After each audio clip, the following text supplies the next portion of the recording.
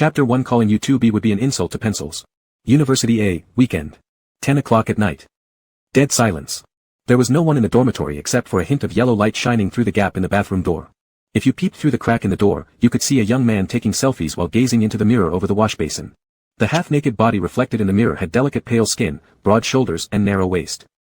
The classic inverted triangle proportion revealed well-defined abdominal muscles, tight and beautiful yet not excessive. Paired with outstanding facial features, oh no, the picture was beyond perfect. Click. After the photo was taken, the young man smiled satisfactorily, did a quick edit, cropped out the exposed face section, and left only the clearly defined jawline which slightly tilted upwards. He then forwarded it in one click to a popular B-based social media app. He knew that someone of this top quality would definitely cause a sensation in the gay circle. Once he accumulated enough fans, he could go live streaming. Becoming wildly popular wasn't far away, right? Lost in pleasant thoughts, suddenly there was a knock on the dormitory door. It was urgent, sounding like a police room checkup. Jiang-Chi trembled and almost threw his phone away. Fortunately, the extremely impoverished life had enabled him to cultivate a set of extraordinary skills. In half a second, he gripped the phone tightly, deleted the record, turned around, went to the bathroom, and opened the dormitory door. Two tall human-like objects wearing sunglasses blocked him. Young master requests your presence. Jiang-Chi was slightly stunned. Which young master? His question didn't get answered. Instead, these human objects took big strides into the dormitory, lifting him up from either side. However, a world of three people was ultimately cramped. They couldn't leave standing side by side, so they had to step back and walk through again vertically. Jiang-Chi. You've got some comedic elements in you. Passing by the first-floor duty room, the dormitory aunt poked her head out suspiciously. Xiao-Chi, are you okay? No problem. Jiang-Chi hooked the corner of his mouth into a nearly collapsing yet still polite smile as he was lifted, suddenly received a part-time job offer. Alright, take care. The aunt nodded and closed the glass window, returning to her seat and continuing to scroll through short videos. While watching male Buddhas crossing rivers, she sighed quietly. This child Jiang-Chi is really good-looking, fit for debuting, but too poor, has to work several part-time jobs daily. Be careful not to overwork. Being stuffed into the rear seat of a Mercedes Maybach, Jiang-Chi adjusted his buttocks. What's up again? The young master attempted suicide. Madam specifically requested your presence. The bodyguard in the passenger seat spoke in a businesslike tone. Jiang-Chi, I'm a tutor, not a doctor. No one in the car responded. He helplessly held his forehead. Shit. Can these villainous young masters from Hai Tangwen stop acting crazy? Especially at midnight. Trying to snatch money for part-time work. Not wrong. A few days ago, Jiang-Chi entered a book. Entered a novel called Hai Tang Integration Story, one where searching regular websites yields nothing, requiring nighttime recharges for purchasing paid content. The name of this book is The Idiot Beauty Cries Every Day. The setup is incredibly bizarre, bringing together various villainous male protagonists from Jian, Gene Family, Flower City, reader sites, primarily revolving around scenarios of torturing and trampling a slender downtrodden young sufferer, creating dense emotional lines within a multi-character literature. Luckily, he wasn't the downtrodden young sufferer, avoiding having to navigate between multiple characters suffering. Unfortunately, he was the expendable tutor who died a more tragic death due to tempting a villain. The original character with the same name grew up in a village from childhood, had an alcoholic father, a sick mother, a studying younger brother, and a broken home. Finally managing to enter a prestigious university, believing it would lead to smooth sailing, he realized he was still just a frog at the bottom of a well when in the big city. Gradually, he came to understand that even if he worked for one of the world's top 500 companies, saving for 10 years could barely afford less than 10 square meters of a compact toilet in a prime location apartment complex, let alone completely break free from class poverty and join the upper echelons of society. Thus, the expendable character began thinking about taking shortcuts. He intended to utilize his innate advantages and win over the landlord's foolish son. But he never expected that the landlord's son wasn't stupid at all but rather brutal and cold-blooded. And directly through the expendable character, who had intentionally taken medicine intending to climb onto the bed, to the homeless under an overpass. The original conclusion was tersely summarized, throughout the entire night, leading to a burst anus and bleeding out to death. Exploding anus my ass. Bullshit. Jiang-Chi, a male Buddhist streamer who made immense profits before death, absolutely rejected such nonsense ways of dying. Isn't it just money? With these kinds of talents and appearances, standing in front of the camera shouldn't result in wealth rolling in from all sides. Do you need to lure men to rise in status? He could handle himself both offensively and defensively, right? Before the brainstorming even ended, the Mercedes Maybach pulled into a mansion. Jiang-Chi cast a glance at the luxurious building and knew it was employer A's house. The tear-jerking female lead's foolish son had just met the young sufferer, then started causing a fuss about getting married, insisting on marrying no one else and threatening to attempt suicide otherwise. Jiang-Chi really couldn't understand why he had topped up for this dumb novel in the first place. Other than being somewhat stimulating, it was utterly worthless. Alright. Stimulation indeed is a selling point. As soon as Jiang Qi stepped out of the Maybach without his feet even touching the ground, he was held up by the bodyguards and rushed directly to the second-floor bedroom area. Even before pushing the door open, he heard muffled cries coming from inside. "My worries about your father are already enough, so why do you have to stab me in the heart?" Jiang Qi raised an eyebrow. This must be villain A's biological mother. The archetypal tearful heroine who daily performed pantomimes with the male lead. With the ex-boyfriend, her white moonlight, as the main supporting character interjected throughout. "Do you love me or him? If you don't love me, I'll kill your whole family." Such a simple question. She just plays with it, refusing to answer. In such a twisted household, raising a normal son would indeed be bizarre. As Jiang Qi was internally ranting, the room door was opened. A strong smell of blood came wafting out. His eyebrows slightly knitted as his vision cleared and he took in the scene in the bedroom. Wrist-cutting suicide. Blood all over the floor. Villain A, youthful yet handsome, had a fierce look blended into his face and remained silently leaning against the bed. Jiang Qi glanced again at the shocking wound and inwardly criticized. At scenes like these where there's clearly a homicide involved, why call for a tutor instead of an ambulance? What the hell kind of brain circuitry is this? Villain A suddenly lifted his head amidst the free-flowing wrist blood, with ink-black eyes showing a trace of peculiarity. What sound? Who's talking? The female lead heard the door open and hurriedly turned back around. "Teacher Xiaoqi, you've finally come. Hurry up and help me reason with Shenting. Focus on academics now, don't rush into a relationship." The bodyguard let go as instructed, and Jiang Qi squeezed out his signature tutor smile. "Aunt Qin, my advice might not work, but I can give it a try." As he spoke, he walked forward, slowly squatting down while meeting Shenting's scrutinizing, skeptical gaze, flashing a toothy grin. "Love can always wait, but life only happens once.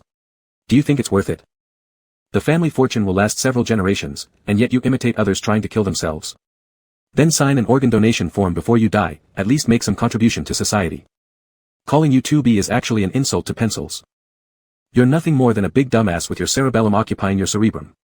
Shenting, flabbergasted at the cursing, widened his eyes. "Jiang Qi, are you freaking crazy?"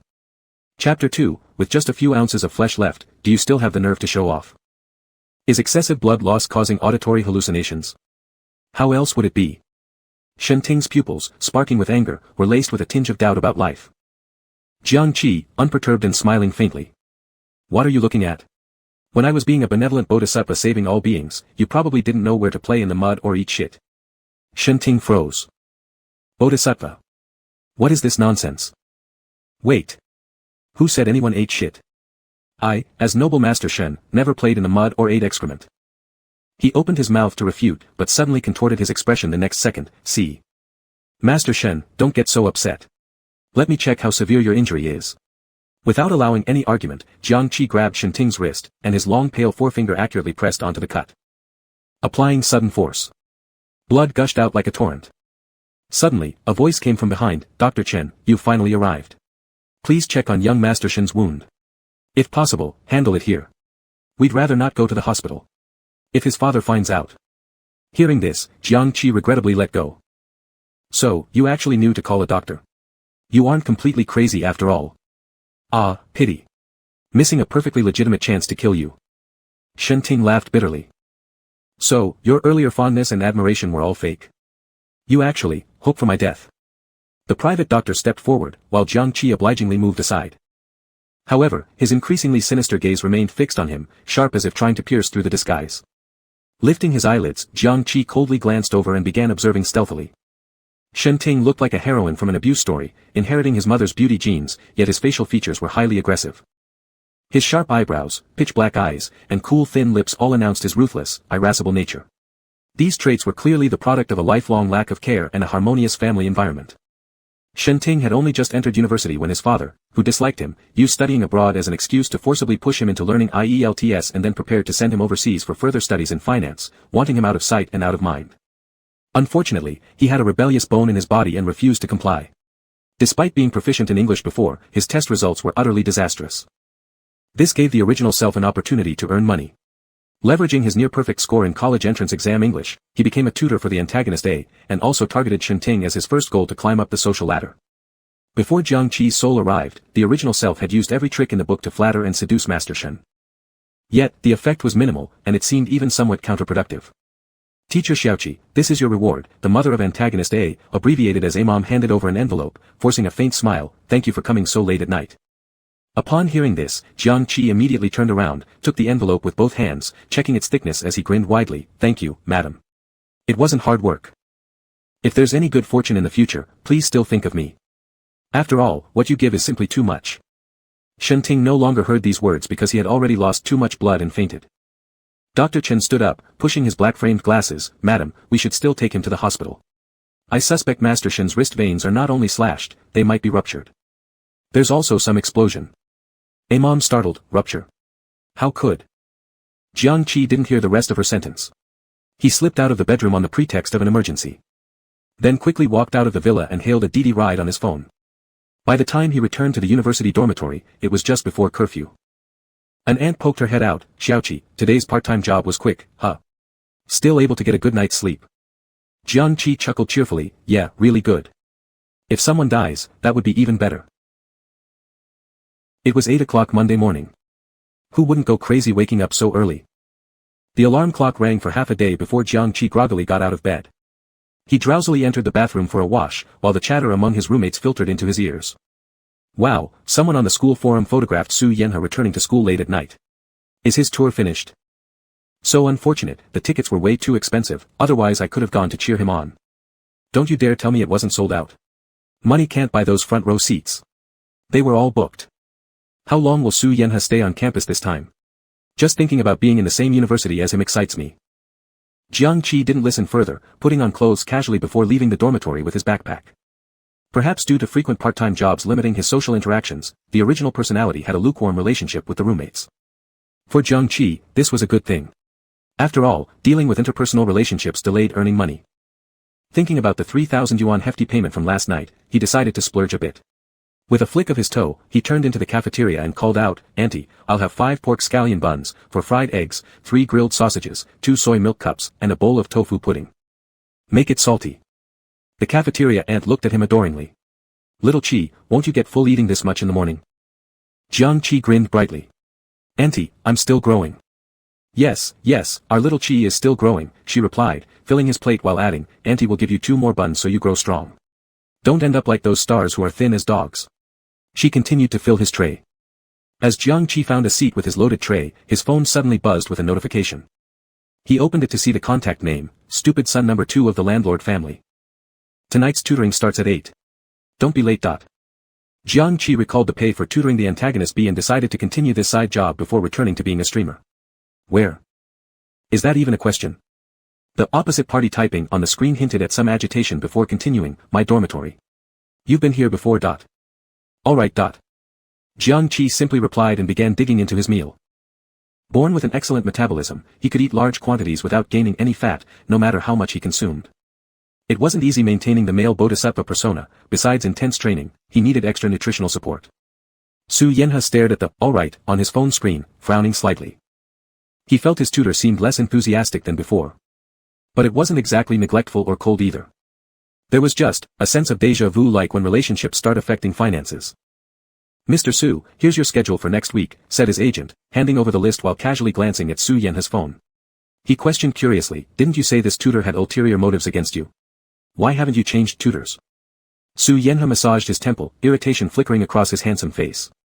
"Shen Ting's mom recommended him, and my mother trusts him completely. Then be careful not to fall into traps.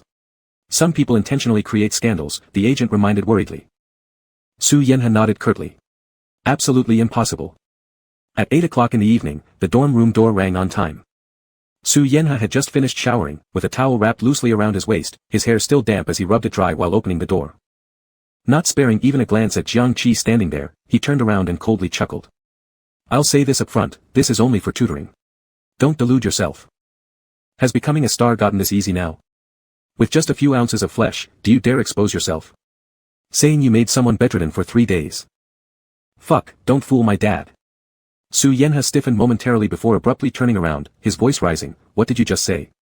Chapter 3, If Baidu Can't Find You, So Who Definitely Has You. Su Yanhe angrily turned around, only to see Jiang Qi blinking his bright and innocent eyes filled with confusion. "I didn't say anything. I was just ranting in my mind. Can you actually hear that? Don't make it so surreal, okay?" Su Yanhe stared hard at Jiang Qi. After uttering one sentence, he tightly closed his lips, sensing that some worldview was collapsing. Can I really hear his thoughts? This isn't some kind of special effect, is it? Is there no variety show secretly pulling pranks on me? Before the antagonist could pull their stunned jaw back up, Jiang Qi sidestepped into the dormitory. The tutoring time is an hour and a half. Let's hurry up and not waste a single minute. If you dare drag this out, I'll charge more money. The gym closes at 10:30. Once I finish fooling around with this skinny dog, I need to hit some iron. His thoughts rambled on as he placed his books on the table, glancing back at Su Yanhang when he turned, frowning slightly. What are you dumbly staring at? No matter how complicated your features are, they can't hide your simple-minded intelligence. Do you really need a tutor for math problems even high school students can solve? Why don't you use your hands and scan, Yuan tutor? Just like Shinting, Su Yanhang also found himself laughing despite his anger. He threw a hand, slamming the door hard. He stretched his long legs forward, slowly approaching Jiang Qi. His gradually darkening face seemed as if it could drip water, with his mouth curling dangerously. Teacher Xiao Qi, I didn't expect you to be this interesting. From now on, please give me plenty of guidance. He gritted his teeth, pronouncing each word clearly. Standing nearly 6 feet 3 inches tall, the antagonist exerted a tremendous pressure. But Jiang Qi merely paused for a moment before cracking a smile. No problem. You take care of being stupid, and I'll handle being interesting. This simple and easy way to earn money, who wouldn't love it? Su Yanhang, fine, fine. How insincere. At 9 o'clock 5 minutes passed. Jiang Qi stepped out of a university's luxurious single-student dormitory, glanced down at his wristwatch, then rushed straight to the fitness center. And the antagonist still sitting on the chair calming down took out his phone to send WeChat to his agent. Find me a fitness coach. He hesitated for a moment and added. I'm preparing for the next wilderness reality show. Jiang Qi put on his athletic clothes and headed towards the equipment area. Today was arm day plus core waist and abs. With his training plan figured out in his mind, he sat down on the bicep curl training bench. As the movements progressed slowly, he began to analyze the basic situation of the antagonist. Being a true second-generation star, Su Yanhang had lived under the spotlight since birth. Appearing on variety shows, filming movies, all sorts of engagements filled his entire childhood. Often, he wouldn't be seen for an entire semester. Not only did he fall behind on studies, but he also made no friends.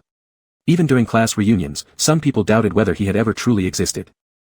Working tirelessly throughout the year, even more miserable than office workers, the antagonist had peculiar parents too. Who, with a spirit devoted to art, almost crazily plunged themselves into the film industry, ignoring their own biological son, occasionally asking themselves 2 questions when they remembered him. How's Su Yanhang doing?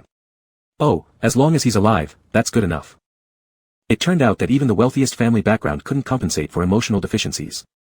Thus, Su Yanhang grew into someone severely lacking security, with an extremely strong possessiveness. And a biased villain who constantly indulged in extreme confinement without cause or reason. Classmate, are you interested in joining our club? Suddenly, a boy in a pink vest approached, interrupting Jiang Qi's thoughts. He turned to look and saw the bearded youth blushing. Smiling, he said, what club is it? Is it the Big Sister Club? Oh no, I'm not some big sister. The boy raised his hand to pat a smooth shoulder, his action looking flirtatious. Jiang Qi stepped back. Regardless of what you are, I am not interested. As he spoke, he got off the equipment and picked up his water bottle to walk towards the locker room. Indeed. Jiang Qi's orientation wasn't entirely heterosexual. But that doesn't mean he welcomes everyone. On the contrary. Jiang Qi was very selective about partners. First, the face must be more handsome than his. Second, the body must be more perfect than his. Third, the intelligence must be more excellent than his. Without such an ideal partner, he might as well adore Narcissus. Before the crossover, they never met and stayed single all along. Judging from the situation, it would be hard for things to change after the crossover too. He was prepared to stay single till death. Of course, considering his later years, he'd better make more money first. Seeing Jiang Qi's decisive back turned without a look back, the pink shirt guy put his hands on his waist and stamped his foot. Just because you're a one, what's so great about that? After taking a shower and walking out of the gym, the evening breeze gently blew through Jiang Qi's wet hair. He noticed that the tutoring fee calculated by sessions had already arrived, which instantly lifted his mood. He planned to study the civil case taught by the professor earlier in the day before sleeping.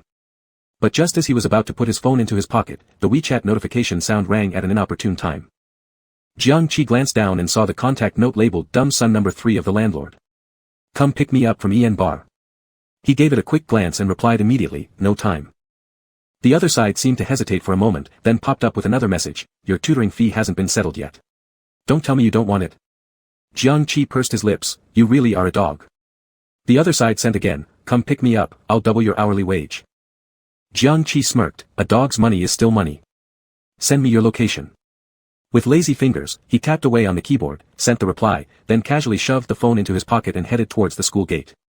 Bar, the gathering place for the wealthy and wastrel youths. The music was deafening, and people danced wildly like possessed creatures. As the DJ excitedly announced, "Tonight, all consumption is on Mr. Zhao Tu." The entire bar erupted into a frenzied atmosphere. The laser lights dazzled Jiang Qi, making it hard for him to open his eyes. He raised his hand to block them as he followed the waiter upstairs to the private room.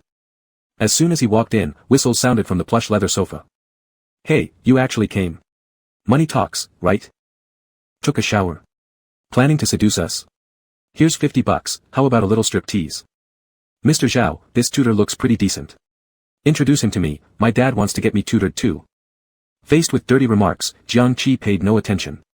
He narrowed his eyes, confirmed the antagonist C's position, and walked straight over. "I'm here to pick you up." Zhang Xiroy leaned back with crossed legs, lifting his gaze with 3/10 of intoxication evident in his eyes. "Since you're here, have a drink first." Before the words were even finished, the club hostess placed a pre-mixed bottle of foreign liquor on the marble table. Jiang Qi took one look and showed no sign of movement. "TSK, drug the drink for me. Can't find you on Baidu, but Sohu must definitely have your dirt. A bastard child, stop pretending. What the hell are you?" Zhang Xiroy suddenly stood up. "Jiang Qi, say that again if you dare." The word bastard struck a nerve, causing him to lose control instantly. Waving his fists, he rushed forward. Jiang Qi remained calm and unmoving, aiming to defend himself first and counterattack afterward. But a tall figure moved faster, slapping Zhang Xiroy across the face while a deep voice reprimanded. "Had enough yet? Go home." Upon hearing these words, Jiang Qi wasn't pleased at all. How can he roll? "Settle my debt first." Chapter 4, They went from an ugly duckling to a swan, while your brother went from a dung beetle to a moth. Just as Jiang Qi's inner voice had muttered out, both the one beating and the one being beaten simultaneously turned their heads. The strange, shocked expressions on both faces were oddly similar. "Why are you glaring at me?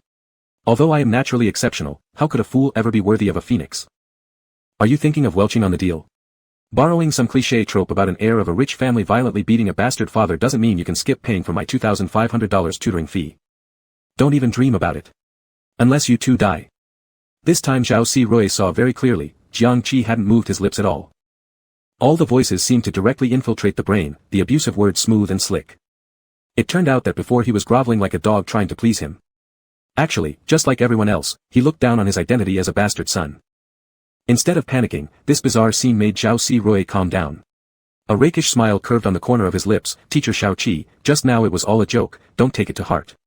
Is the tutoring fee $2,500? I'll transfer it to you right now." Jiang Qi was very polite, lifting his arm and showing his index finger in front of the villain. "See, you haven't accounted for this trip to the bar. Hourly rate doubled would add another $1,000. Is your memory so bad? Who did you inherit that from? Thankfully there's WeChat records, or I'd really fear you wouldn't recognize it." Zhao Xiroy's smile froze. Held back by the powerful aura of those around him, he couldn't break out, only clenched his teeth. "Fine, $3,500. As he said this, he transferred the money via his phone. Lifting his eyelids, his eyes were dark and sinister. "Teacher Xiao Qi, see you next class." Jiang Qi swiftly clicked to confirm the receipt. Head didn't even raise. "Next time, make a reservation first, I might not have much time. Such a full schedule, often going out at night, affects sleep and training. Or should we eliminate a few dumb sons from the landlord's house?" While he was calculating silently, ready to walk out of the private room, he suddenly felt a sharp gaze landing on his cheek, instinctively looking back. When he recognized the face, he slightly hesitated. The boy dressed in casual wear, with looks that could be called top-notch, surpassing any villain. Despite being young, he exuded a maturity and elegance beyond his years, like a born ruler, giving off an immense sense of pressure. Yet such an aura was paired with almond-shaped eyes, slightly slanting upwards at the corners, a tiny and delicate mole adorning the ends, beautiful eyebrows that revealed a hint of danger and remoteness. Noticing that he was looking over, the boy slowly lifted the corner of his thin lips as if wanting to say something, but his internal monologue came out faster. "How much does laughter cost? Why don't you lead your dumb brother back? They went from an ugly duckling to a swan, while your brother went from a dung beetle to a moth. No wonder he has never been acknowledged by the Li family after so long, because among dogs, he only learned to eat poop." Li Chenlong retracted the curve of his lips and turned to glare at Zhao Xiroy. When his inner voice spoke initially, the latter was rather happy since finally, he wasn't the only one being scolded. But the more he listened, the darker his face became. Damn! Where did this guy learn so many words? It was hard to find an angle to rebut. After Jiang Qi quickly left the private room, the surroundings fell into a deathly silence. The wealthy playboys standing by the leather sofa were all as quiet as mice, none dared to breathe loudly. The Li family ranked first among the 4 big families in Beijing's elite circle, a financial power among financial powers. Any single project plan of theirs could influence the country's economic destiny.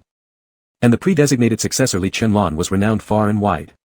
Even though still a student at a university, he had already participated in multiple significant mergers and acquisitions. More impressively, last year during summer vacation, he controlled stock prices on a famous street abroad known for wolves, orchestrating a short sale which directly bankrupted rival companies. Zhao Xirui didn't belong to the Li family, but the fact about his illegitimate son's status had already spread throughout the entire circle. He carried the title of second son of the Li family, drinking, gambling, womanizing outside, behaving exactly like a reckless rich man's playboy, appearing useless and incompetent. The idle rich second-generation kids, unable to approach Li Chenlan, focused their attention on Zhao Xirui instead, thinking that maybe one day if he got lucky and was recognized by the family and changed his surname, they could then possibly connect a relationship. But after this commotion today, who would still have that thought? Each of them only wanted to escape as soon as possible. After all, if Li Chenlan decided to act, their families wouldn't be able to do business with the Li family this year. Ah, Brother Lan, I suddenly remembered something at home, let me leave first. I need to go too. Wait, me too. In the blink of an eye, only the 2 half-brothers from the same father remained in the private room. Li Chenlan sat on the soft leather sofa, his expression unreadable. Brother, I. Zhao Xirui attempted to speak. Li Chenlan suddenly lifted his eyelids and cut him off. The guy earlier was your tutor. Upon hearing this question, Zhao Xirui suddenly remembered the voices that had insulted him before. His heart shuddered inexplicably as his voice deepened. Yes. What's his name? Jiang Qi. Jiang Qi.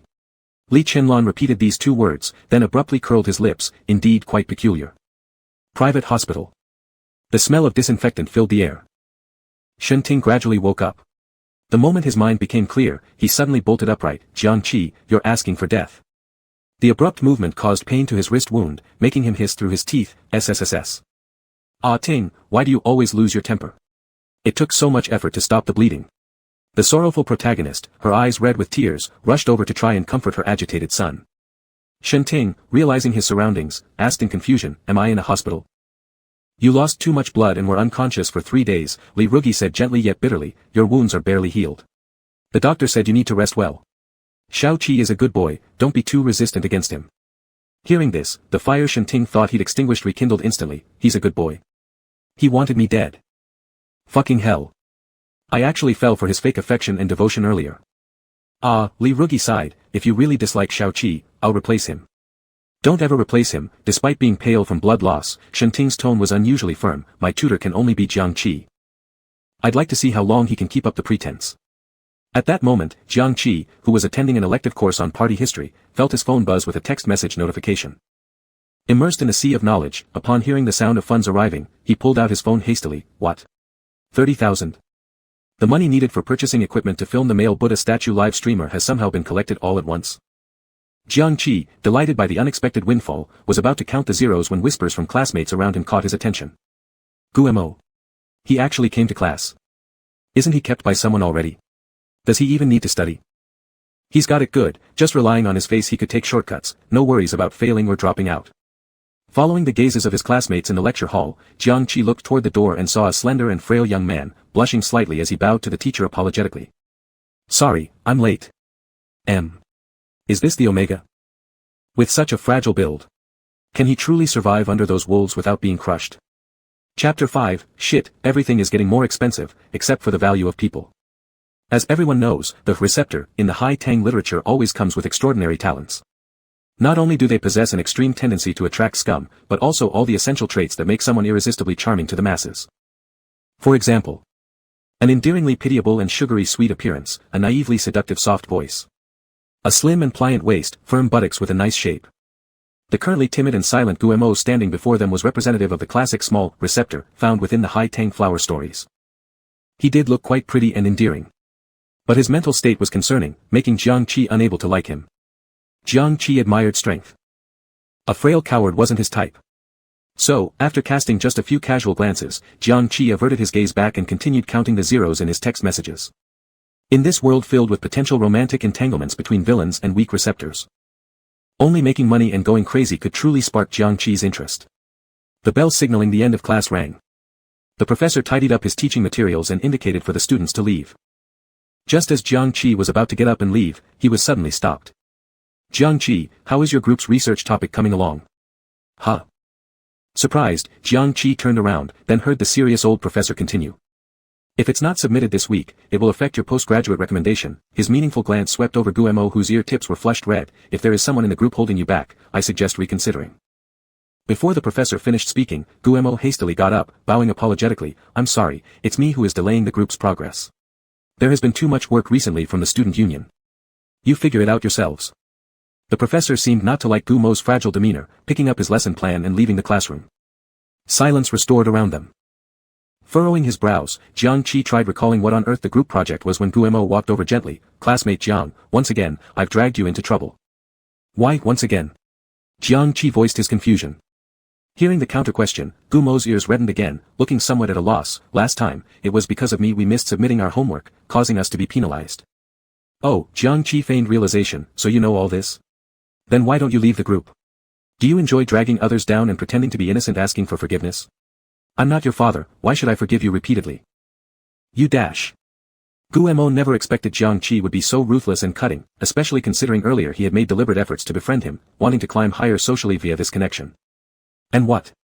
Jiang Qi blinked. Do you want me to help submit the application for you to leave the group? Smirking, he bared his white teeth. Sure thing, no big deal. To have self-awareness about oneself is generally a commendable trait. I might even give you a thumbs up on my social circle if given a chance. With rapid-fire remarks delivered, not waiting for Guemo to respond, Jiang Qi strode off on his own accord toward the door. Near the door, he unexpectedly noticed a tall, slender figure leaning against the doorframe, his narrow almond eyes glowing with an unusual glimmer. Startled, Jiang Qi paused mid-step. Li Chenlan. Do you remember me? Li Chenlan smirked. Nodding affirmatively. Isn't that the older brother of that third dumb son from the landlord's family? Li Chenlan. Such a long title. Jiang Qi narrowed his eyes. What's going on? Realized something, and now you want your money back. It's only $1,000. Really that stingy? Anyway, the cash is now in my pocket. No one will take it. As thoughts unfolded, Li Chenlan's gaze slowly descended, landing on the long legs wrapped in casual pants. This gaze was palpable, carrying an intense hostility. Standing beside, Guemo observed the two silently eyeing each other, unspoken exchanges seeming abundant. Suddenly, a wave of crisis washed over him. Without hesitation, he rushed forward. Senior Brotherly, are you looking for me? Now that class is over, let's go. While speaking, he edged closer to Li Chenlan. The latter subtly distanced himself, muttering an affirmative MMM. This subtle action momentarily stiffened Gumo's face before reverting quickly to an innocently sweet smile. Together they left. Before disappearing, both couldn't help but simultaneously glance back inside the classroom. Their gazes held various meanings. Ambitious wolf schemes. This caused Jiang Qi, who thought his ill-gotten gains were secure, to stiffen warily. Look, what for? Is there a flower on my face or something? Shit, everything is getting more expensive, while people become more worthless. As Guemo stepped into the corridor of University A's teaching building, he secretly glanced at Li Chenlan and noticed a faint smile curving his aloof lips. He couldn't help but ask, Senior Brotherly, what are you smiling about? Am I smiling? Li Chenlan raised his hand to touch his corner of the mouth. Guemo stared at him, silent, yet the current surged beneath the calm surface of his eyes. Li Chenlan seemed focused in deep thought, then answered his own question moments later. Perhaps it's just because something seems quite rare. His magnetic voice rippled with an unprecedented emotional fluctuation, urging his steps even lighter. This dull and tasteless college life appeared to become intriguing. Although Jiang Qi had been naturally gifted in social media before his death, that didn't mean he lacked haters. There were always keyboard warriors or trolls who were dissatisfied with society and needed an outlet for their frustrations, finding presence in his live streams to hurl vulgar abuse.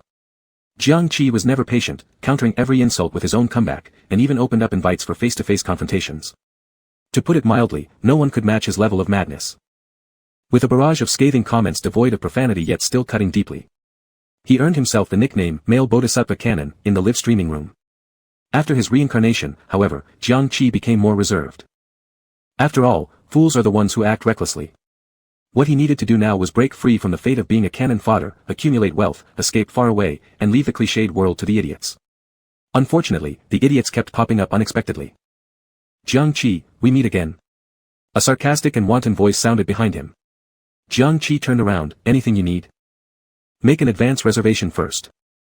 As he finished speaking, he was about to leave when his arm was pulled. Wait. Jiang Qi had a germ phobia and disliked physical contact. As soon as his skin was touched, he instinctively shook it off. If you're going to talk, then just talk, don't touch me. A flash of clear disdain crossed Zhao Si Rui's handsome face, and he laughed furiously. Jiang Qi, aren't you throwing yourself at me anymore? How can you now switch targets just because you've taken a liking to my brother? You got drunk and begged me to kiss you while crying. Don't tell me, you forgot. Upon hearing this, Jiang Qi curled up his lips. Sorry, I have this issue, alcohol amnesia. Killing myself laughing, who's reminiscing over the past? Kid, remember, standing before you now is Jiang Niahil, your dad. Zhao Si Rui slightly startled. Huh. The generation levels seem a bit messed up. Is he my grandpa or my dad? Chapter 6, this guy may be a dog's hit, but he's loaded. After being reprimanded by Li Chenlan at the bar, Zhao Si Rui left with resentment in his heart. Indeed. He was an illegitimate son who would never see the light of day, always mired in suffering. If he was too excellent, people hated him. If too dumb, they found him annoying. To survive within the Li family, he had to pretend to be a wasteful playboy to avoid making others feel threatened, just to scavenge some leftover scraps. Living a wretched life wasn't enough, he also faced frequent taunts and reprimands from Li Chenlan. What made it worse was that Zhao Si Rui neither could nor dared to refute them. Because Li Chenlan was the preordained heir of the Li family, whose elders all showed deference. Let alone someone like him who couldn't even get into the family records. But silence didn't mean acquiescence. It was simply because of his luck, being born with a golden spoon, that led to achievements everyone envied. With equal conditions swapped around, he dared say he'd do well too. Unfortunately, there are no ifs in life. In the Li family, he would always be the head-lowered illegitimate child. For the entire night, harboring his bitterness without release, towards the dead hours of the morning, Zhao Si Rui suddenly remembered the tutor Jiang Qi who was sharp-tongued in his mind. In the dark, his eyes narrowed menacingly. Humph, can't beat Li Chenlan, but you? I'll show you. The spendthrift, used to sleeping in until late in the morning, deliberately woke up super early this time. Leaping out of bed and rushing directly to the school to drag someone away. However, after not even exchanging a few words, he got scolded again. Perplexed and still unclear about the situation, Zhao Si Rui scrutinized Jiang Qi suspiciously. He thought that this face, though as handsome as before, had something inexplicably different. Had he been possessed? Otherwise, how dare he act so brazen, even in private? Didn't he used to cling to me a few days ago? You already have plans today. If you want extra tutoring, message me next time. Jiang Qi wanted to end his staring contest with Zhao Si Rui. Their location happened to be on a university's main road, a must-pass spot for lectures. As students passed back and forth, many were glancing sideways and whispering among themselves. Situations like these easily spread gossip on the campus forums. And as someone planning to become a streamer, such scandals meant unnecessary distractions when trying to grow one's career. Who would willingly explain their private lives while attempting to earn money through streaming? Too exhausting. Jiang Qi started walking, only to be stopped by an arm extending out. Who booked you? How much are they paying? I'll double it. Zhao Si Rui laughed smugly, his voice tinged with calculated scorn. As if haggling with a master in a nightclub. Jiang Qi gave him a side-eye glance. This guy is a total ass, but there's no denying his wealth. Doubling yesterday's offer. And again today. So willing to play the fool, huh? Zhao Si Rui restrained himself, inhaling deeply. Will you agree or not? If not, I'm leaving. Sure, Jiang Qi smiled politely. 60,000, advance payment via transfer. Zhao Clueless Rui took out his phone, ready to open the interface, then suddenly snapped his head up. How much? 60,000 per hour for tutoring. Why don't you just go rob people? After proofreading the final draft, Gu Mo exhaled quietly in relief. Leaning back in his chair, he couldn't help but steal glances at Li Chenlan and sigh internally. Top tier is top tier, that innate air of nobility seemed ingrained in his bones, naturally oozing out every movement. Those rich second generation who pursued him paled in comparison. If only he could marry into the Li family and become Li Chenlan's partner, then his life would reach its pinnacle. But why, despite all this time, hadn't Li Chenlan made any affectionate gestures? Did he not find him appealing? Thinking about this, Gu Mo faintly curled the corners of his mouth. That's impossible. I am irresistible after all. Who wouldn't fancy me? Noticing his gaze, Li Chenlan looked up from the drafts, his tone unchanging. You can leave once you're done. Gu Mo smiled more dazzlingly. Big brotherly, do you have time tonight? I'd like to treat you to dinner. No time. Li Chenlan's gaze fell back onto the hosting script. I need to rehearse tonight. Oh. Gu Mo was somewhat disappointed but then suddenly cheered up. Can I watch your rehearsal? I really admire your hosting style, big brotherly. Li Chenlan, do as you please. Well then, I'll take my leave first. Gu Mo stood up and headed directly toward the door. He knew Li Chenlan's nature. Cold and aloof. Obsessively trying to get noticed would only annoy him. The best approach was to know when to advance and when to retreat. Gu Mo, with his school bag on his back, walked out of the teaching building. He had planned to go back to the dormitory to change clothes, but he unexpectedly ran into two familiar figures. Upon realizing who they were, his expression changed slightly, and his body froze in place. Zhao Si Rui had just finished transferring the money and was busy swallowing his grievances when, glancing off into the distance by chance, he suddenly froze. Xiao Mo. What are you doing here? His nervousness became apparent as he quickly approached a few steps, acting like a cheating boyfriend who'd been caught, stumbling over his words. I'm at the student union going over some drafts. Gu Mo's voice was soft and gentle but seemed edged with sarcasm. He glanced at Jiang Qi and smiled, didn't expect to bump into the two of you. Are you on a date? No date. Zhao Si Rui vigorously shook his head to deny it. Jiang Qi is my tutor. We're going for a lesson later. Gu Mo nodded, indicating understanding. Then I won't disturb you too. How can this be considered disturbing? Zhao Si Rui seized the opportunity that came his way, unwilling to let it pass. Let's all go together. Jiang Qi, who had remained silent until now, grinned insincerely. Sorry, tutoring is one-on-one. If there's a third person, additional fees apply. Ha, you're too dumb for your own good. Do you think this is something out of Haitang 3? Police. I'm not a grass boat, don't waste your pathetic money on me. Taken aback momentarily, Zhao Si Rui turned red in the face as he glared, if Gu Mo isn't included, then I'm not attending either. Jiang Qi responded politely, you're welcome not to attend, but absolutely no refunds. At these words, Zhao Si Rui felt a sudden heartache but dared not react aggressively in front of Gu Mo, gritting his teeth instead, no refund. Fine, no refund. I'll never come to you again in the future. Great. Finally, I don't have to deal with your disgusting presence anymore. Jiang Qi nearly clapped his hands in delight. As Zhao Si Rui moved forward, clutching his chest, Gu Mo asked with concern beside him, what's wrong? Nothing, Zhao Si Rui's face brimmed with indignation. Just then, his blood pressure skyrocketed. Chapter 7, Graduate Studies Require a Healthy Body. Zhao Si Rui, who nearly suffered a heart attack before his master's departure, followed Gu Mo. Jiang Qi, who only collected money without providing service, happily waved goodbye from behind. After a few steps, Gu Mo turned back. His misty eyes hesitating, will Jiang Qi be mad? Mad? Who cares about him? Zhao Si Rui rolled his eyes in his mind. Aren't I the one who's about to go insane? Upon hearing this, Gu Mo felt much more at ease. Yet he still found it odd. Under normal circumstances, if there was an opportunity for close contact with a rich kid, Jiang Qi would always be particularly enthusiastic. He would go all out to please, almost writing I want to trade up on his forehead. Why is he so indifferent today? As if there's not a single hint of flattery. Almost like he wants to get away as soon as possible. Switching tactics.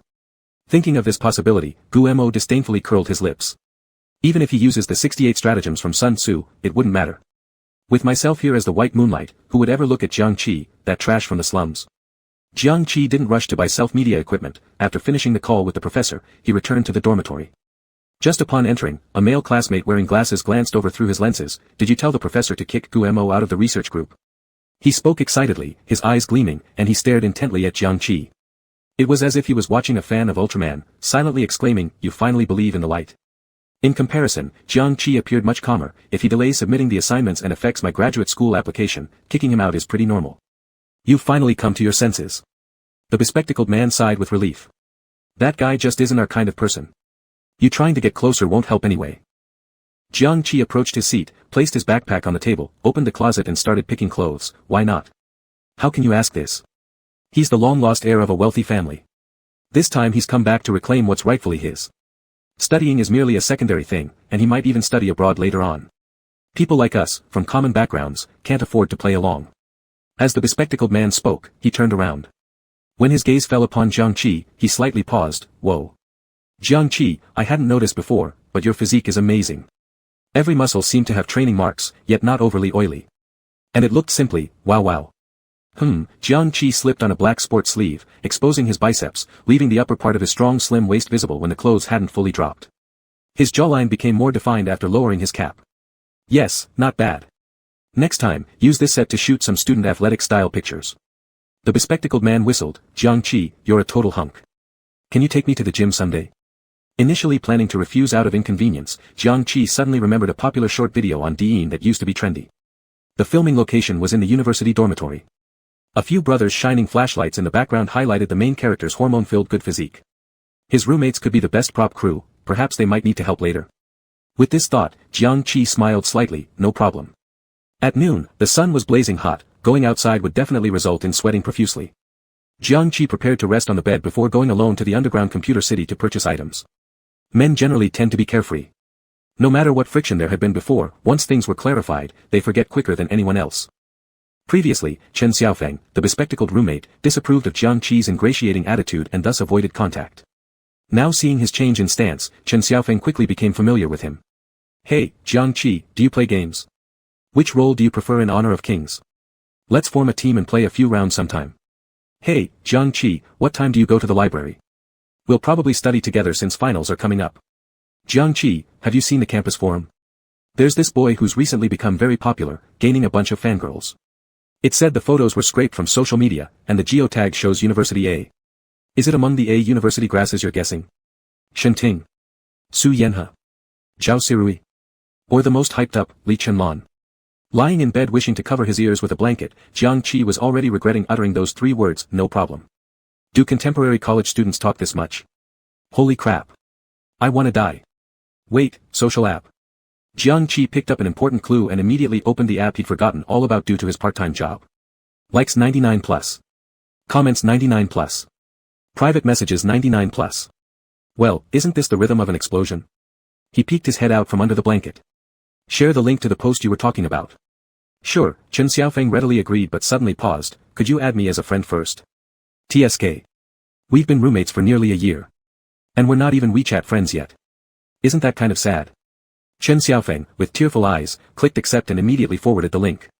Jiang Kibabi entered the post and saw pictures of a half-naked man with a perfect physique. It could only be him, right? No way, no way. A guy this hot is actually gay. How are us girls supposed to live? Are we doomed to lonely old age? Is it our fault we don't have boyfriends? The internet offers such good candy, how can we possibly eat in reality anymore? Gay, disgusting or what? What's so great to brag about? If I took my shirt off, I'd look better than him. I heard those apps are all just for hookups. Showing off muscles daily is like peacocks opening their tails. Your admiration won't do any good, doesn't he already have some STD? People on the previous floors, did you eat poop or something? Why do you stink so much? What's wrong with being gay? Does it consume your rice?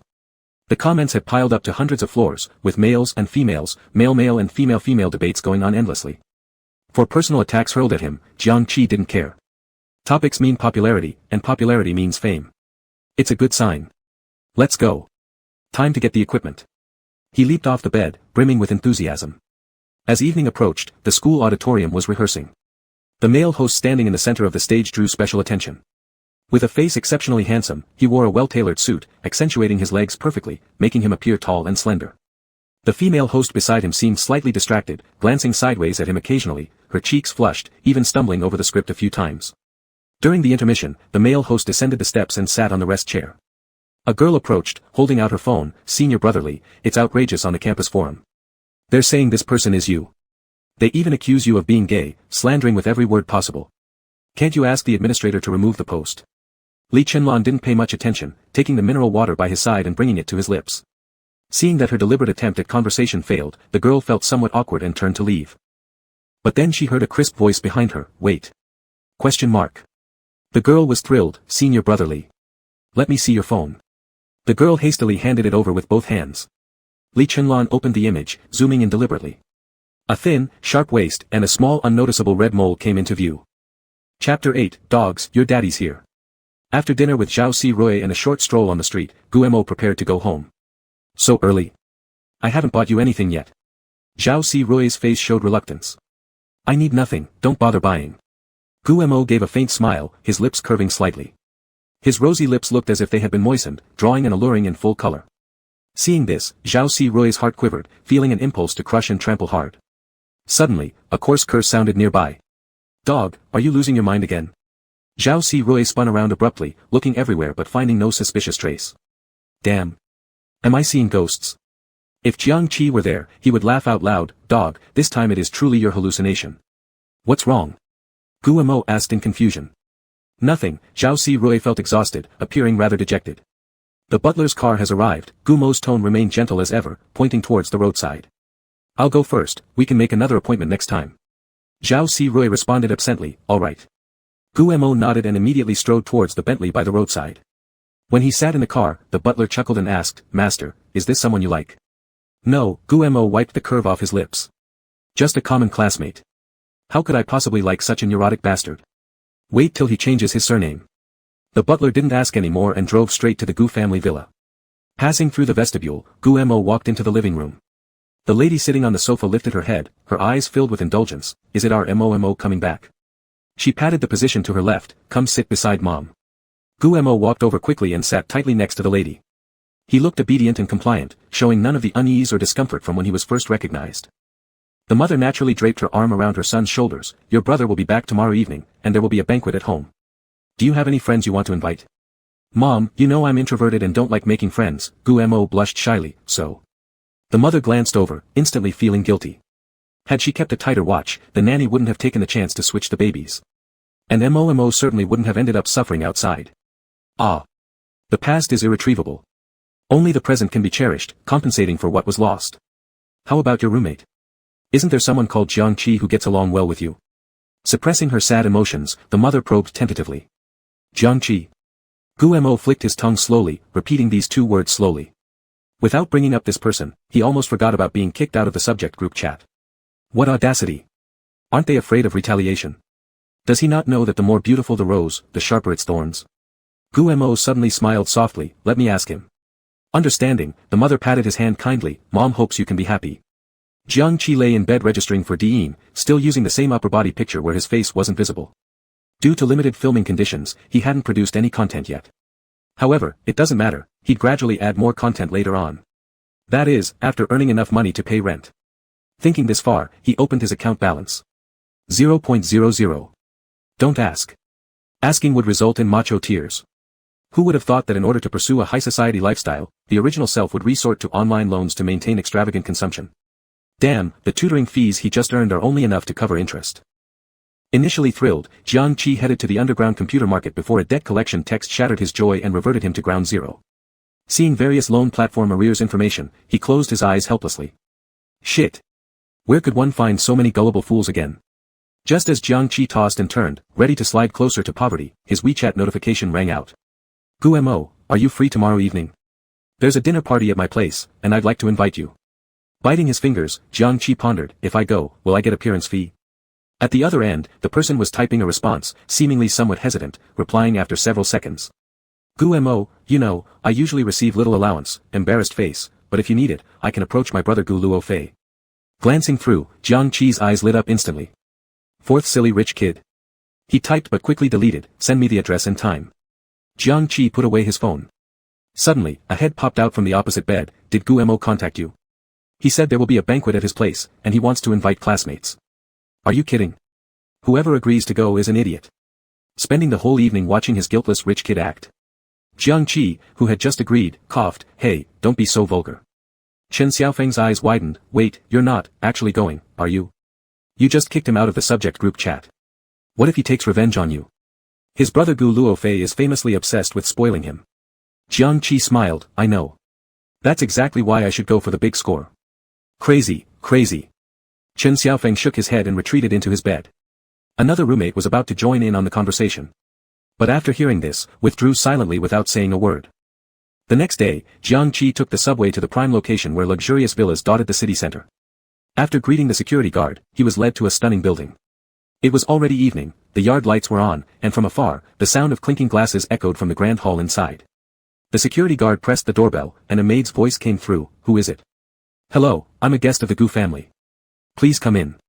The automatic gate slowly opened. Jiangqi thanked the guard and stepped into the villa.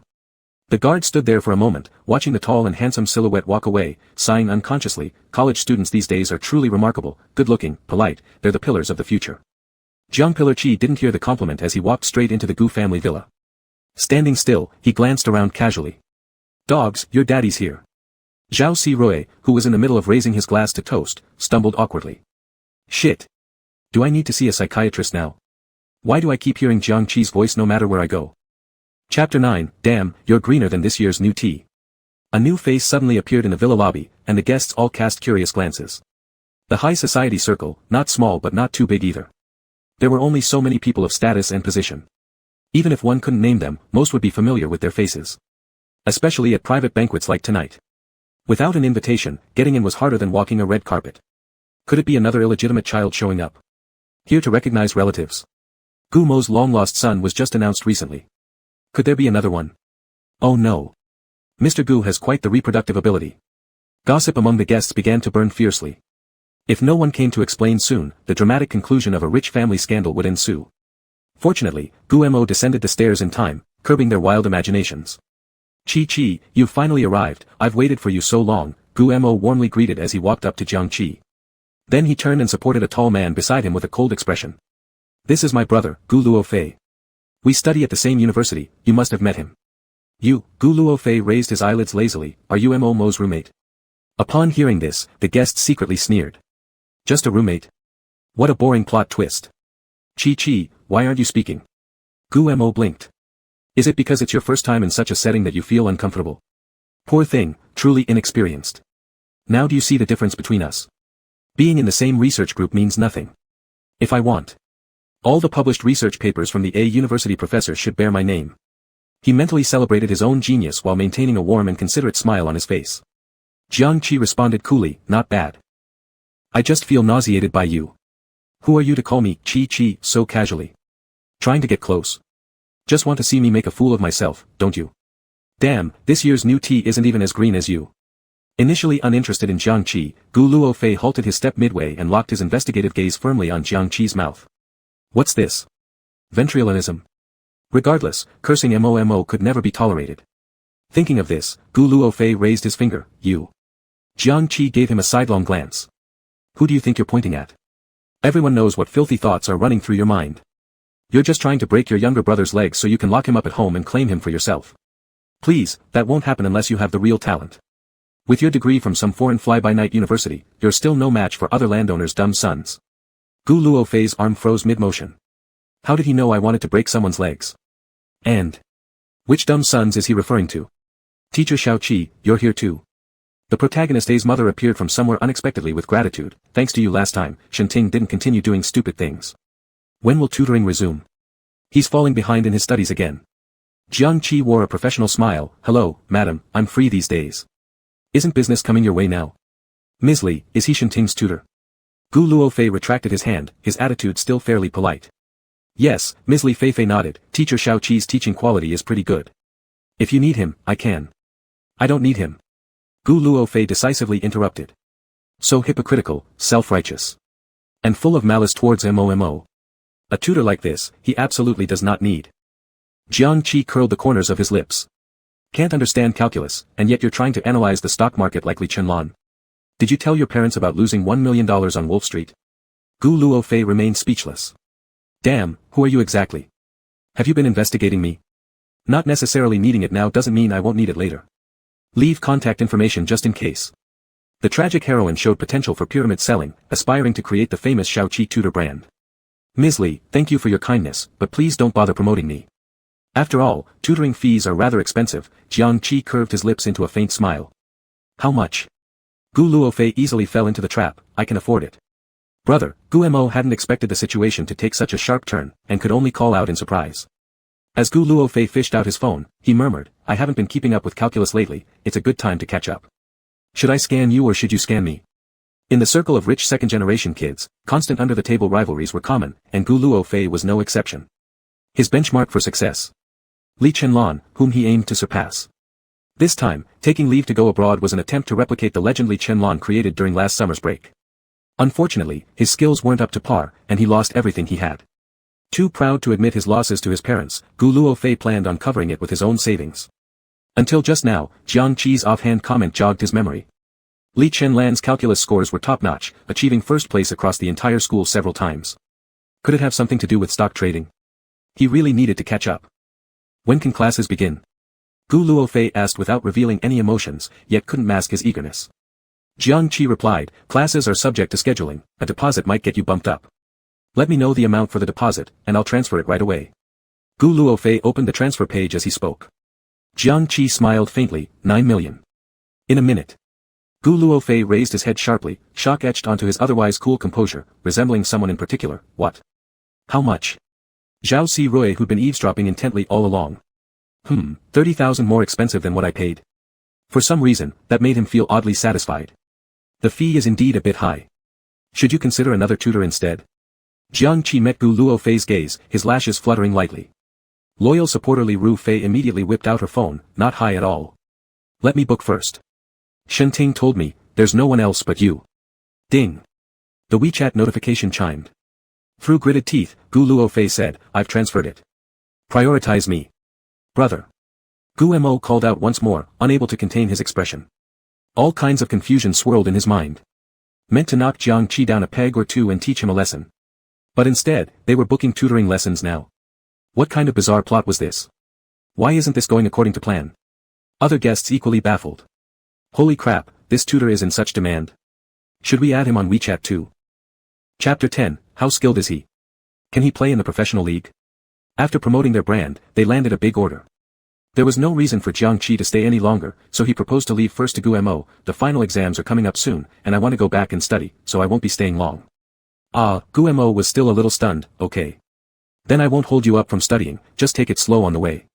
A smile forced its way onto his lips while resentment flashed briefly in his eyes. Jiang Qi nodded and turned away, walking towards the door with one hand in his pocket.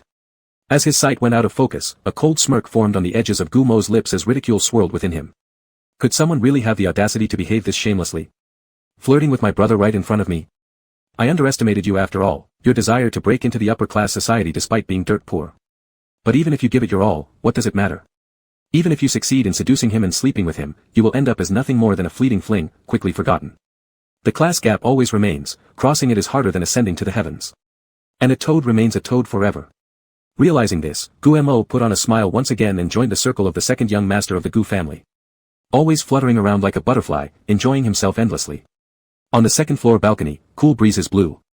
Gu Luofei lit a cigarette, the red light glowing faintly as he inhaled deeply and slowly exhaled. Did you hear anything just now?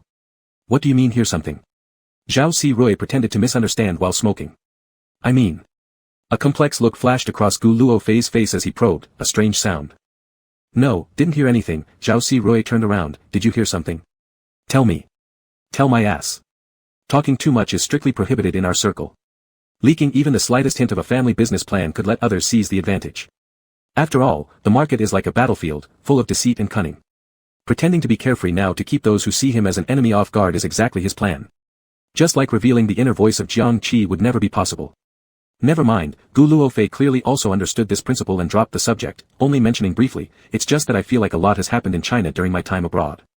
Zhao Si Rui made a noise through his nose. Lichen Lan was chosen as the host of the school program again this year. Year after year, doesn't it get tiring? How about Su Yanheng? Gu Luofei turned his head. As a star, isn't he more influential? He just got back one day and got called to film a variety show again, no time at all for performances.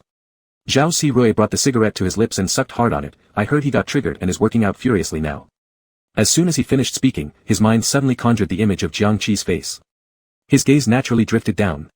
Refined collarbone, slightly prominent chest muscles, lean and thin waist. He had not noticed before, but this kid actually had a good physique. With this thought, Zhao Si Rui shook his head forcefully. Shit, no matter how good, he still can't beat Gu Mo. The sudden words out of his mouth startled Gu Luofei. Don't even think about messing with my younger brother. Zhao Si Rui narrowed his eyes. At least it's better than having you break his legs. At 8 o'clock in the evening, the lights in the dorm were on. As Jiang Qi pushed the door open, he heard intense voices. The hell? You don't have any vision and yet you rush forward. Even support classes can't protect you, no wonder the jungler kills you every game. Back to base, someone is stealing the crystal. Damn, we lost again. I've already fallen from rank star 4.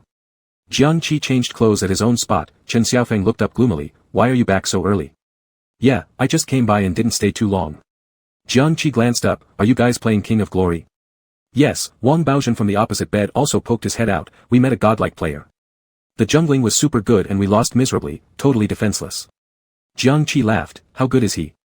Good enough to play in the professional league? He asked absent-mindedly as he pulled his pajamas over his head. Muscular when undressed, slim when dressed. So that's how it feels. Wang Baozhen marveled while describing, not kidding, there's real potential for professional leagues. His Zhao Yun moved skillfully with each strike. Hey, Jiang Qi, I remember you played as well. Why don't the three of us form a team? Guaranteed to carry you to victory. Excitedly suggested Chen Xiaofeng, as if the 5-star loss earlier wasn't his fault. Me? Jiang Qi lowered his gaze. Forget it.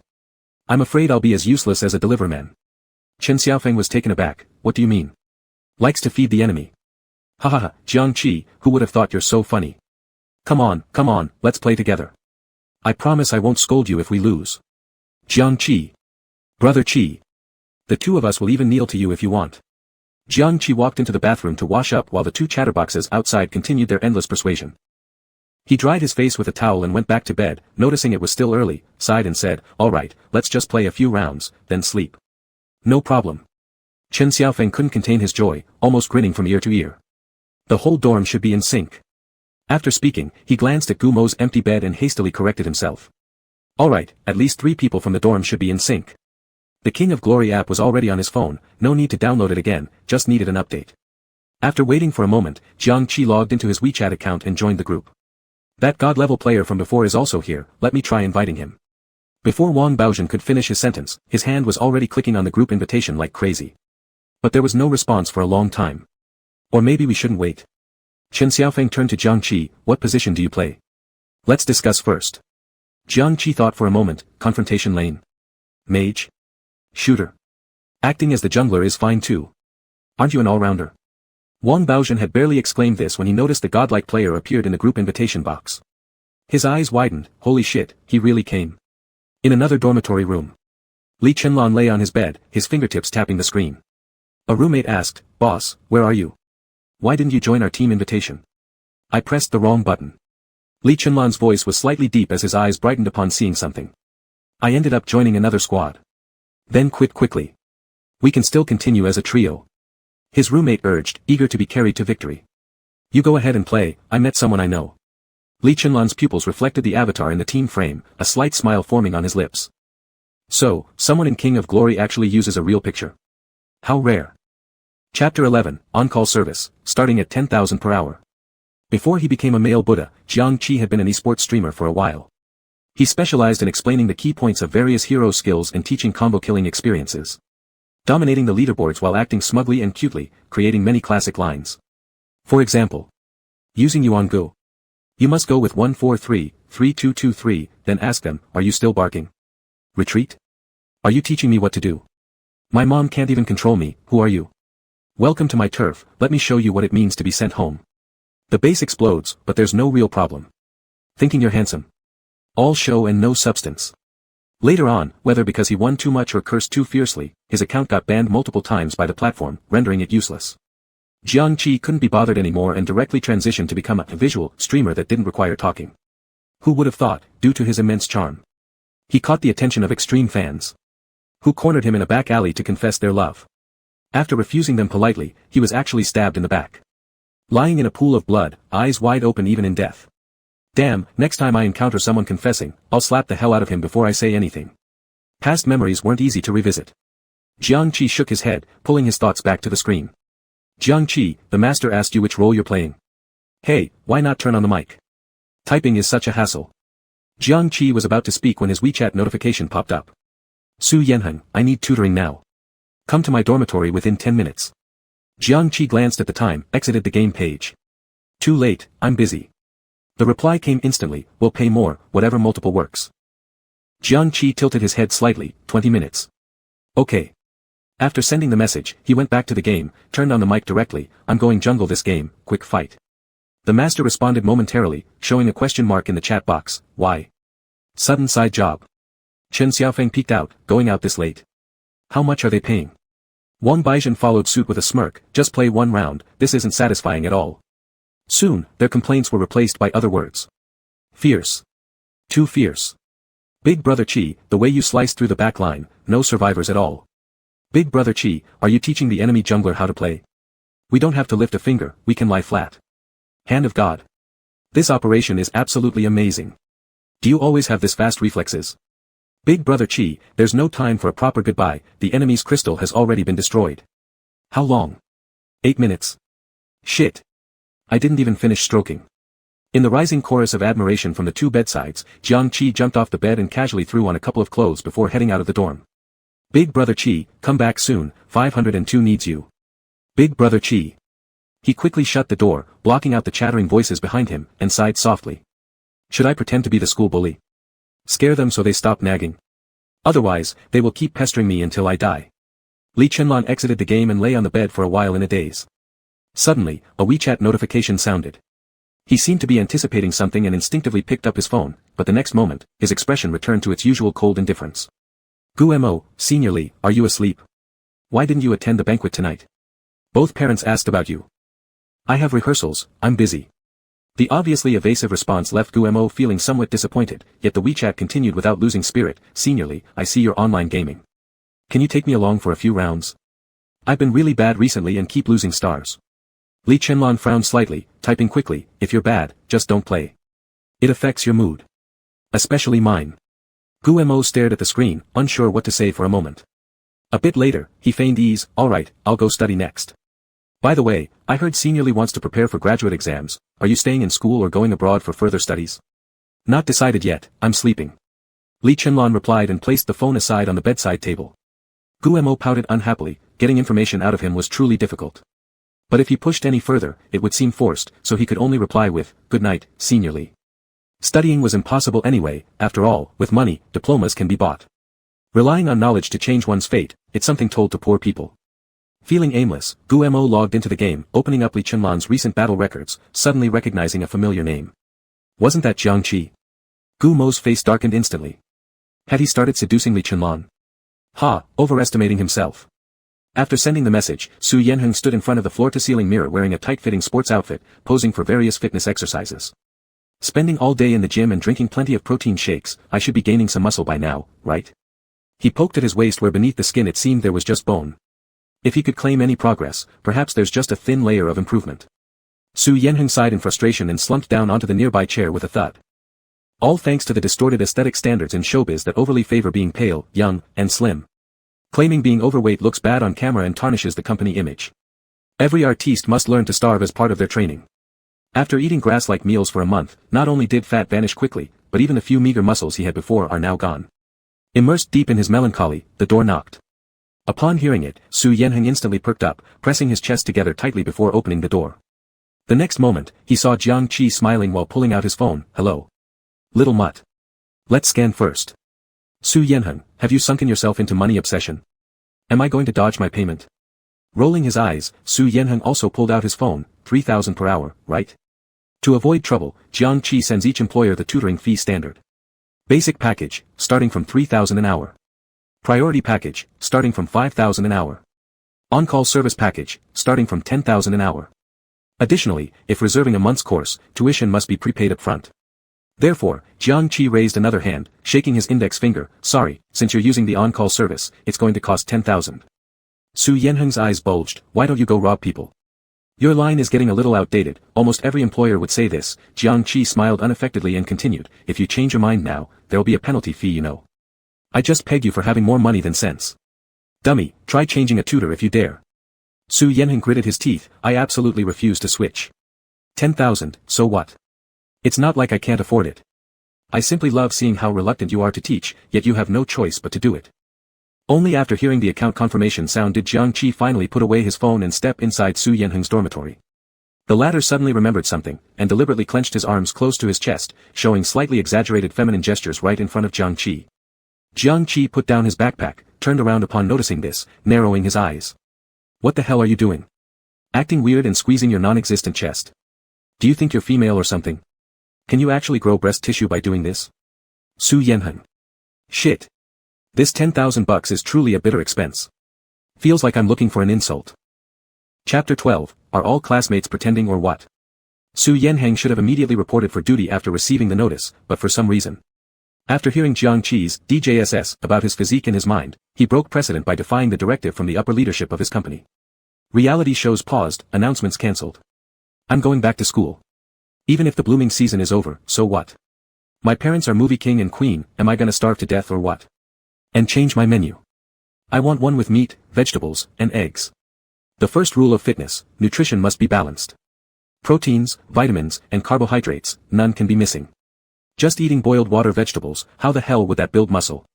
Su Yanheng cursed under his breath, abandoning the idea of developing pectoral muscles, and sat dejectedly next to Jiang Qi, pointing at a math workbook. I don't get this one, and watching search results for Yuan tutoring videos didn't help either. Isn't this high school derivatives? Jiang Qi glanced sideways, and they're from college entrance exam practice questions. You sure you haven't done these before university? 5 years of college entrance exams, 3 years of simulations, golden exam papers, butterfly essential practice topics, and even a universal solution template. Looking at your confused face, I know you've probably never even heard of them. And this person managed to get into the nation's #1 university? Ha, wicked capitalism. I went through the arts route. Can it be compared? Su Yenhang roared. If it wasn't for postgraduate exams, who would bother reviewing this stuff that's useless outside the school gates? Jiang Qi tilted his head slightly. Why are you so worked up? I just asked a question. Bringing up art students as examples. How many artists with genius-level IQs got into prestigious universities? Why aren't you comparing yourself to them? And just complaining to me? Su Yenhang. Shit, silenced on the spot. A few more days of cramming lessons, and wouldn't he get hurt inside? Alright then, for 10,000 yuan, let me bear it for now. In the morning, waking up from a villa bed. Gu Mo stretched lazily. After washing up and leaving the bedroom, he saw the cleaning staff and flashed a sweet smile. Good morning, Aunt Wang. Good morning, Master Xiao. Aunt Wang looked lovingly. Breakfast is already prepared. Come downstairs quickly to eat. Gu Mo nodded. Thank you, Aunt Wang. Aunt Wang watched Gu Mo as he walked into the dining room and sighed quietly. Such a well-mannered child, doesn't seem like someone raised by a murderer. Suddenly, footsteps were heard, and her muttering abruptly ceased. She quickly turned around, bowing her head down. Good morning, Master Da. Humph. Gu Luofei's expression was cold and harsh. His voice was chilling as he passed by Aunt Wang. If I hear you gossiping about Gu Mo's past behind my back again, take your salary and get out. Sorry, Master Da. Aunt Wang trembled apologetically, grabbing her cloth and scurrying off. Everyone working in the Gu household knew. Master Gu Da had a violent temperament, moody, always threatening to fire people regardless of the situation. Master Gu Xiao was soft and gentle, kind-hearted, always smiling at everyone. Who wouldn't prefer him? So, they would openly and secretly flatter the young master, hoping that one day when he takes charge, maybe their salaries would increase, and they'd get weekends off plus top-tier social insurance. That'd be great. Evidently, the kitchen helper also thought this way. She delivered freshly baked egg tarts, saying while walking, young master, give it a try. It's still warm. Perhaps she wanted to show off too much, or maybe her legs weren't as steady because of her age. She lost her grip on the tray, and an egg tart slid past Gu Mo's legs, nearly staining his newly worn Armani shorts with oil. Sorry, the auntie panicked, quickly grabbing tissues to wipe the floor. It wasn't intentional. Gu Mo's brow furrowed slightly, a shadow of gloom flashed across his face before vanishing instantly. It's fine, auntie, no need to worry. I'll go upstairs and change pants. I sincerely apologize, Master Xiao. The auntie expressed overwhelming gratitude towards his magnanimous tolerance. After all, the clothes of wealthy families were all incredibly expensive, though they weren't stained. If she were made to compensate, she definitely couldn't afford it. Gu Mo smiled and left his seat. Just as he stepped out of the dining room, he ran into Gu Luofei coming to have breakfast. Where are you heading? Already finished eating? Eating too fast isn't good for digestion. Gu Luofei's expression was cold, but his tone carried concern. I haven't eaten yet, I'll just change into cheaper clothes. Gu Mo looked troubled, pointing at his pants. Auntie is too old, almost stained them. Brother, don't blame her, she didn't do it on purpose. But maybe she's no longer suitable to. You're simply too kind-hearted. Gu Luofei nodded slightly. Go upstairs. I'll take care of the rest. As soon as Gu Mo stepped onto the staircase, he heard pleading voices from behind. Master, please don't fire me. I have a son with ALS to support. This is my only source of income. If I lose this job, we're done for. Master. Gu Mo's lips curved slightly upward, and his steps up the stairs became lighter. That's how it should be. The rope always breaks where it's thinnest. Misfortune always finds the unlucky. Jiang Qi, that poor devil, shouldn't be any exception. At noon, a university cafeteria. Chen Xiaofeng and Wang Baozhen couldn't close their mouths, shocked by the spread of food covering the table. One bowl of snail rice noodle soup, one pot of Sichuan pepper hot pot, one plate of duck intestine fried rice, plus a boxed meal with 3 meat dishes and 3 vegetable sides. They both asked simultaneously, Bro Qi, are you sure you can eat all of this? Ever since his stunning debut last night in the game, Jiang Qi was addressed more respectfully as an elder. I definitely will, can't waste anything. Jiang Qi shoveled a piece of omelette into his mouth. Recently, I've been doing too many part-time jobs, need to replenish energy. That's true, Chen Xiaofeng agreed, no amount of stamina can withstand frequent late-night tasks. Wang Baozhen chimed in, I feel sorry for you just looking at you. Want my chicken leg? He picked it up with bare hands but shoved it into his own mouth instead, speaking indistinctly, but I know you don't like. Before the joke ended, 2 figures appeared beside them. It was Gu Mo and his deranged brother. What a coincidence meeting you guys here in the canteen. Gu Mo grinned warmly and turned to introduce them to Gu Luofei. These are my roommates. What's that smell? Before finishing the sentence, he covered his nose, feigning ignorance. Something seems to be rotten. Jiang Qi forced a laugh. It's snail rice noodles. Haven't tried it? Humph, could your stink be worse than these? Every time I see you, I can't help but want to raise my middle finger instinctively. How much does it cost to fake being classmates with you? Everyone knows you have a heart of stone. Upon hearing these thoughts, Gu Luofei's expression darkened even further. Just as he opened his mouth to retaliate, he suddenly froze upon hearing the next few lines. How many workers have been intentionally fired by your benevolent face but beast-like actions? TSK, let me think. Wasn't there an aunt whose son had ALS, who committed suicide with her entire family the day she got fired? Shit. You two dogs, not even paying wages, driving people to such extremes, it's downright evil. Gu Luofei. Hell, how did he know? Chapter 13. This old dang always claims he has stories. I must scold him until he runs out of nonsense. Coincidence? Fabrication? Or maybe he secretly installed a surveillance camera at my house. Otherwise, how could he be so clear that this morning I just talked to a mother who has a son with ALS? And who on earth invented the expression, middle finger erection? Do you really have to curse in such a creepy way? Brother, let's go. This smell is too disgusting. Gu Mo pinched his nose as if enduring it to the utmost limit, and there was no sign of him being pretentious. Gu Luofei felt sorry for his younger brother and, of course, agreed by nodding. No wonder you don't like living on campus, it turns out that people around you are all like this. Let's go. Who did you call sir? Chen Xiaofeng stood up dissatisfiedly. We came here by passing the exam fairly, unlike some people who rely on their wealthy parents. Getting too agitated affects eating. Jiang Qi gestured with his chopsticks. Sit down, don't get so upset. Being reborn also counts as a skill. Right, we're losers, you're oneer. Then why do you always lose to Li Chenlan who lives on campus? If you're so great, why do you still come to me for a few more lessons? Take your fake tea-loving younger brother away. Don't taint my snail rice noodles. At this moment, Gu Luofei deeply realized what it means to be insulted without being able to respond. Shit, not only am I about to burst from holding back anger, I find out I can't do anything else. Except pulling the completely confused Gu Mo out of the cafeteria. Standing on the steps, Gu Luofei breathed in the fresh air, trying to calm his emotions.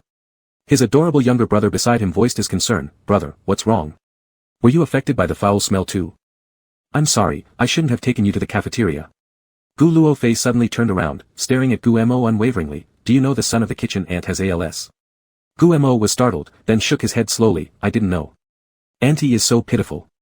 Can we give her a raise? If it doesn't work, deduct it from my pocket money. That's unnecessary, the Gu family doesn't lack that much money. Gu Luofei withdrew his gaze while regretting inside. How could I believe Jiang Qi's nonsense and suspect my most kind-hearted younger brother? How stupid am I? While berating himself, Gu Luofei took out his phone and directly dialed the butler's number. Yes, the aunt I fired this morning. Go find her and double her original salary. Out of sight from Gu Luofei, Gu Mo's expression suddenly became sinister. Suddenly becoming so kind-hearted. Starting to act like a philanthropist. What about the others who were previously fired? Capable or not, you should bring them all back. Being poor comes with its own look, why should being poor mean receiving charity? Otherwise, what about the hardships I've gone through before? When Gu Luofei hung up and turned back, his dear younger brother had resumed his harmless smile. Brother, you're so good. I admire you even more. The overly sweet voice made Gu Luofei feel somewhat forced, but he quickly discarded this odd thought. Because not far away, voices of hearts resounded again. This old dang hasn't left yet. He wouldn't dare shamelessly try to take advantage of my little brother, would he? Fuck, the image is too beautiful, I can't think about it too deeply. It might easily pop out. Gu Luofei. Do I look that perverted to you?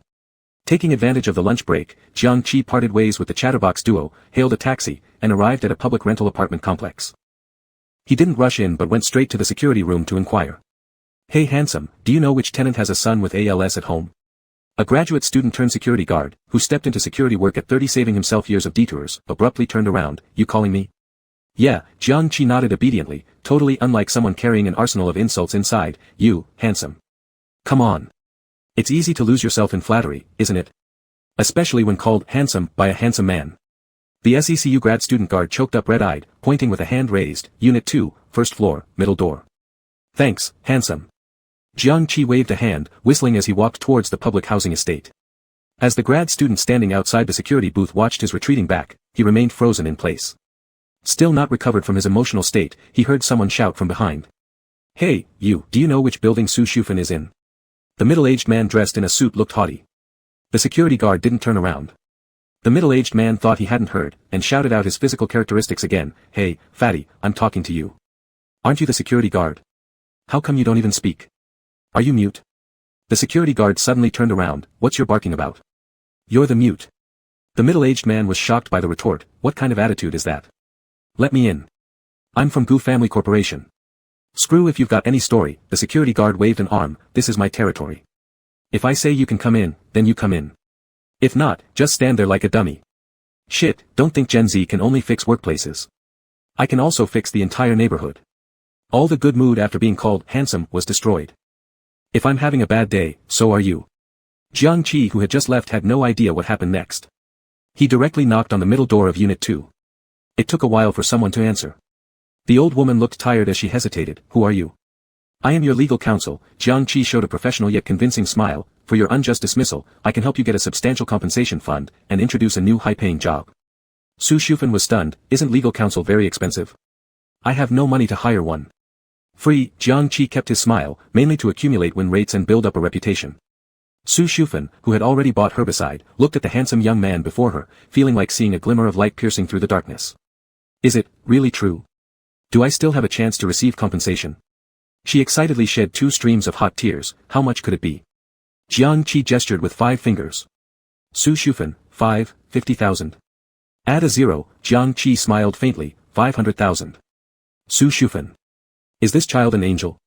When Jiang Qi walked out of Unit 2, he saw a crowd gathered in front of the security room. Hey dude, what's up? Curious, Jiang Qi hurried over. Why are you arguing again? Buddy, don't bother. The security guard puffed up his thick waist. This old dang always claims he has stories. I must scold him until he runs out of nonsense. The butler of Goo Corporation anxiously wiped his forehead with a handkerchief. I wasn't talking about stories, it's Goo Corporation, a company. Upon hearing this, Jiang Qi slapped his thigh. Then he absolutely cannot be let in. The butler was completely baffled. Why? Jiang Qi spoke solemnly. Goo Corporation and rabid dogs, neither shall enter. Jiang Qi, haha, didn't expect that, am I right? Besides being a male bodhisattva streamer, I'm also the top law student. Li Chenlon, yup, the best wife ever. I'll carry our flag high for my wife. Jiang Qi, not knowing is fine, but now that I do, how can I watch Auntie Sue's family die? Besides, adding to Goo Mo's troubles, why wouldn't I enjoy it? Chapter 14, excuse me, with me around, you can't go crazy even if you want to. When Shinting was discharged from the hospital, he hadn't fully recovered yet, with his qi and blood quite deficient. As he stood under the sun, feeling dizzy and almost falling down, he suddenly remembered the tutor who had pressed hard on his wound. Finally fucking discharged. Jiang Qi. Little bastard. I'll settle that pinch score of yours sooner or later.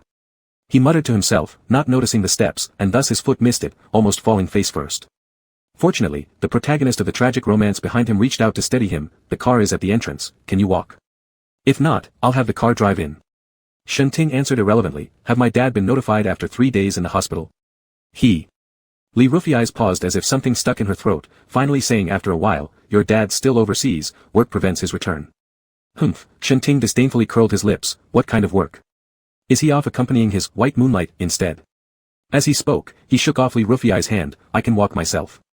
The private hospital focused on privacy, so it was built in a remote economic demonstration zone, with public rental housing nearby. A luxury car worth over 1 million yuan parked by the hospital gate looked totally out of place against the surrounding backward and impoverished environment, very eye-catching. There were usually onlookers who would gather around and heckle, but today was different, not a single person pretending to know brand names and trying to look classy. The surroundings were eerily quiet like the chirping of crickets. Occasionally, passers-by would just quicken their steps as if heading toward a better scenic spot. Shenting walked out of the hospital in apparent calmness, about to get into the back seat when he suddenly heard something and froze. How important is the Goo family group? Strutting around showing off.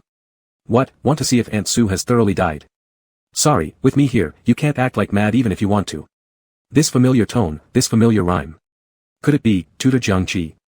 Shenting turned his head sharply, stretching his neck to look around the neighborhood. Rarely seeing her son in such a state as if encountering a ghost in broad daylight, Li Rufiai's asked curiously, what's wrong? What's going on over there? Shenting questioned. After being a bystander for a while, the driver hurriedly replied, someone's arguing with the security guard.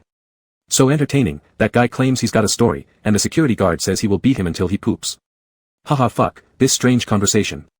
Realizing he'd lost control of his emotions upon catching the mother and son's incredulous looks, he wiped his nose and said, Madam, Master, should I start the car now? Wait, I'll go take a look. Speaking between breaths, Shenting had already made his way toward the crowd. The driver was stunned, oh, so Master is also part of the onlooker tribe. Approaching, squeezing in, standing on tiptoes. Shenting recognized the steward of Gu Luo Fei through the crowd at first glance. All past parties were organized solely by him. It was hard not to be familiar with him as he often moved among the guests. How could the always proud and self-contained steward of the Gu family end up in a slum? And then, what role is Jiang Qi playing in this? Standing waist-deep alongside a security guard. Everyone film freely, broadcasting live on D-Sound is fine. Jiang Qi held up his phone. If anyone doesn't know how, I'll teach them for free. The steward looked confused. Do you have any grudges against the Gu family? Don't you fear charges of libel and slander against you? Jiang Qi smirked slightly. I'm only stating facts.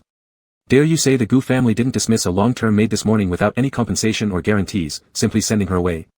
Did you know Aunt Sue has a son suffering from ALS at home? The mother and son are already struggling with life, and now they've lost this small source of income. Isn't that pushing them to the brink? After all, having worked as a streamer and argued before, his speaking speed was fast, highlighting the key points, firmly controlling the emotional tempo and dominating the scene. Sure enough, the onlooking crowd quickly caught onto the information and started discussing. Aunt Sue. I know her. Her son does indeed have ALS. Her husband died early, she has been supporting them alone. Are they really dismissing her? With no compensation? It's inhumane. Oh my, I met Aunt Sue in the pharmacy this morning. She was in terrible spirits, buying a bottle of paraquat. Won't she lose hope and leave with her son? They say the rich have no humanity, and now we see they really do. What bad karma. He just claimed he's the steward, right?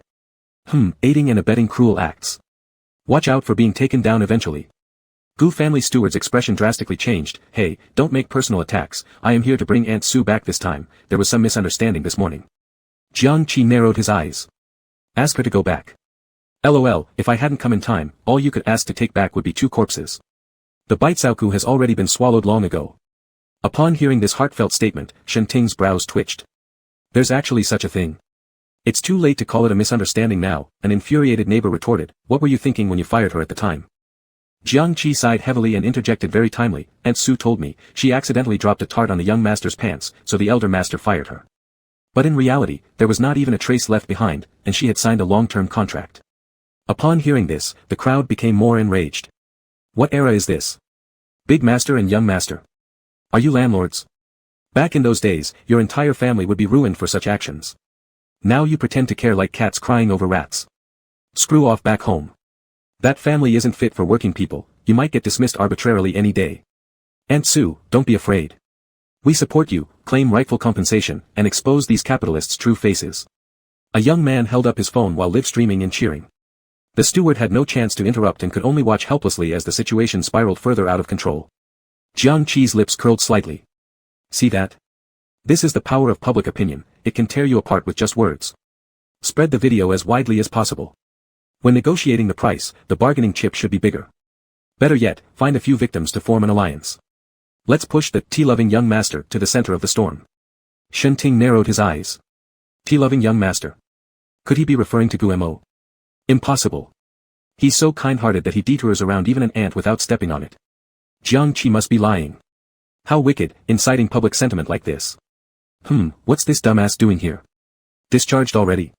Just moments before defending justice for others, Shenting took a deep breath, ready to shout out, who the hell are you calling dumbass, when he heard the next line. What a pity, she didn't die. How about next time, choose jumping from the building directly. Quick and easy, solves everything at once. Of course, remember to check the ground below carefully to avoid causing harm to others with your high-altitude toss. Shenting's blood boiled upon being cursed. He was about to step forward and argue but suddenly felt dizzy and blacked out directly. Before losing consciousness, he distinctly heard someone's inner voice echo. Such a pathetic physique, can't he stop disgracing himself? Shenting, I'll have my revenge. Chapter 15, but work out. Like peach ones. In the afternoon, with no classes to attend, Li Chenlon didn't feel like going out and went straight back to the dormitory to lie down. Even though he was the heir of the Li family, he actually didn't want to get involved in the family business too early. Compared to scheming and deceit, he preferred the simple atmosphere at school. Especially when seeing his roommate's clear but somewhat stupid eyes. It made him feel incredibly relaxed and comfortable. Lon, who was that king of glory you played with last night? Amazing at jungling. I'd like to take him as my master. Someone from the bed below asked aloud. Li Chenlon seemed to recall something, then a smirk appeared on his face. Jiang Qi, law school, 1 year younger than us. Jiang Qi. Never heard of him, the roommate scratched his head. How can someone look so pretty, like a girl, which makes me itchy all over, I almost want to pursue him. Unfortunately, he's a guy. If I could have such an attractive girlfriend in the future. As saliva dripped down the side of his mouth, before his daydreams were complete, he heard a cold voice coming from above, not planning to study for postgraduate exams anymore. What romance are you talking about? Have you forgotten that your lord is heading straight for a doctorate? The roommate wiped the saliva off his lips, looking a little wronged. Bro Lon, I'm a normal man with physiological needs. Who's like you, with countless suitors, able to resolve things any way you choose? Suddenly, there was a knock on the dormitory door, interrupting the virgin's endless resentment. I'll open it. The roommate rushed forward and opened the dormitory door, after recognizing the visitor, stuttering while struggling to speak clearly. Guemo? How did you come? Ah, are you here for Brother Lon? Please come in. He blushed as he stepped aside. Guemo was especially famous among the younger students. Gentle and beautiful, plump and juicy. Everyone who sees him can't help but drool, wishing to rush up and bite a piece. The same went for himself. Big Brother Lou, I have student union work and need to report to Senior Lee. Guemo smiled sweetly, his watery eyes seemingly casting a spell on everyone they gazed upon. Lu Chen felt his heart trembling, covering his chest to try to lower his heart rate as he spoke hesitantly. Senior Lon, someone's here for you. Li Chenlon poked his head out, a hint of impatience on his brows. Didn't I tell you not to come find me at the dormitory? Contact me by phone if necessary. His tone was icy and distant, sounding like a reprimand. Guemo lowered his head, his cheeks slightly flushed. Senior Li, I sent you a WeChat message, but you didn't reply. Li Chenlon's expression momentarily paused, instantly recalling half an hour earlier when he had casually glanced through a trivial message, thus his voice grew even colder. The time for the evening rehearsal remains unchanged. There's no need to chase to the dormitory just for this trifle. You may leave first, we'll discuss matters when we meet at the rehearsal. With that, he pulled his head back and lay down again. Guemo still stood there, seeming extremely wronged, almost biting through his bottom lip, suppressing his emotions for several seconds before murmuring, all right, Senior Lee, see you tonight. He turned and ran out of the dormitory door, his back shadow showing signs of loss and hastiness. This made Lu Chen's heart ache for him, prompting him to ask as he looked up, Lon, why do you treat such a beauty so harshly? She's so delicate, like water itself. Is Jiang Qi good-looking? Is he good-looking? The sudden shift in focus left Lu Chen startled, as he thought carefully for a moment, judging by the photos, naturally, it's Jiang Qi who's better looking.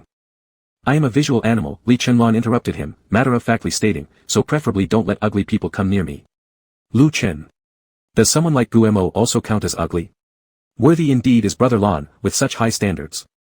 Hold on. What did that sentence mean? Is it saying that if someone like Jiang Qi comes near, he wouldn't refuse? Lu Chen's originally clear yet foolish gaze became even more perplexed and incomprehensible.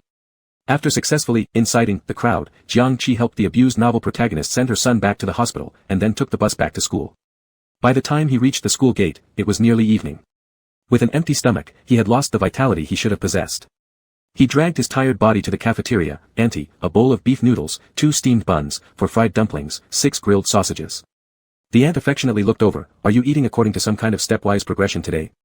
Jiang Qi nodded, yeah, my appetite isn't good, I can only eat this much. After swiping his card, he sat in the nearest spot to wait. Suddenly, a cool, magnetic voice came from behind. What a coincidence. Jiang Qi turned around, suspiciously eyeing for a moment after identifying the person. The older brother of the landlord's dumb son. Smiling like that means no good intentions. Li Chenlon reined in a curve at the corner of his mouth and sat directly opposite him. We just played a game last night, and today you pretend not to know me. That's not right, is it? My name is Li Chenlon, not the older brother of the landlord's dumb son. Jiang Qi smiled. Laughing to death, why didn't you say it wasn't appropriate when I carried you in the game? Trying to get close on purpose, either a thief or a villain, whether I respond to you is none of your business. Are you interested in forming a team? Li Chenlon suddenly became serious. Jiang Qi narrowed his eyes, you're so busy, do you still have time to play games? Li Chenlon curved his lips, don't you know?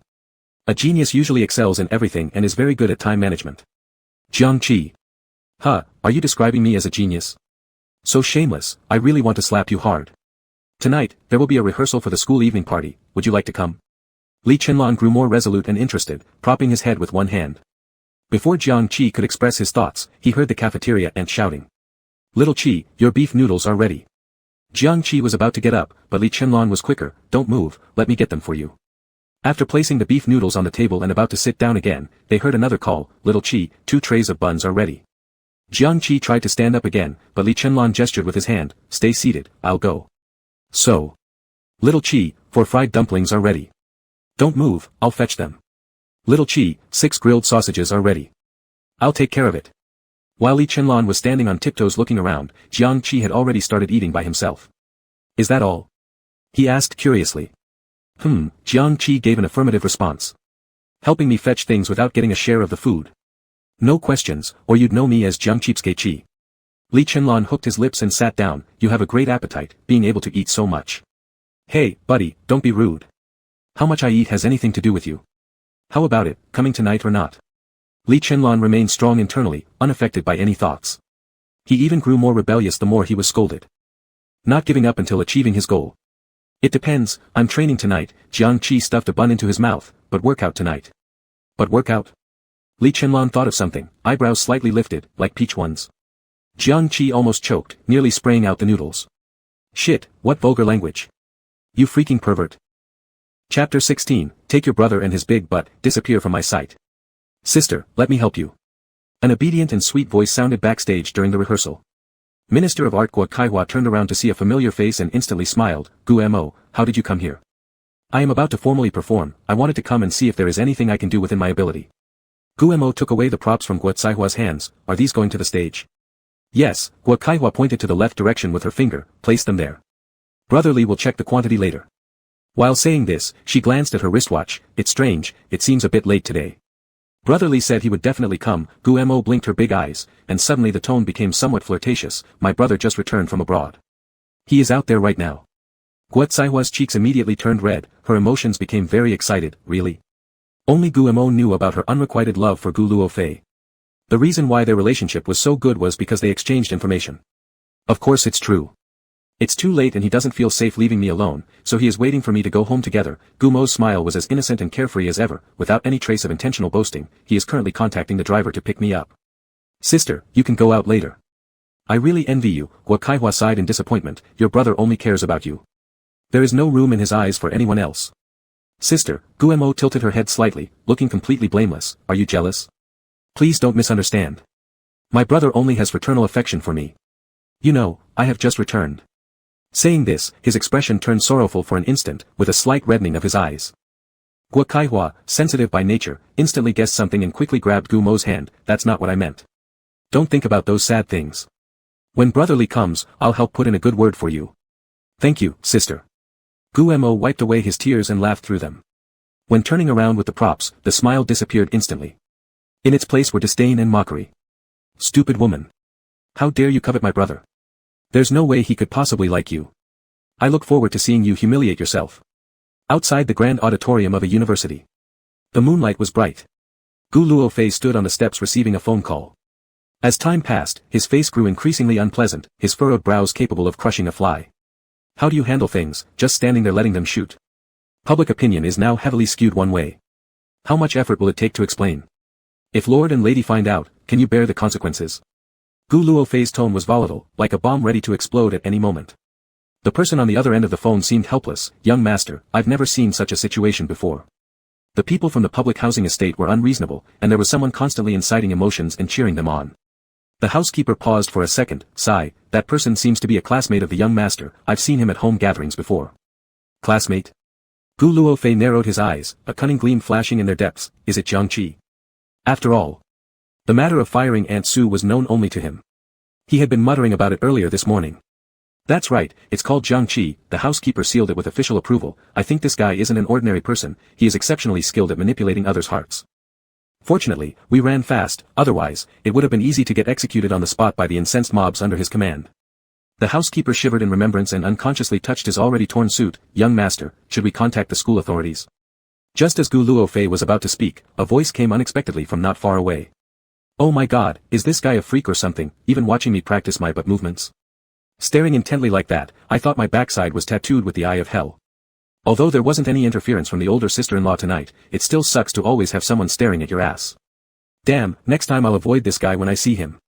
Holding the phone, Gu Luofei suddenly raised his head, catching sight of two faces walking side by side, each concealing ulterior motives. With equally outstanding looks, almost similar heights advantages, and a nonchalant demeanor. They inadvertently formed quite a match for his face. A half-second later, Gu Luofei hung up the phone with a dark expression. Jiang Qi obviously noticed the murderous glance coming his way as well, lifting his chin high to look over. Wow, it really is the literature of the battlefields, where antagonists meet up for some sort of competitive yellow game anytime. I bet little Miss Goody Two-Shoes is in there somewhere, with brother devoted standing guard strictly for the purpose of defending honor. Muttering to himself, he turned toward Li Chenlan. Now you don't have to stare at me any longer. Your future Yuke is waiting for your summon with his big butt sticking out. The two antagonists simultaneously wore dark expressions. Li Chenlon, who the hell wants to summon in Yuke? Gu Luofei, you're the one with the big butt. Ah, I just remembered something, I need to get back to the dorm. Jiang Qi acted as if a light bulb suddenly appeared above his head. I won't be watching your rehearsal today. He was about to sneak away when Li Chenlon reached out to stop him, nearly making contact, but was deftly avoided. What are you doing? Sneaking up on me? Good thing I've honed my skills. Let me tell you, I'm serious about anti-wolf tactics. Li Chenlon couldn't help but laugh after being scolded. Are you this afraid of me? Not really, Jiang Qi shook his head. I just have a bit of cleanliness obsession, that's all. Li Chenlon's smile grew even more unnerving. So, in your eyes, I am dirt. Jiang Qi slightly lifted his eyebrows and subconsciously glanced at Gu Luofei, who looked gleefully malicious. Not exactly, at least I'm better than that dumbass. The D-sound is going crazy now. He isn't anxious about public relations at all. Truly, he won't shed a tear until he sees the coffin. Better prepare 500,000 yuan and wait for my father to come take it. Li Chenlon's gentle smile instantly became much kinder. Get some rest tonight. See you tomorrow. Okay. Jiang Qi left cheerfully. Finally, the freak let me go. His voice faded away gradually until it disappeared entirely. Only then did Li Chenlon turn around and walk expressionlessly toward the auditorium. As he passed by Gu Luofei without stopping or even saying hi, Li kept walking forward. Hey, didn't you hear that? Gu Luofei turned to call him. Li Chenlon didn't respond, continuing his stroll unperturbed. Gu Luofei persistently followed up, being insulted like that, don't you want to teach him a lesson? I think it's fine. Li Chenlon opened the door to the auditorium, at least better than you. What's the point of comparing with me? This thought was on the tip of his tongue but was abruptly swallowed when he saw the scene next. On stage, Gu Mo was diligently moving the props. His tight pants tightly hugging a well-toned buttocks, extremely eye-catching. A look of disdain flickered across Li Chenlon's handsome face. His tone was icy and indifferent. Better, immediately, right now. Take your brother and his big butt, disappear from my sight. Or don't blame me for saying nasty things later. Chapter 17, Big Brother at the top of the list. Do you have any privileges? In the evening, due to insufficient time for buttock training, Jiang Qi practiced squats again after returning to the dormitory. Chen Xiaofeng poked his head out from the curtain of the upper bunk. Big Brother Qi, why so hard working in the middle of the night? Wang Baozhen also teased with a laugh. Big Brother Qi, whose attention are you trying to attract by working on such a perky butt? It would have been better if he hadn't said that. Upon hearing it, thoughts of someone weird came to mind. Jiang Qi rolled his eyes at him. Yours. When I'm done training, I'll leave you paralyzed. This was too threatening. Wang Baozhen quickly covered his vital spot and cried, Big Brother Qi, I was wrong. Please let me off the hook. The next morning had an early lecture. It was Professor's class, known as the law-abiding rebel. His failure rate reached a maddening level. No one dared to be late, and the dormitory lights were turned off early for sleep. Jiang Qi tossed and turned in bed, his mind still crystal clear. Out of frustration, he pulled out his phone and opened the Xianyu app. A man can't die from holding his pee. By analogy. If live streaming equipment cannot be bought brand new, isn't buying a second-hand set good enough?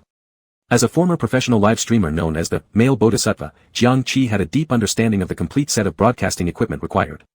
A lighting ring is indispensable, followed by a sound card, microphone, webcam, stand, broadcast phone. For high quality, the total cost starts from 30,000 RMB. Which was overly extravagant for someone like him who suddenly became poor through reincarnation. By comparison, buying used items from Xianyu was more cost-effective. A 50,000 yuan lighting ring originally. Now it only costs a third. Oh my goodness, what an incredible price. Jiang Qi's eyes brightened immediately. He went straight into the seller's page and sent a message. Dear, is the lighting ring still available? After taking his finger off the screen, he started waiting. Just when he was about to fall asleep from tiredness, the notification tone finally rang. He hurriedly unlocked the screen to check the message, which only contained a simple word. Still there. Jiang Qi then asked, can we trade the lighting ring in person? For such easily damaged equipment, if sent by mail, the responsibility of violent delivery would be unclear. Thus, the best way was face-to-face, paying cash and receiving goods simultaneously. After waiting for half a day, the other side replied, sure, where are you located? Jiang Qi quickly typed on the keyboard, I'm at a university.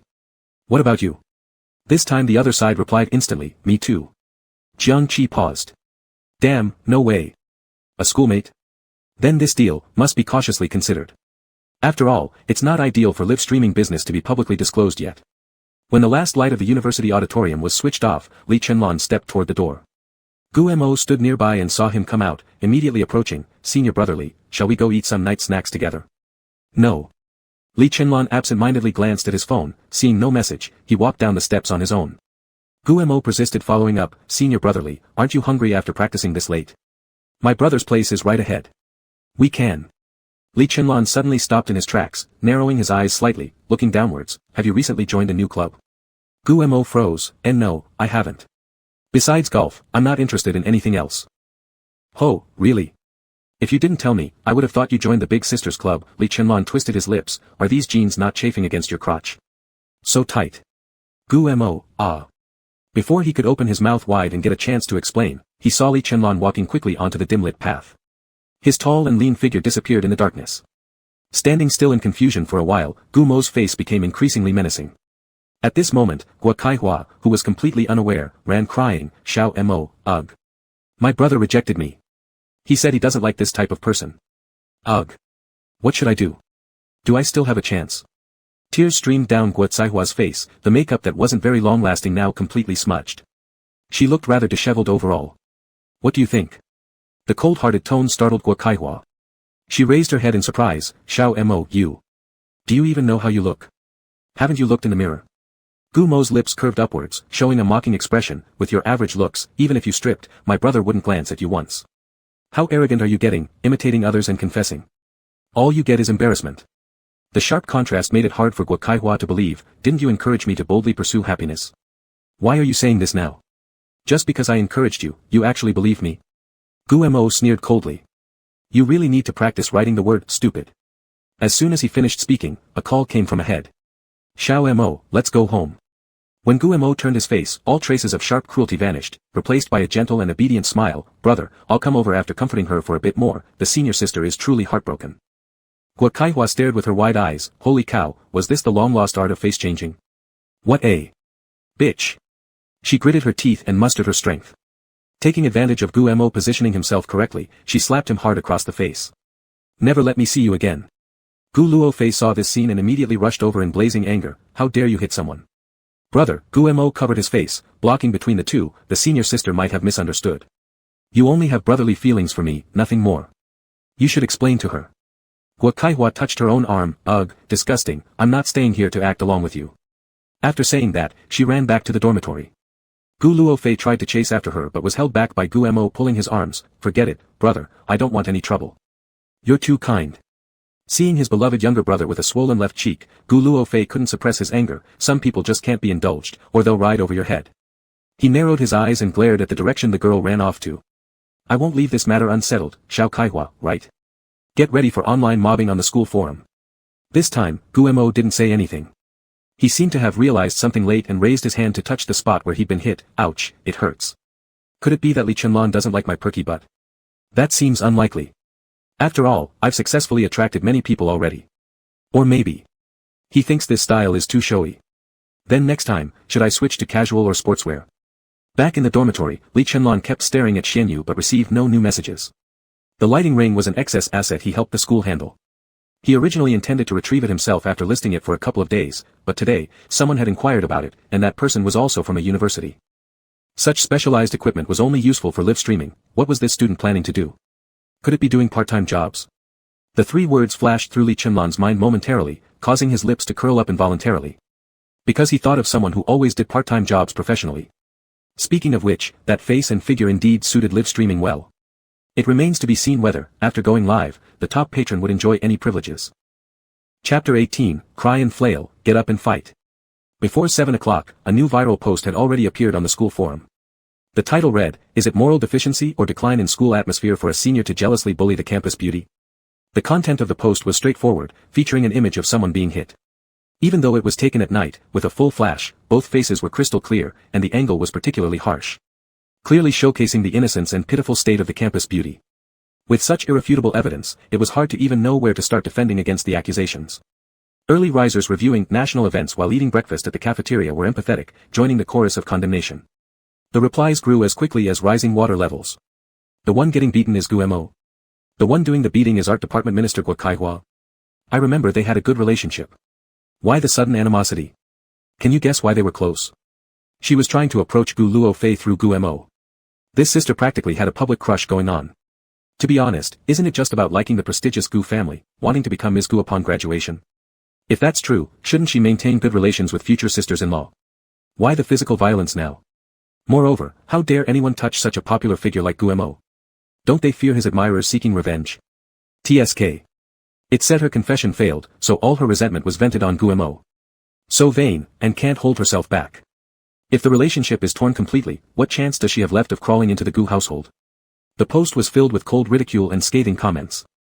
Jiang Qi gave it a quick glance before turning off his phone. In front of him lay a plate of sesame sauce mixed small dumplings. A bowl of clay pot dragon halibut rice noodles. A large crispy fried dough stick. And a glass of salty soy milk. A full table made it look quite sumptuous. Jiang Qi, carbohydrate monster, picked up his chopsticks, ready to indulge, when a tall, slim shadow loomed over him. Good morning, little Qi. He lazily lifted his eyelids, reflecting the stunning yet irritating face within his pupils. Morning, little Lon. I seriously suspect this guy peeked at my schedule while I was working out my glutes. Otherwise, how would we happen to bump into each other at the cafeteria? Fuck, yesterday staring at my ass, today at my food. Such deep hatred, did I desecrate your family tomb? Li Chenlong turned away his gaze, curling a smile, sitting opposite Jiang Qi. Relax, not interested in your stuff. I don't eat breakfast. Jiang Qi clearly relaxed, not eating breakfast is fine too, no burden on the stomach. Huh, haven't heard. If you don't eat before 9, your stomach will recycle waste. Simply put, if you skip breakfast, you automatically eat shit. Li Chenlong's smile stiffened slightly, and he stood up. I'll get a bowl of millet porridge. Back soon. Jiang Qi. Can you go away forever after you come back? Li Chenlong turned around, a delighted curve spreading on his lips. 5 minutes later, the two ate silently. Beside them, a male and female student were chattering. I've been annoyed by Guo Kaihua for a long time, flaunting around in the art department just because she's somewhat pretty. Now that pictures of her hitting people are out, her position as minister will definitely be revoked. Who is Guemo anyway, the young master of the Gu family? Beating whoever they want. They surely won't let it slide, it'll likely escalate to the school administration. At the beginning of the year, didn't the Gu family fund a building for the school? The chairman bends low before Gu Luofei, dealing with a minor department head would be effortless. It'd be best if she gets expelled, her face irritates me just looking at it. So fake high and mighty. While stuffing himself with small dumplings, Jiang Qi muttered under his breath. Oh my, why do people harbor so much malice? Just knowing someone's name, without even talking, and already dreaming of their expulsion. Give you some authority, and wouldn't you use it till you die? On another note, poor Guo Kaihua indeed had a tough fate. Offending Guemo led to mass online bullying, not only receiving punishment but also experiencing immense psychological pressure resulting in depression, leaving her no choice but to withdraw from school. TSK, thinking back, these dogs of the Gu family sure have caused plenty of harm. I'm full. Jiang Qi suddenly stood up. You continue. Li Chenlong glanced at the empty dishes. So fast. I haven't heard yet. No, eaten enough. I've got class soon, excuse me. Jiang Qi grabbed the tray and headed toward the cafeteria exit. This time, Li Chenlong didn't follow. The usual curve on his lips suddenly dropped, his eyes turned icy when facing the neighboring students. Are you done talking? The male and female students were startled. What's wrong, brother Li? Who didn't know about the student union president, Li Chenlong? Who didn't know what the Li family of the capital was? Who wouldn't want to seize an opportunity to strike up a conversation and build a relationship? But who would want it to be in this way? Guo Kaihua is a very responsible official. She's upright, passionate in her loves and hatreds. If she took action, there must be her own reasons. Li Chenlong slowly stood up. As for you all. He didn't continue speaking and turned to leave. But the abyss-like death glare made the boy and girl tremble uncontrollably. Surely they wouldn't be remembered. Recruitment standards for graduates by the Li group were already strict. If marked by him, getting in wouldn't be easier than ascending to heaven, would it? They really shouldn't have hastily made reckless comments just now. Legal lunatics class was almost packed, so Jiang Qi could only sit at an empty seat in the last row. He had just placed his book down when he felt his phone vibrating in his pocket. Quickly pulling it out to prepare to hang up, he saw the call display showing Aunt Sue. The civil arbitration still needed some time, surely she hadn't given up. With this thought, Jiang Qi swiped to answer, stuffing his head into the desk. Hello, Aunt Sue, you must hold on. What? 50,000 has arrived. Pretty quick. Alright then, spend it first. I'll help you ask for more later. After hanging up, Jiang Qi pulled his head out from under the desk and suddenly noticed something odd around him. There was a faint current of killing intent flowing through the air. He immediately became cautious and looked toward the lectern. Sure enough, he saw the old professor, legal lunatic, smirking incessantly, the classmate whose neck stretches and retracts freely. Please stand up. Explain the latest 2 high-level judicial interpretation concerning taxes. Alright, law. No, professor. Jiang Qi remained calm. Regarding the classification of falsely issuing invoices, there have been new changes in the explanations from the 2 high courts. Fortunately, he had an impeccable memory and could deeply understand the legal clauses he had previewed, making it easy to respond to classroom questions. The old professor pushed his black-rimmed glasses. Not bad, you may sit down. As soon as Jiang Qi sat down, appreciative, admiring, curious, and envious glances immediately came from around him. It must be known that legal lunatic was especially stingy with praise. These 3 words, not bad, were never spoken. As soon as the bell rang signaling the end of class, Jiang Qi slipped out through the back door. Having a comprehensive grasp of the plot, he quickly found Guo Caihua's secret base often visited. The little grove behind the teaching building. Before the sobbing sounds reached him, Jiang Qi immediately noticed the girl squatting on the ground covering her face, the notorious heroine of the school forum. He instantly quirked the corner of his lips. Hey. So you're Guo Caihua? Why are you crying like chicken feathers? Get up and fight. Chapter 19, was their office play discovered? What the hell is going on? How could she be found even hiding here crying? And as soon as they showed up, how dare they ask why she's crying? Who the hell is this person anyway? Is their mental state really this crazy? Guo Caihua, whose makeup had smudged so badly that her eyes looked like a panda's, angrily turned her head. But when she saw who it was, she hesitated for a moment. Shit, this person actually looks quite good. The next second, she snapped out of it. Phew. What use is looking good? Someone like Gu Mo, who looks weak, gentle, and pitiable, isn't just pretending to be nice while stabbing others in the back. Go away, leave me alone. After spitting out those harsh words, Guo Caihua hugged her own thighs and started sobbing again. Jiang Qi pulled out a piece of gum from his pocket, threw it into his mouth, and continued walking forward as he chewed. His voice was still crisp and cold. Leaving you alone is fine, then you'll just wait to get expelled. You must know something about Gu Mo's character. He seems harmless enough but is actually tougher than anyone. Wasn't his move against you all premeditated? Or how else would the slap scene have been caught on camera perfectly? Guo Caihua stopped sniffling and sniffed once more. Cow. This sounds too damn complicated. Even college entrance exams aren't this full of intrigue. How is it like Sun Tzu's Art of War? After waiting for a while, Jiang Qi sighed. You just said an interjection word and then stopped. Guo Caihua, realizing belatedly that she needed help, looked at him earnestly. Now what should I do since I've already been manipulated? First of all, unauthorized uploading of photos without your permission violates your right to publicity. Moreover, making groundless speculations in comments infringes on your reputation rights. Jiang Qi took another piece of gum from his pocket and handed it over casually. Guo Caihua stared dumbfounded before reaching out with both hands to take it. You can consult a lawyer to draft a legal letter and post it on the forum. You can also request the administrator to delete the post. Of course, before deletion, make sure to preserve evidence, which will come in handy when applying for compensation later. Guo Caihua's black-rimmed eyes brimmed with admiration. Wow, you're so professional. Jiang Qi nodded. Indeed, I am studying law. So, what should I do now? Guo Caihua blinked her eyes. Jiang Qi, are all my previous words wasted on her? After the second class in the morning ended, Li Chenlong directly went to the student council's permanent office. It was just after the bell rang, and no one was in the office yet. He walked to his seat and sat down, noticing a cup of milk tea placed on the desk. There was a post-it note on the milk tea cup, with handwriting deliberately delicate. Master Li, this lychee and coconut drink is for you, hoping you like this flavor, Gu Mo. Li Chenlong narrowed his eyes, picking it up and preparing to throw it into the nearby trash can when someone walked in. Long Gu, came pretty early today. Immediately afterwards, this person noticed the unopened item in his hand and became even more surprised. It's not even opened yet. And you're throwing it away. I don't like green tea. Li Chenlong raised his eyebrows. Do you want it? Hey, I'm thirsty right now. Thanks Long Gu.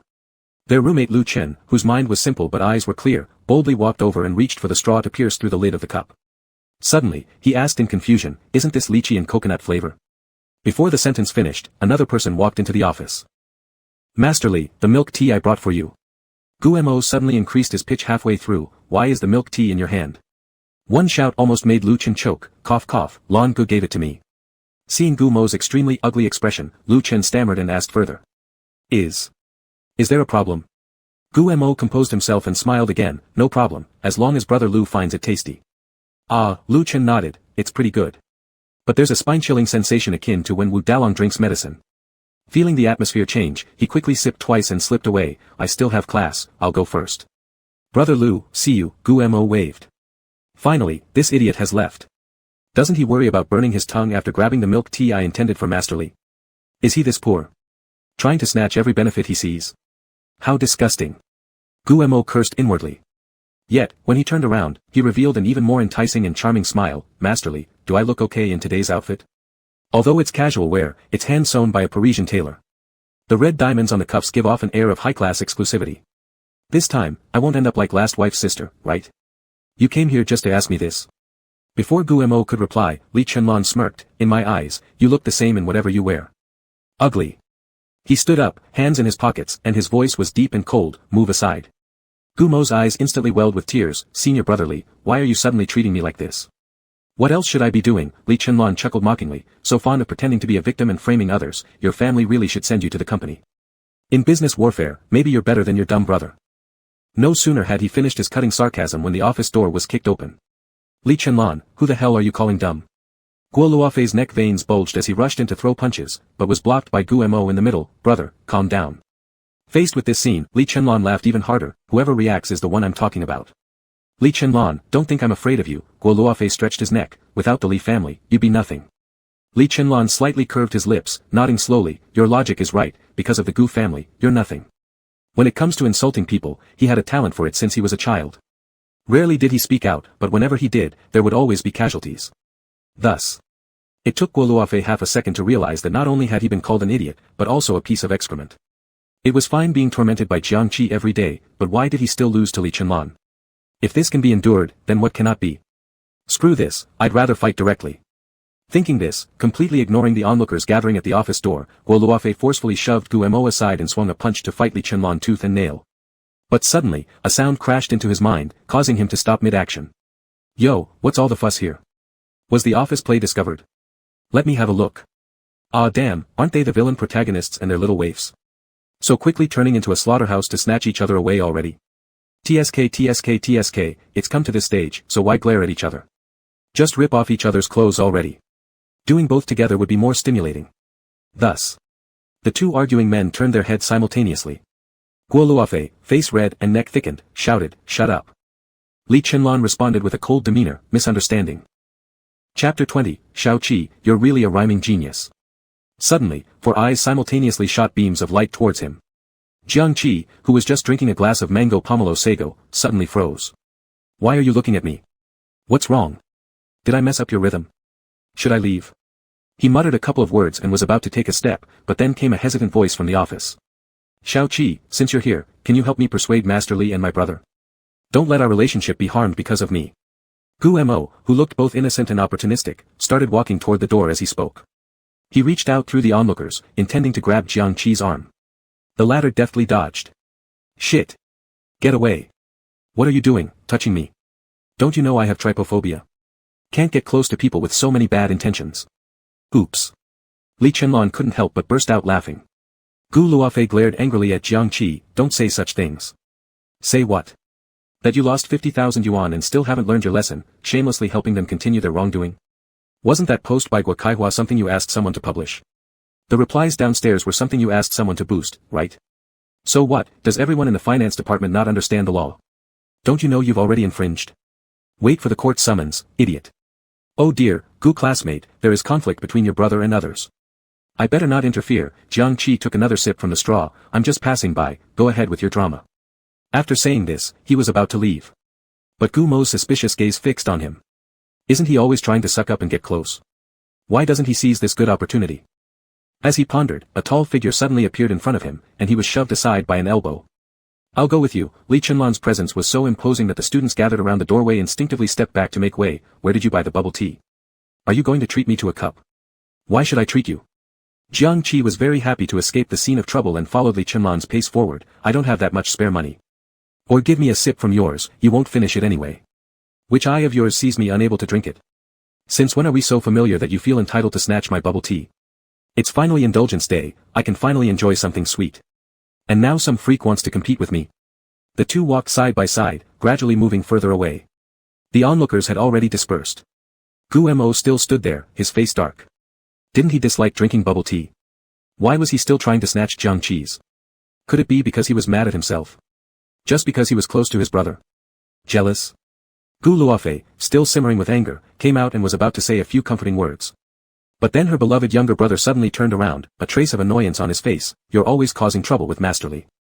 It makes my situation difficult. Gu Luofei was puzzled, why is it difficult for you?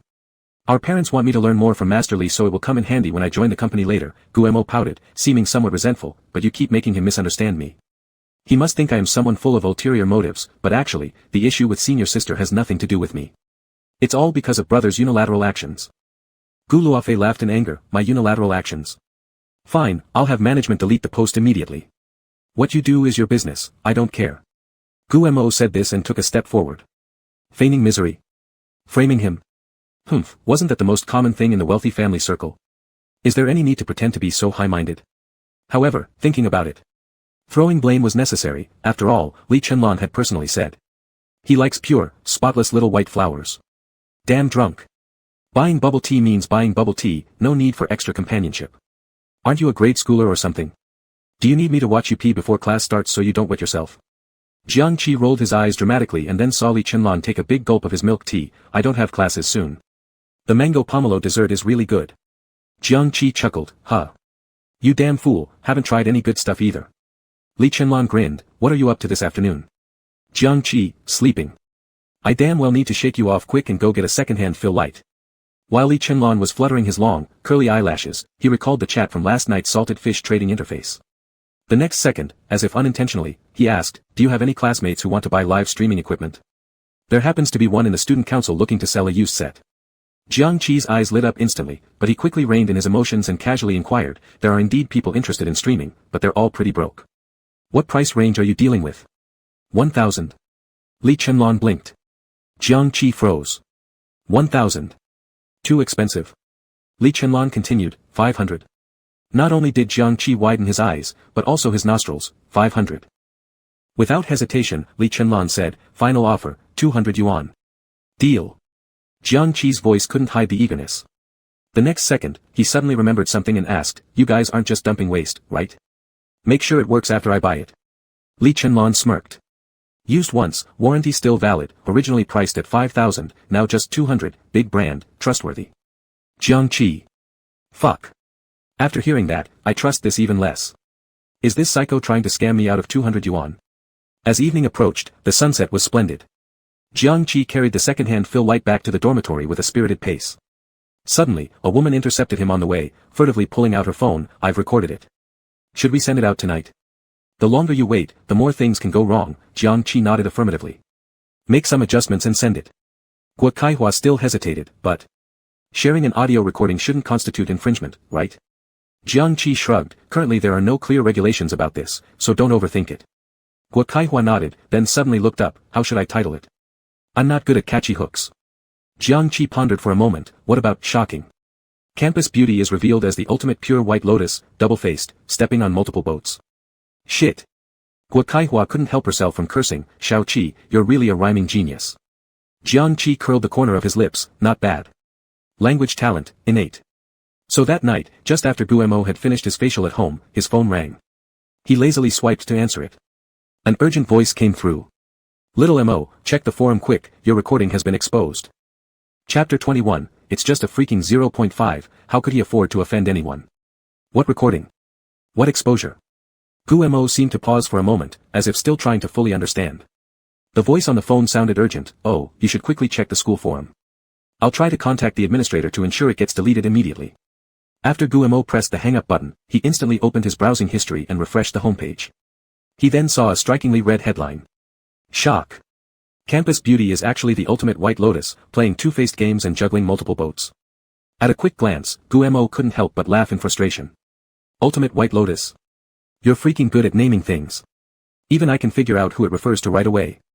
The content of the post was a link, clicking it would redirect you to another interface where a recording would automatically start playing without any manual operation.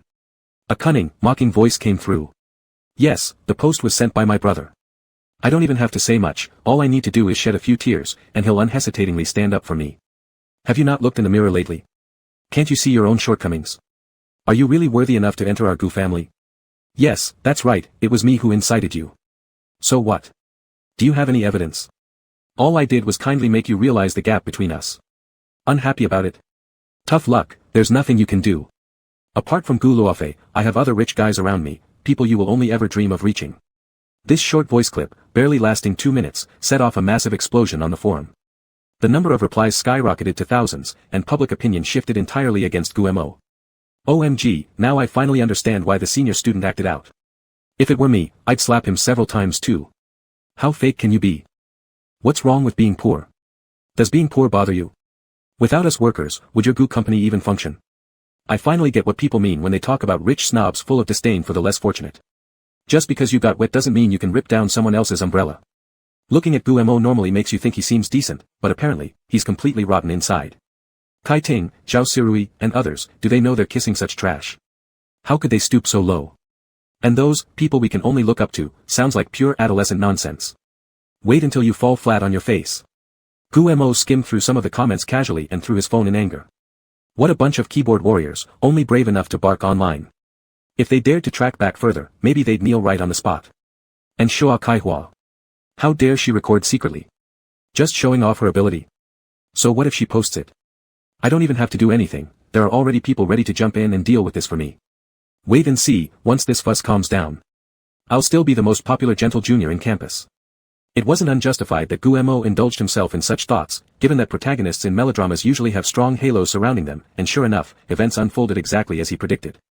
As soon as the post was made public, before public sentiment had the chance to fully ferment, the forum administrator was besieged by various factions, pressuring him to take it down immediately or face serious consequences.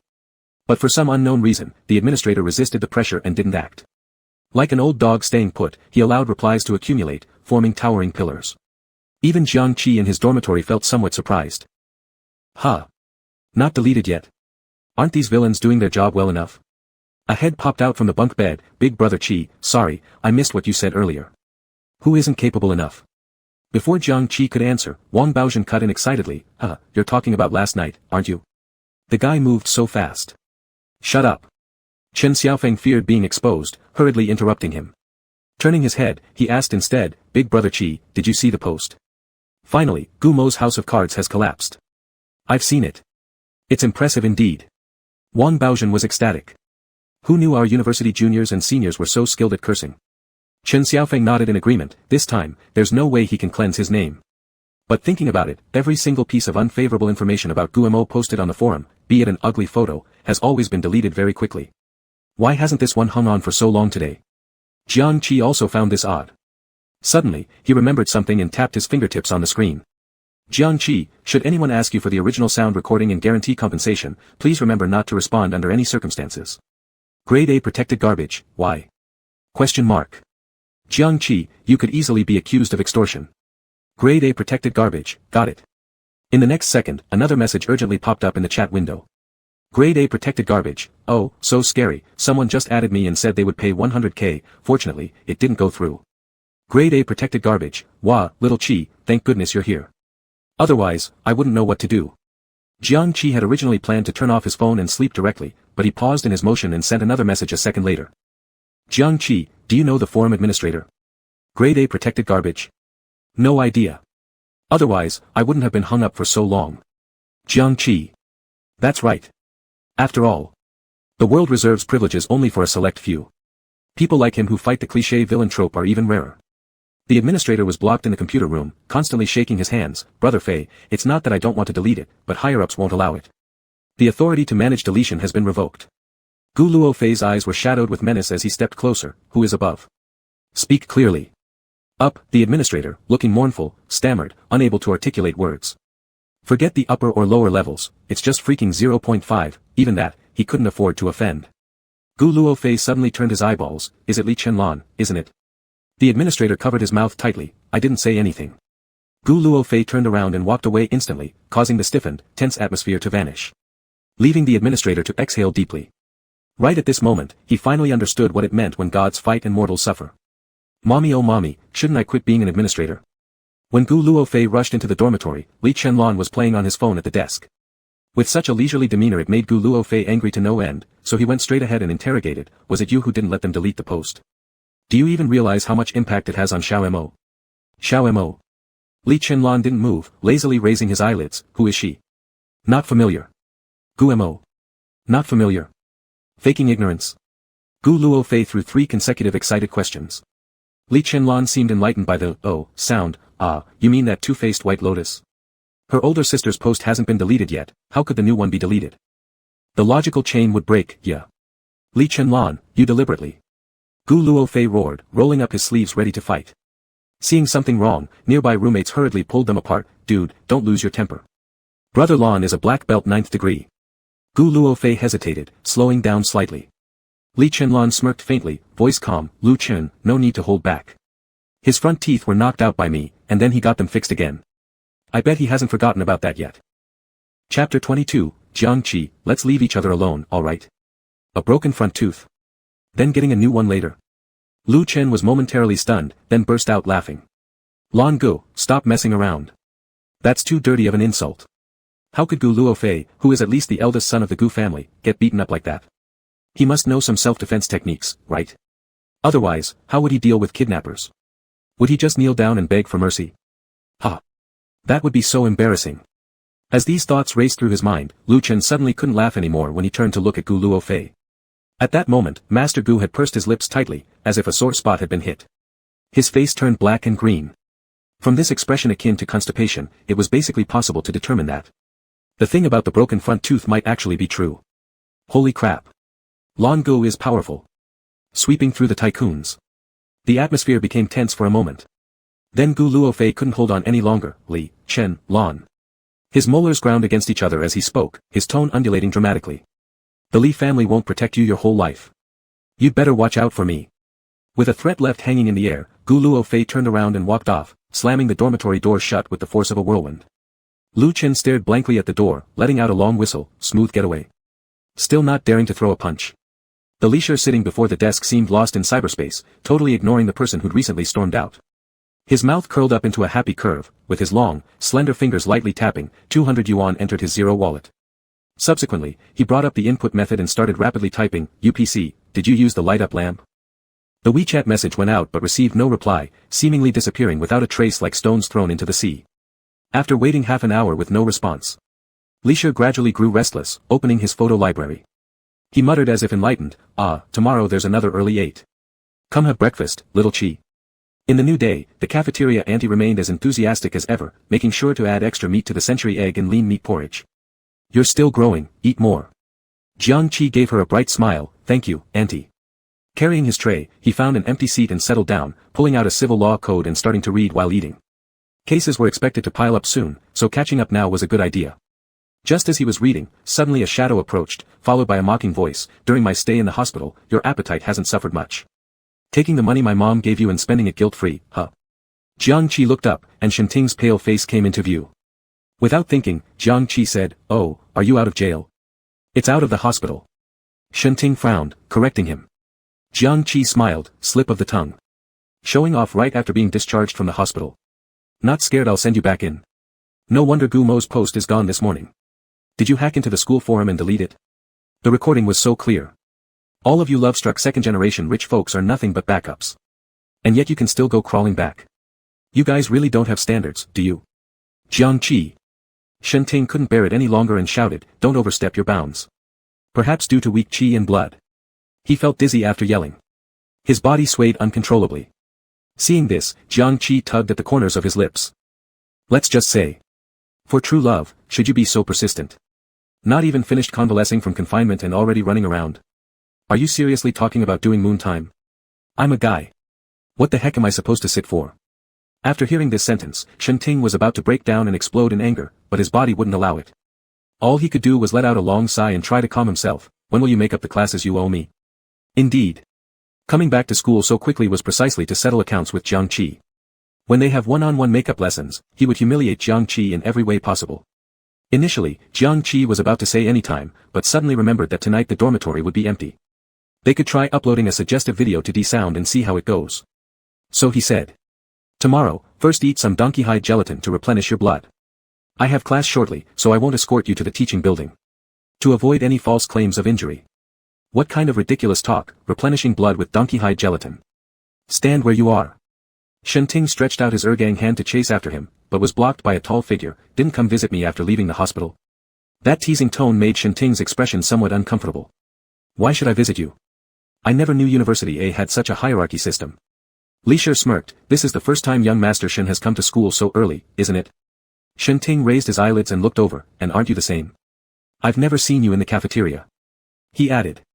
Li Shi's smile was leisurely, the food here has been quite interesting recently, so I came to try it out. Is that so?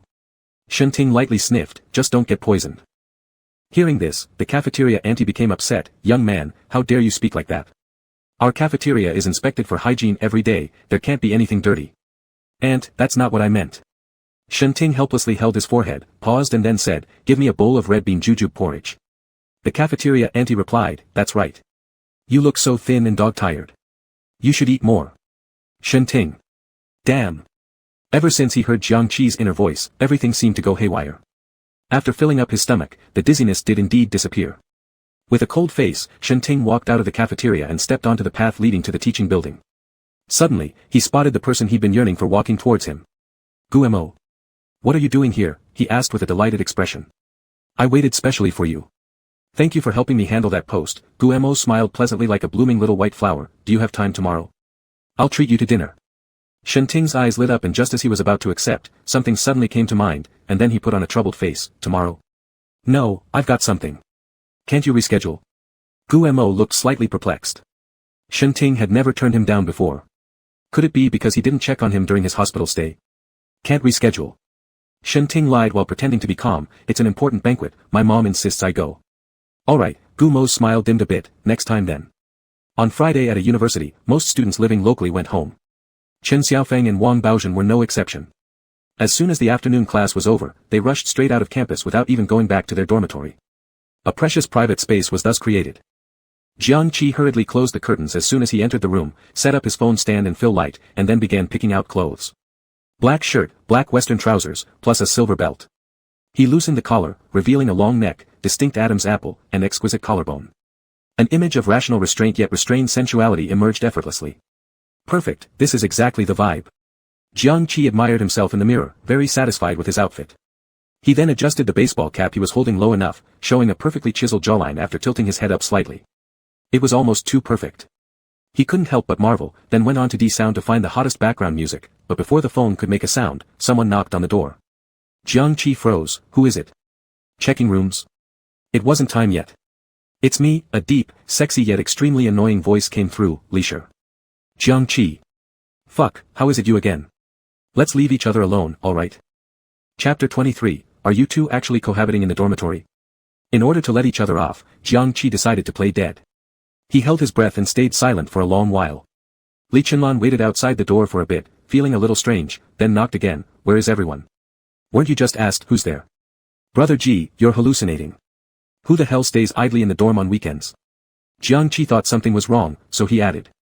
Who the hell blocks people at the dorm entrance on weekends? Go away. Otherwise I will rise from the dead. The heir of a rebellious fortune household curled up his lips. Seems like the curry pork cutlet can't be delivered. That's too bad. Thick slices of pork wrapped in breadcrumbs, fried golden crispy in the oil pan, but juicy and tender when cut open, with specially made pork cutlet sauce. The dormitory door was suddenly opened, and Jiang Qi in cool pajamas blinked. Masterly, why did you come? I was sleeping just now, my brain was foggy, thinking it was a hallucination. What do you have in your hand? Pork cutlet meal. Looks good, is it for me? Damn, tempting me with food.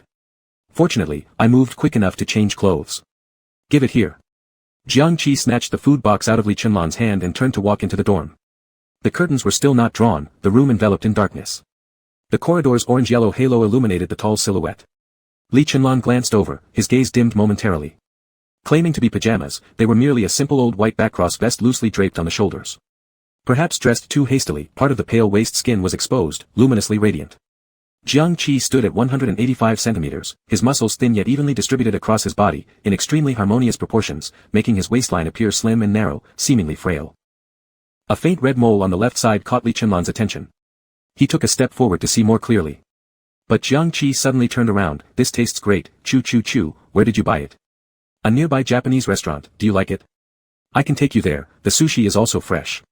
Li Chenlan's eyes remained on the waist, his deep voice somewhat absent-minded. That won't be necessary, chew chew chew. Jiang Qi sat down with a thud, his tank top exactly slipping off, covering his waist. Is there anything you want, chew chew chew? Li Chenlan looked back, after-sales service. How about the supplementary lighting? Can it work? Jiang Qi nodded, worthy of its high-value recovery price, the quality is truly impressive. The taste of the cutlet isn't bad either, being from a Japanese restaurant, surely quite expensive, bought casually to give as a gift. Humph, vicious capitalism. By this time, Li Chenlan turned on the light, bathing the dorm in soft white instantly. When he turned around, his vision inadvertently swept over, pausing the next second. At this moment, Jiang Qi had already placed the meal box on the desk, using chopsticks to pick up the cutlet and feed himself, slightly bending over which caused the excessively loose vest to expose a hint of pale pink. Li Chenlan felt a bit parched, clearing his throat lightly and looking elsewhere, catching sight of the empty bed. Is the dorm not fully occupied? Jiang Qi turned his head following Li's gaze. That's Gumo's spot. Pays money but doesn't stay. Like a squatter. Occupying the toilet without defecating. You get it? Li Chenlan smiled faintly at the corner of his lips. The metaphor was indeed novel, but thinking about toilets and feces, could you still eat? Finished. Jiang Qi contentedly burped. After sales service concluded, you can leave now. Li Chenlan, do you count as denying someone after hooking up? Jiang Qi blinked. Don't look at me with the eyes of a rogue. I didn't ask you to bring me the pork cutlet meal. What are you doing tomorrow? Li Chenlan sat on the desk amicably. Standing at 189 centimeters, he had to lower his head to avoid hitting the bunk above. The tailored shirt was light, outlining evident training marks on his bone structure. Jiang Qi cast a glance and hesitated before saying, there's a part-time job tomorrow. Supplemental classes. Li Chenlan's peach-colored eyes curved, but the pupils remained pitch black. Can you tutor me another day? Jiang Qi laughed lazily, a trace of pig cutlet sauce remaining at the corner of his mouth. Masterly, do you even need tutoring? You lack nothing in any subject, right? If you're talking about lacking a brain, then I take back what I just said. As he walked out of the dormitory building's hallway, Li Chenlan's phone rang. He pulled it out and swiped to answer, his tone indifferent. Hello? The person on the other end paused. Are you in a good mood? Li Chenlan was slightly startled. Am I? Will you come home for dinner this weekend? The woman's voice was gentle and serene. She didn't continue with the previous topic. Grandpa misses you. Li Chenlan fell silent for a moment. We'll see. I have a research discussion to attend to this weekend. There was a barely audible sigh from the other end of the phone. It's been so long since then. You should let it go by now. Li Chenlan. When he hung up, he tilted his head slightly upward, looking toward the heartless and endless darkness at the edge of the sky. A wry curve appeared on the corner of his mouth. During that kidnapping. And neither of them had selected me. Why the hell should I forget? Jiang Qi simply could not figure it out. Why was Li Chenlan so idle? Tagging along in the dorm until midnight and unable to be driven away. What was worse, he wouldn't pay a cent. Don't time and effort earn something precious? Over 10,000 per hour. Just one box of pork cutlet rice wanted to call it a day. Jiang Qi couldn't bear the situation any longer, so he climbed onto the bed pretending to sleep. Before he knew it, he actually fell asleep. He woke up directly to daylight. Rubbing his eyes, he hopped down from the bed and made a round checking the dorm. He found that Li Chenlan the pest had already left at some point. And considerately locked the door behind him. Wait, damn it. How did he manage to lock the door from outside? Could it be that he took my key? In this day and age, rich people are all weirdos who start liking sneaky stuff like thievery. With messy hair sticking up everywhere, Jiang Qi's emotions teetered on the verge of collapse. The next second, the door opened slowly. Good morning, little Qi. Good morning, little Lan. Jiang Qi struggled to stretch his lips into a smile, trying his best not to look too irritable. Can you stop haunting around like this? Quickly return my keys. Li Chenlan held up a large plastic bag full of breakfast items, the fragrance wafting out through the gaps. Little Qi, how about a hearty breakfast to start your day? Jiang Qi's face lit up with genuine warmth and quickly stepped forward. Little Lan, let me see what treasures you've bought. Just as the two were close together, suddenly an unexpected visitor burst in. What are you two doing? The raspy voice interrupted Jiang Qi's train of thought. Instinctively glancing toward the door, he saw Shinting looking like he'd seen a ghost, eyes wide and hand over his mouth. You two are actually cohabiting in the dormitory? Chapter 24, All Fools, Death to Them All. It's no wonder Shinting was lost in thought, mainly because Jiang Qi was dressed too provocatively. The hip-length shorts couldn't hide his long legs, paired with the languid and weary look of just waking up. This left people guessing what kind of fierce battle might have occurred last night. You too. Shinting's face was one of rage and anger, caught in the act like an adulterer, almost losing his ability to speak. Jiang Qi, didn't you say you only wanted to be with me? Now he actually hooked up with him. Jiang Qi, huh? A brain is a good thing, unfortunately, you lack it. No need to quibble. I saw everything. Shinting walked into the dormitory indignant. Jiang Qi, never thought you'd be so promiscuous. Jiang Qi, huh? What stance do you have calling me out on this? Weren't you trying to kill yourself for love just a few days ago? Shinting was momentarily silenced by the verbal attack. You talk as if you want more lessons or you'll leave. If you're leaving, just go. Just so we're clear, no refunds allowed, lawsuits are useless. Jiang Qi rolled his eyes. Damn, isn't it unlucky that it's early morning? Shinting threw off his backpack and tossed it on the desk. Supplementary class. Hurry up. He said, raising an eyebrow challengingly at Li Chenlan. Now I'm paying for the time, irrelevant people can leave. Jiang Qi smirked. People without brains take lessons. Do you still think you're so noble? Shenting. Ayayawawa. Who can silence my inner voice? I'm going to die of anger. Seeing Shenting about to suffer internal injuries, Li Chenlan smirked slightly. Then I won't disturb anymore, don't forget to eat breakfast. Otherwise, your stomach will eat shit automatically. Jiang Qi originally wanted to say, go slowly, not sending. But suddenly paused when he heard something. Why does this sound so familiar? The moment the dormitory door closed, Shenting's noisy voice and Jiang Qi's swearing thoughts were still seeping out. What is this nonsense about eating shit? Jiang Qi, did you two come up with a secret signal now? Didn't expect you to be such a flirt. This moron. Next lesson must cost more. An hour should be 10,000 yuan, at least 30,000. Li Chenlan took steps forward, whistling towards the middle staircase, then suddenly remembered something, paused his pace, tucked his arms into his pocket, and immediately pulled out a key. Did I forget to return it?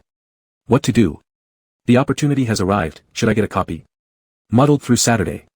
Jiang Qi planned to catch up on sleep on Sunday, replenishing his exhausted body. However, the next day, he woke up at 8:30, and just as he flipped over, he suddenly remembered eating after 9 would result in the mentioned situation. He shot up immediately, got dressed hastily and rushed out for breakfast. While yawning and buying steamed buns, a playful female voice came from behind, Xiao Qi, good morning. Don't call me Xiao Qi, Jiang Qi turned around expressionless, it gives me PTSD. Guo Caixia nodded obediently, alrighty, Xiao Qi. Jiang Qi. He held his tray looking for a place to sit down, Guo Caixia following closely, Xiao Qi, let me tell you, although the post was deleted, the memory on the internet remains, but the forum is full of people speaking up for me. Never expected our university to be so humane, I don't even want to graduate anymore, or maybe I'll continue with a master's degree and PhD. Jiang Qi gave a light scoff. Humane. In the original story, when you experienced cyberbullying, you weren't saying this. When you were wielding a cleaver shouting in the psychiatric hospital. They're all fools, death to them all. After stuffing a bite of steamed bun into his mouth, Guo Caixia suddenly leaned in closer, Xiao Qi, I find you look really good, definitely photogenic, interested in joining the live streaming club. Live streaming? Jiang Qi expressed surprise while chewing, there's a club for that? Of course. Guo Caixia nodded vigorously, we are a team, there are 8 members, each with different live streaming styles, we've accumulated a fan base of 20,000 already. 20,000? Not a small number but certainly not a large one either. At best, entry level. Compared to before he crossed over. It's simply, incomparable. Not interested. Jiang Qi coldly refused. Guo Caixia could barely conceal her disappointment, that's too bad, we've already found a dedicated live stream room. All equipment is available, all imported, just missing a promising streamer. Since you're not interested, I'll leave then. Bye, Xiao Qi. Jiang Qi, who appeared focused on eating the steamed bun. Shit, do people in this world all know how to play the game of enticing someone to come home? Wait. As Jiang Qi stood up and said just one word, he saw Guo Caixia being called away at the canteen entrance. He frowned, stuffed his hand into his pocket, stood up, and also walked out. Sister, can we talk? Gu Mo's voice was still soft and gentle, but her otherwise clear features revealed a hint of ruthlessness. Misunderstandings must be cleared. Guo Caixia scowled, glancing at the person beside Gu Mo, are you trying to have a conversation with me, or threaten me? Besides, what is there even worth talking about between us? Gu Mo pursed her lips and slowly curled her lips into a smile. Sister, aren't you still in love with my brother? This time, I promise he will go on a date with you, as long as you apologize on the school forum, saying you deliberately set me up and plotted against me. I'll even take you to meet my parents after graduation. Guo Caixia looked sideways at Gu Luofei, who was standing nearby, silent and seemingly approving of the deal. Unable to hold back, she burst out laughing. Huh? Am I the kind of person who would stoop that low? And like your brother? I'd rather like Jiang Qi than fancy Gu Luofei again. Just as Jiang Qi had reached nearby, hearing these words. Ah. Cursing is fine. No need to drag me into it too. Gu Luofei's expression froze. Then lifted his eyes and caught sight of Jiang Qi with cheeks full from breakfast. Shit, how did he end up here? And what's in his mouth? Unfinished breakfast from the cafeteria. Looks like a squirrel. Actually kind of cute. This absurd thought popped into Gu Luofei's head, and he shook it off violently, trying to get rid of it. Brother, what's wrong with you? Gu Mo asked curiously, but her peripheral vision noticed Jiang Qi and she smiled faintly. Roommate, are you here too? Then I'll come find you another day. He spoke softly and gently, appearing harmless. Guo Caixia wasn't buying it and directly exposed him. Stop pretending, okay? It's disgusting. No matter how many times you try, I will never apologize. She turned towards Gu Luofei. Relies on trading your good looks to help your fake green tea younger brother. Instead of doing UG work. When I liked you, it was clearly a waste of time and emotions. Before Gu Luofei could utter a single word, his face flushed red with embarrassment, about to retort when an internal voice struck. Sure, sis. Perfect delivery. Piss them off. Gu Luofei suddenly clutched his chest, feeling shortness of breath. Old swan goose, someone should collect him already. Chapter 25, isn't this the base for college mass actor training? Gu Mo helplessly watched as Guo Kaihua left after trailing behind Jiang Qi. The two arrogant and smug figures made his expression grow increasingly dark. After remaining silent for a long while, he turned around with a feigned innocence in his tone. Bro, why do I feel like you're a bit different? Getting countered just now and not even uttering a word? What about the dignity of Mr. Gu's eldest son? Is it all gone? Truly King disappointing. Though Gu Mo was complaining inside. Gu Luofei's gaze remained fixed on someone else, distractedly replying, is there no such feeling? Gu Mo noticed a trace of oddity, bro. His raised voice mixed with disbelief, you wouldn't be interested in Guo Kaihua again, would you? How could that be? Upon hearing these words, Gu Luofei finally snapped back to reality, his expression filled with disgust, I fundamentally don't like women. If it weren't for you, I wouldn't even be here. Gu Mo let out an inward sigh of relief, the corner of his mouth curling into a sweet smile, bro, I knew you care about me the most. But, the senior sister doesn't want to cooperate, she seems to have been bewitched by someone. His lily-white little face appeared melancholic once again. I'll figure something out. Gu Luofei's deep voice carried some indiscernible meaning. He slowly looked up as if still searching for something, but in front of him, there was already no one left. Xiao Qi, were you scared just now? Guo Kaihua said shyly, in fact, I am usually pretty gentle, I just occasionally act crazy. Jiang Qi nodded, your mental state is good. Keep it up. Having received confirmation, Guo Kaihua's expression immediately lit up, Xiao Qi, do you have time later? Jiang Qi was just about to say he was extremely busy when he heard the next sentence. Come visit our live streaming club. Jiang Qi hesitated, do you have activities on weekends? All are enthusiasts of cinema and television, gathering on weekends to practice acting skills, shooting small sketches during broadcasts so we can gain some traffic. Guo Kaihua's eyes sparkled with anticipation, Xiao Qi, we have no audience, come guide us a bit. Guidance is a bit too much, after all, I'm not professional. Jiang Qi maintained a modest attitude. It's fine, we're all amateurs. Thus, Jiang, amateur, Qi was pulled into the live streaming club. Just as he pushed open the rehearsal room's door, he heard. Tozen, the cherry blossoms in the homeland have bloomed again, won't you go take a look? Don't move, raise your hands. Down with Japanese imperialism. Drive the Japanese out of China. Baka, Ryosuke. Still laughing, still shouting nonsense, can't you guys be serious? How many times has this been rehearsed? With your acting skills, you wouldn't be used even as extras for money. Suddenly sensing a chill creep down his back, the director instinctively turned his head and upon spotting Guo Kaihua instantly bared his big teeth, sister, you're here. Who's the handsome guy over there? So familiar, did I see you on the school whiteboard wall? This is.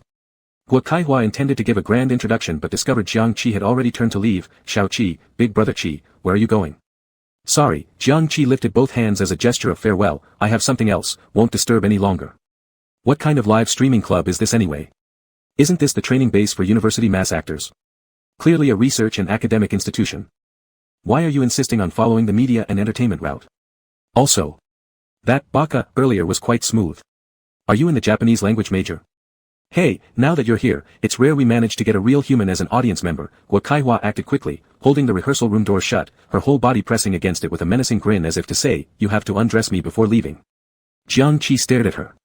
*T, I've fallen into a trap. Seeing the live person audience wasn't planning on leaving, Guo Kaihua grew excited. Keep playing the music, keep dancing. As evening approached, the passionate anti-Japanese resistance neared its conclusion. The conductor, the 8th Route Army member, and the baka looked at Jiang Qi with hopeful eyes, what about it? Can we participate in the divinity drama audition? Jiang Qi, He didn't know how to respond. That can be discussed later. Guo Kaihua broke the awkwardness, raising her hand, tonight, we gather together for a dinner party welcoming new members. Jiang Qi looked left and right, where was the new member? Don't doubt, it's you. Guo Kaihua laughed mischievously amidst the social members, let's go eat grilled skewers, AA. Of course. New members don't have to pay AA. The tone that was about to refuse suddenly changed, where are we going to eat? Yanbian Barbecue City, Simaida. Considering the food, he decided to bear with it for a while. With such thoughts in mind, Jiang Qi was dragged toward the commercial street. Although University A was located in a remote suburban area, because many universities were clustered together, the surrounding economy had developed accordingly. Shops were mostly built around the needs of university students. For instance, beauty salons and barber shops, hotels and bathhouses, Chinese and Western cuisine. Barbecue and spicy hot pot, rice noodles and potato starch. Lanzhou pulled noodles, Shangxi knife-cut noodles, Chongqing small noodles, and Rujiamo. Jiang Qi's throat moved as he felt an urge to try them all. Xiao Qi, let's hurry up or there won't be any seats left. You don't know, this Yanbian self-service barbecue is incredibly popular. If we come a little late, we'd have to wait half an hour. Hey, Xiao Qi, wait for us. Oh my goodness, long legs are so advantageous, one step equals R2. Fortunately, they arrived just in time, securing the last available seat. With 8 members from the live streaming club plus 1 new member, the table was perfectly filled. Guo Kaihua picked up the menu and handed it to Jiang Qi. Xiao Qi, you order for everyone. Don't be polite, this round's on us. Her smile was warm and generous, as were the smiles of the other members. However, as the server continued punching orders into their machine at a rapid pace, their expressions involuntarily stiffened. Damn. What kind of appetite is this? Has he not eaten for several days? Feeling their stunned stares, Jiang Qi raised his eyelids. Is there a problem? No problem, no problem. Guo Kaihua silently recalled the remaining meager living expenses of the month, swallowing her saliva hard. You go ahead. I force through it. Who helped me with such a big favor? I'll pre-spend 2 months' living allowance. She forced a smile through gritted teeth, trying to appear strong. Jiang Qi pressed his lips together. Relax, will I really let you treat me? I'm not like those villains' leaks. No need to cut mine yet. The unexpected voice made Zhao Sirui hesitate mid-step, freezing as he turned to its source. Jiang Qi. How did you end up here? Holding the menu and turning back briefly, Jiang Qi shot him a glance before resuming his meal. Why am I here? I came here to eat. If the landlord's foolish son decides to act stupid, it truly spirals out of control. Zhao Sirui. It's pointless for me to even ask. I should just pretend I didn't see anything. Wait a moment. I'm his employer. Why should I let him walk past without saying anything? Chapter 26, I just finished showering. If you don't believe me, smell me. As Zhao Sirui was doubting life, Guo Kaihua leaned close to Jiang Qi's ear. Xiao Qi, it's him who requested to add me. He left a message saying he would delete the post and transfer 100,000 yuan. To make sure I believed him, he also attached the words unconditional gift. Jiang Qi slowly nodded and handed the menu back to the waiter. Order these first, thank you. 10,000 yuan just to help his beloved bottom. Not very sincere, is it? What's wrong? Does the illegitimate child of the Li family not have enough pocket money? Embarrassed by his lack of funds? TSK, indeed not the legitimate offspring. Shit. Zhao Sirui suddenly shouted. Who the hell says I'm short on money? I've got plenty. The waiter who was about to leave jumped at the sudden outburst. Sir, you dash. Is he going to get drunk and wild? He hasn't even had that much. Just 3 bottles. What tolerance is this? Zhao Sirui approached the server with an imposing presence. The latter gaped. What the heck, I was just thinking sarcastically. Does this guy have mind-reading powers? Can he hear? Oh no, please. These supernatural things shouldn't happen to me. I am just an ordinary worker bee. These orders from their table, regardless of the amount, Zhao Sirui spoke like a nouveau riche millionaire. I will buy all of them. This dramatic turn of events took the server by surprise. Sir, are you sure? I'm certain. Zhao Sirui chuckled darkly. I've got money and I like to throw it around recklessly. It'll be like alms. Jiang Qi turned his head. Idiot, do you love to give alms so much? Why don't you go to the ATM to withdraw cash and use it to kill me? Zhao Sirui. As if I wouldn't dare. He stepped forward, ready to boast some more. However, Guo Kaihua suddenly stood up under everyone's eyes. You think I'll like you because of this? Don't dream on it. I now detest all you second-generation rich. Zhao Sirui froze. What? What did you say? Guo Kaihua responded, if you want to treat me, I won't stop you, but trying to pursue me like this? It definitely won't work. Zhao Sirui began to fall apart, almost grabbing his own hair in frustration as a protest against this mad world. Which eye of yours sees me pursuing you? When Zhao Sirui returned to his seat, he didn't feel like he was showing off his wealth. Instead, he felt quite frustrated.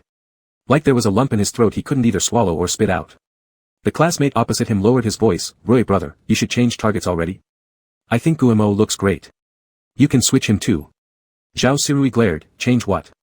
If you say one more word, do you think I won't sell you to Myanmar North? The classmate moved back. Why are you mad again? Come on, have a drink. Guillermo is pretty good. Gentle, beautiful, and tranquil. His pictures fill up the confession wall. In this day and age, having to speak untruthful words just to share a meal is tough. It's not easy for anyone. The classmate took a sip of alcohol and started another topic. That guy over there, isn't his name Jiang Qi? He really looks handsome, with a great figure too. Is he the law school heartthrob? Are you blind? Zhao Sirui rolled his eyes. That guy can be called handsome. Cursing incessantly, his eyes involuntarily drifted towards Jiang Qi's profile. It must be admitted that some people were just born with soul-stealing faces. So finely crafted, it went beyond description. Perfectly paired with a poem. A person like this should only come from heaven, seldom heard of on earth. Of course. If he could express thoughts a little more civilly, it'd be better. Brother Rui. The classmate waved his hand in front of Zhao Sirui. What are you thinking? Shall we continue drinking? Sure, today if anyone doesn't get drunk, they're a turtle. Zhao Sirui snapped back. What's the use of looking good? Compared to Guillermo. He's nowhere near as good as one of his fingers. Since there was a big sucker paying the bill, the streaming club team naturally wouldn't be polite. They ordered through the menu again and specially added the craft beer. Such beer was expensive. During regular gatherings, they would always save costs by opting for cheap specials. Today's a splurge day. Guo Kaihua gracefully sipped, foam clinging to her lips. After this event, I finally realized something. Why bother with romance? My goal is stars and oceans.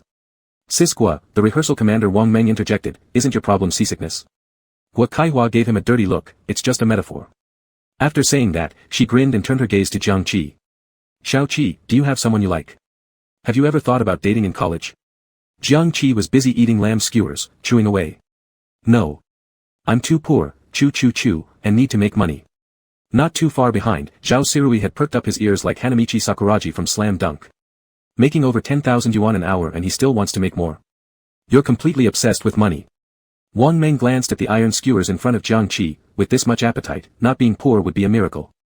Inside Yanji Simaida, the atmosphere was lively, while outside the sky was already dotted with countless stars. Since it was Sunday, university students were returning to campus for some last-minute shopping, creating a bustling crowd. Li Chenlan, after buying a bag of golden pillow durians, was about to head back to school when he happened to glance up. And spotted a familiar profile by the window of a certain barbecue restaurant. He stopped mid-step, standing still and looking up. His usually straight lips curved into a smile. Bro Lan, why aren't you moving? Lu Chen asked curiously. Li Chenlan, you go ahead first. I've got something to take care of. What is it? Lu Chen instantly stuck to him like glue, can I come along?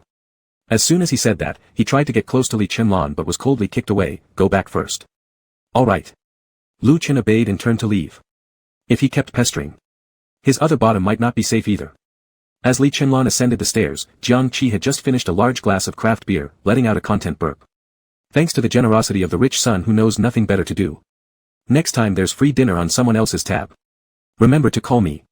Li Chenlan heard this comment and frowned slightly, shifting his gaze and indeed spotting Zhao Sirui, who drank just enough to get wasted every single time. Master Li. Guo Kaihua shouted excitedly, we're over here. How coincidental, meeting you here. Upon hearing this, Jiang Qi turned around, his slightly flushed cheeks flashing a flicker of surprise. Shit. Why is this freak here too? An ominous feeling creeps over me suddenly. Don't come near. Don't come near. Shit. With so many seats available, why does he sit next to me? And so damn close. I have OCD. Lycan's Lan, notorious for always going against the grain, leaned in, his eyes locking onto Jiang Qi's alcohol-dampened lips. I just finished showering, if you don't believe me, smell me. Still smells good. Jiang Qi's eyes widened. What the hell? You really are a freak, right? Who in their right mind gets that close just to let someone sniff them? Chapter 27, My brother is sneaky. He definitely has something up his sleeve. The ensuing mumbling brought a great deal of comfort to Zhao Sirui. You know what, this guy Jiang Qi is pretty fair. He's not just picking on me. It's more like indiscriminate verbal assault. Using his peripheral vision, he glanced at the figure who both hated and feared him, with an involuntarily upward curve at the corner of his mouth. Humph, Li Chenlan. You're not doing much better than me. In the face of absolute power, you still end up speechless. While Zhao Sirui self-consoled himself, he picked up the wine glass and poured it into his mouth with a pleased expression. The result was that the next sentence almost made him spray it out. Wow, it really tastes good. There's a fresh, cold pine smell. What brand of shower gel do you use? Don't tell me it's your natural body fragrance. If you're as greasy as Zhao Sirui, I'll fucking kill you. Choke. Zhao Sirui really splashed a face full of drink onto the opposite classmate. Not caring about the other person's reaction, he angrily turned around. Praising others is fine, but why compare them to me? What's so damn fragrant about you? Are you daydreaming? His overreaction drew attention from another table. Li Chenlan lazily turned back with a look full of provocation and smugness in his pitch-black pupils. As if silently mocking. Hear that? We are ultimately different. I am the legitimate heir, and you are the illegitimate one. After only exchanging a glance with him, Zhao Sirui felt his mental defenses completely collapse. Damn it, why haven't I ever been able to win against you? Do I have to grovel in order to survive in the Lee family? Living like a dog, I've had enough of this shit. Taking a deep breath, he forced a smile on his face. Brother, how come you're here? Just arrived? Let's share the table, more people means more fun. Guo Kaihua glared at him. See? You want to get close to me. Humph, never let your scheme succeed. There's no room left. Next time, be earlier. Guo Kaihua spread her hands and refused with a distant smile. Zhao Sirui gritted his teeth, don't forget, this meal is my treat. I'm your damn sugar daddy. Huh? Li Chenlan sounded surprised, then suddenly turned his head toward Jiang Qi, who was enthusiastically grilling kebabs. What's the theme today? Why is Mr. Zhao paying the bill? Jiang Qi didn't even bother looking up. Fuck, has it anything to do with you? What, want to take sides with the fool? Save it, you don't even know how many fools there are. Zhao Sirui, you can't shut your damn mouth with food alone. Big brotherly, today is our streaming club's welcoming event. Wang Meng spoke before others could interrupt, not aware of the complexity. We originally planned to go AA style for dinner, but Zhao showed up, insisted on paying, throwing money at us. Zhao Sirui, okay, sounds like a total fool indeed. Li Chenlan smirked, so, you joined the streaming club? Eh. Jiang Qi looked up, with lamb oil still lingering on his lips. I'm just checking it out. Not decided yet whether to join or not. Hearing this, Guo Kaihua instantly became flustered. Shao Qi, you've eaten our meat and drank our alcohol. How dare you pretend to be unfamiliar after enjoying it? That's absolutely like a heartbreaker. Saying that, she also glared at Zhao Sirui, who already harbored a bellyful of resentment. What does it have to do with me if he doesn't join the streaming club? Mainly because part-time work is too busy, afraid there won't be time for live broadcasts. Moreover, your skits. Jiang Qi recalled the segments from the anti-Japanese propaganda plays he once participated in, momentarily stunned, are not really suitable for me. As the president of the streaming club, Guo Kaihua spared no effort to dig out talent. Little Qi, rest assured, we will adjust according to your schedule, no matter how late it gets. We don't even need you to perform skits. Just casually visit our live streams when you have nothing else going on. Visit live streams? This time, both brothers with different surnames questioned simultaneously. Realizing she'd slipped, Guo Kaihua quickly patched things up. Well, meaning is, D-sound is now so strict, easy to report. Of course, Shao Qi would not be asked to do suggestive dancing. She would never admit that she had her eyes on Jiang Qi's figure and face that lit up the broadcast every time, intending for him to dress in women's clothing for the live stream as a prominent banner of the club, earning a skyrocket-like wave of traffic. Suggestive dance. Both brothers fell into deep thought again, as if these 3 words were a profound subject worth studying. Jiang Qi ignored the undercurrents swirling around, downing 30 mutton skewers, 20 beef tendons, a small handful of chicken crispy bones, and 4 big glasses of brewed beer all in one breath. He let out a contented belch, raising his hand to pat his slightly protruding little belly. Am I getting fat? Resume training tomorrow. An hour of core strength, an hour of cardio. And an hour, tutoring the landlord's stupid son. Zhao Sirui carefully recalled the schedule. I'm that dumb son tomorrow. Shit. Meow meow, so pissed off.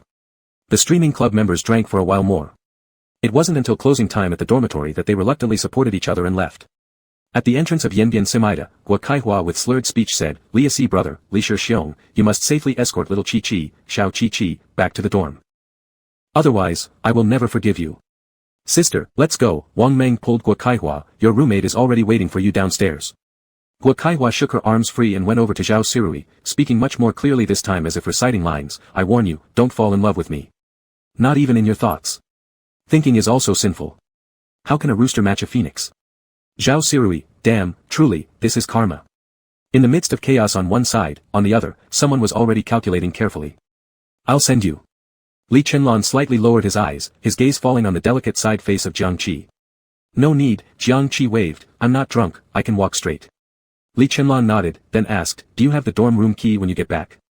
Jiang Qi instinctively patted his pockets upon hearing this. What the hell? Did I forget it? No big deal, those 2 guys should be in the dorm. He took out his phone and opened the 3 idiots group chat. Jiang Qi, where are you guys? After waiting for a while with no response, he sent another message. Jiang Qi, you can all instantly reply to dirty jokes, why not my messages? Bao Tajin Hiyao, bro, I can't make it tonight, there's a classmates reunion from elementary school. Du Ling Feng Saw, big bro, I can't make it either. My mom insisted I attend a blind date. Jiang Qi stared at the phone screen. Did these 2 dogs plan it together? Are they forcing me to find the dorm auntie? Before Jiang Qi could activate the privacy mode, the sharp-eyed Li Chenlan had already scanned through the chat content and smirked slyly, our dorm doesn't leave a spare key with auntie. If they don't come back, you can stay over at my place. The bed is big. Before he finished, a loud roar came from behind. Not allowed. My brother is devious. He definitely has ulterior motives. Chapter 28. There should be a king-size bedroom. Bro, I drank too much and started babbling. I'll go back to the dorm first. I won't join you guys. Zhao Siwei disappeared into the darkness with his remaining sanity. He couldn't figure out why he had suddenly shouted those 3 dumb statements. And by the time Li Chenlan's death glare was cast at him, all he could think was, shit, this time I'm really done for. Jiang Qi watched Zhao Siwei fleeing like a defeated soldier, and his lips curled slightly. I thought this guy would finally stand up straight for once. What happened? Can't even keep it together for 3 seconds. Worthless. Having reached his conclusion, Jiang Qi took a step towards the campus. The evening breeze blew gently, lifting his bangs to reveal a clear forehead and fine eyebrows. As Li Chenlan walked beside him, his peripheral vision following the figure ahead. Whatever thought came to mind, his lips curved suddenly. Jiang Qi gave him a sidelong glance. What's so funny? Here to sell your laughs. Completely doesn't fit your usual aloof, scheming badass image, huh? Actually, I'm pretty approachable. Li Chenlan's lips parted as he slowly said, if you stay with me, absolutely welcome. I'll consider it. Jiang Qi didn't want to sleep on the street. Given the current situation, Li Chenlan did seem to be the best choice after all. After all, he seemed way more reliable compared to those love-addled villains. Lifting his face again, he looked around the shops on both sides. How about we stay in an inn? Just to get through the night. Craft beer had a strong kick, and even for someone with a vast tolerance like Jiang Qi, his cheeks were tinged with a pink hue of excitement, spreading down to his white, long neck, reflecting colorful hues under the lamplight. Li Chenlan stared, his gaze darkening slightly. Inn. Not bad either. There should be a king-size bedroom. Rolling around, he might even get scolded. Forget it, just paid off part of my online loans, now I'm broke again. Damn. Campus loans are killing people. Should I let it overdo and sue them? As Jiang Qi mumbled to himself, Li Chenlan's thoughts shifted again. Going back to the dorm wasn't bad either. Though the double-person bedroom was spacious, the single bed was very narrow. And turning over was almost inevitable. Just as he thought of that, a WeChat notification sound went off, and Jiang Qi held the phone in his palm and picked it up without hesitation. Alone, oh my god, the arranged meeting turned out to be a cross-dressing dude. I've already fled, brother Qi, wait for me to warm your bed. Jiang Qi smirked, his fingertip lightly tapping on the screen. Jiang Qi, aren't you coming back soon? Once again, having been involved in corporate espionage, Li Chenlan caught a glimpse of the content and his expression grew colder. Roommate. 10 minutes, Jiang Qi responded, I'll go ahead. So fast. Li Chenlan's voice was faint. Of course it's fast. And not only this, everything's quick. Jiang Qi jokingly waved goodbye to Li Chenlan, we'll meet again if fate allows. As soon as the words left his mouth, he quickly stepped toward the school gate. This time Li Chenlan didn't follow, instead standing in place, rubbing his jaw, Should we switch dorm rooms? On Monday morning, second young Master Gu woke up from a sweet dream, took off his handmade silk pajamas, and changed into a simple yet elegant bespoke suit before descending the stairs slowly. Wang auntie, what's for breakfast? His voice was gentle and cheerful as always. Wang auntie, who was sweeping the stairs, didn't look up, don't know. You can check in the kitchen yourself. Wang auntie, Gu Mo momentarily startled, why such an attitude? Did I do something wrong and upset you? If that's the case, please tell me. And I'll certainly correct it. Wang auntie rolled her eyes fiercely, throwing the cloth into the water basin, young Master Gu, must we put on airs? If you see my poor attitude, fire me directly. Pay the compensation money, and I'll leave immediately. TCH, do you think I'd want to stay here? Your brother is cruel, you're manipulative. What kind of lousy working environment is this? I'd rather change jobs to Mr. Shen's next door. Gu Mo was speechless at the sudden criticism, taking some time to respond stammeringly, Wang auntie, is there any misunderstanding between us? No misunderstanding, Wang auntie said, hands on her hips, Flunky Aunt Sue is such an honest person, and you and your brother gang up to fire her. You've been working at our house for 10 years, haven't you earned some merit? If not, then surely endured some hardship. Besides, Aunt Sue has a son with ALS to support. How could you show no sympathy at all? Gu Mo was somewhat at a loss, Aunt Wang, I didn't know about Aunt Sue's family situation. And it wasn't me but my brother who fired her. You should talk to him. Anyway, Aunt Sue is getting old and not as agile as before. Offering her generous compensation to retire is also a kind of. TCH, Aunt Wang spat forcefully, what generosity? D-Sound exposed it. It was the lawyers who negotiated that. Your Gu family are truly stingy roosters who wouldn't spare a feather. Aunt Wang, Gu Mo looked aggrieved, almost on the verge of tears, it really has nothing to do with me, it's my brother. Aunt Wang glanced behind him and sniffed coldly, just keep throwing the blame then. With that, she picked up her cleaning tools and turned to walk down the stairs. Realizing someone was behind him, Guillermo turned around to see Gu Luofei, his eyes reddening even more. "Brother, I didn't want you to fire Aunt Sue." "I know," Gu Luofei cut him off with a stern face, "it was all my decision, none of your business." Guillermo lifted his head, sniffing. "Brother, are you angry?" "No," said Gu Luofei while walking, passing by him, "I have an 8 o'clock class today, I'll go first. After breakfast, you can ask the driver to send you." "Brother," Guillermo turned around to chase after, only to find Gu Luofei walking faster, showing no intention of waiting. He stopped, his expression turning increasingly somber. "So what if I throw the blame? Only by maintaining this persona can I gain the maximum benefit. Who made you so eager to stand up for me? You're either love-brained or stupid." Gumo smirked unconcernedly, stepping down the stairs just as he encountered the butler, thus pretending carelessly. "Aunt Wang just said she didn't want to work anymore and wanted to retire back home. You might as well persuade her, she has worked here for such a long time, I'm really reluctant to let her go." The butler gave him a deep look, then nodded. "All right, master, I'll take care of it." Guillermo smiled, "Thanks." After breakfast, sitting in the rear seat of the Maybach on his way to school, he heard his phone ring and swiped to answer. "Advisor, is there something?" "Guillermo, aren't you supposed to live off campus? Could you give up your spot?" asked the voice on the other end of the line. "Is there someone who wants it?" Guillermo was surprised. "Who is it?" The advisor's voice was clear. "You should know him, one of your seniors. From the finance department. Lai Chenlan." Chapter 29, Should we figure out brother number 1 during this time? "Master Li. How could it be him?" Gumo's tone couldn't conceal his surprise, and then he asked his doubts. "If I'm not mistaken, he is now in a double room, which is far better than the 4-person dormitory, so why does he want to move out?" When they first came to University A for enrollment, single and double rooms were the most coveted, and even bribing didn't guarantee you entry. Initially planning to commute, Guillermo wasn't too concerned about this matter, thus accepting the school's arrangement with his name placed in Jiang Qi's dormitory. However, except for the first day of school when he symbolically familiarized himself with the routes, he hadn't set foot in the dormitory building at other times. University can also be considered a mini-society, where students are divided into 3 6s and 9s. Without deliberate emphasis, everyone knew deep down. Staying in a 4-person dormitory was no different from living in a poor district. After graduation, they would end up as white-collar workers at best. Those who make it to management have incredibly good luck. More commonly, they face layoffs or early retirement by their 30s.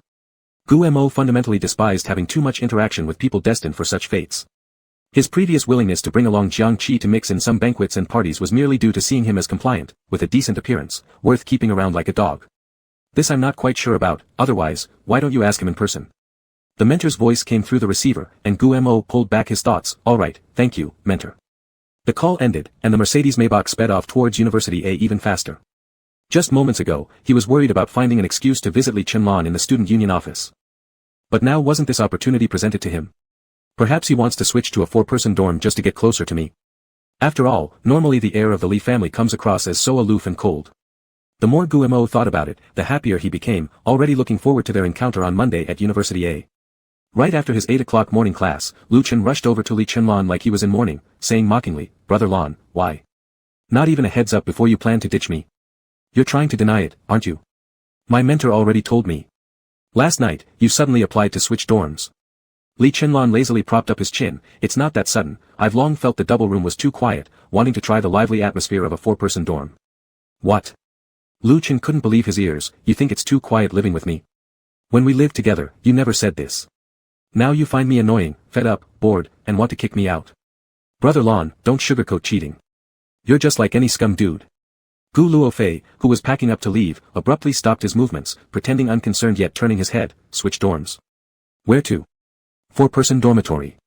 Lu Chen seemed like Xiang Linxiao who had found a confidant. He actually went crazy enough to want to live in a 4-person dorm. Gu Luofei stared at the sly smile curving at the corner of Li Chenlan's lips, suddenly forming a ridiculous idea, incredulously asking, "Could it be, you want to move to Jiang Qi's dormitory?" Li Chenlan remained silent, his smile growing wider, seeming like an affirmation. Gu Luofei. Is he insane? To willingly invite trouble? Hearing the incessant grumbles. Will you still be able to sleep at night? Li Chenlan stood up, picking up his bag while walking out, patting Gu Luofei's shoulder. "I'll go in first, don't try to snatch it from me." "I damn well won't." Before he could utter the word snatch, Gu Luofei didn't say it aloud. Because upon glancing at Li Chenlan's smug and triumphant back, he surprisingly felt a tinge of jealousy. What the hell? By noon, having skipped lunch, Jiang Qi had already been trapped by Guo Kaihua. They tore into each other all the way to the little grove. "Xiao Qi, just this once. I'm begging you. Help me out." The big donor insists on watching cross-dressing streamers, otherwise he will demand a refund on his donations. Guo Kaihua clasped her hands together, anxiously rubbing them. We've already donated the money, how can we possibly return it? Adults' donations needn't be returned. Jiang Qi lifted an eyebrow unmoved. A fully capable individual must be responsible for their own actions. Guo Kaihua showed her pitiful face. That's true, but he keeps cursing us and filing complaints all the time. It's not easy doing our charitable work. We're waiting to raise funds to buy teaching materials for the kids next semester. Jiang Qi. When I'm almost getting cyberbullied myself, why am I learning charity from others? Nowadays, being kind-hearted should come with some skills too, right? He rolled his eyes. Who had a mishap before? Wang Meng. At the mention of this, Guo Kaihua became infuriated. I told him so many times to tape the chest pads down properly, but he didn't listen. As a result, during the live stream, they flew off and landed on the screen. Jiang Qi imagined what that scene might look like, chest pads flying off onto the screen. That move seems pretty hard. Despite having many questions, he was still dragged forcefully by Guo Kaihua to the live streaming club. Walking into an empty room by chance, he spotted the full set of equipment. Pretty cool, huh? Guo Kaihua beamed with pride. We're ready for everything except one soon-to-be famous streamer. Jiang Qi scanned around, then looked serious. I haven't been a cross-dressing streamer, so I can't guarantee anything about going viral. Why not try a different concept? Go as a male bodhisattva. He offered seriously, making Guo Kaihua frown while considering, it's not impossible, but this account already has a lot of male fans. If we suddenly change styles, we'd scare away half of them. How about starting a new project quietly? And focus on dealing with the top donor in the meantime? Jiang Qi, alright. Ah, Guo Kaihua let out an excited scream. Xiao Qi, you're always the best. Not only handsome but also kind-hearted. Though you seem mean and aloof on the surface, you actually have a warm heart inside. Thank you for your awkward compliment. Jiang Qi raised a hand, signaling her to stop. No need to flatter me.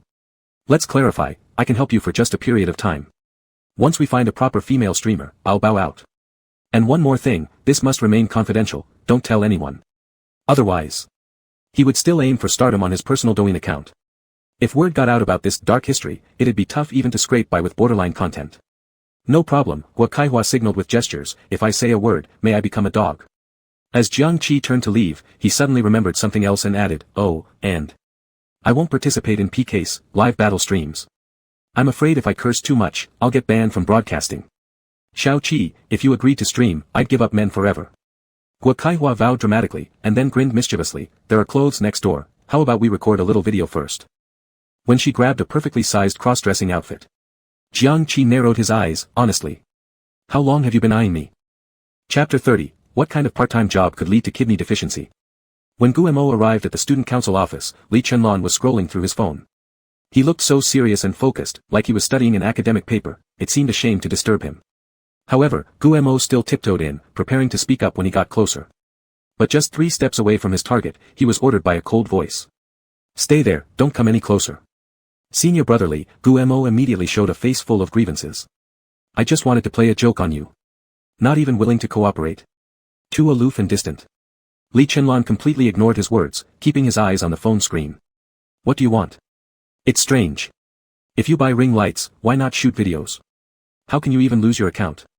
Guemo disregarded the perfunctory tone, steadied his emotions. Senior brotherly, my supervisor called me this morning. He said that you want to change dormitories. Needing my consent? Li Chenlon responded, not needing consent, but informing. Before tonight, move out. This statement was completely different from what Guemo had imagined. His expression showed shock. Senior brotherly, you can't be so overbearing, after all, that bed is mine. Li Chenlon suddenly looked up, glancing sideways. What bed? Do you think we're in the hospital ward? Of course I can be so domineering, because within 10 minutes, your dad will call you, making you give up the dorm voluntarily. No need to be too surprised, you're in a circle where power and money trade hands. It's already something you should get used to. One project, one bed. Your dad finds it worth it. Such straightforward explanation made Guemo stunned, unable to close his mouth as his phone rang opportunistically. Subconsciously pulling it out for a glance, exactly as Li Chenlon had predicted, Dear Father shown on the caller ID. Guemo took a deep breath, swiped to answer. Before he could say anything, the other side spoke up hastily, Little Mo, listen to Daddy, you don't live in the school dorms, right? Just drop it directly. After hanging up the phone and looking back at Li Chenlon again, Guemo noticed that the latter had already turned away, staring back at his phone, radiating the condescension and perfunctoriness of someone higher up. As if he were still the little trash pulled out from the muddy fields in the countryside, unworthy of sparing even a glance. Guemo forced himself to calm down, taking a deep breath. Senior brotherly, when do you want me to move? Now, Li Chunlan's voice was lazy. You don't have much luggage, should take 10 minutes or so to handle. Everyone in the circle knows, I dislike waiting. Gu Mo clenched his teeth. Fine, I'll go back now. Due to the lack of a voice changer, the first live broadcast was temporarily put on hold. As the president of the streaming club, Hua Kaihua didn't want to waste any resources. So she proceeded to sensually photograph Jiang Qi, who was already dressed in a Lolita outfit, from all angles. Oh my god, those long legs, so white and tender, I can't help drooling. Heaven. The waistline is way too narrow. Have I really hit jackpot with this ratio? Jiang Q, lift your butt a bit more, TSK TSK TSK, anyone who sees would definitely say, absolutely amazing. Chi Chi, you're truly my ideal type, no, the ideal type for everyone on D Music platform. I told you my eyesight never failed me. You better shut up. When Jiang Qi walked out of the streaming club, both mentally and physically exhausted, it was already dark outside. He felt as if his body had been drained, too tired to even go to the cafeteria. He planned to go straight back to the dormitory and order food online. Passing the duty room on the first floor, the dormitory auntie poked her head out, sympathetically asking, Xiao Qi, are you off to another part-time job? What kind of work did you do this time? Why are you so exhausted? Hey, there's no end to earning money, but you need to take care of yourself. Jiang Qi waved a hand, got it, auntie. He didn't have the strength to explain further, dragging his heavy legs upstairs. The auntie pulled back inside, suddenly remembering something, shooting out abruptly, Xiao Qi, you've got a new. The word roommate hadn't fully left her lips before she half questioned, half praised. Walking quite fast, being tall sure has its advantages. Pushing open the door to the dormitory, Jiang Qi paused momentarily, you too. Do you have to keep the light on while gaming?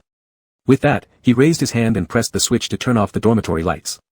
A striking handsome face beside the desk appeared into view. Li Chunlan. How are you here? Rarely, instead of questioning in his mind, Jiang Qi directly voiced it out. Li Chunlan smiled faintly, hello, new roommate. Jiang Qi. Not so good. This freak says he's the new roommate. What? To get close to the uke, starting with having beastly advantages near the water. Misunderstood, Li Chunlan didn't get angry. He calmly explained, for various reasons, Gu Mo and I swapped dorms. Jiang Qi. This various is very skillfully used, making me not want to ask further. Afraid you can't explain clearly what these various reasons are. Li Chunlan raised an eyebrow, then abruptly changed the subject, where were you this afternoon? The dorm had been switched at noon. You didn't have class this afternoon. I was sitting here, prepared to give you a surprise. But you came back so late. Jiang Qi quickly adapted to the rhythm of the four dumb people in the dorm, nowhere. Laughing to death. What's it to you? You son of a. Who do you think you are? Li Chunlan couldn't help but curl his lips. Thinking silently, does he really rhyme that well? What a master at retorting. He just sat down when there was a knock at the door, hello, delivery. Jiang Qi sprang up eagerly, here it comes.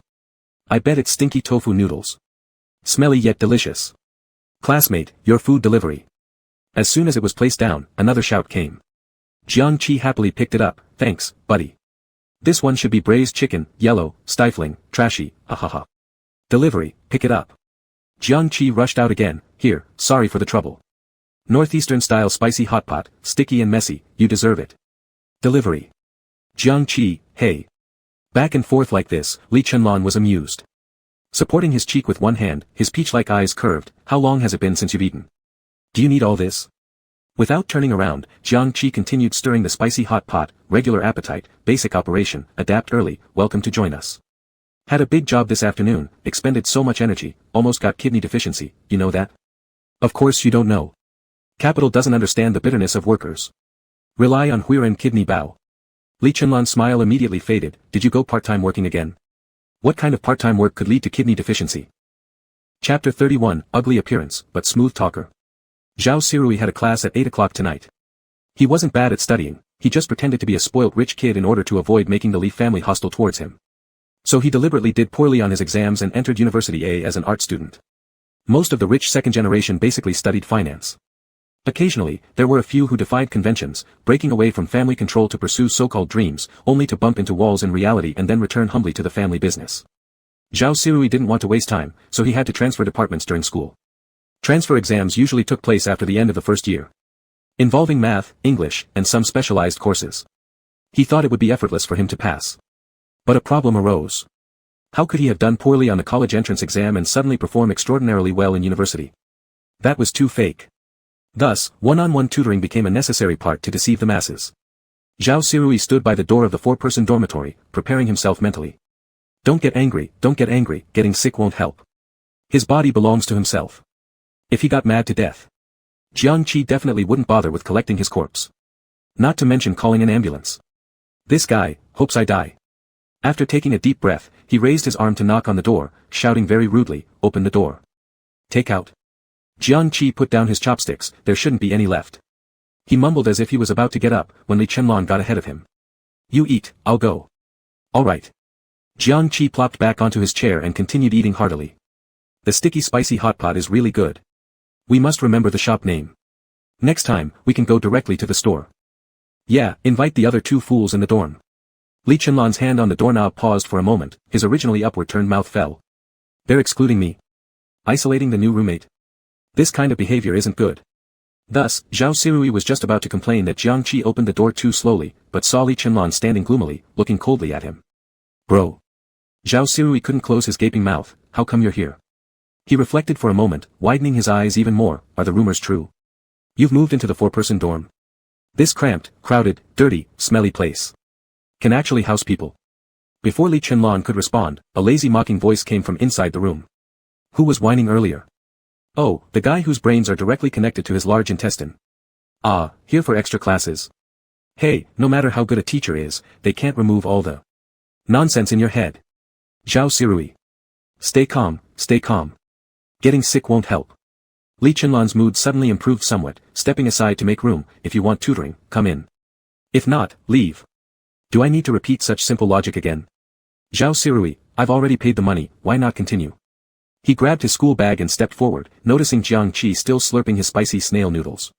Zhao Sirui covered his nose. What smell is this? Jiang Qi turned around, glancing at him. You dare to criticize others? Why don't you look in the mirror and see what you're made of? You dash. Zhao Sirui opened his mouth to argue back but noticed Li Chenlan leaning against the wall with a dangerous smirk on his face out of the corner of his eye. Damn, has he found a new supporter? Really crafty. He actually knows that Li Chenlan is the leader among the rich second generation in the social circle. And currently no one dares to cross swords with him. So, under Li Chenlan's threat, Zhao Sirui obediently sat down on the chair and pulled out his review materials. When will the lecture start? I also need to. He hadn't finished his sentence when Jiang Qi tossed over a set of test papers. Do some questions first. Zhao Sirui sneered at him in secret and quietly unfolded the practice problems, starting to write. 20 minutes passed, and he looked up, cautiously glancing at Li Chenlan before clearing his throat. Finished, you mark my paper. Get your phone and download the Yuan tutoring app, Jiang Qi lazily said while tidying the table. It has a wrong question check function, you can verify yourself. Zhao Sirui frowned. What after I finish checking? Click the wrong question for video explanations. Jiang Qi tossed the takeout trash to the door, then turned into the bathroom, his muffled voice coming through. If you don't understand, you can repeat it. Zhao Sirui was almost amused to anger. So my tutoring is actually from Yuan tutoring? You're making money so easily. It's still fine, Jiang Qi smirked. If you can't adapt, find a better teacher. And as I said before, no refund on the reserved fee. You already know the answers, yet insist on acting with me. You really are a toad pretending to be a frog, ugly yet smooth-talking. Jiang Qi. Zhao Sirui abruptly stood up, his chest rising and falling in anger. Don't go too far. Jiang Qi narrowed his eyes. Oh, can't take it already? Do you want me to tell your brother that you deliberately failed the exams and pretended to be mentally slow? Let him guard against someone like you who's full of schemes. Zhao Sirui. Shit. How does this guy know? He nervously glanced at Li Chenlan, only to see the latter looking at him with dark eyes. A chill ran down his spine. That's all for today's tutoring. I'll check the answers by myself later. Thank you, teacher Jiang Qi. No need to see me out. Zhao Sirui quickly packed his bag and hurried to the door, slamming it shut behind him like he'd seen a ghost, isolating his own voice completely. The dormitory returned to silence, the atmosphere slightly awkward.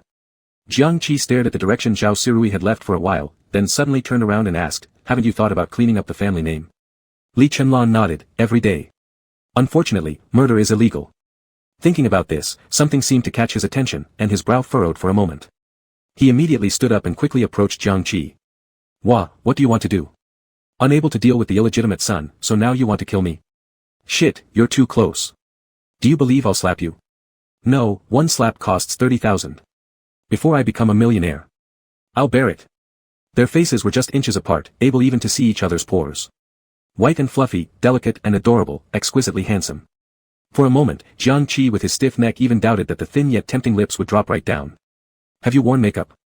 A low, magnetic voice dropped into his ears, making Jiang Qi's body hair stand on end. He only managed to say one word when the door suddenly swung open. Lan God has moved here. The second fool rushed in and froze mid-sentence before shouting out loud. Holy shit, are you two about to kiss? Chapter 32, could it be this good to live in this dormitory? When something happens, don't panic. First, take a picture with your phone. Chen Xiaofeng silently repeated this principle and directly took a picture of the two ambiguous figures. Jiang Qi turned his head awkwardly. How could you take a picture at this moment?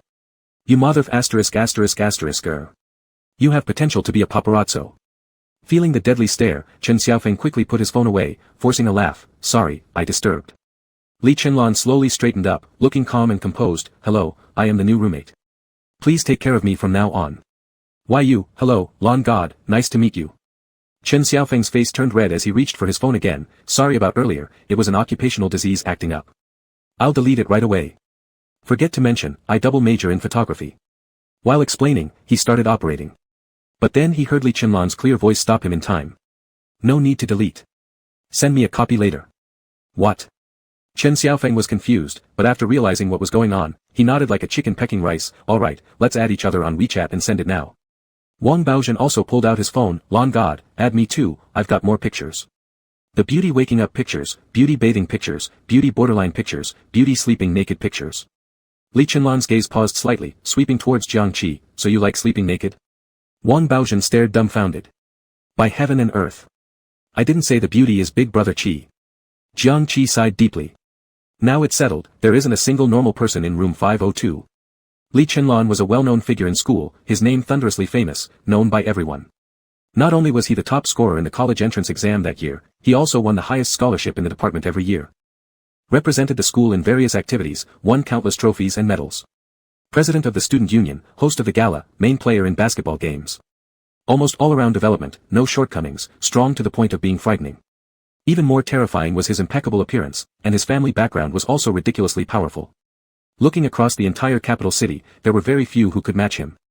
This protagonist that could only appear in novels actually showed up in our dormitory. Chen Xiaofeng and Wang Baozhen were super excited. They went into the bathroom together, fingers tightly clasped, screaming silently. I must have done some good deed in my previous life to receive such blessings in this one. Does Lan God sleep naked? I'm already looking forward to the undressing phase.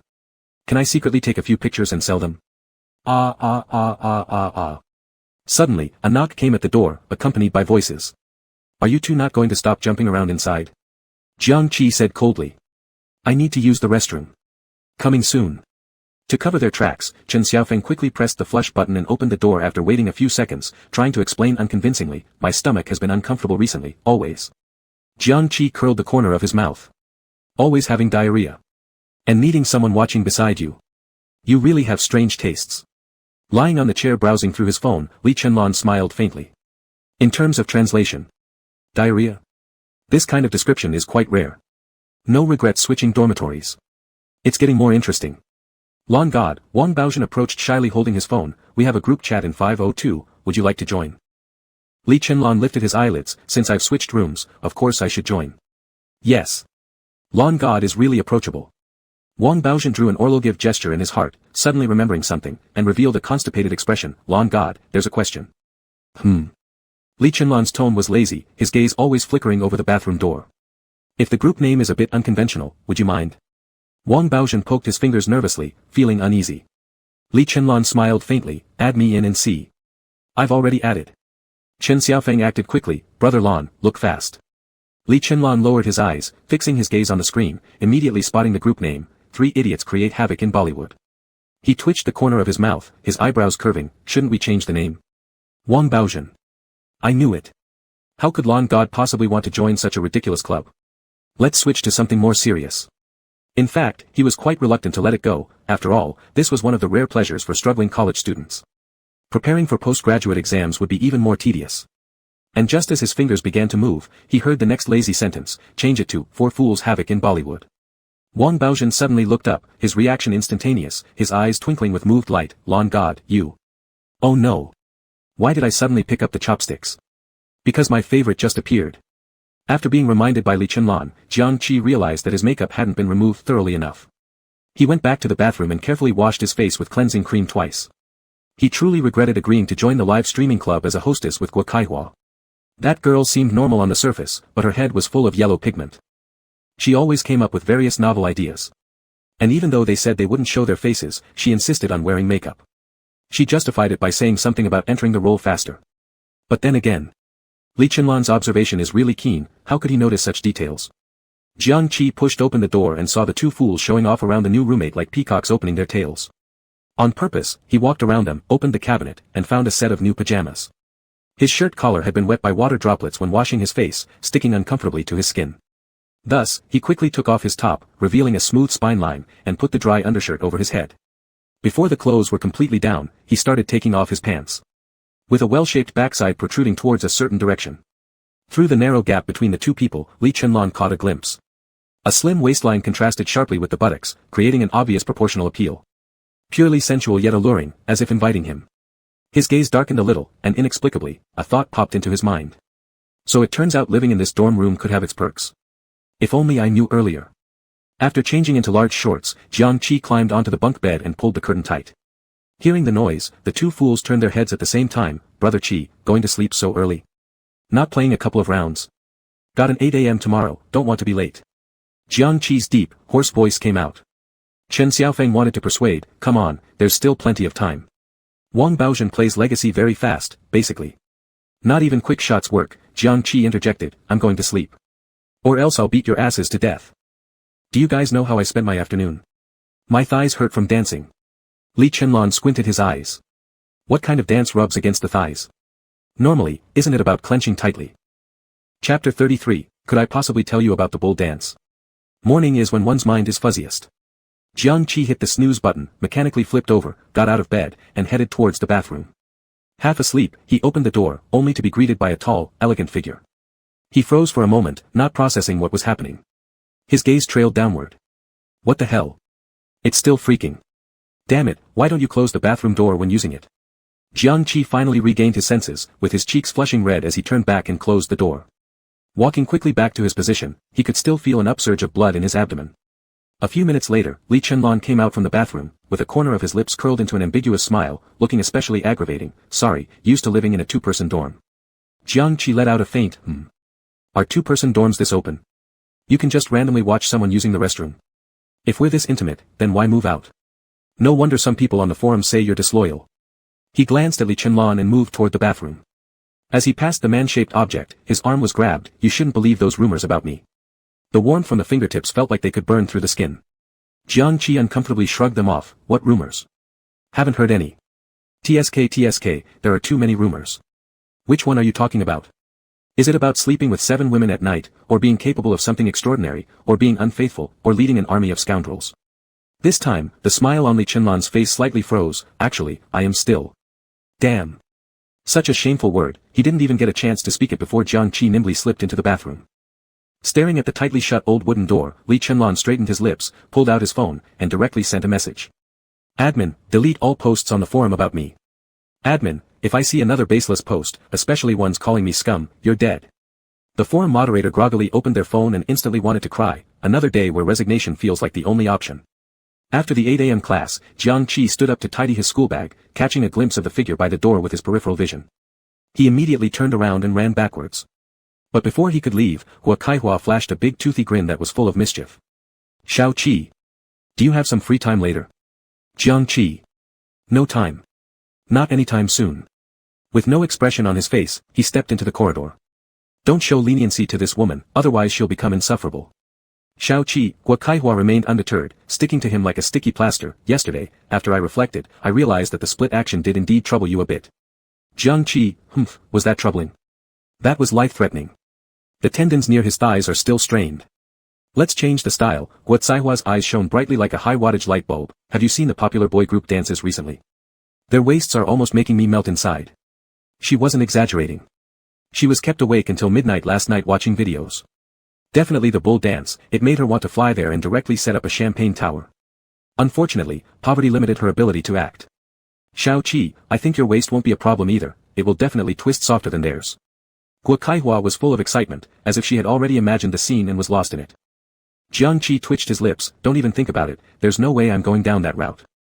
Guo Kaihua suddenly sprang forward, showing Jiang Qi the photo on her phone screen, the children from the mountainous area sent this to me. They're so cute, they actually.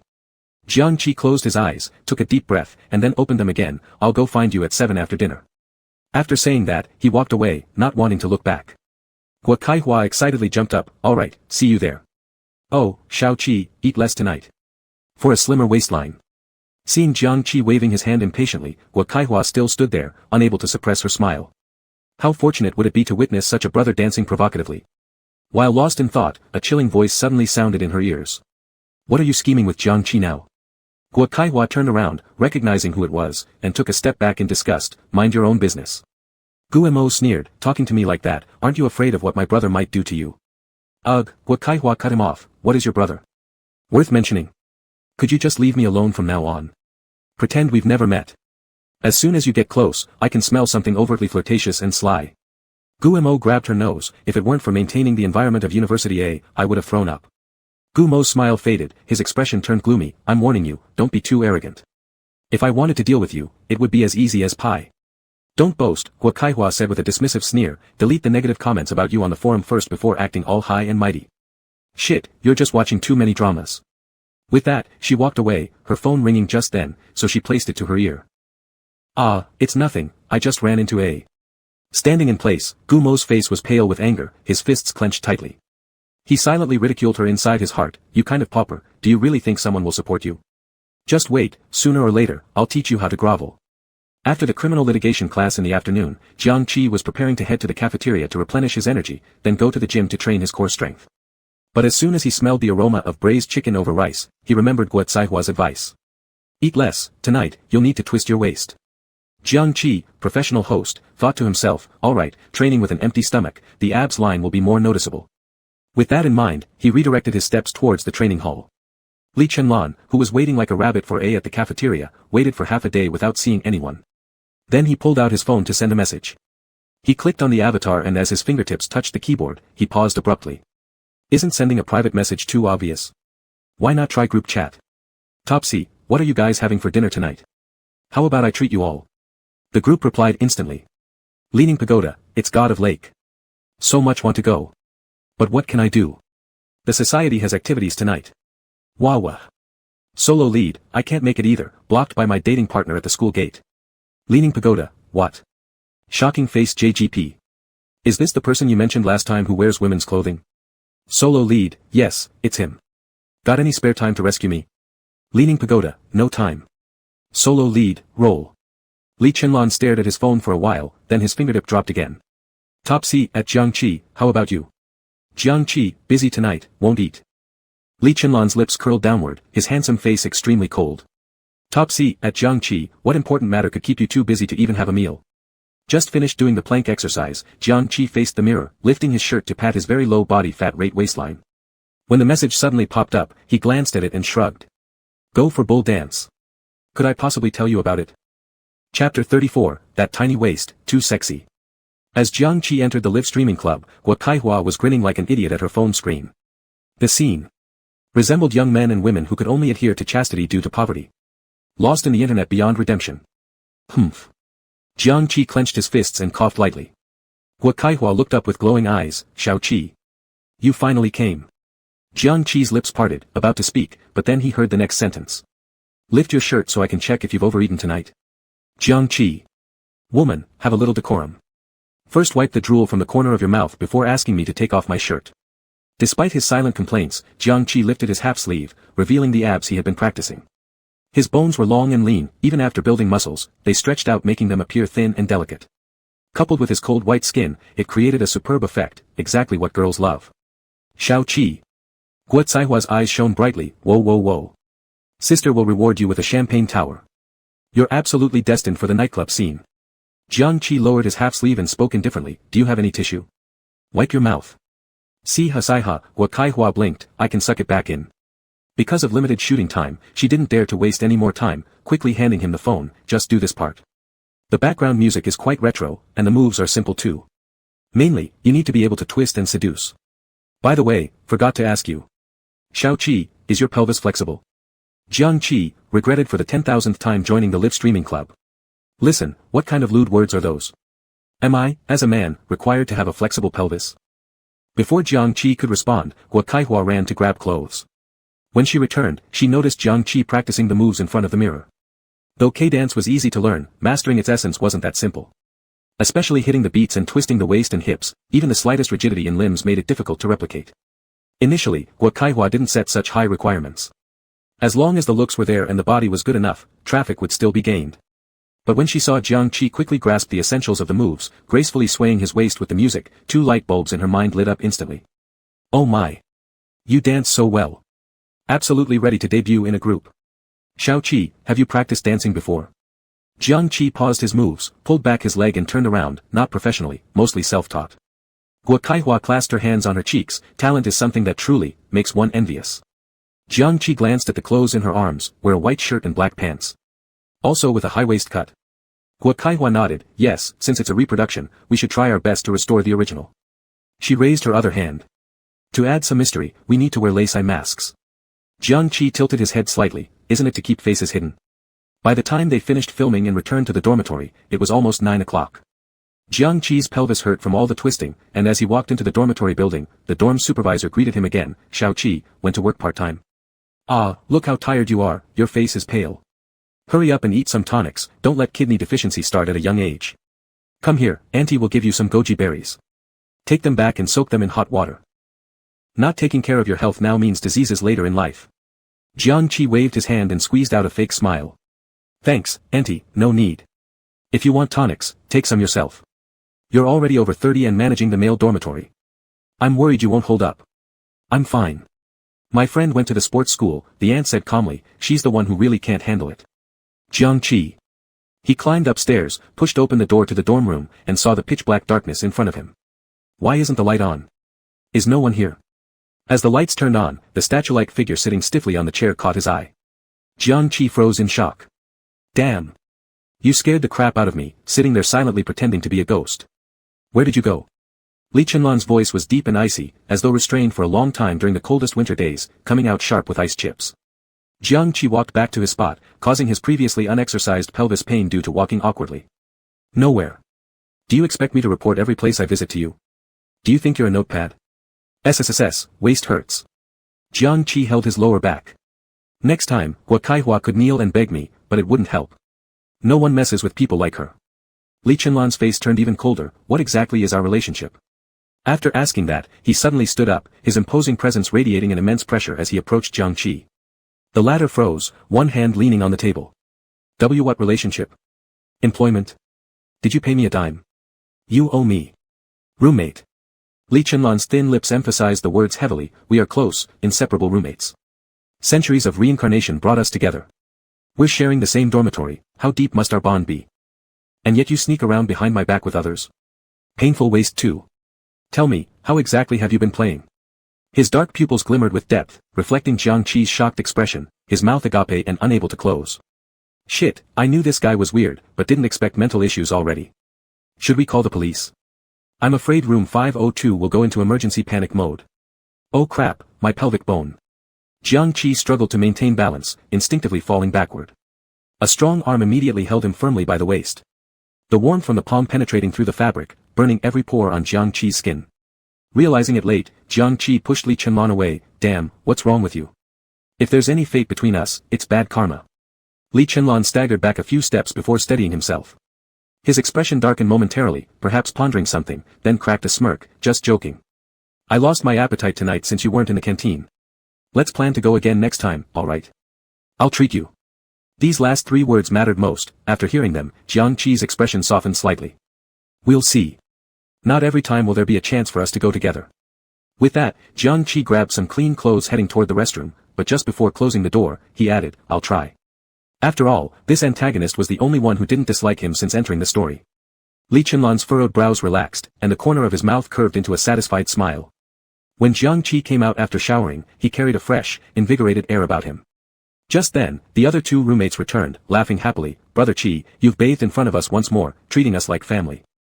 Making that joke, Chen Xiaofeng quickly exaggerated his tone to change the subject. Have you checked D-Sound today? A famous gigolo dance has gone viral. There's someone from our university doing it. It's only been out for an hour, and it already has 30,000 likes. That tiny waist, too sexy. Upon hearing this, Jiang Qi's expression twitched slightly for half a second, but he soon acted nonchalant as he returned to his seat. It had started with just two guys fiddling with their phones, but then an icy, resonant voice cut in. So impressive? Li Chenlong tilted his head upward. Share it with me to check. Jiang Qi, who was drying his hair, froze instantly at those words. Chapter 35, What do you mean by gender confusion? The Adam's apple was so obvious. A subtle change in expression caught Li Chenlong's attention. He inexplicably associated it with the fill light and immediately opened the video. As soon as he clicked it, Li Chenlong was drawn to the swaying waist. White shirt, high-waisted pants, the neckline artfully open, exposing half of an elegant collarbone. The body slowly twisted to Korean retro music, looking thin and slim, seductive yet sultry. Yet it mixed with a distinct masculine air, clearly different from any edge-crossing streamer who sells their looks. This short 1-minute video left Li Chenlong with a dry throat. And a peculiar sense of familiarity, as if this fatal allure had appeared somewhere close to him. He glanced at Jiang Qi, only to see the latter calmly tidying up his desk. Not making a sound, as if the video had nothing to do with him. Could it not be him? But their figures were similar. Though it's hard to measure proportions in a video. If special effects are used, someone who's 1.5 meters tall can be stretched to look like 1.8 meters. His eyes were still blurred, the lighting dim. All that could be seen was a tight jawline. So Li Chenlong couldn't confirm it, and could only keep his ears alert. Long God, what do you think? Wasn't the dance pretty good? Wang Baozhan asked for credit. Our school is producing all sorts of talents these days, even in videos, gender boundaries can't be identified. What do you mean, gender boundaries? Chen Xiaofeng interrupted, the Adam's apple is so clear. Looks like a campus idol level figure. A while back, didn't the forum have a male Buddha who never revealed their face? Could these two be the same person? Huh. Jiang Qi, who was drinking water, spat it out instantly. Li Chenlong saw this scene, his gaze unreadable. Chen Xiaofeng looked over, Brother Qi, are you watering our room's green plants? I got choked, Jiang Qi said expressionlessly, wiping his mouth, then plopped down into his chair and took out the civil code to start memorizing. Li Chenlong retracted his focus, settling it back on the phone screen. His fingertip paused for a moment before pressing on the heart-shaped pattern. The dance was indeed excellent, worthy of praise. He thought to himself, also picking up the cup, taking a sip, soothing his voice. The next second, his hesitant gaze landed again on his neighbor who suddenly started, working hard, studying. Today, the voices inside him remained unusually quiet. Had he really tired himself out? Tomorrow, there's the student council's routine meeting, Guo Kaihua should come. Before sleeping, there came a WeChat notification. Jiang Qi tapped it open and scanned through quickly. National First Class Protected Waist, Little Brother Qi. Rabbit Rotation JGP has gone viral. Views have exceeded 2 million already. Oh my, I've never seen such astronomical numbers. I'm so excited I can't sleep. Jiang Qi, if you can't sleep, go bash your head against a wall until you faint. National First Class Protected Waist, woo, Little Brother Qi, aren't you excited too? When will we shoot the next video? Jiang Qi, stop right there. Isn't big sponsor not reporting anymore because he wants money? Let's hold off for now. National First Class Protected Waist, my god. Li Chenlong liked your video. I just noticed. Jiang Qi, watch your mouth or tomorrow's top headline about a corpse dumped by the river will feature you. National First Class Protected Waist, don't worry, my lips are sealed like glued shut, super tight. Plus, it's a new account anyway. With a long night ahead, unable to sleep. Li Chenlong turned over on his small bed and caught a glimpse of a glow from the opposite curtain. He thought about it, then sent the repeatedly viewed video via private message. When Jiang Qi saw the WeChat message, his fingers paused for a moment before he responded after quite some time. Jiang Qi, what do you want? Higher see higher, did you watch the video? Why does it feel so much like you? Show me one. Jiang Qi, go die. It feels more like you, why would I dance like that? Higher see higher, try it, if the result ends up being exactly the same, you can become a live streamer. This time, Jiang Qi didn't respond but cursed under his breath. Go jump to hell. Hearing this, Li Chenlong's lips curled up into a pleased curve. Comfortable. Time to sleep. Because they were planning an annual summer outing, the student council officers gathered together to discuss plans and precautions for the trip. Guo Kaihua, as the head of the art department and the publicity planning group leader, was actively speaking, trying to explain the carefully planned scheme clearly, when she realized there was an unfriendly gaze constantly directed at her. Finally, she couldn't bear it and turned around to ask, Chairman, did my makeup today look terrible? Li Chenlong supported his cheek with one hand, his voice lethargic, not bad, it suits you. But some people just aren't your type. Who? Guo Kaihua tilted her head, puzzled, Gu Luo Fei or Zhao Sirui. She suddenly grinned widely, don't worry, I have no interest in them. Right now, I want to focus my energy on just one person. Goodness. This morning, upon checking, the likes already hit 300,000. And the views surpassed 5 million. If we seize this moment and keep filming more videos tailored to our fans' tastes, won't the self-media path after graduation be completely paved? But there's a problem now. How can she persuade Jiang Qi to shoot a few more clips? The star seems quite resistant. No way. A sudden rise in volume startled Guo Kaihua. Her wits returning quickly, she turned toward Li Chenlan. What? What's not allowed? Li Chenlan realized his slip-up and lazily sank back into his seat. We should aim for full participation. Not a single person less. So this was what he meant by no. Guo Kaihua nodded understandingly. I'll try my best to persuade him. Let's dismiss. Li Chenlan waved his hand. With full enthusiasm, Guo Kaihua prepared to dash out but was stopped. Art department head stays. Guo Kaihua, today's chairman is so scary. After everyone left the office, the air grew tense. Brotherly, is there anything else? Li Chenlan nodded. Will we be interning in the 3rd year soon? Focus more on your major courses. Don't always think about dating. And remember, men are no good. Haven't you understood that from meeting Gu Luofei? Guo Kaihua. Didn't I hear wrong just now? Did he criticize himself? Brotherly, you're right. Regardless of the words, they were for her own good. Guo Kaihua expressed gratitude and took it to heart. I'm working hard. To shoot more borderline. Oops, good works. Where did you say for the outing? Li Chenlan suddenly asked. Guo Kaihua, mountain climbing. Li Chenlan, I suggest going to the beach. Why? Don't we always climb mountains every year? Guo Kaihua was puzzled. Exactly because of that, let's do something different this year. Li Chenlan smiled faintly. Team up finance and law majors. Arrange other majors as you see fit. Upon hearing this, Guo Kaihua squinted mischievously. Brotherly, such specific suggestions. Could it be you've set eyes on someone? Wanting to see her in a bikini? No, Li Chenlan's gaze dodged, falling outside the window, purely for work. And curiosity. Chapter 36, Take Your Eyeballs Off My Butt. Jiang Qi was also quite curious about how popular a random video he took could become. So, during the lunch break when no one was in the dormitory, he logged into his D-Sound account to check out the comments. The most liked few immediately caught his eyes. Virtuous widowed goddess, my god. Hard control. I saw it last night and today. Brushing it again and again, who gets me? Family, they are really handsome. Spicy strips prince, isn't this the all-around ace of a boy band? When is he making his debut? I want to join the pit. Night raid male brothel, brother, what do you do for a living? No matter what you do, I will support you darlings. Breasts front back concave wife impossible, can't imagine being with an Enon streamer would be so satisfying. Spring less pharaohed spring, big brother open the door, look at the abs. More than 100,000 comments, similar nonsense like these. Back-end private messages were bombarded even more crazily. A group of old aunties came out asking if he was number one, whether there's any chance he can become number one. No way, can't they see clearly? With such a twist of the waist and thrust of the hips, how can anyone think he's number one? Are the ones in the GAV circle so hard to come by? All zeros everywhere. This kind of bloody world is indeed full of insatiable thirst. After drawing his conclusions, Jiang Qi threw his phone aside and prepared to climb up for a nap. He took off his short-sleeved top and pants, only wearing tight boxer shorts, grabbing the ladder to climb onto the bed. However, after a few steps, the dormitory door suddenly opened. A tall figure almost brushing against the door frame stood at the entrance. Jiang Qi, sticking his buttocks out, turned around. Damn! Why does he always appear at such opportune moments? Should I go up or down? Li Chenlan narrowed his eyes, his gaze tangible as it slid downward from the smooth shoulder. Eventually stopping at the arched upward line. His lips slightly curled upwards, deftly whistling, roommate, nice figure. Nice, my ass. Take your eyeballs off my butt. Jiang Qi rolled his eyes inside, continuing to climb up. Li Chenlan walked in laughing, don't you have snacks before sleeping? I've brought some crispy fried chicken wings. Already having climbed to the top, Jiang Qi slowly retreated, seriously dressed himself, then spread out his hands, give me a pair. Fried chicken wings just right out of the fryer are always delicious. Crispy outside, leaving aromatic flavors on your lips and teeth.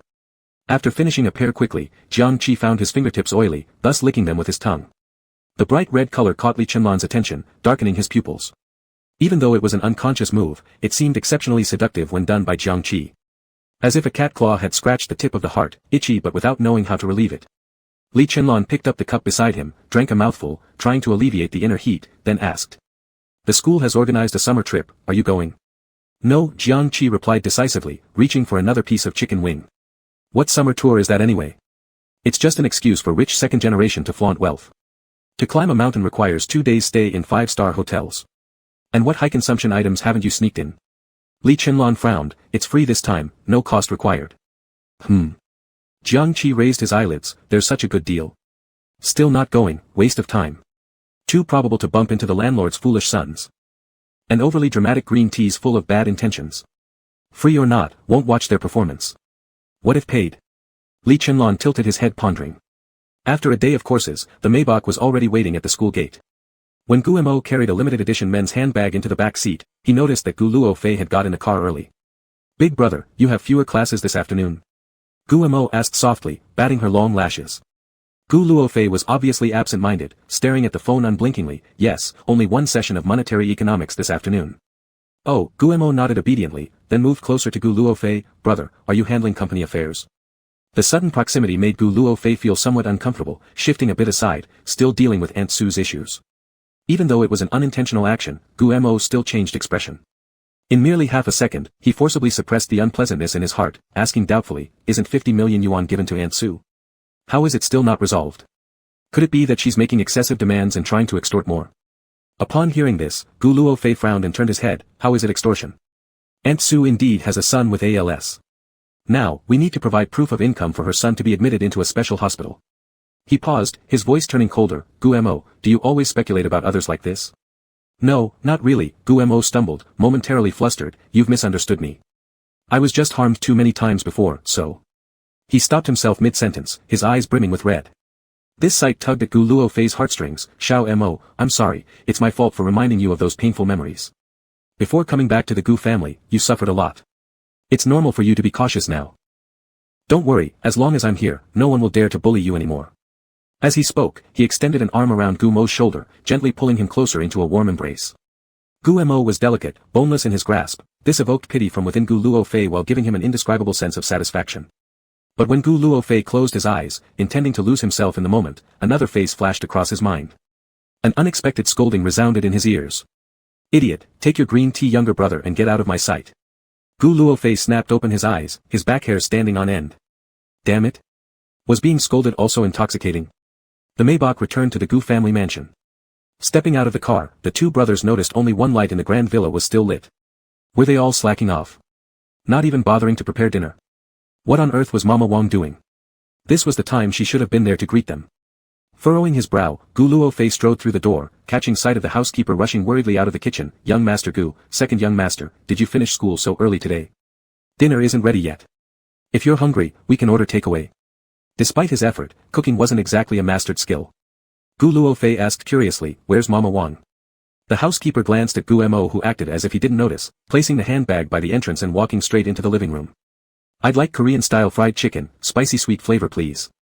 Thank you. The housekeeper responded coldly, all right, second young master.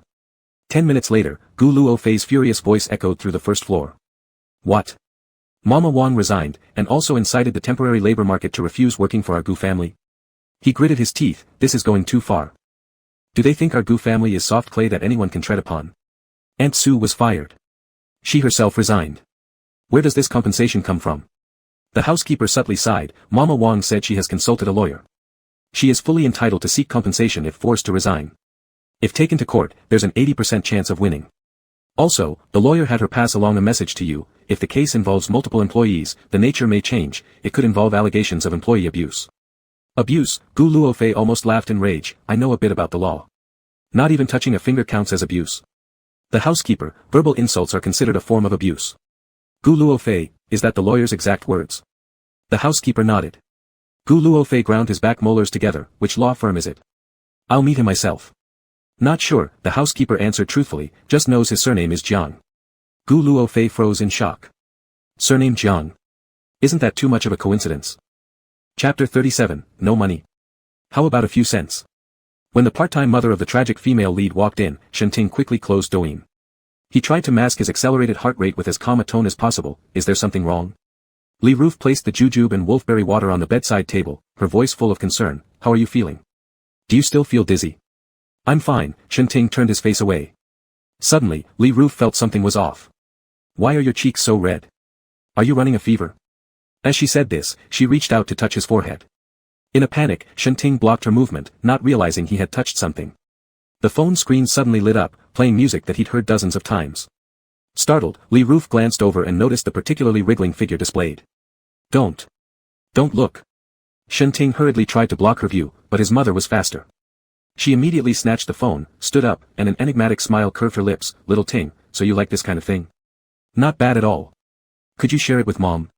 Shen Ting's face flared bright red. Who said I liked it? It was just something I came across accidentally. He explained hastily, since it's from our university classmates, I just took an extra glance. Give me my phone back. Don't be so stingy. Just share it already. Li Roof laughed uncontrollably, hiding the phone behind her back, planning to tease him some more. However, someone pushed the door open then. Madam, Mr. Shen has returned. Instantly, Li Roof's smile froze, and the lively atmosphere she had just created dissipated like it had been doused in cold water. In the blink of an eye, she reverted to being a lifeless human puppet. I know. I'll go down right away. With a dull tone, Li Roof replied and handed the phone back to Shen Ting. Your health is just getting better. Try to restrain yourself a little. Shen Ting responded habitually, I know. Only after Li Roof left did he realize belatedly what he had shouted, it's just a video. What do I need to control myself for? This time, Shen Ting learned his lesson. He locked the door behind him, drank the entire cup of jujube and wolfberry water, then lay back in bed to continue browsing videos. Ever since last night when he saw this video, it was like he had been cursed, unable to stop replaying it. Not only that, Shen Ting could feel his heart rate accelerating, his blood rushing towards a certain area, creating an almost uncontrollable agitation. Logically speaking, it shouldn't happen this way. He should only have feelings for the innocent Gumo, not experience impulses from an edgy video. Even weirder, when he closed his eyes, that face became increasingly clear. Slowly transforming into. After who knows how long, Shen Ting abruptly opened his eyes. His contented expression interwoven with disbelief. That face had changed into Jiang Qi. The next day, Shen Ting ate breakfast alone. An ant standing nearby looked worriedly toward the staircase. Young master, madam. Just mind your own business. Shen Ting's tone was cold. He carelessly nibbled on some bread and then got up to head to his private car. Driving straight to a university. Shen Ting got out of the car and rushed toward the teaching building. On the way, he noticed someone handing out flyers. He paused. Hey student, summer excursion coming soon, sign up now. Guo Kaihua turned to offer a flyer but stopped mid-motion upon recognizing Shen Ting, withdrawing the flyer again. Anyone associated with Gu Luo Fei's group was no good. Ah, except for our chairman. Let me take a look. Shen Ting extended his hand. Remembering the chairman's reminder, try not to miss anyone, Guo Kaihua grumpily shoved the flyer forward. Summer excursion, financial department and law department working together. You're free to join or not. Shen Ting pinched the flyer, unconsciously focusing on the core information, financial department and law department teaming up. Jiang Qi's law department. Guo Kaihua narrowed her eyes suspiciously. Dude, I think you're messing with me. She pointed at the loudspeaker. They've been looping all morning, and you're asking me? Surprisingly, Shen Ting kept his temper well under control, simply nodding. Do we scan a QR code to join a group for registration? Guo Kaihua forced a professional fake smile. If you don't want to scan the QR code, jumping directly into the group is also fine. Shen Ting pulled out his phone, aiming at the QR code to identify it. At that moment, a sweet voice rang from behind. Brother Shen Ting, you're so early. What are you doing? Are you going on the summer excursion too? Gu Mo's face lit up with surprise. Great. We'll have company. Guo Kaihua rolled her eyes. Too many fish in the sea might make you capsize.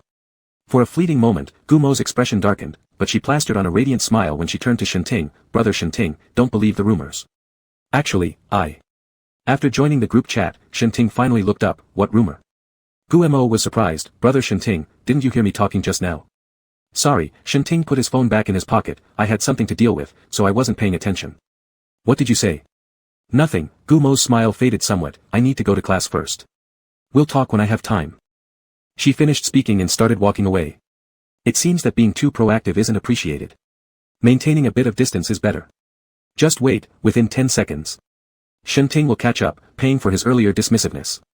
However, after Gu Mo marched on for quite some time without hearing anyone call her, she turned around curiously and stared ahead. At the spot for the summer excursion, where was Shen Ting's figure? Had he really left? Pretending to walk past the door of the law department classroom by accident, Shen Ting glanced inside. Unfortunately, there was no sign of the person he wanted to see, so he could only keep moving forward until reaching the stairs before turning back again. Finally, after 4 attempts, a voice rang in his ears. What's this idiot doing going back and forth? Could it be that he lost too much blood and got dizziness? So. Fainted and woke up repeatedly. I'm too talented. Shen Ting couldn't wait to turn around and saw Jiang Qi with lips tightly pursed, looking composed. He quickly walked over and blocked him at the classroom door. Chat a bit. No time. Jiang Qi rejected without hesitation. No money. How about a few cents? Shen Ting. He took a deep breath. I'll take more classes.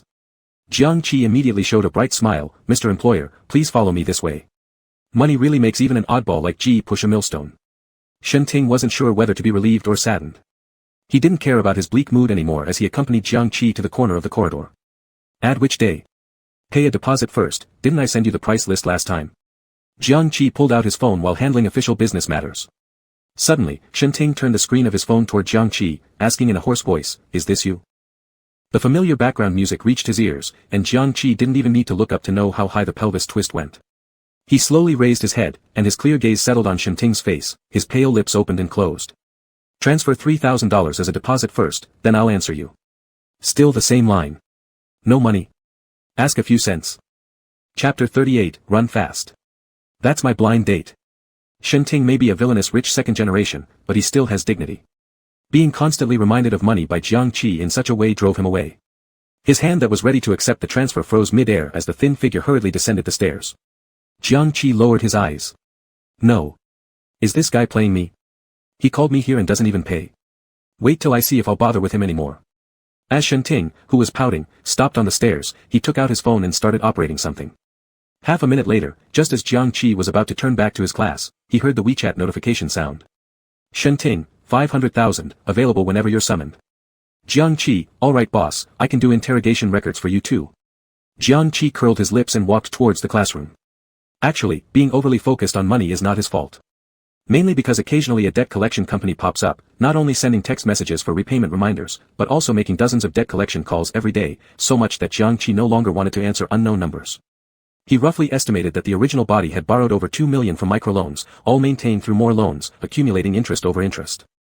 For an impoverished college student, it's simply an astronomical number, impossible to repay. No wonder the original body went all out to marry into a wealthy family, they couldn't bear the weight. Jiang Qi walked into the classroom, found an empty seat and sat down, overhearing someone whispering nearby. "Mo, is the app you mentioned reliable?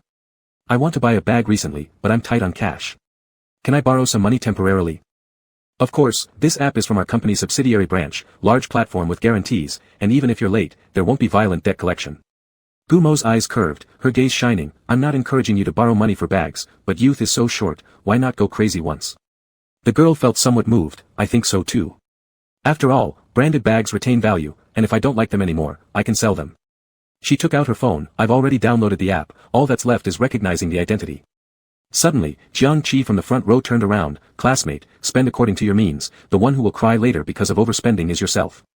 People working so hard on marketing won't help you repay the loan. Gumo's face changed. When have I been aggressively marketing? Jiang Qi smiled. The interest rate for these small loans companies is shockingly high, just because it's skirting the national minimum line. They're temporarily legal. We are all studying law. Does it make sense to participate? The girl pulled her phone back. Then I'll reconsider. None of those who could enter University A are fools, with strong logical thinking and math calculation abilities. Compound interest would reach absurd heights, where one might not even be able to repay the principal, let alone the snowballing interest. If it wasn't for Gumo occasionally showing off her designer bags and spreading brainwashing comments in front of her, she would never have been tempted to buy luxury goods completely disproportionate to her income level. Fortunately, someone woke her up in time, otherwise, she really would have gone through with the identity verification. Thinking about this, the girl glanced at Jiang Qi with gratitude and quickly changed seats. Interrupting this unequal transaction, Jiang Qi hooked his corner slightly, pleased with himself. As he was about to turn back, he caught sight of Gumo's ominous gaze. Gumo, did I affect your contribution to the family business? He mocked in a pretentious tone. Oops, I just remembered, that app is funded and developed by the Gu family group, specifically targeting the student market. Sorry to hold you back on your performance. Gumo saw surrounding classmates looking over and immediately shifted expression. Xiaoqi, don't talk nonsense, I haven't been involved in company operations yet. I just can't stand seeing students suffer due to lack of money, so I... Hey, aren't you so kind-hearted? Chen Xiaofeng interrupted half listening, so how about sharing some of that money? Someone nearby also joined in the teasing, so many branded bags, give her one. That's right, Gu Ursha, second young master Gu, a true rich second generation who cares about others' hardships, help her out then. Gumo couldn't maintain her expression, her mouth curled with a sneer. My family's money didn't fall from the sky, I have no obligation to support the poor. Tisk, Wang Baozhen sat down abruptly, then stopped pretending to be kind one moment and innocent the next. You. Gumo's face turned bright red from being rebuked. She was just about to retort when the advisor walked in and headed straight for the podium. Classmates, I've gathered you all back here today to discuss something important. Isn't it summer vacation time soon? The school has organized a trip to a seaside resort, so anyone who's interested, please sign up enthusiastically. Anyone with common sense knew that seaside resorts weren't cheap. Especially during the tourist season, room prices soared sky high. Ordinary families couldn't afford such luxuries. But still, some classmates were intrigued and raised their hands. Advisor, what's the cost? The advisor suddenly lit up his eyes as if he had made a great deal. Hee, it's free. Our sponsor will cover it. Someone immediately slapped the table. Look at that, now this is how capital sponsors should operate, big picture thinking. The advisor smiled. I've temporarily registered the whole class. If anyone doesn't want to go, please come find me separately. After finishing speaking, he was about to leave when Guillermo called out and stopped him. Advisor, may I ask which company is sponsoring us? Ah, that's tricky, the advisor replied, looking perplexed. I don't know actually. It's all been handled by our student council president. How about asking Li Chenlon? Guillermo curved her lips into a smile. No need, thank you, advisor. I already knew.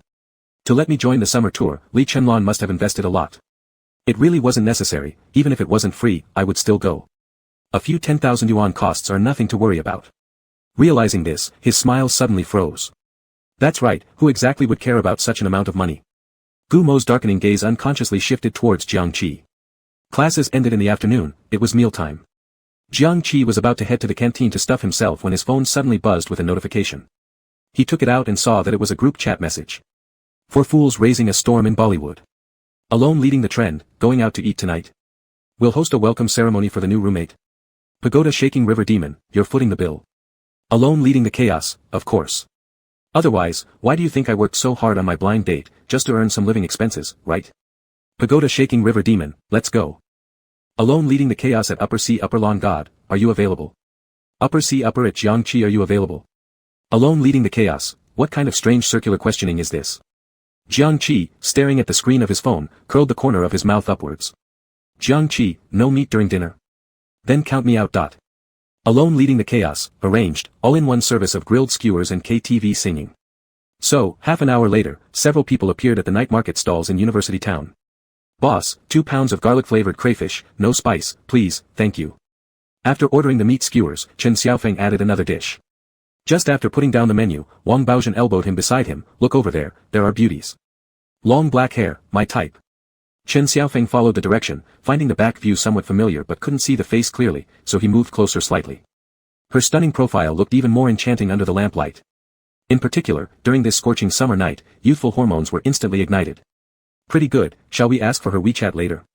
Jiangqi cast a glance at Chen Xiaofeng, teasing him lightly. So eager to play the field, does your blind date partner know? Li Chenlon passed over a lamb skewer and pulled his lips slightly. Monogamy is something you need to learn from me. Jiangqi rolled his eyes upon hearing this, wanting to hurl a few curses mentally. And then he caught sight of Chen Xiaofeng suddenly burying his head under the table like an ostrich. Shit. That's my blind date. Quick. Run. Chapter 39, Leading the Trend, aren't you quite trendy? However, before the ostrich could leave the scene, Black Long Straight came over. Blocking his position at the rear, leaving him no retreat. Chen Xiaofeng. What a coincidence. Black Long Straight's gaze swept around the table to the few people, her lips curved into a smile, not introducing us. Wang Baozhen still had his mouth open in astonishment, unable to close it. He clearly couldn't accept that the voice of a heavenly beauty was as manly as his own. Knowing there was no way to escape, Chen Xiaofeng pulled his head out from under the table. Where did the chopsticks go just now? Oh, he pretended to be unaware and turned back. Isn't this Huining? Are you off to see Splav again? Young people these days sure are adventurous. Huining's face turned cold. We're the same age. Huh, Chen Xiaofeng laughed awkwardly. I forgot you were in the first-year dance department. Huining grinned. No problem, you'll remember after reinforcing it a few more times. Chen Xiaofeng couldn't hear the undertones and was eager to see him off. Inconveniently, I'm having dinner with my roommate today, let's meet up another time. Before he could finish his sentence, Huining sat down on the empty seat next to Chen Xiaofeng. I finished too early over there, so I'm joining your second round. Do you guys mind? Not at all. Wang Baozhen said quickly. Regardless of men or women, being good-looking is simply good. Chen Xiaofeng, this lust-driven thing. The process of changing seats was simple. Huining merely waved to a few similarly dressed individuals behind him and then turned around to Chen Xiaofeng. Introduce me then. Since he himself was hosting the dinner, Chen Xiaofeng didn't want to ruin the mood, so he rallied his spirit. They're all my roommates. Leisure Department Li Chainan, Law Department Jiangqi, Wang Baozhen. Huining smiled politely. Nice to meet you all, I'm Huining, a dancer at University A, and AC, Splav enthusiast. He indeed looked quite good, with sharp features that made him gender ambiguous after makeup. No wonder Chen Xiaofeng didn't recognize him at first glance. Li Chunan graciously nodded, counting as a greeting. Before hearing his inner thoughts, he always remained aloof. Jiang Qi, however, lifted the corner of his mouth, nice to meet you. For someone who loves the world of anime, he showed no disdain but respect. After all, anyone would desire their favorite comic characters to walk right beside them. Huaning nodded, intending to meet the next one, but when his eyes moved forward they returned immediately, whoa dash. Why do you feel so familiar? It seemed like he had seen him somewhere before, but couldn't recall for the moment. We're all from the same school, feeling familiar isn't strange, right? Wang Baozhen winked mischievously, Sister Ning, familiarize yourself with me. Huaning was successfully diverted attention, curving his lips into a smile, Chen Xiaofeng, your roommates are very interesting. That's true, Chen Xiaofeng glared sidelong, really damn interesting. Bao de Zhen Hiyao. Are you really that hungry? Can't even leave a guy alone. Soon. The grilled meat skewers and spicy seafood were placed on the table by the server. A box of beer was also delivered to the side. Wang Baozhen started pouring alcohol with great generosity, slamming it onto the dining table. Come on, don't be shy everyone. This evening our Mr. Chen is paying the bill. Chen Xiaofeng blushed and sneakily glanced at Huaning, shouting loudly at Wang Baozhen, would you just shut up? 2 hours later. Chen Xiaofeng's face was even redder, looking like a monkey's butt. He carelessly wrapped an arm around Huaning's neck. Brother, if you were a girl, I'd definitely. What would you do? Huaning lifted his eyelids, his gaze filled with hidden meanings. Taking advantage of Chen Xiaofeng's hiccuping, Wang Baozhen got excited. Tomorrow's not an 8 o'clock class, our next game session, whoever doesn't come is a grand kid. Li Shi lazily licked the beer residue from the corner of his mouth, smiling casually, sounds like a good idea, I agree. The next meal's on me. You deserve the title of my god Lon. Wang Baozhen shouted enthusiastically. Jiang Qi shot Li Shi a glare. Oh, your big day coming soon. Is the Lord Princess ready for service? The decadent filthy capitalistic world. Li Shi's expression froze for a moment, isn't there a karaoke bar nearby? One that's clean and purely for singing. Wang Baozhen scratched his head, his eyes clear yet foolish, are there karaoke bars where people don't sing? What's the point of that? Jiang Qi's lips curled into a mischievous smile. This could be really fun, we can play anything. I remember the important scene of the green tea bottom being brewed by sauce was in KTV. Alcohol was poured, it was extremely stimulating. Li Chenlon, alcohol was poured. Can it be like this? I've learned something. When they appeared in the KTV booth, Chen Xiaofeng became much more sober. Looking at the full table of beer, he started to hesitate. He immediately cunningly raised his hand, let's play a game. Whoever loses has to drink. And whoever can't drink chooses a big adventure. Huaning smiled, do you like thrill that much? Chen Xiaofeng. Are you misunderstanding something? I just don't want to drink alcohol, alright. He glanced at Huaning, seeing his handsome face after makeup removal, and paused for a moment. A sudden thought popped into his mind. Doing something thrilling isn't entirely bad either. Come on, let's play the classic KTV Kings game. Wang Baozhen jumped with the cards in hand, completely unaware how bright he looked. He ran to Huaning. Alright, Sister Ning, you pick first. Huaning reached out and grabbed a card, followed by Chen Xiaofeng, Jiang Qi, and Li Chenlan. Originally, Jiang Qi would refuse such drinking games, but since he was already here, there was no way to leave. Anyway, awkward games could be replaced by drinking. With his decent alcohol tolerance, he wouldn't get drunk too easily. He consoled himself, thinking everything was under control, yet didn't expect Wang Baozhen to come along. You cannot drink if you are chosen, if you can't handle it, please offer 1 month of free dinners. Jiang Qi narrowed his eyes. That's going too far. To pull feathers from an iron rooster. Let me tell you. It's impossible. Ready? Let's begin. Wang Baozhen stood in front of the marble coffee table, scanning everyone importantly, then slowly announced, number 1 and number 4. Please you two. Exchange your underwear. Number 1, Chen Xiaofeng, went pale in shock, shit.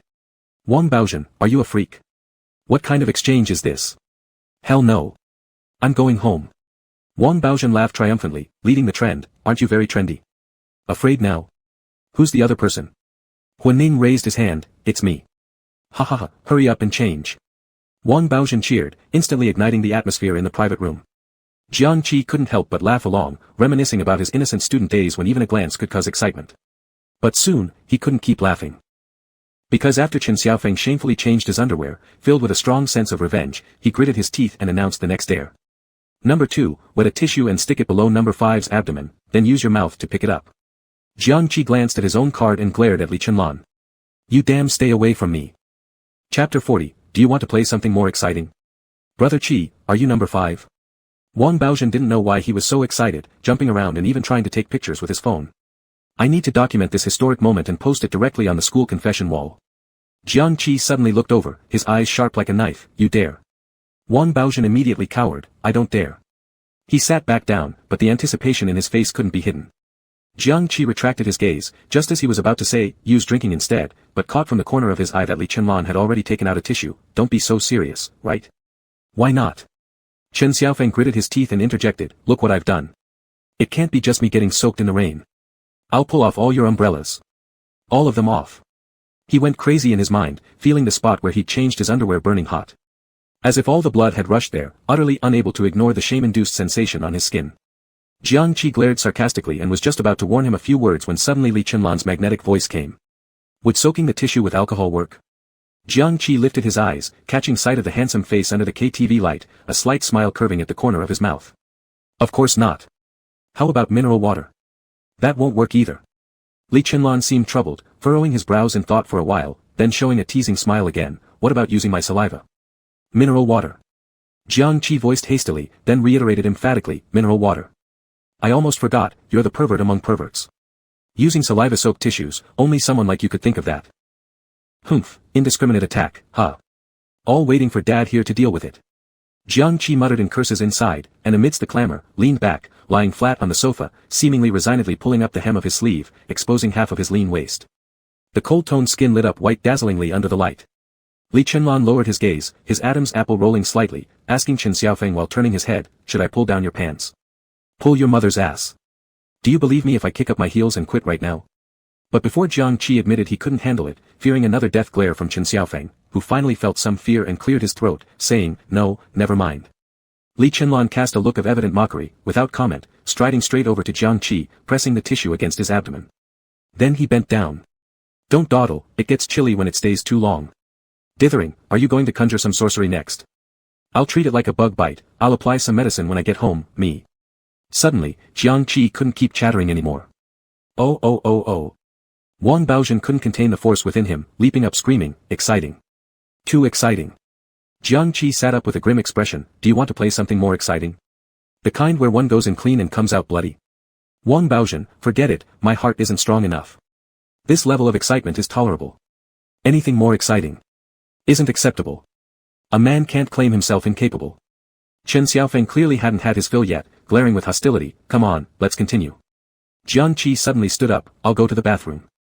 You guys carry on playing. Saying that, he was about to leave.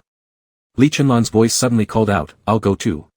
Jiang Qi turned and gave him an icy look, you stay inside, I'll go outside.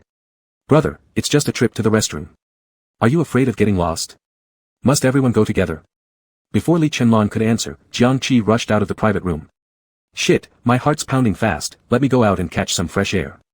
Hearing this, Li Chenlan curved a smirk at the corner of his lips, sitting back on the couch.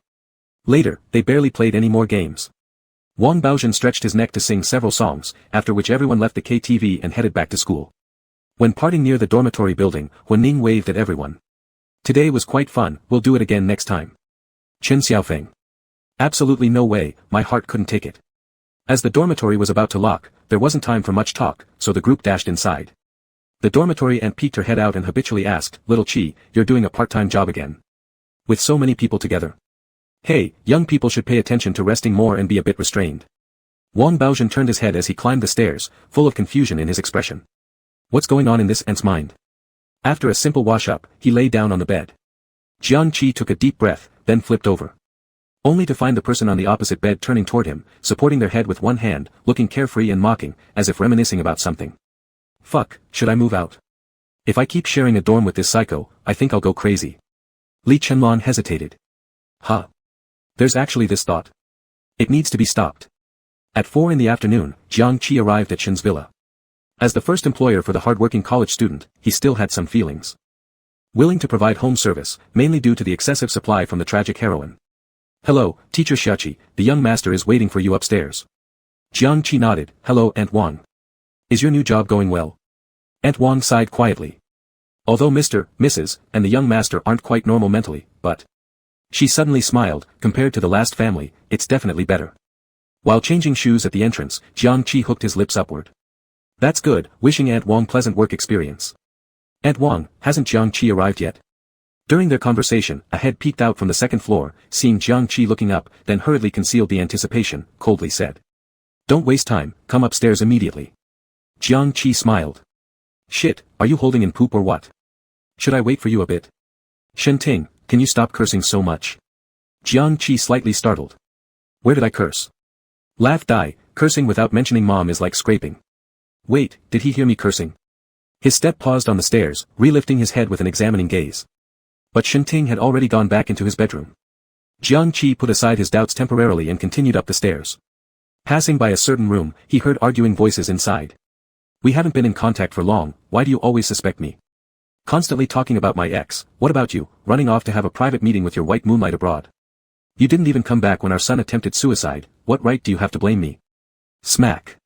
The brief sound of slapping brought the fierce questioning to an abrupt halt. Jiang Qi was just opening Shenting's bedroom door. Is hitting women manly? If I were the foolish son of a landlord, I'd fight him till death.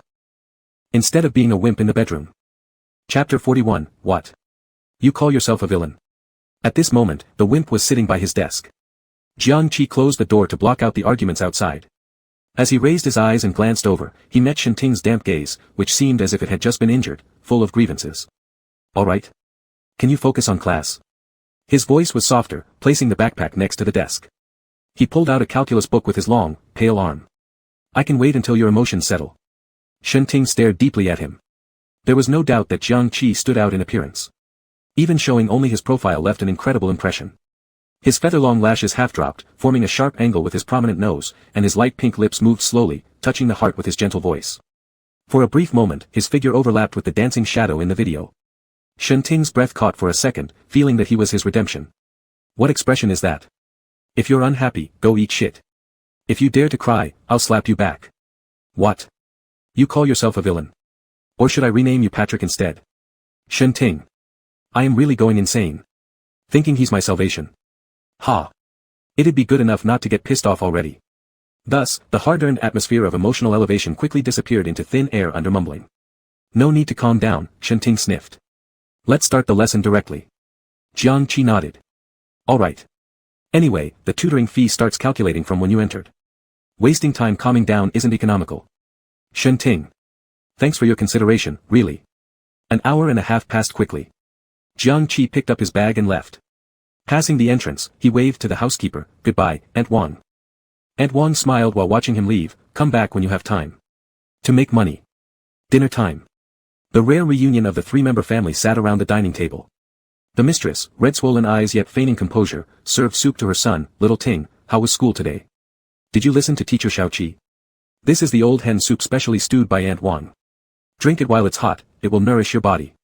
Just as the words ended, derision and mockery came from the head seat, a man acting dead for love, you are truly remarkable. Shenting, who was originally burying his head, suddenly straightened his slender back, amber eyes flashing with a keen edge, Dad, I am not remarkable. And what about you? Having a home but never coming back, fooling around with women outside, and when rarely returning, morally blackmailing others. What kind of scumbag are you? The middle-aged man's still handsome face twisted with anger, Shenting, do you have the nerve to repeat that? Shenting pursed his lips, stubbornly resolute. The man coldly hummed, tapping his fingers on the table, Li Rugi, is this your wonderful son? Xiao Ting, you cannot talk to your father like that, Li Rugi said with astonishment at Shenting's abnormal behavior. Still, in order to maintain superficial harmony in the family, she endured her feelings, apologized quickly. Shenting didn't know where he got the strength but suddenly became defiant, why should I apologize? A father who hangs out with women all day. Does it make much difference whether you exist or not? And yet you have the nerve to come back pointing fingers shamelessly. Pretty funny. He disdainfully flicked his lips and turned to Li Rugi, Mom, let's divorce. Split the assets equally, and then I'll live with you. Li Rugi was completely shocked, her mouth agape in astonishment. In her memory, her son seemed eager to please his dad who seldom returned home. And often complained about her lack of skills, unable to retain her husband. Now, why has he suddenly become possessed by a ghost? Is he entering the rebellious phase? A bit late, isn't it? Shen Yuan finally couldn't sit quietly anymore, leaping to his feet, you've gone mad, actually persuading your parents to divorce. Is there such a child? Your mother would never agree, she. Before finishing, a soft, hesitant voice interrupted, Little Ting, do you really wish for Mom to divorce? Are you not speaking in anger? Shen Ting solemnly nodded, a marriage in name only might as well end early, I don't want to see you suffer anymore. Li Rugi, touched, had tears filling her reddening eyes, thank you, Little Ting. That's not right. Shen Yuan's face clearly showed panic. Are you two colluding to finalize this? He began to lose control, grabbing the dinner plate and smashing it on the ground. Stop daydreaming, I will absolutely never agree. Ms. Wang, who was hiding in the kitchen, secretly peeked toward the dining room. Seeing the shattered porcelain all over the floor, she couldn't help but feel heartbroken. Several million yuan for a set, smashed just like that? Even if they were wealthy, could they really afford to be so wasteful? Moreover, if they really got divorced, wouldn't the villa likely be given to the lady? It was rare to have such good employers, and she didn't want to move again. By the time he took the bus back to school, it was nearly 8 o'clock in the evening. The streetlights at a university were already lit, their glow filtering through the leaves and casting broken shadows on the road. Jiang Qi strolled with a lazy gait, crossing the main road and turning onto a winding path. Taking a shortcut back to the dormitory would only take 10 minutes. If following the signs, it would take at least half an hour. After all, one of the top universities in the country, with a long history and vast campus.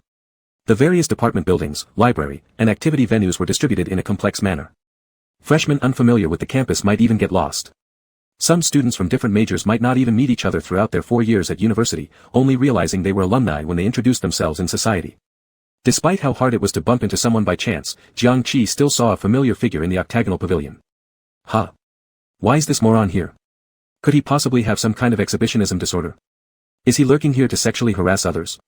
What, does the little Yuke not agree anymore, so now you're getting frustrated? Upon hearing his inner voice, Gu Luofei almost burst out laughing in irritation. He turned away. Jiang Qi. Can't you think about something better regarding me? Do I look so dirty in your eyes?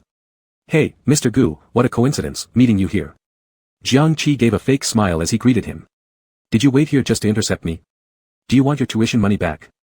No money, one life instead. My life isn't worth much. You'd better kill yourself. This guy was beyond saving, all he thought about was money. Gu Luofei sighed inwardly and stepped forward slowly. Was it you who persuaded Ms. Wang to resign? And also, did you incite them to establish the Workers' Alliance? Jiang Qi wore an expression of puzzlement, bewilderment, and confusion. Workers' Alliance? Never heard of it. That's right, the founder is me. What can you do? Come punch me. Chapter 42, I'm a jerk and I'm fine with it.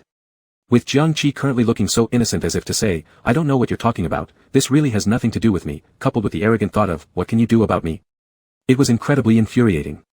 Unfortunately, Gu Luofei couldn't point it out clearly and could only warn through gritted teeth. The Gu family is currently unable to hire even a single nanny, which has already significantly affected the normal operation of the family. Not only that, but homemakers led by the workers' union are spreading rumors about the Gu family everywhere, causing an extremely bad influence. The legal department of Gu Group is drafting a lawsuit in preparation to pursue their legal responsibilities. No matter who is pulling the strings behind the scenes, I hope they will stop in time. Before it's too late to make amends. And come crying to beg for my help. Gu Luofei didn't voice these last few words. He merely imagined them for a second, and surprisingly, he felt a little anticipation. He must be crazy. Before Gu Luofei could shake off this mental barrier, his inner voice started nagging again. Rumors. And severe consequences. Stop joking, aren't all those things true? Need witnesses. Got them. Need evidence. Got that too. Videos, recordings, everything's there. Just tell me, do you want to see Mr. Gu Mo's A side or B side? Go sue me. Will I be afraid of you? I'd rather give you and your moronic younger brother an early beatdown. Mr. Gu, this has nothing to do with me. Jiang Qi blinked, his eyes twinkling like stars. But I must commend you, your legal awareness is top-notch.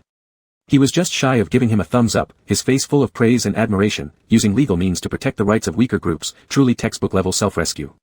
In your circle, who else can achieve this?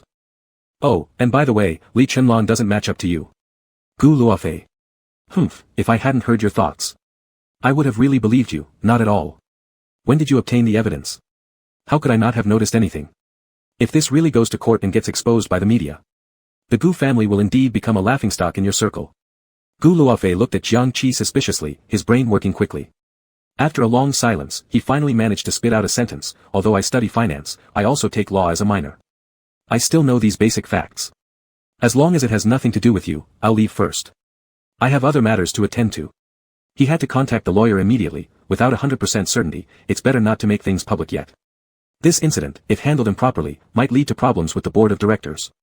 With a casual glance at the hurriedly departing Gu Luofei, Jiang Qi pulled at the corner of his mouth. Idiot. He adjusted the shoulder strap of his backpack and strolled forward with his hands in his pockets. Just around the corner, he jumped when he saw someone leaning against the wall. Shit, is it a ghost? Jiang Qi's heart skipped a beat inside, but his expression remained very calm. It easily gave anyone who hears his thoughts a sense of disconnection. Is that, Li Chenlan? You hiding here in the middle of the night, trying to scare me and then pretending it was an accident? Li Chenlan stepped out from the shadows, a carefree smile curling on the corner of his lips. At first glance, he seemed equally reckless and unruly. My good roommate hasn't returned to the dormitory, so I came out to meet him since I'm worried. Jiang Qi chuckled sarcastically, thank you so much. This reception was great. Don't ever show up again next time. Before he knew it, Li Chenlan was already by his side, his magnetic voice laced with mockery. Do you think I'm worse than Gu Luofei? Huh. In an instant, Jiang Qi realized he had just been caught red-handed for speaking ill of someone. He quickly forced out an awkward smile. I just said it, he just heard it, could he really believe it? So, Li Chenlan fixed a fiery gaze on him. In your mind, where do I rank? Jiang Qi paused, instinctively turning his head to meet those unfathomable dark eyes. To be honest, among these few villains, Li Chenlan was undoubtedly the most handsome one. Exquisitely chiseled with a strong sense of dominance, radiating an aura of aloof coldness even when smiling. Oddly, his long, seductive eyes with black pupils ended with a red mole at the tail. Occasionally gazing deeply, giving others the illusion of deep affection. Rank? Rank my ass. Are we playing pretend house now? Who cares about rankings? I'm starving, and I don't have time to chat nonsense with you. Jiang Qi smiled faintly, you're number one, no one can compare to you. Li Chenlan didn't respond right away, he only stared at Jiang Qi with a half-smile. The latter, under the gaze, felt somewhat uneasy. Yes, that's right, I was just bullshitting you. I'm a jerk and I'm fine with it. What, can you hear what I'm thinking and expose me on the spot? Li Chenlan smile deepened at the corners of his lips, and after half a second, he said, I reckon the cafeteria is still open. Let's go, I'll treat you to dinner. Jiang Qi's eyes lit up. Alright then. I'll stop cursing at you for now. Thus. Under the silver moonlight, like a spilling white radiance, the two figures walking side by side were stretched endlessly long. When Gu Luofei walked into the living room, he found Gu Mo lounging comfortably in silk pajamas, watching a variety show on the couch with a tablet. By his side was a snack basket, some bags open, from which he occasionally grabbed a handful to munch on before giggling gleefully. On any other day, seeing this scene would make Gu Luofei find it endearing and pitiful, but today it grated against his nerves. Because of Gu Mo, the family was about to face a PR crisis, yet here he was acting as if nothing happened. Indulging himself shamelessly. Gu Luofei tried to suppress his anger as he strode over and turned off the tablet, cutting off the show. Brother, what are you doing? Gu Mo looked up bewildered, noticing something was wrong with Gu Luofei's expression. He immediately asked, brother, who upset you? Why are you so angry? Gu Luofei glanced down, his expression grim. What exactly did you do to our housekeepers? Gu Mo froze for a moment, then his eyes watered slightly. Brother, I didn't do anything. You know me, my personality is gentle and timid, I don't even argue with people. Gu Luofei twitched his lips. If that's true, then why did all the housekeepers quit, and why won't anyone from the labor dispatch market come? Gu Mo lowered his head. I don't know. Maybe they don't want to serve someone like me, someone abandoned in the countryside as a child. Gu Luofei fell silent. Every time Gu Mo brought up being abducted as a child, Gu Luofei felt overwhelming guilt. If he hadn't taken his brother out to play that day, such a tragedy wouldn't have occurred. But hearing it now stirred an unprecedented impatience within him. Fine, I'll tentatively believe you did nothing for now. We'll see once Ents Wang and the others bring the recordings. With that, he turned to leave. But a panicked and puzzled voice called out from the couch, what recordings? Could they be forged? Chapter 43, Afraid the brother suffers, afraid the brother drives a Land Rover. Gu Mo's worries didn't last long. The information gathered by the class group's summer outing quickly drew his attention. Mentor, notice, the summer excursion departs this Friday. Please prepare accordingly. No need to bring snacks or drinks, the resort takes care of accommodation and meals. Students only need to bring minimal clothing. Oh, one more thing, swimsuits are important. Weak kidneys Taoist master, mentor, do we still have to follow school rules while going out? Can we wear bikinis? Mentor, no one cares if you go naked unless you don't want photos taken and posted on the campus forum. Fried little cutie, if he dares to take off his clothes, we'll avoid taking photos. We might accidentally see something embarrassing like chili peppers hung from a tree, which could easily cause problems. Mentor, how many times have I said this? Real names must be used in the class group chat. Anyone not compliant will lose their free spot. Wang Baozhen, alright, mentor, may I ask, mentor, is your real name, mentor? Chen Xiaofeng, river demon wants trouble. Gu Mo stared at the screen, thinking about something, with a slight curl forming on the corners of his lips. Gu Mo, mentor, are we riding a bus? Can we go first in a private car? Mentor, no, the summer excursion prioritizes safety, and we must all act together. Gu Mo, okay, mentor, good boy. JPG. Wang Baozhen, hey rolling eyes JPG. Is it necessary to emphasize that you have a private car? Chen Xiaofeng, there's nothing wrong with sudden wealth for a poor person. Seeing this, Guemo rolled his eyes, feeling nauseated by their jealousy. He set his phone aside, stood up from the couch, and noticed Gu Luofei preparing instant noodles in the kitchen. He adjusted his posture slightly, then slowly walked over. Big brother, does my return cause you trouble? Shall I stay in school instead? Upon hearing this, Gu Luofei paused, tearing open the seasoning packet. No. You shouldn't worry too much. Guemo approached, clinging to Gu Luofei's arm. His palm brushed against him, revealing puppy-like eyes damp with emotion as he pouted in a soft tone, Big brother, please don't be upset, alright? If I've done anything wrong, I'll change, okay? Luofei softened, touched by concern. I'm not upset. Just be mindful of your actions and words, don't give others an opportunity to hold them against you. He said meaningfully as he turned away, our family enterprise could collapse overnight. We need to proceed carefully. Alright, I'll remember that, big brother. Guemo nodded as if very receptive but wasn't convinced inside. The wealth accumulated over generations, how could it crumble so easily? Isn't he worrying too much? He criticized silently in his mind without saying it aloud. Then he shifted topics, big brother, when will you start your summer excursion? How will you reach the resort? Will we be in the same batch? Gu Luofei had already checked on this and replied immediately, we'll depart on Friday and take the same bus uniformly. Pausing for a moment, there was some unclear nuance in his voice, both our classes are in the same batch, so we'll probably ride the same bus. Guemo showed clear excitement on his face. That's wonderful. This way, we'll have companionship. Gu Luofei nodded, yes, having a companion. But he seemed distracted, his gaze shifting back to the bowl of instant noodles, recalling a handsome face. When Jiang Qi and Li Chenlan returned from the canteen, Wang Baozhen and Chen Xiaofeng were packing their luggage bags excitedly. Are the two of you going on a honeymoon trip? Jiang Qi leaned forward slightly, supporting his slightly bulging stomach, walking toward his seat. Hearing this, Wang Baozhen looked up without responding hastily but instead asked curiously, what's the occasion, elder brother Qi? Did you just come back from prenatal checkup with brother Lan? Jiang Qi glanced at him, prenatal checks at the cafeteria. You two went there alone again. Chen Xiaofeng complained, are we really good brothers anymore? Why are you so unsympathetic? Li Chenlan's lips curved faintly, relaxing against the chair with nonchalance, did you eat the durian tonight? Of course.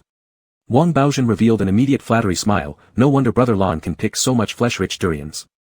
Yes, yes. Chen Xiaofeng agreed eagerly, it's obvious that you're the master blind box hand picker. Jiang Qi glanced at the packaging in the trash bin, sneering lightly. Durian pulp that's already peeled doesn't require any special selection. You two would even sell your souls for food. My righteous soul strongly despises. Before he finished muttering these inner thoughts, a tall and slender figure moved close, slightly bending to cover the narrow space under the bed perfectly. Broad shoulders, slim waist, a typical pair of double doors, every gesture emitting an allure hard to resist. Jiang Qi's breath hitched momentarily as he gazed up in a daze, what are you doing? Li Chenlan leaned on one hand against the desk, his elegant face bearing a lazy curve. With the other hand, he offered the packaged durian meat. This is the golden pillow durian freshly peeled by the fruit shop owner.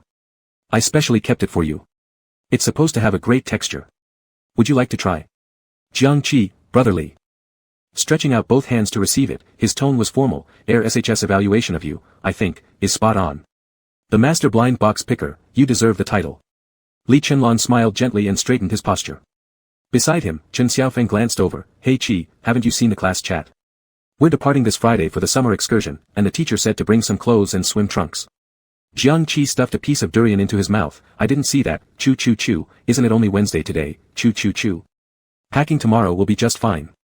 Fair enough, Wang Baozhen sighed while staring at his wardrobe, my swim trunks from last year are already torn, I need to buy new ones tomorrow, or if I run into a beautiful girl, wouldn't she think I'm perverted? Chen Xiaofeng chuckled mischievously, even if your swim trunks weren't torn, you'd still look perverted.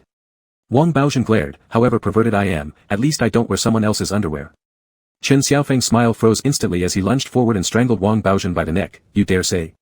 If it weren't for your terrible ideas, how could I? While they were bickering, Jiang Qi had already devoured the durian meat in a few quick bites. Grabbing a towel casually, he headed toward the bathroom. Is anyone using the toilet? I'll take a shower. His casual question went unanswered. In his ears, Wang Baozhen's agitated voice echoed, why do you get such a stunningly gorgeous partner? Why can't I find one? Yes, I'm envious. I'm ugly. Jiang Qi curved his lips as he turned off the door before muttering inwardly. TSK TSK TSK. Afraid the brother suffers, afraid the brother drives a Land Rover. Being single is scary, but a brother's romance is even more heart-wrenching. Dash, isn't a pool party usually the classic arena of chaos? The holy land where all villains gather. Dash, given how considerate brotherly Chenlan is being, should I lend him a helping hand? Dash, take advantage of this chance, occupy the high ground, and take the uke first. Pfft. Li Chenlan, who had just taken a sip of water, spat it all out. Wang Baozhen and Qin Xiaofeng wiped their faces in confusion. Elder brother Lan, are we bothering you?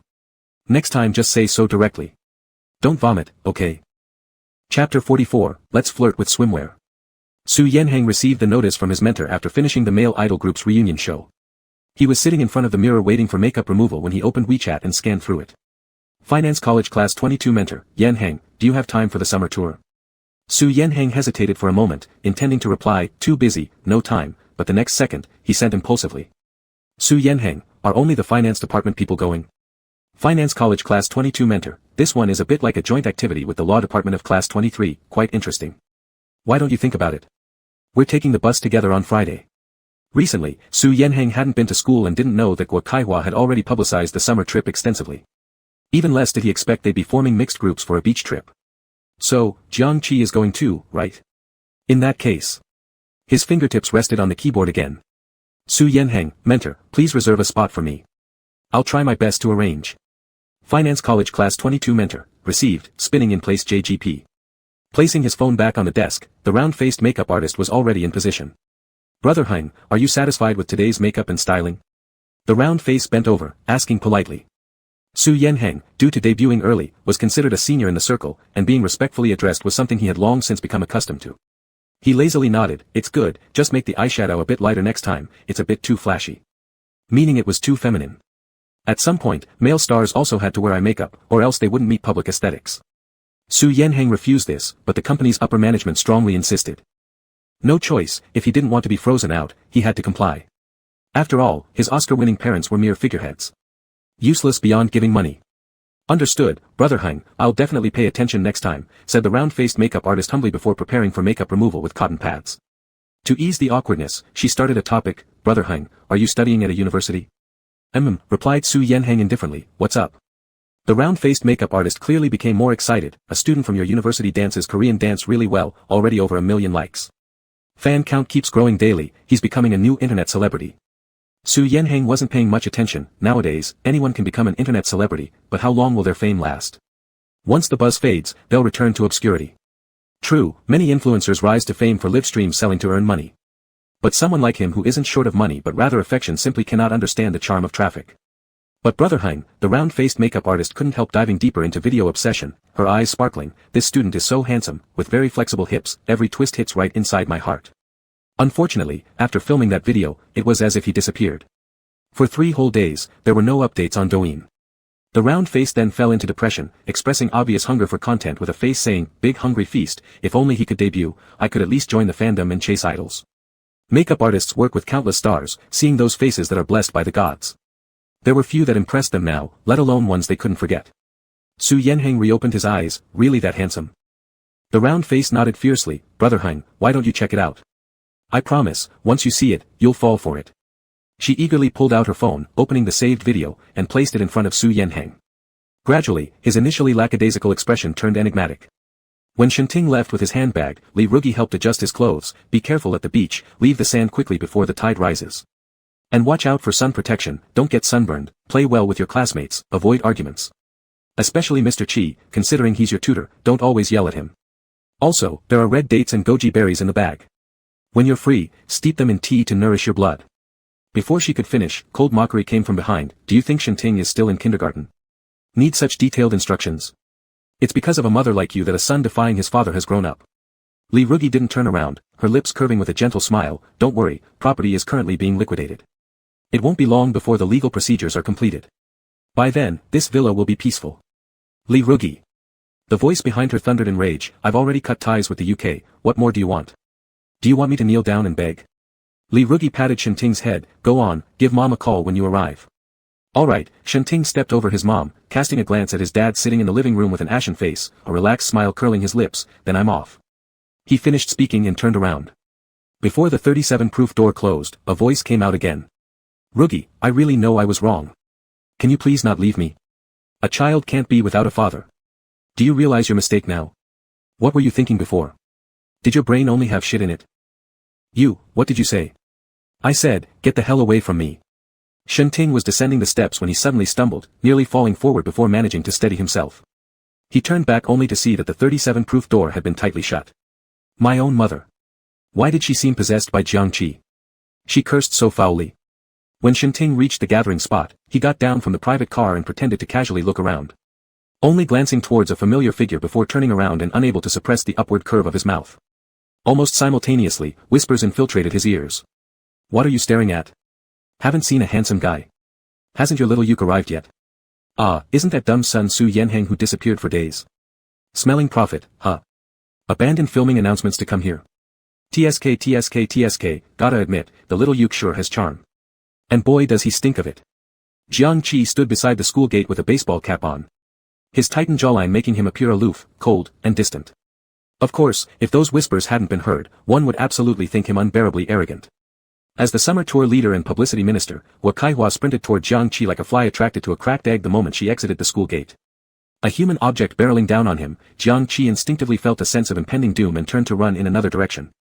But Hua Kaihua had preemptively predicted his move. What are you doing? Jiang Qi tilted his head, narrowing his eyes. Hua Kaihua wore the look of a martyr heading for justice. Let's film another video. Or I'll be overwhelmed by all the private messages. Perfect, we're going to the beach, we can do something daring involving swimwear. Jiang Qi laughed angrily, you're dreaming, aren't you? Chapter 45. Shall we go for a nude swim? Xiao Qi, you're on fire. Over 1 million likes, and your private messages are flooded with people wanting you to promote their products. Aren't you going to make some money? Hua Kaihua blinked her eyes. I calculated that one video could bring in at least 10,000 yuan in advertising fees. Jiang Qi was stunned. 10,000? Huh, why would I even bother with tutoring jobs then? As they say, money can make me grind the mill, let alone. Before he finished his inner monologue, someone interrupted him. Bro Qi, hurry up and get on the bus. Grab a good seat, we're ready to play Black Ops. Wang Baozhen appeared out of nowhere, pulling Jiang Qi's arm to head towards the bus. Hua Kaihua stepped forward to follow but was stopped by another figure. Hi, Minister Guo. Our dorm has signed an unequal treaty, no brothers shall date until everyone has a girlfriend. Chen Xiaofeng grinned. So if you want to chase our Xiao Qi, there's no chance. I didn't say I wanted to chase him. Hua Kaihua jumped up as she waved her hand. We have important things to discuss. Let me through right now. Chen Xiaofeng said, if you have something, I can pass it along. Please don't disturb the main person. Hua Kaihua finally stopped bouncing, glaring coldly. That's why you two will stay single forever. Thank you, Minister, for your blessings. Despite Chen Xiaofeng's usual cheerful smile, he accidentally glanced at a familiar figure. Jet black long hair, Lolita outfit. Staring at him like a ghost. Chen Xiaofeng's grin instantly vanished, his sphincter inexplicably tightening. He turned and ran back onto the bus. Seeing him bored, Wang Baozhen waved frantically. Phone, over here. Our dorm 502 is seated here. Chen Xiaofeng's face went pale as he sat down. Wang Baozhen asked curiously, did you see a ghost just now? Is Hua Kaihua really that hard to deal with? He turned to Jiang Qi, brother Qi, be cautious when dating. Hua Kaihua might look pretty, but she's known to be crazy. Dating her might lead you straight to domestic violence counseling. Jiang Qi didn't feel like talking, flipping his eyes as he looked out the window. However, after merely glancing once, he instinctively pulled back. To his astonishment, he noticed the villain standing neatly below. Staring at him with dark and sinister expressions. Fuck, these morons trying to scare me broad daylight. At least it doesn't spread. Quickly pulling the curtains on the bus closed, Jiang Qi nervously patted his chest. Yet, the sapphire blue curtain couldn't block out those menacing stares. The villain still stood there gravely. Su Yanheng, what did Jiang Qi just say? Not doing tutoring because of 10,000? Ha, the amount I can give isn't just limited to 10,000. Zhao Si Rui, where does he plan to make money from? Could it be a nightclub? Very funny, serving me well would earn you more than a lord's wealth. Shenting, if having money makes him compliant, let me see if I can give it a try. At this moment, on the bus. Lan Sheng, over here. Wang Baozhen shouted loudly seeing Li Chenlan waving frantically. Next to brother Qi, your reserved seat. Behind Li Chenlan, Hua Kaihua watched and squinted. Do they need to be so two-faced? How could they show such favoritism? Just wait until senior brotherly chases Jiang Qi, you'll all be feeding us enough dog food. Gu Mo arrived late in a private car and upon seeing the villains gathered near the bus, immediately lit up with joy. Shenting. Yanheng. Si Rui. You came so early, were you waiting for me? Shenting twitched his lips, nope, the driver dropped me off this early. Shi Yanheng, your eyes fell on my luggage. He questioned curiously. Zhao Si Rui, I'll go ahead and board the bus. You guys chat. Wait. So do I. Me too. This guy was cunning, planning to grab seats. Absolutely not, I can't afford to fall behind. The other villains thought unanimously, all dashing toward the law department bus. Gu Mo stood there musing for a bit, his lips suddenly curling upward. Do you guys need to work so hard just to ride the same bus as me? He turned his head. Big brother, which bus will you take? Interrupted halfway, Gu Luo sprang up like an arrow shot from a bow, sprinting directly toward the law department bus. Gu Mo. Why is everyone acting so strange? After placing his suitcase beneath the bus, Gu Mo climbed aboard. He scanned the bus for an empty seat but was stopped by Guo Kaihua, who stood up. Excuse me, this is the finance department's bus. This one is already full. What? Gu Mo's face turned to shock as he looked at Gu Luo. Bro, didn't you save me a spot? Sorry, little Mo, Gu Luo smirked, without an ounce of apology. When I got on, this was the last seat. So? Gu Mo tilted his head. Gu Luo, so, take the other bus. There should be plenty of spots left. Gu Mo. He gritted his teeth and started walking back, catching sight of a face he detested and envied out of the corner of his eye as he turned around. It was Jiang Qi. He was actually on this bus, sitting next to Li Chenlan. Don't tell me everyone else is here because of him. Impossible. Absolutely impossible. They all clearly admitted they were disgusted with this guy. So how could they shamelessly follow after him? It must be a coincidence. While consoling himself, Gu Mo stepped off the bus. Only for the door to slam shut behind him almost immediately. He thought someone would chase after him. But in the end, all that remained was the bus's exhaust fumes. 4 hours later, the bus arrived at the seaside resort. The high-star rating ensured top-tier service. Not only were the buildings luxurious, but the scenery was breathtaking as well. The cute receptionists waiting at the entrance, with their pretty faces, elicited cheers from the students as they disembarked. Oh wool. Next time there's such a great event, will I still be invited? Wang Baozhen was so excited that his whole body trembled, nearly collapsing into Chen Xiaofeng's arms. Chen Xiaofeng quickly dodged. River demon, behave yourself. Wang Baozhen glared at him. Peak Feng, you're no fun. In the midst of their playful chatter, the students formed groups to draw room cards. King-size beds, standard rooms, triple beds, everything was available. Jiang Qi hit the jackpot and drew a king-sized bed card, holding it high as he walked past Air Shah, who hopped about but failed to grab it. Holy shit, big brother Qi, did you step on dog poop this morning? To get the private king-size bed? Wang Baozhen stared at the room card, his eyes shining with admiration. Chen Xiaofeng also envied him greatly. Big brother Qi, sleeping alone, won't you feel lonely? Want me to keep you company? Jiang Qi smiled faintly. Do you think he knows about your company? Did you return his underwear? Chen Xiaofeng. Did it have to hurt so much to dig up old wounds? Just as the three were facing off, the fourth returned and approached Jiang Qi, his voice low. It must be a special kind of destiny that made me draw a king-sized bed too, right next to yours. Want to go to the pool together? How about a nude swim? Jiang Qi half closed his eyes, looking at Li Chenlan's annoying face. Swan God, hurry up and send someone to take away this pervert. Chapter 46, I'm here on vacation, not to see if you've lost your mind. Nude swimming. So it turns out that Lan has this habit. Too exciting. Wang Baozhen's eyes sparkled. I can.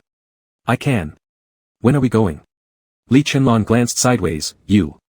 Never mind, take a shower and sleep. We'll go out for dinner tonight. Wang Baozhen stared in silence. There is a kind of sorrow called not being allowed to join in the nude swimming. Don't be ridiculous, Jiang Qi shot Li Chenlan an annoyed look. This resort isn't a private beach.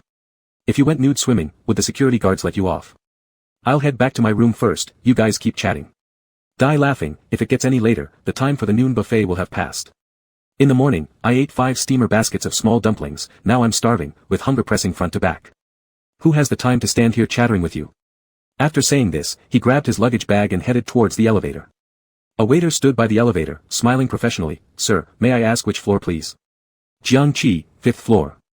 Please enter sir. The gloved hand pressed 5. Just as the waiter was about to return to position, a sudden shadow appeared before him. Wang Baozhen squeezed in with his backpack. Wait. I'm also going to the 5th floor. And me. Chen Xiaofeng flashed his big white teeth. Li Chenlan then entered the elevator between the two, with one hand in his pocket. The expression on the waiter's face visibly changed. Yes sir. Li Chenlan lifted his eyelids, sharp gaze flashing momentarily. I'm like them. The waiter immediately caught on. Yes sir. Just as the elevator doors were about to close, someone outside pressed the upward button again. Then, several handsome but somber faces came into view. There's still space, can I get in? Even though it was a question, Chen Ting had already taken a step forward and got on the elevator without waiting for consent.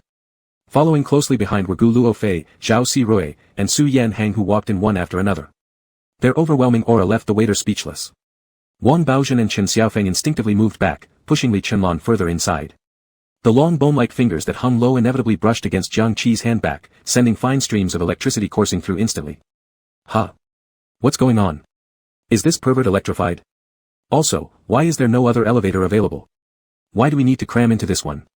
If people didn't know better, they'd think you're all here to collectively seize a bride. TSK, even Xiao Lucha didn't ride the elevator, so why are you all making such a fuss? Is there still room? Gu Mo's careful voice suddenly broke in. Several sharp glares converged in his direction. Jiang Qi took a quick glance, his lips curling up slightly. Oh, so the scoundrel appears right when we talk about him. No wonder these villains are so eager, they've been waiting in ambush. Shall I give up my place? Hearing this sentence, Shenting felt a sense of urgency and blurted out, it's full, go on the next trip. Gu Mo. I haven't even tried yet, and you're saying it's full. He sought help with a desperate look towards Gu Luofei, who after all shares a bond thicker than water, softened his heart somewhat. Why don't you stand up here? Gu Luofei made space. Being shoved aside, the serviceman's cheek tightly pressed against the steel-reinforced wall. Thank you, brother. Gu Mo finally managed to maintain his smile and cheerfully stepped onto the elevator, only to hear the regular beep-beep sound shortly after. Overloaded. Wang Baozhen shouted. Chen Xiaofeng joined in, elevator can't hold too many cunning people. Ah. Jiang Qi couldn't help but burst out laughing. A side glance from Li Chenlong quickly restored his composed demeanor. Second fool is indeed brave, suffering retaliation just because he was adored by a. Now I remember, their backgrounds aren't bad either, parents in the system specializing in curbing financial tycoons. With a face full of grievance, Gu Mo hesitatingly said, brother, maybe I should get off. Nonsense, you got on last, who else should go besides you? Dilly-dallying around, expecting who to retain you? Damn. If you guys keep bickering, I'll end up skipping lunch today. Alright, if elevators become so crowded with multiple people. I choose to exit. As soon as this thought occurred to Jiang Qi, he spoke clearly, me dash. Before his word ended, Gu Mo felt a hand push him from behind heavily. He couldn't control himself as his body lurched forward, nearly stumbling out of the elevator. Who? By the time Gu Mo regained his balance and turned around in disbelief, the elevator doors had already slowly closed. He only managed to catch a glimpse of Jiang Qi standing at the back, with a mocking curve on his lips. How infuriating. Jiang Qi actually pushed me. Pure jealousy. Just wait. I'll definitely return this one push someday. As soon as the fifth floor was reached, the people from room 502 stepped out. Jiang Qi was the last one, weaving through the midst of the foolish landlord's sons. And strangely feeling a gaze sticking to him, as if it wanted to drag him back. This intense sense of danger made Jiang Qi quickly hasten his steps. Until the elevator doors shut, causing that prickling sensation of unease to gradually disappear. Still shaken, Jiang Qi muttered under his breath. Isn't it just because the young lover didn't get on the elevator? Do I really deserve such hostility? It wasn't even me who pushed. He mumbled as he took out his room card and opened the door to the king-size bedroom. The window was open, the sea breeze brushing past, carrying a refreshing ease that heralded the start of vacation. Jiang Qi entered in a fantastic mood, tossing the luggage bag onto the bed before heading straight to the open-air balcony. The view was absolutely amazing, with a clear sight of the sea. Making it an optimal spot for watching the sunrise over the ocean. Wouldn't this room cost several thousand on the market? And yet, I managed to draw this. Let's celebrate tonight with a champagne tower. Wait, there seems to be a famous young masters club nearby. Should we sneak out later to have some fun? The summer tour requires group actions, no unauthorized outing is allowed. Didn't your mentor emphasize that? A deep, magnetic voice spoke up behind him, making Jiang Qi turn around in surprise. How did you get in? You didn't lock the door, Su Yanheng smirked. Since participating in variety shows, I've missed several classes. Jiang Qi cut him off, no tutoring during holidays. If you're so studious, pay first to secure the time. What nonsense about pretending to work hard? Your brain must have been kicked by a donkey. Su Yanheng's smile faltered momentarily before he swiftly changed the topic. Teacher Xiao Qi, do you know how to swim? Jiang Qi nonchalantly replied, yes. Are you talking about the gold medalist of the college men's swimming competition? Don't you think so? Su Yanheng bent his lips into a slight curve. I haven't mastered swimming techniques properly. Can you teach me? No. Jiang Qi refused outright. I'm here on vacation, not to watch you get your brains waterlogged. Su Yanheng, 10,000 for a class. Jiang Qi, deal. Chapter 47, Hello, I'm dog number 3. After confirming the swimming lessons, Su Yanheng restrained his excitement and pulled out his phone to transfer money. But suddenly he remembered something, and his finger hovered over another app instead of the payment one. The familiar melody rang in Jiang Qi's ears, and his expression changed instantly. Are you planning to transfer money on D-Sound? Is there such a function? Wouldn't it be? Su started but hesitated. This person is. You. Before these words came out of his mouth, a derisive laugh echoed from behind. Big star Sue, after participating in so many water obstacle game shows, you still don't know how to swim. Upon hearing this, Sue hastily exited the app as if covering up a scandal, his smile slightly tense when he turned around. Bro Lon, why are you here? Lee Chenlon stood with his arms crossed, leaning against the doorframe, his slender almond-shaped eyes half closed, looking both lazy and somewhat dangerous. If you can come, why can't I? I live next door, and I share a room with Jiang Qi. Anyway, I have more valid reasons than you. No one wanted to offend the top young lord in their circle, Su Yenhang included, so he could only politely smile. Bro Lon, I still have some things to do, so I'll take my leave first. Then he turned to Jiang Qi, his voice lowered a little. I'll transfer the money later and set the time then. Jiang Qi nodded affirmatively. All right. Su stepped out of the big bedroom. Lee Chenlon then entered smoothly. Jiang Qi didn't notice earlier, but once the man came closer, he realized that he had already changed into a short-sleeve sports suit. His good figure was barely hidden, the shorts made his legs look long and straight, like a walking clothes hanger. Isn't this too outrageous? Does this make me feel like exercising because I haven't had time lately? Jiang Qi looked away and headed toward the bathroom. Recently, my abs are thinning out, making my waist seem slimmer. Should I do some core exercises? Facing the mirror, he pulled up his shirt hem, muttering to himself. Hee, little Qi praised my body. Lon casually leaned back on the large bed, a smirk playing on his lips. You can put your swimsuit on inside. After dinner, we'll head directly to the pool. Jiang Qi also intended to do that. After taking off his short-sleeved shirt, he asked curiously, not going to the beach? It's too hot right now, we'll go later. We certainly don't want pale skin tanned dark, I prefer lighter tones. Chenlon thought to himself and then asked, you've taught Su Yenhang swimming already, can you teach me as well? Don't mock me, am I as stupid as him? After getting dressed, Jiang Qi walked out. You don't know how to swim either. Lon, silence filled the air. Acknowledging it would equate his intelligence level with Yenhang's. Seems kind of disadvantageous. I can, he curved his lips, just want to swim with you. As soon as those words were spoken, two figures rushed in. That's right, our dormitory must act collectively everywhere. Are you ready for dinner? I'm starving enough to eat a whole cow. Jiang Qi smiled, let's go. Thus, the group of 4 fools arrived at the buffet restaurant. Right when they entered, they saw Guemo arguing with someone. Jiang Qi originally planned to ignore it, but then noticed Guemo approaching full of grievances. Big brotherly, isn't this resort owned by your family? Could you please say something to them and get me a king-sized bedroom? I'm used to living alone, I can't stand having someone else on the other bed. The other 3 fools stared in shock. Lon God, is this 6-star resort actually owned by your family? Wang Baozhen's eyes sparkled as if seeing walking RMB, can I just kneel down to you? Chen Xiaofeng also followed up, God Lon, can I work here in the future? In management? No, even as a waiter, it's fine, I heard the pay is quite high. Jiang Qi. TCH, no wonder he can pull sponsorship deals, turns out, he's the boss himself. TSK, rich people sure flaunt their wealth gloriously. By the way, Guemo, what makes you think coming back from the countryside for just a few days qualifies you to say you're uncomfortable sharing a room? Isn't moving from frugal living to luxury supposed to be easy?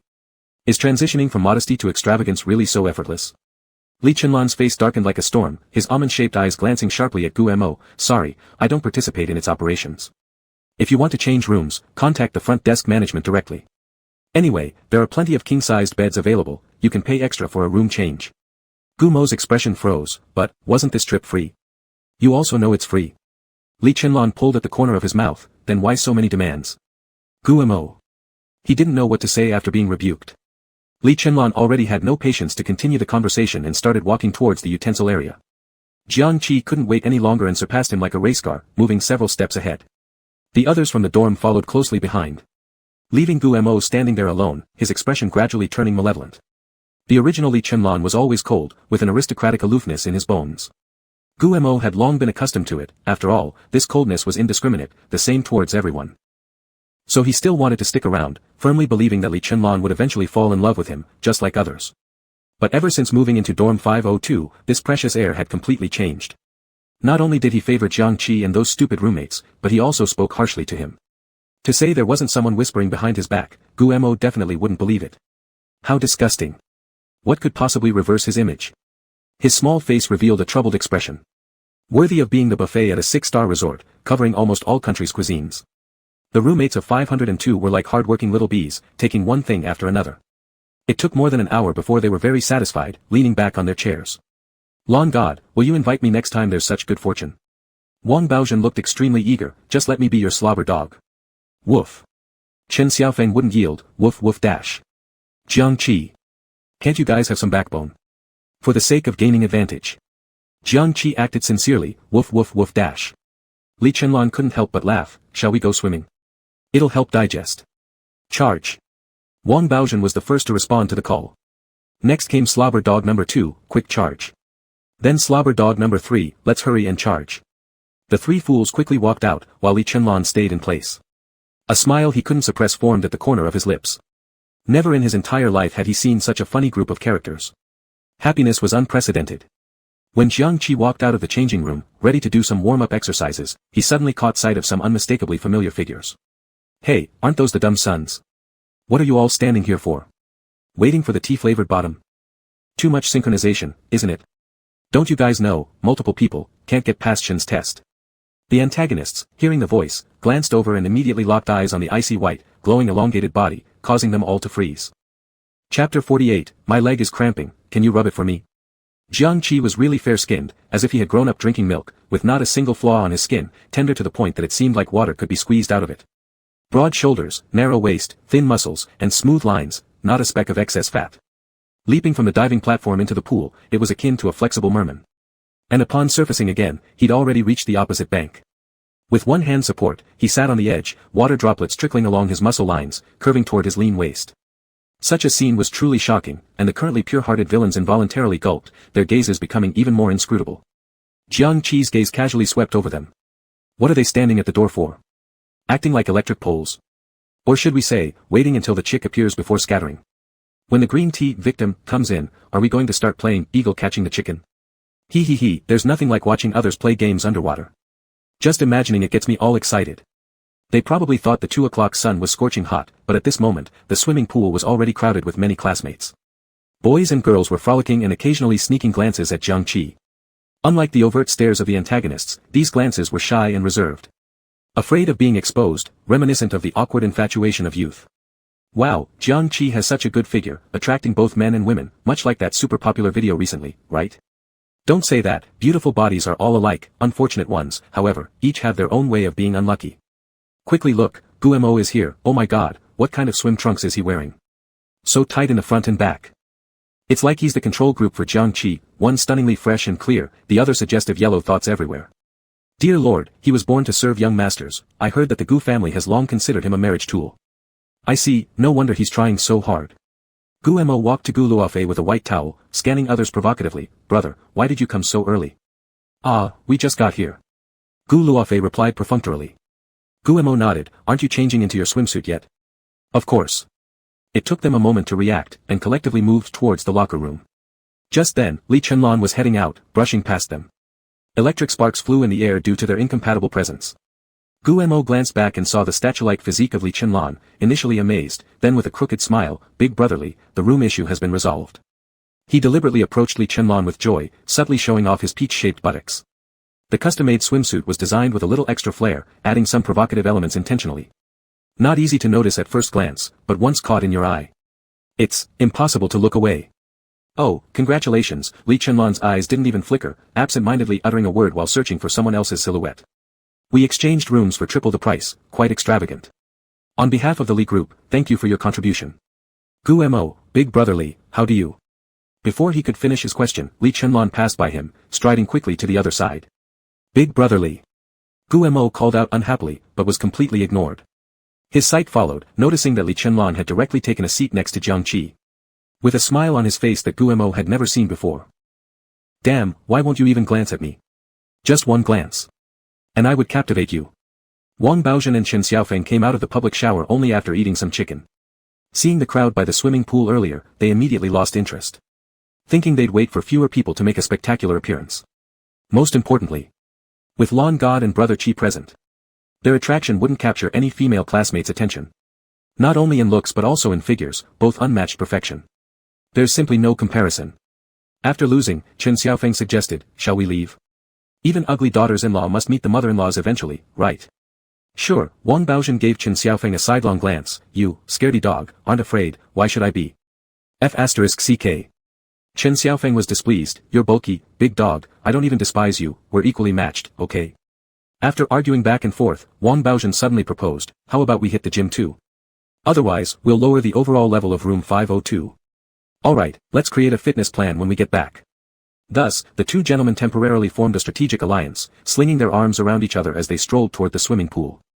Wang Baozhen couldn't wait to locate the handsome figures. Upon seeing them, his expression instantly froze in bewilderment. What's going on?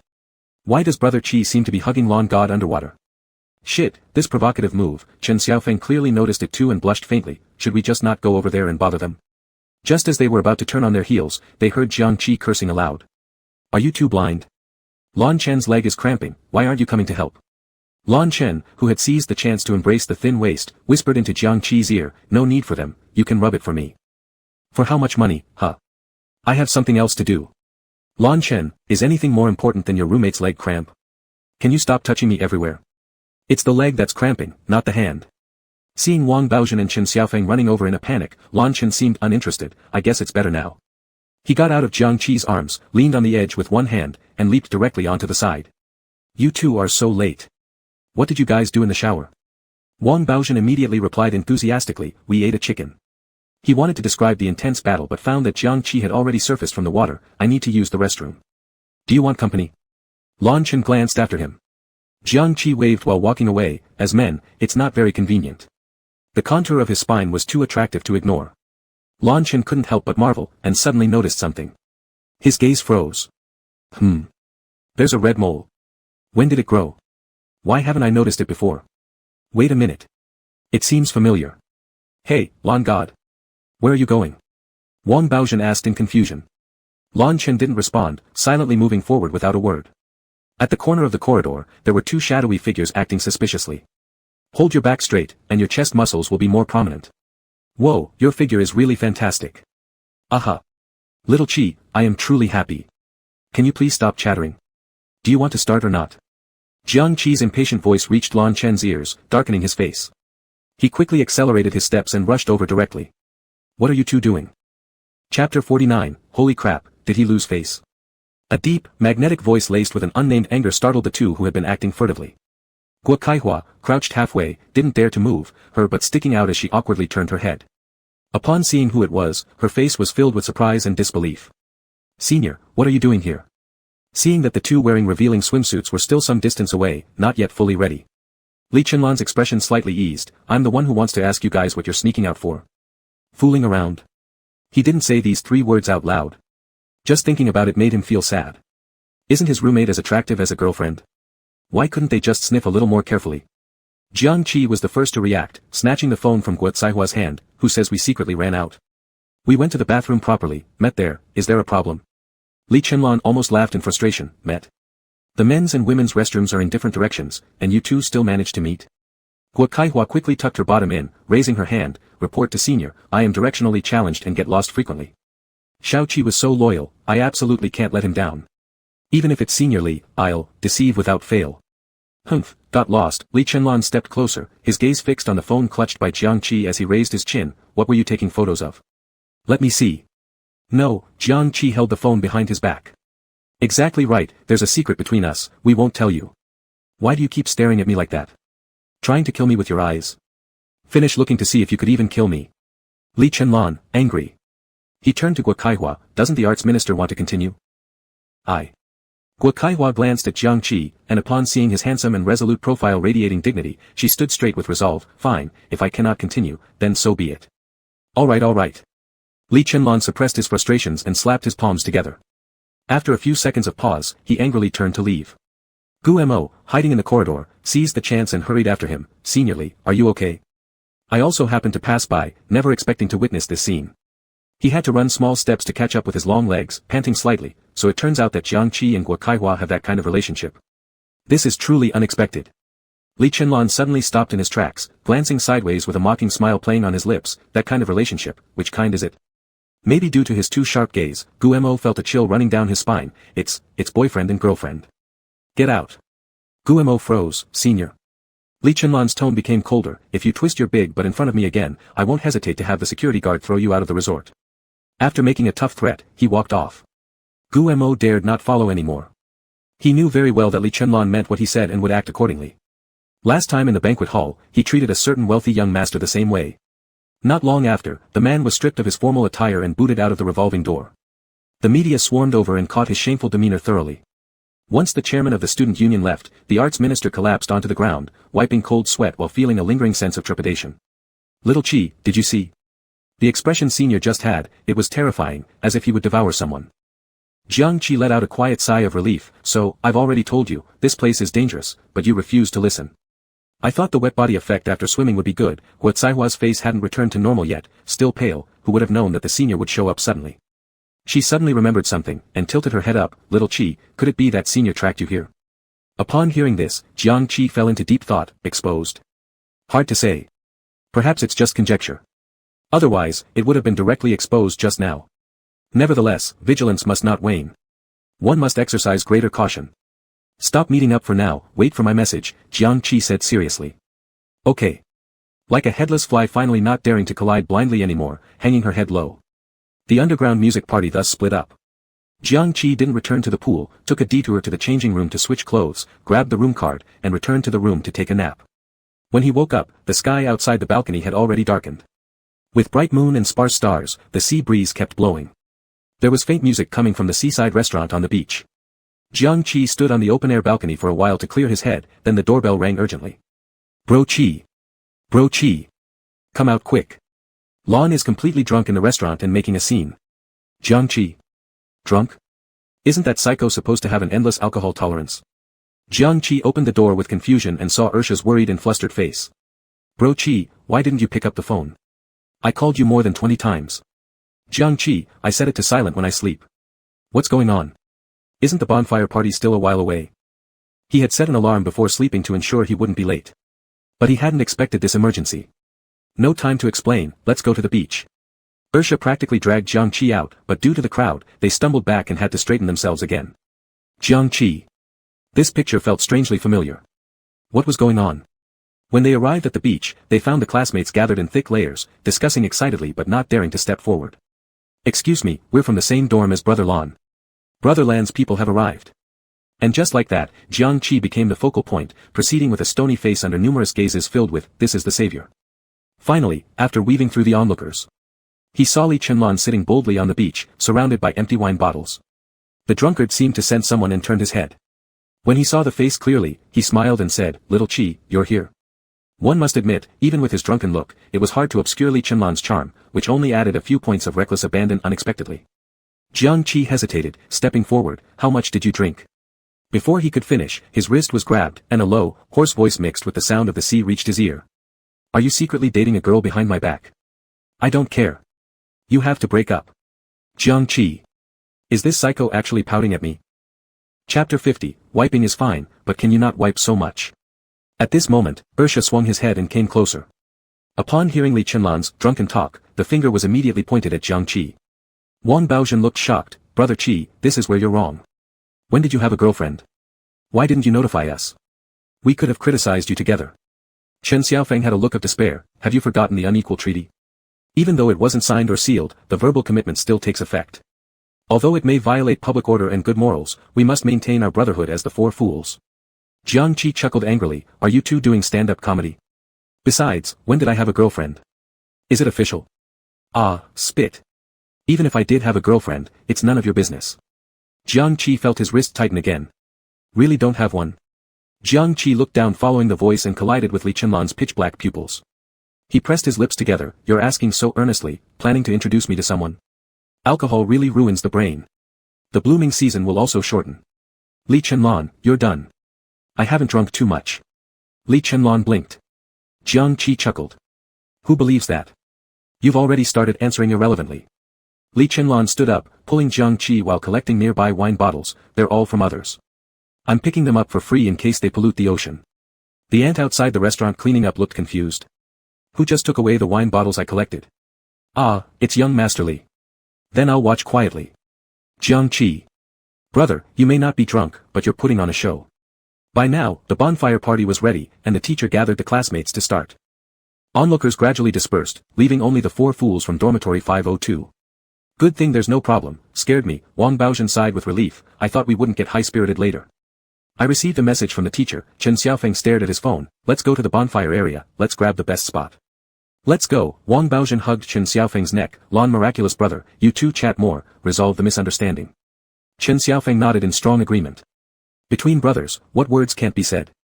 Look at me and Wang Baozhen. Insulting each other on the streets is one thing. But when it's good, we can share underwear. Wait. Forget underwear, let's just say pants. Damn. That night's game left quite an impression. Thus, the originally lively drunken scene ended with only Jiang Qi and Li Chenlan remaining. Although the sea breeze was cool at night, dispersing all the daytime heat, the air between the two remained tense, as if something was silently confronting them. Li Chenlan stared at Jiang Qi's eyes and couldn't help asking first, what's your relationship with Guo Kaihua? Jiang Qi, romantic relationship. I am male, she is female. This answer has no issues. Li Chenlan. TSK, your eyeballs are about to pop out. What's wrong? Not satisfied with the answer. Not, does asking these questions make any sense? With all kinds of online loans to pay off, who has time to think about love? Think everyone's like you young masters, idling around chasing after boys every day. Even taking a step back 10,000 times, would I date Guo Kaihua? Is she prettier than me? No. Li Chenlan suddenly interjected, a smile curving at the corner of his lips. Jiang Qi was startled for a moment. Li Chenlan continued, I say, if we don't go soon, there won't be any spots left. There's roasted whole lamb by today's bonfire. Jiang Qi stepped forward. Shit, why didn't you say earlier? Wasting feelings with you here. His steps were a bit fast, the sea wind blowing the sleeves of his short-sleeve shirt. The white side of his waist and an inconspicuous red mole were revealed. Li Chenlan glanced over, his gaze becoming slightly deeper. On the other side of the beach, the resort waiters lit several bonfires. Young as they were, the students were easily rallied. Happily drinking wine and singing and dancing around the bonfire. The DJ on site was also very helpful, playing rhythm-heavy and popular D soundtracks. The atmosphere reached its climax directly. When Jiang Qi finally caught up, he asked Ursha directly, where's the roasted lamb leg? Brother Qi, what did you say? Can't hear. Wang Baozhen pointed to his ear and waved his hand. Chen Xiaofeng handed over a bottle of Budweiser directly, Brother Qi, here, it's free. Don't drink it, and you lose. Jiang Qi. Didn't you forget so quickly that last time you two sat by the squat toilet vomiting all night? That's why blacking out is so great, what you don't remember didn't happen. The whole lamb is still being roasted. There are some pastries on that table. You can eat something to fill your stomach. Li Chenlan's voice was crystal clear, blending with hot breath in his ears. Jiang Qi paused for a moment, instinctively backing away, his tone nervous. You're too close, right? Let me suspect you're trying to assassinate me. Afraid you couldn't hear. Li Chenlan smirked, imitating Wang Baozhen pointing at his ears, the resort's pastry chef is Michelin level. Very delicious. Do you want to try? Of course. Where? Take me there. Jiang Qi's eyes lit up, concise and to the point. After sleeping all afternoon, the lunch buffet for midday had long been digested completely. His stomach was now growling in rhythm, almost syncing with the DJ's beat. Upon hearing this, Li Chenlan naturally took hold of Jiang Qi's wrist. Before the latter could protest, he chuckled, there are too many people, I'm afraid you'll get lost. If we're late, there might not be any pastries left. So, Jiang Qi stopped struggling and followed Li Chenlan's steps through the excited crowd. In the distance, fireworks were conveniently bursting, lighting up half the night sky, with their dazzling colors reflected on two equally striking faces. It seemed like a beautifully crisp frame captured in perfect timing. A classmate just happened to have a phone handy and took a picture promptly, sending it casually to the school forum. The dining area was relatively quieter. Li Chenlan picked up another piece of mango tart and passed it to Jiang Qi, his voice slightly hoarse as he asked, is it good? Great, Jiang Qi gave a thumbs up, worthy of being made by a Michelin pastry chef. Li Chenlan smiled. If you like it. It's because I personally recruited him. Suddenly, his expression froze as he fixed his gaze on one side of Jiang Qi's cheek. Don't move. What's wrong? Jiang Qi was momentarily startled but obediently held still. Li Chenlan raised his arm, his warm fingertips brushing gently over the corner of his mouth, there's cream. Let me help you wipe it off. The motion was excruciatingly slow, generating heat due to the friction. Jiang Qi's expression turned awkward. Wiping is fine. But can you not make it so sexual? Also, some dear ones have said that Qi Bao isn't polite enough, criticizing him to maintain his character or calling him a straight man. As for being a straight man, OMG, Qi Bao likes men, he's just slow to warm up. Chapter 51, Who would have thought you're this kind of person? Li Chenlan smirked at the corner of his mouth, all clean.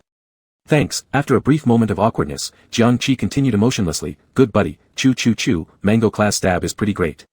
He lifted his arm to shove more into his mouth. On his pale forearm were a few red moles scattered like tiny dots. Li Chenlan's eyes slightly narrowed as he examined carefully, Xiao Qi, are the birthmarks on your body moles? Huh. Jiang Qi didn't catch it right away, where?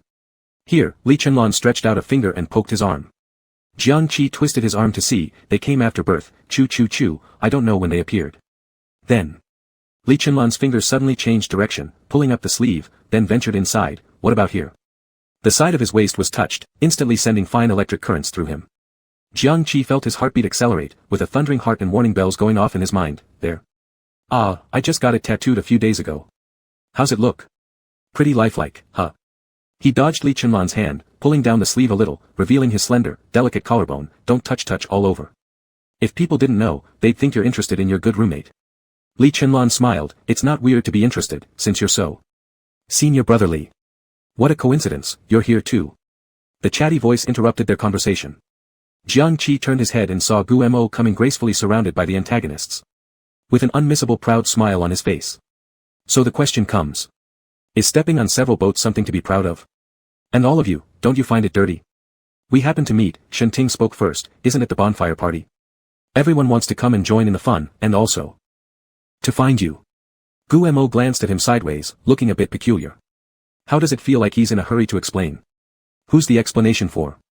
Could it be Jiang Qi? I'm dead laughing. He just killed for me the other day, how could he possibly? I'll go check if the roasted whole lamb is ready, you guys keep chatting. Jiang Qi found the sweets a bit cloying, so he prepared to switch flavors. Mainly because seeing Gu Mo made him nauseous, fearing he might vomit the Michelin pastries he just ate right onto his face. Li Chenlan held Jiang Qi's arm, handing him a glass of dry white wine, drink a bit first, cut through the greasiness. Following which, he asked another sentence, is the lamb or am I more important? Jiang Qi sipped the dry white wine, you guess. Of course, the lamb is more important. Upon hearing this innermost thought, the antagonists couldn't help but curl their lips. At least, everyone has the same status. Even Li Chenlan is no exception. You better think well before choosing. Li Chenlan's smile remained carefree. Later, the student union chairman will allocate the ownership of the roasted lamb. Jiang Qi glared. What? We still have to deal with privilege even on vacation. I refuse to bow down to power. Do I even need to ask? Jiang Qi's face changed in a second, smiling kindly, good brothers are the most important. Eating means what? All mine will be yours. Li Chenlan raised an eyebrow, this is what you said, I believe it fully. Jiang Qi, it must be real, fake one pays 10 times. You're not thinking of monopolizing it, are you? Aren't you the heir of the Li family? What delicious stuff have you had either? Not wanting to see the scene where the two talked cheerfully, Gu Mo deliberately interjected, Senior brotherly, you will perform later, right? As a unit of dormitory, has your 502 figured out what skills to display? Still need to show talent. Jiang Qi was puzzled, does being a big eater count? I want to show my skill in swallowing the entire roasted lamb alone. Gu Mo chuckled, little Qi, I know you study well and have fewer hobbies, but luckily, your dormitory has Senior brotherly. He is very talented and can be called all round. After hearing this, Jiang Qi looked toward Li Chenlan. Come on, show. Li Chenlan twitched his lips, can you stop pretending to understand me? You sound like a zebra talking confidently. Am I that familiar with you? Gu Mo was startled, Senior brotherly. Let's go, Li Chenlan naturally grabbed Jiang Qi's hand again, let's find our roommates. Jiang Qi. Being dragged around like this. I always feel like I'm some pet dog. Watching the two leave without looking back, disappearing into the bustling crowd, Gu Mo gritted his teeth and turned to ask plaintively. Bro, does Senior brotherly hold a grudge against me? Why did he suddenly become so hostile? Gu Luofei cast an envious glance at their retreating figures whose shoulders were almost touching. Not quite sure. How did they suddenly get so close? Could living together really strengthen their bond? Not only was his mind full of questions, but the other antagonists also felt the same way. Zhao Si Rui, my brother didn't even pay the tuition, how did he get to take up the most time? Su Yan Heng, with no swimming class arranged, was the money spent in vain? Shen Ting, should I have my mom call teacher Xiao Qi to make some space for me? When they returned to the bonfire, Wang Baozhen and Chen Xiaofeng had completely lost control. Following the beat, they embraced each other's necks and waists, head-banging like crazy to some death metal music. Jiang Qi couldn't bear to look directly, quickly averting his gaze. Turning around to ask Li Chenlan about the roasted lamb, the background music suddenly stopped. The arts department director wasn't removed yet, still serving as host for this bonfire evening gala. Guo Kaihua held the microphone, excitedly declaring, students, the most thrilling moment has arrived. Do you want to watch some borderline dancing? Yeah. Under the influence of alcohol, everyone let loose entirely, shouting at the top of their lungs. Guo Kaihua seemed very pleased with the effect and asked again through the mic. Then, would you like to see the campus grass jump borderline dances? Jiang Qi glared at her. Damn, is she trying to stab me in the back? State-level protected waste. You are dead. Think. Wang Baozhen and Chen Xiaofeng shouted loudly, hugging each other's necks and bouncing around. Jiang Qi wanted nothing more than to kick them both into the sand, burying them there like ostriches. Since our classmates are so enthusiastic, Guo Kaihua's lips curled into an ominous smile as she tiptoed to search for something or someone, then froze her gaze on a specific spot. Feeling extremely uneasy under that stare, Jiang Qi. No, don't. Our esteemed. Guo Kaihua raised her hand, Student Union President. Li Chenlan, Senior Brother Li. Please give us a taste of your sizzling borderline dance moves. Jiang Qi looked at the person beside him in sheer amazement. The cow. I never expected this from you. So this is the kind of person you really are. Chapter 52, Two-Person Close Dance. That's a good idea. Not only was Jiang Qi astonished, the classmates were more shocked. First showing disbelief on their faces, and then they erupted in cheers the next second. Piercing screams that ripped through throats didn't stop ringing in ears, one after another. Wang Baozhen and Chen Xiaofeng, these two lively gems, exaggeratedly portrayed fanatical fans. Their claws reaching out as if trying to tear the only half-sleeve shirt on Li Chenlan's body apart. Fortunately, there was still some reason among them, they feared tearing an exclusive high-end outfit, which they could never afford to compensate for, so they restrained each other from making any move. Borderline. Borderline. Borderline. Borderline. Master Li, wow. The deafening roar of hungry wolves made Jiang Qi rub his ears. What's with all this fuss? Has he become a top-line celebrity? Even when Su Yanheng returned to school, there wasn't such a strong pull, right? Let's be honest, Master Li, as a campus tycoon figure, definitely has something impressive about him. Just don't know how much skill he possesses. Should we tip him 50 V coins to test it? Gu Mo, who had just returned from the snack area, looked at the scene and disdainfully smirked. What kind of person is Master Li? Do you think he performs for people like actors in the entertainment circle? Without even looking at yourself properly. Do you think you're worthy to see Master Li dance borderline? What utter delusions. A bunch of paupers. As he scorned internally, he suddenly sensed some unfriendly glances beside him, quickly turning his head, reacting promptly by saying, Yanheng bro, I wasn't talking about you. You and that group of celebrities in the entertainment industry are fundamentally incomparable levels. Su Yanheng scoffed coldly, then what level am I? You. Gu Mo's lips curled into a gentle curve, just as he wanted to explain well, a voice exploded near his ear. F*******. Is my brother really going up there? Zhao Siwei, wide-eyed with astonishment, dumbfoundedly gazed at Li Chenlan on the stage, gradually swaying his body to the rhythm of the music. Who was he, Li Chenlan? The heir of a rich family groomed from a young age. Starting at 3 years old, he learned noble etiquette, classical music, various languages, finance and politics, equestrianism, the list went on endlessly. He was unrealistically perfect, like the male protagonist of Mary Sue fiction. But Diem had never heard of him doing boy band dances. Absolutely mind-shattering. Li Chenlan on the stage was completely uninhibited. Each pose and movement contained strength, the sense of rhythm was very powerful, achieving perfect synchronization with the music. Occasional sexy moves weren't seductive, making him appear more handsome and free-spirited. It directly livened up the atmosphere on site, making classmates join in together. Wow, Guo Kaihua holding the microphone, shining with starry eyes, said, Master Li is truly incredible. Anyone recorded it, send it to me later. Even though using a loudspeaker, the sounds were drowned out entirely in the screams. This summer excursion was simply classic, it would be impossible to replicate afterwards. Of course, all that was hindsight. After Li Chenlan came down from the stage, he started searching for a certain person's silhouette but was surrounded by Wang Baozhen and Chen Xiaofeng. Lon brother, you're truly my idol, even dancing.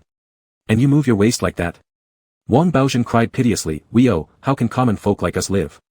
Chen Xiaofeng waved his phone around, I've recorded it all, it will be my asset later, when I apply to the Li group, if they don't accept me, I'll show them this video.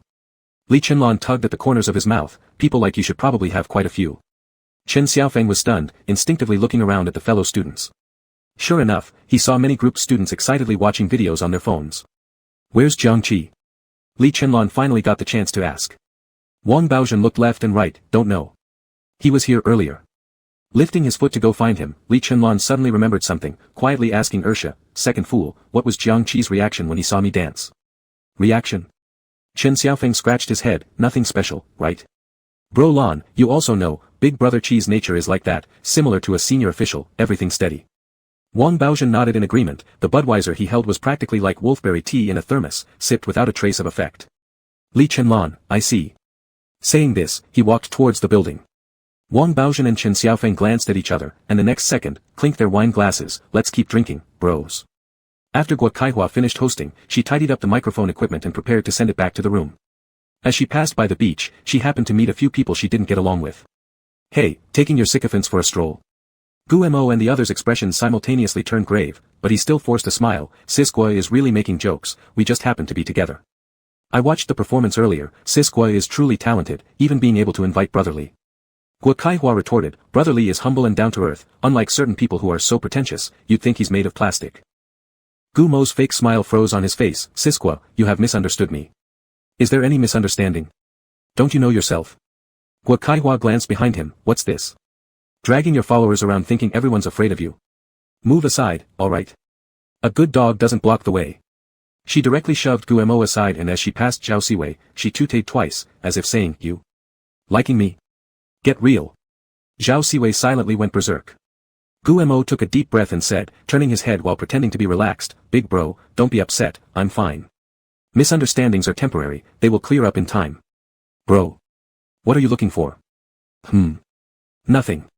Gu Luo lowered his head belatedly, what did Guakaihua say to you just now? Guemo, insults so loud and you didn't hear them? Are you deaf? Li Chenlong found Jiang Qi in the restaurant. Even before getting closer, he picked up on Jiang Qi's inner voice. Turn the barbecue flame up bigger, preferably until it crackles and sizzles with oil, keeping the inside tender, that's how each bite is going to be awesome. Come, hand over 2 pieces first, let me whet my appetite, tonight's all been sweets, feeling pretty empty. Seeing Jiang Qi standing in front of the chef with a food tray, eagerly eyeing the roasted whole lamb. Li Chenlong couldn't help but curve his lips as he strolled closer. Jiang Qi's continuous internal chatter came again. Damn, can't stay at the beach anymore. If you want to dance, go ahead, why keep staring at me? Like you might pull me up to do a close dance anytime. How scary is that? Should I wait here for you to drag me into practice or what? Li Chenlong's amusement increased. Close dance. That was a good idea. Should he pull him back? Chapter 53, Is Swimming a Sport from Hell? Li Chenlong was too conspicuous. Even if one didn't look, they could still judge from the reactions of the people around them. A number of tourists cast dazzling glances at him, their starry eyes seemingly saying, Look! Look! A handsome guy is coming over.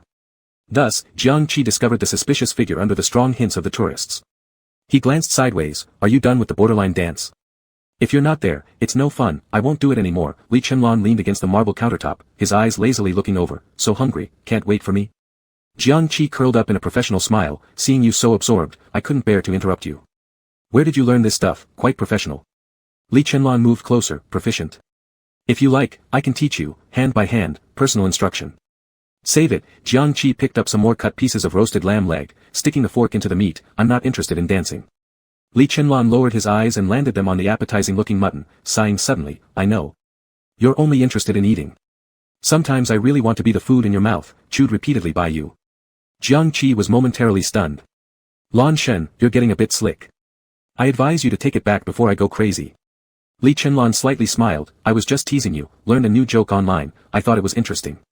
Alright, this time it'll slide, next time don't do it. The bonfire party lasted until about 10 o'clock, and the wild university students started to feel tired, returning to their rooms to sleep one after another. Wang Baozhen and Chen Xiaofeng entered together, shoulders slung over each other's, spotting the 2 fools in the restaurant. They immediately approached with blurry drunk eyes. You 2 actually went out without us? Wang Baozhen expressed dissatisfaction, that's pretty uncouth. Not exactly. Chen Xiaofeng wanted to echo, but a figure not far away startled him. Not only did he quickly pull his hand away, but he also stood straight like a soldier, sobering up somewhat. What happened to you? Did you see a ghost?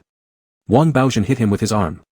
Chen Xiaofeng vigorously rubbed his eyes, realizing there was no one at the spot he had just seen, he took a deep breath. Sorry, my eyes are failing, too old to hold out. Let's go to bed. Continuing outside might not be safe.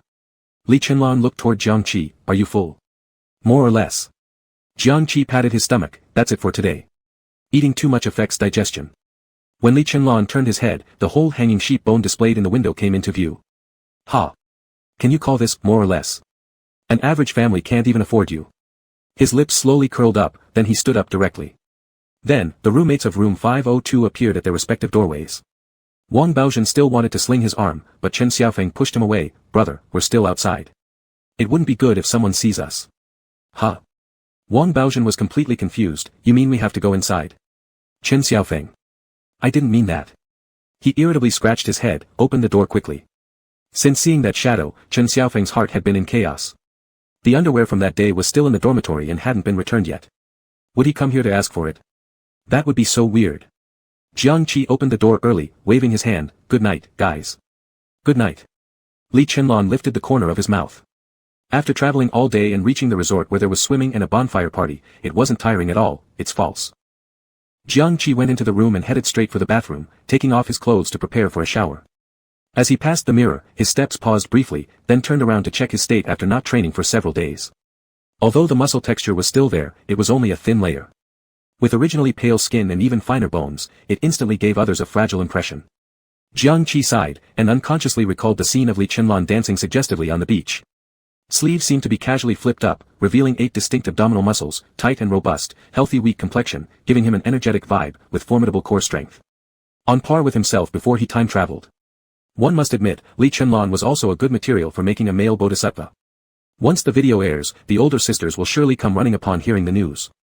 So the question is, when exactly did he train? After moving into the dormitory, except for class, they were practically glued together. While pondering, Jiang Qi turned on the shower. 10 minutes later, he stepped out of the bathroom wrapped in a bath towel, drying his hair. As he took a step forward, the doorbell suddenly rang. Jiang Qi turned around. Who is it? This late? You want to rob me? For your information, I have looks but no money. He opened the door and saw Su Yanhe standing outside. Why are you here? Take that back, I have neither money nor charm. Teacher Xiaoqi, I've come to learn swimming. Su Yanhe curved his lips into a smile, his gaze roving up and down over the half-naked body. I knew he had a great figure, but this good. Slim yet not effeminate, with skin glowing brighter than ever. Jiang Qi narrowed his eyes. This sudden politeness, do you intend to steal from me or kill me? Do you expect me to teach you swimming in the middle of the night? Young man, my WeChat balance is 0. Su Yanhe's smile grew wider, because I'm a public figure, I need to watch my words and actions, so daytime lessons aren't suitable. That's why I came at night to learn. Jiang Qi narrowed his eyes even more. Is swimming some kind of infernal sport? So embarrassing, huh? Su Yanhe struggled to maintain his smile as he started getting flustered. I've already transferred the tuition, shouldn't I be able to decide the time? Jiang Qi. I haven't said a word yet, and he's already babbling like crazy. What does it mean? Do working folks not deserve any rights? Like you can decide whatever time you feel like. Why don't you just fly off? You wait, I'll go change clothes. Jiang Qi was about to turn back. But a deep cold voice came from next door. It's too late for side gigs. If you really want to learn, come early tomorrow. Hearing this, Su Yanhe looked towards the source, his face darkening. Li Chenlon, this isn't your business, right? Why isn't it? Li Chenlon walked over with long strides, leaning against the wall with his arms crossed. We're roommates. I take it upon myself to protect my roommate's personal safety and health. He's already taken a shower, how could you still ask him to swim? What if he catches a chill? Su Yanhe, I never thought I'd hear you talk this much. So articulate. Chapter 54, I'm afraid others will mistake me for a gay man. Intimidated by the air of the Li family's arrogance, Su Yanheng pursed his lips. Teacher Xiaoqi, let's do it next time. Jiang Qi's eyes flickered. So you've been persuaded to back off. You're no good either. Su Yanheng's smile froze for a moment. I won't disturb your rest. I'll go first. All right. Jiang Qi nodded dazedly. He completely failed to understand the underlying confrontation like swords and daggers between the two villains. And how it started or ended. As Su Yanheng walked into the elevator, Li Chenlon's lazy gaze finally shifted back. You should sleep too, it's pretty late already. Jiang Qi said as he closed the door. In the middle of the night, yet everyone's still so energetic. What, wanting to transform into some kind of dazzling young men at night? Li Chenlon straightened up and blocked the door with his hand. Wait a moment. Question mark. Jiang Qi became alert. What is it? Li Chenlon grinned mischievously. The showerhead in my room bathroom is broken. Can I borrow yours? Hold on, no borrowing. Jiang Qi refused while raising his hand. Get the staff to repair it for you. Joking. Your ambition is crystal clear. Don't think I don't know what's on your mind. Borrowing the bathroom is just an excuse. Showing off your body is the real reason. Whoever falls for that is a fool. While muttering under his breath, Jiang Qi slammed the door shut hard. Li Chenlon stood there for a moment, his upturned corners of the mouth refusing to fall down. After reminiscing for quite a while, he reluctantly went back to his room. The room next door. Someone was tossing and turning on the bed, unable to fall asleep. Finally, in the darkness, he couldn't help but speak up. Hey Hiao, I feel like we can't continue this way. Wang Baozhen was already half asleep, mechanically replying, why not? Unless you've fallen in love with me. Pfft. Chen Xiaofeng, upon hearing this, spat disdainfully. Who would fall in love with their own brother? Even rabbits don't eat grass near their den. Wang Baozhen turned over. That's good. I don't eat grass either. I want meat. Roasted lamb tonight wasn't bad. I barely had a few bites. Chen Xiaofeng sat up directly, his tone unusually serious. What I mean is, the two of us shouldn't act too intimate outside. I'm afraid others will mistake me for being gay. Half awake, Wang Baozhen replied, K. Let's play chicken tomorrow. Chen Xiaofeng. Forget it, I'll sleep too. He lay back down. Half a minute later. Damn, can't sleep. I'm going swimming. The resort's pool is open 24 hours a day. But there are very few people who get up crazy enough to swim in the middle of the night. Thus, Chen Xiaofeng walked in without noticing any living beings, and prepared to go to the changing room to change into his swimsuit. However, after just one step, he spotted a white figure in the bright transparent water. Those long legs were particularly prominent, swaying back and forth with the water ripples. Chen Xiaofeng's heart was pounding wildly as he watched, then suddenly realized something was amiss. Shit, isn't he drowning? The moment this thought appeared in his mind, he plunged right in. Swimming headlong toward the long-legged figure, hugging him around the waist without hesitation, and began pulling strenuously toward the shore. His movements were seamless, absolutely seizing the best opportunity for rescue. He originally felt a sense of accomplishment, planning to perform CPR once ashore. But as he swam, something didn't feel right. This female classmate is really heavy. She weighs about as much as a fully grown man. And moreover, why is the area above her abs flat? Chen Xiaofeng finally remembered to look back and got a fright when he saw his arranged date's face. Shit. It's you. Huining smirked faintly, can you let go now? Reacting like he'd touched electricity, Chen Xiaofeng released Huining immediately and disregarded the warmth lingering on his arms as he hastily scuttled back to the shore. Possibly due to lack of proficiency in frog-kicking techniques and excessive force applied to his calves, his muscles cramped instantly. Ouch, what the heck? My leg. It hurts. In the afternoon, Li Chunlan's cramping leg was feigned. But now, Chen Xiaofeng's cramp is authentic. He splashed around uselessly in the water, his calf muscles unable to exert any force, and could see himself sinking underwater. The next second, he felt a strong arm lift him out. Chen Xiaofeng lay shamefully on the lounge chair by the pool, feeling his tight leg tendons being slowly massaged. He bit his fingernails in pain. Ouch. Gently. Your grip is too strong, right? Huining lifted an eyelid, a flash of disdain crossing his beautiful brows. If you're so afraid of pain, why did you save me? I thought you were a girl. Chen Xiaofeng shot back defiantly. Your hair fooled me. Who wouldn't want to be a hero saving a beauty? Huining's gaze darkened slightly. So if it was me, you wouldn't have saved me? No, ouch, my leg, ow, Chen Xiaofeng winced. I would, of course I would. Helping those in need is my greatest hobby. Huining smirked faintly and eased his grip, noticing the calf muscles had relaxed. He stood up. You're good now. I'll go. He turned to leave, but Chen Xiaofeng called out urgently, what were you doing earlier? Holding my breath practice, Huining replied casually, and floating. Do you have any objections? Chen Xiaofeng, no, none at all. There was no way he dared complain. Inwardly frantically shaking his head, he watched as the long-haired beauty, he corrected himself mentally, Huining left. Privately muttering to himself. It was something he hadn't realized until now. The cross-dressing experts also had such well-trained figures. Every inch of their bodies showed signs of rigorous training. Apparently the whole world, except for him and Wang Baozhen, were fit like beasts. The next morning, Chen Xiaofeng felt his body violently shaking. Wang Baozhen's excited voice rang in his ear, wake up. Let's get lively. There's a splav anime exhibition in the resort today. Let's go see some beauties. Chen Xiaofeng rubbed his eyes. What kind of exhibition? Oh come on, it's your arranged dates thing, splav. Wang Baozhen rolled his eyes. Why are you so insensitive to the world of otaku? Hurry up and get ready. I'll call Lan Shen and Chi Gu. Chen Xiaofeng instantly woke up more. So that's why they met here. Because of the anime exhibition. Now it made sense. Otherwise, he'd thought this person was following them. Thinking of that, Chen Xiaofeng slapped himself across the face. Fine, it's disgusting enough that I'm perverted, how could I think such things about others? Wang Baozhen turned his head back, admitting your own depravity takes courage. You've got another chance, who's the perv again? It's me. Chen Xiaofeng's face flushed red. Is it okay for me to say it's myself? Wang Baozhen chuckled. Can't help but admit, you know yourself quite well. Chapter 55, Call Me Holy Daddy. The breakfast buffet at a star-rated hotel is the most worthwhile to taste. Jiang Qi set his alarm clock, first went to the gym for an aerobic and anaerobic workout on an empty stomach, and then rushed to have breakfast. The restaurant was highly intelligent, just swipe your card to enter. He walked toward the food area with his plate, happily piling up both Chinese and Western breakfast items. When an ominous voice sounded from behind. Xiao Qi, what a coincidence. Are you here to eat too? Jiang Qi turned around for a quick glance and saw Gumo's fake smile. What do you think? I didn't come here to eat, I came here to play with you. He looked back and continued picking up freshly cooked ham, not wanting to say anything more. If he hadn't read the original story, Jiang Qi might have also been deceived by this courteous young master.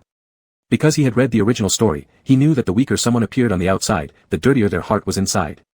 So, since you've come, I'll make you lose your mind. And if I don't ruin your reputation, I'll die where I stand. Xiao Qi, do you have any misunderstanding of me? Gu Mo caught up. Weren't we originally the best? I even introduced so many friends to you. Implied meaning. Didn't you step over me to climb up? And now you're distancing yourself from me. Are you not afraid that I expose all your ugly secrets? After reading through the subtext, Jiang Qi turned away. Oh, young Master Gu, how could a poor ghost like me be on good terms with you? In the past, I thought you were blind, but in the future, watch out. Don't associate with people like me again. On behalf of the common people, I thank you. While saying this, he grabbed another bowl of steaming hot dumplings that had already been served, about to leave. Seeing no way to ease the situation, Gu Mo's face completely darkened. Jiang Qi, don't be ungrateful. If there's no one inviting you, would you afford coming to this high-end resort? Thinking you climbed onto Li Chenlan, can really become a phoenix. I'm telling you, a country chicken will always be a country chicken. Just as Gu Mo finished cursing, he suddenly saw something and immediately took the dumplings from the tray, pouring them all over himself, his expression drastically changing. Ah! Jiang Qi, what did you do? I was just talking to you. How did you splash me all over? He tilted his head up, tears instantly streaming down his cheeks, looking pitiful. A cold voice rose from behind. What happened? Brother, Jiang Qi. Gu Mo was about to lunge forward, but was abruptly held by the arm. Startled, he turned back and saw that Jiang Qi's face looked terribly dark, as if he was about to explode at any moment. An ominous premonition arose immediately. Gu Mo instinctively wanted to run, but it was already too late. Bang! A heavy punch landed directly on his face, sending him falling to the ground. It took him 2 seconds to react before he couldn't believe it when he turned around. Jiang Qi, you dared to hit me? Fucking hell. Hitting you is still being lenient with you. Why don't you direct your anger at me? What did the little dumpling do wrong? I haven't eaten it yet, and you made it fly everywhere. Gu Mo clutched his face and turned around. Big brother, didn't you see? Jiang Qi threw dumplings on me and beat me. How outrageous. Gu Luofei's expression hesitated slightly. I'm not sure. I just arrived. Brother. Gu Mo widened his eyes. What are you saying? Gu Luofei said. How about checking the surveillance? Gu Mo. Are you stupid? That would only prove that I was lying earlier. Alright, we're classmates, I don't want to make things too awkward. Gu Mo stood up from the ground, looking extremely disheveled, reluctant but not daring to fight. Brother, I'll go upstairs and change clothes. Jiang Qi sneered, you're leaving already? How else do you want it to be? Gu Mo glared, don't take advantage of the situation. Apologize. Apologize to my little dumpling. Gu Mo flushed with embarrassment, never. Jiang Qi smirked, then checked the surveillance. Come show yourself, darling. Gu Mo's pleading gaze shifted towards Gu Luofei, brother. If you're the one being bullied, there's nothing to fear by checking the surveillance. Gu Luofei actually also wanted to know if Jiang Qi's claim was true. And whether or not his younger brother, who had just returned home not long ago, was staging everything himself. Gu Mo bit his lower lip hard, after hesitating for a few seconds. I'm sorry. With that said, he covered his face and ran off. Jiang Qi laughed coldly, do you just want to leave? What else do you want? Gu Mo glared back, don't push me too far. Apologize.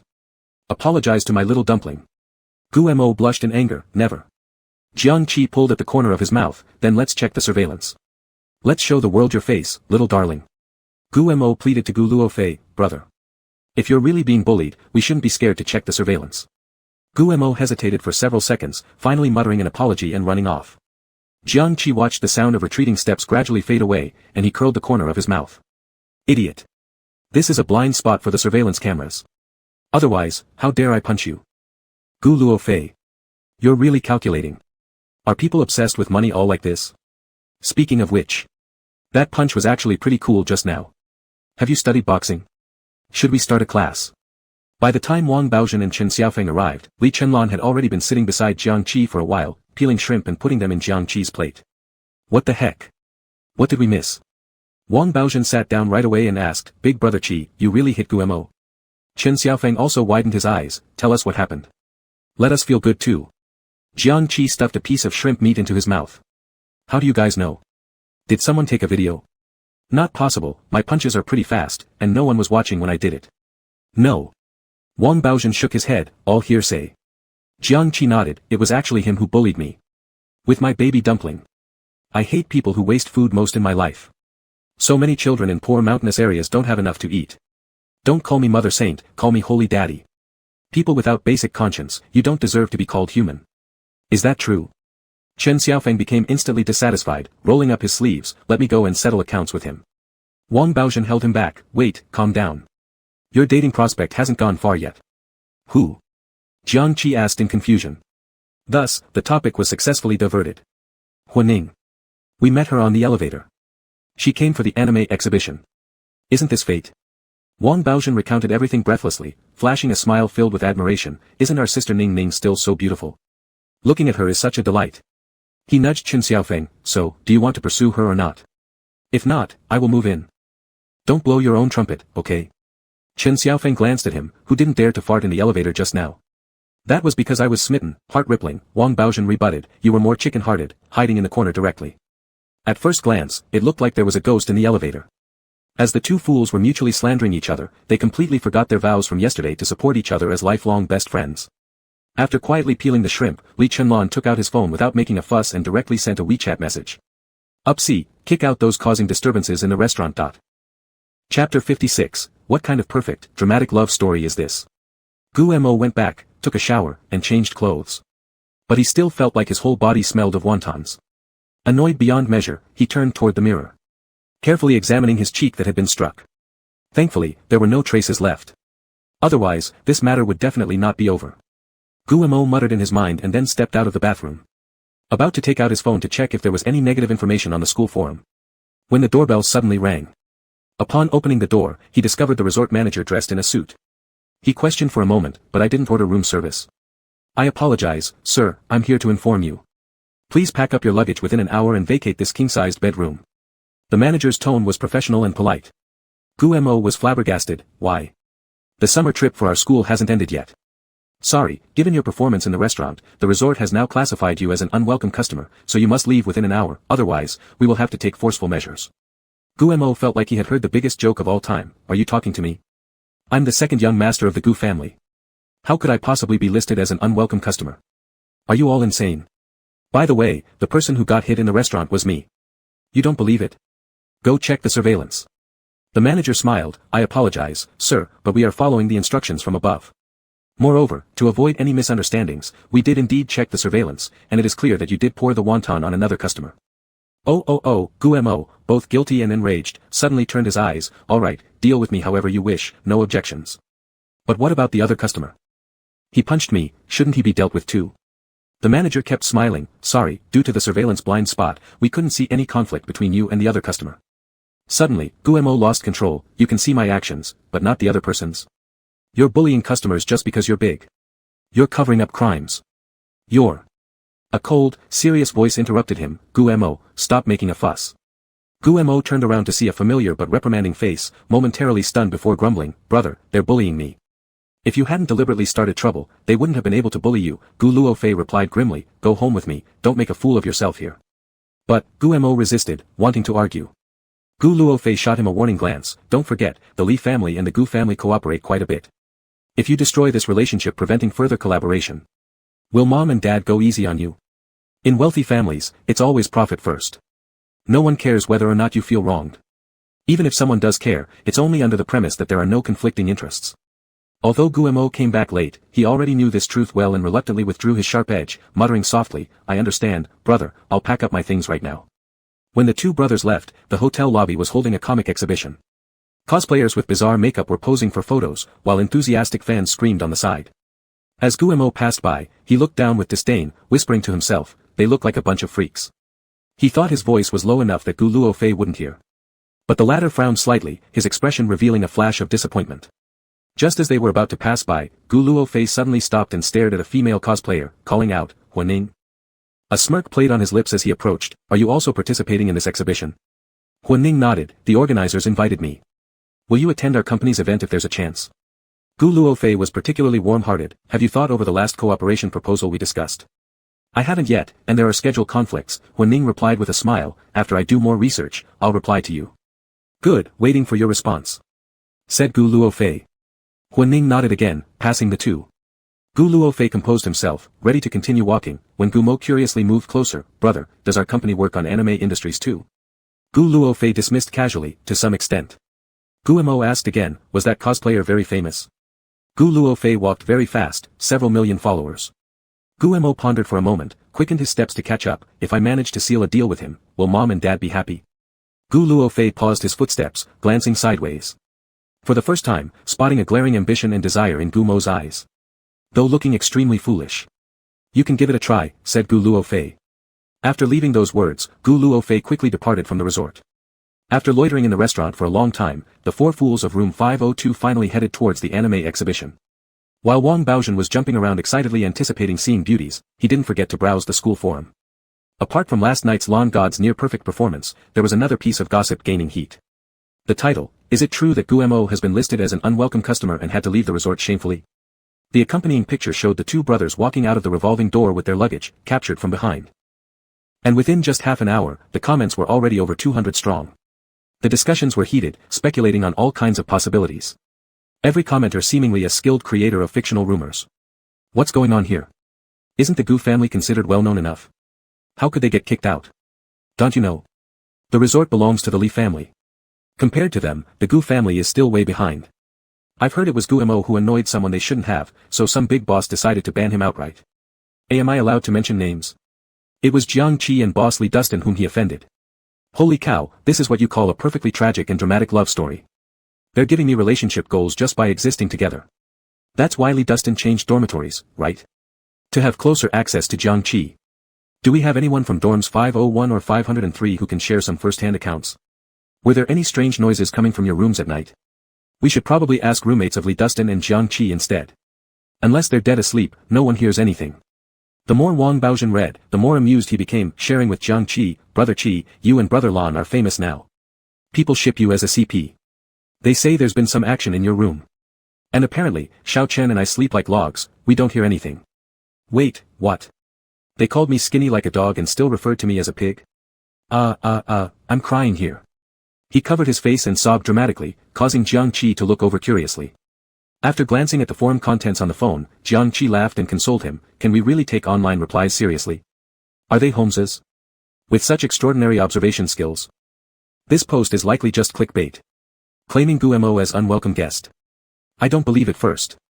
You know later he became super VIP at V level among P class. There was even a suite specially reserved for his special activities, you know what I mean. It's not clickbait, a clear voice suddenly cut through the air. Jiang Qi startled, turning towards Li Dustin. Who lifted the corners of his mouth slightly, I'll tell you. I simply dislike Gu Mo. I gave him an unwelcome guest card. In hope that he might enjoy it. Jiang Qi. No way, man. Have you changed your nature? Chapter 57, Are you interested in changing tracks? The group of four wanted to explore the gossip posts on the campus forum, when a fanatical fan suddenly rushed over. It's Sister Ning. Her outfit today is amazing, perfectly replicating her character. No wonder she's the champion of the pseudo-girl competition. I'm going crazy for her babies. Is this Hei Changji Gong Xiaolu Ruihui? This is my favorite character, Sister Ning truly understands me. The fan screamed and ran past, leaving Chen Xiaofeng utterly baffled, with no idea what had just happened. After several seconds of reaction time, he asked confusedly, is Sister Ning really Huining? Isn't it incredible how popular he is? Wang Baozhen gleamed starry eyes, I love him even more. Sister Ning, I'm coming. He let out a high-pitched shout as he chased after her. Chen Xiaofeng stomped his foot, wait for me. Looking at the backs of these two clowns, Jiang Qi helplessly held his forehead, I'm completely defeated. Despite his tone of disdain, an involuntary smile crept onto his lips. Suddenly realizing that someone was staring at him, he quickly gathered himself and said, shall we go too? Li Chenlan didn't budge, pursing his lips slightly as he asked, aren't you curious about why I labeled Gu Mo as an unwelcome customer? Jiang Qi's expression faltered momentarily, what should I ask? For instance, why did I make Gu Mo one of the unwanted customers? Jiang Qi blinked, why? Because of you, Li Chenlan said with a look of extreme satisfaction, it's all for your benefit. Jiang Qi nodded, good friend, thank you. Next time if anyone bullies me, you can transfer money to console me, it's much more direct and effective. Li Chenlan fell silent. Not a bad idea either. No wonder Huining stood out among the crowd of cosplayers. Not only gorgeous but also proficient in singing and dancing, simply a talent in every aspect. After showing off his anime character, he sang an anime theme song. The atmosphere on site immediately ignited, with fans below jumping to support their idol by forming a dance circle. By the time Jiang Qi and Li Chenlan arrived, they found that the dorm mates were already fully integrated into the supporters group, following along with other fans rhythmically waving their arms. Hoo, ha. Ai, hey. Jiang Qi frowned. Such emotions are easily stirred up, you would indeed be suitable for a pyramid scheme event. Certainly, your applause would outshine everyone else's enthusiasm. Li Chenlan highly agreed with a barely noticeable smirk. As Jiang Qi continued to observe the stage, he noticed Huining was indeed excellent in his field. Multiple company logos pinned to his costume signified numerous endorsements. Do you know D.in? We could follow and study from there. Upon hearing this, Li Chenlan perked up his ears. Study what? Being a pseudo-girl? What kind of kink is this? His eyes narrowed as he began imagining Jiang Qi in a skirt, causing his Adam's apple to move. Guo Kaihua could do it too, perhaps attracting many sponsors that way. The live streaming club wouldn't then be called Poor B Broke Club anymore. Originally letting Guo Kaihua learn. That's boring. The sparkle in Li Chenlan's eyes faded instantly. In no time, Huining finished his song and left the stage. Regardless of how much the fans shouted for an encore, he didn't come back up. Under Wang Baozhen's lead, dormitory 502 crowded around him, showering praise as soon as he opened his mouth. Sister Ning, you were truly amazing. I've never seen such an incredible performance before. Huining smiled, really? Do you know which character I portrayed? Wang Baozhen was stumped, looking skyward to recall. Gong. What was it again? Gong Xiaolu Ruihui. Chen Xiaofeng answered quickly. Wang Baozhen glared at him. Brother, when did you secretly watch anime without me? Didn't we agree to eat chicken on odd days and play King's Glory on even ones? Sunday. Sunday. Chen Xiaofeng defended anxiously while sneaking a glance at Huining. Don't I deserve some personal time? Compared to the two fools, the other two seemed relatively normal. Jiang Qi, the performance was good. Li Chenlan, very good. Jiang Qi, if there's an opportunity in the future, I'd like to see more performances. Li Chenlan, me too, bring me along. Jiang Qi frowned. Brother, can you stop copying me? Li Chenlan smiled. I can't. I've just mastered the skill of randomly rebelling. Jiang Qi chuckled. Then follow me. Li Chenlan smiled. Alright.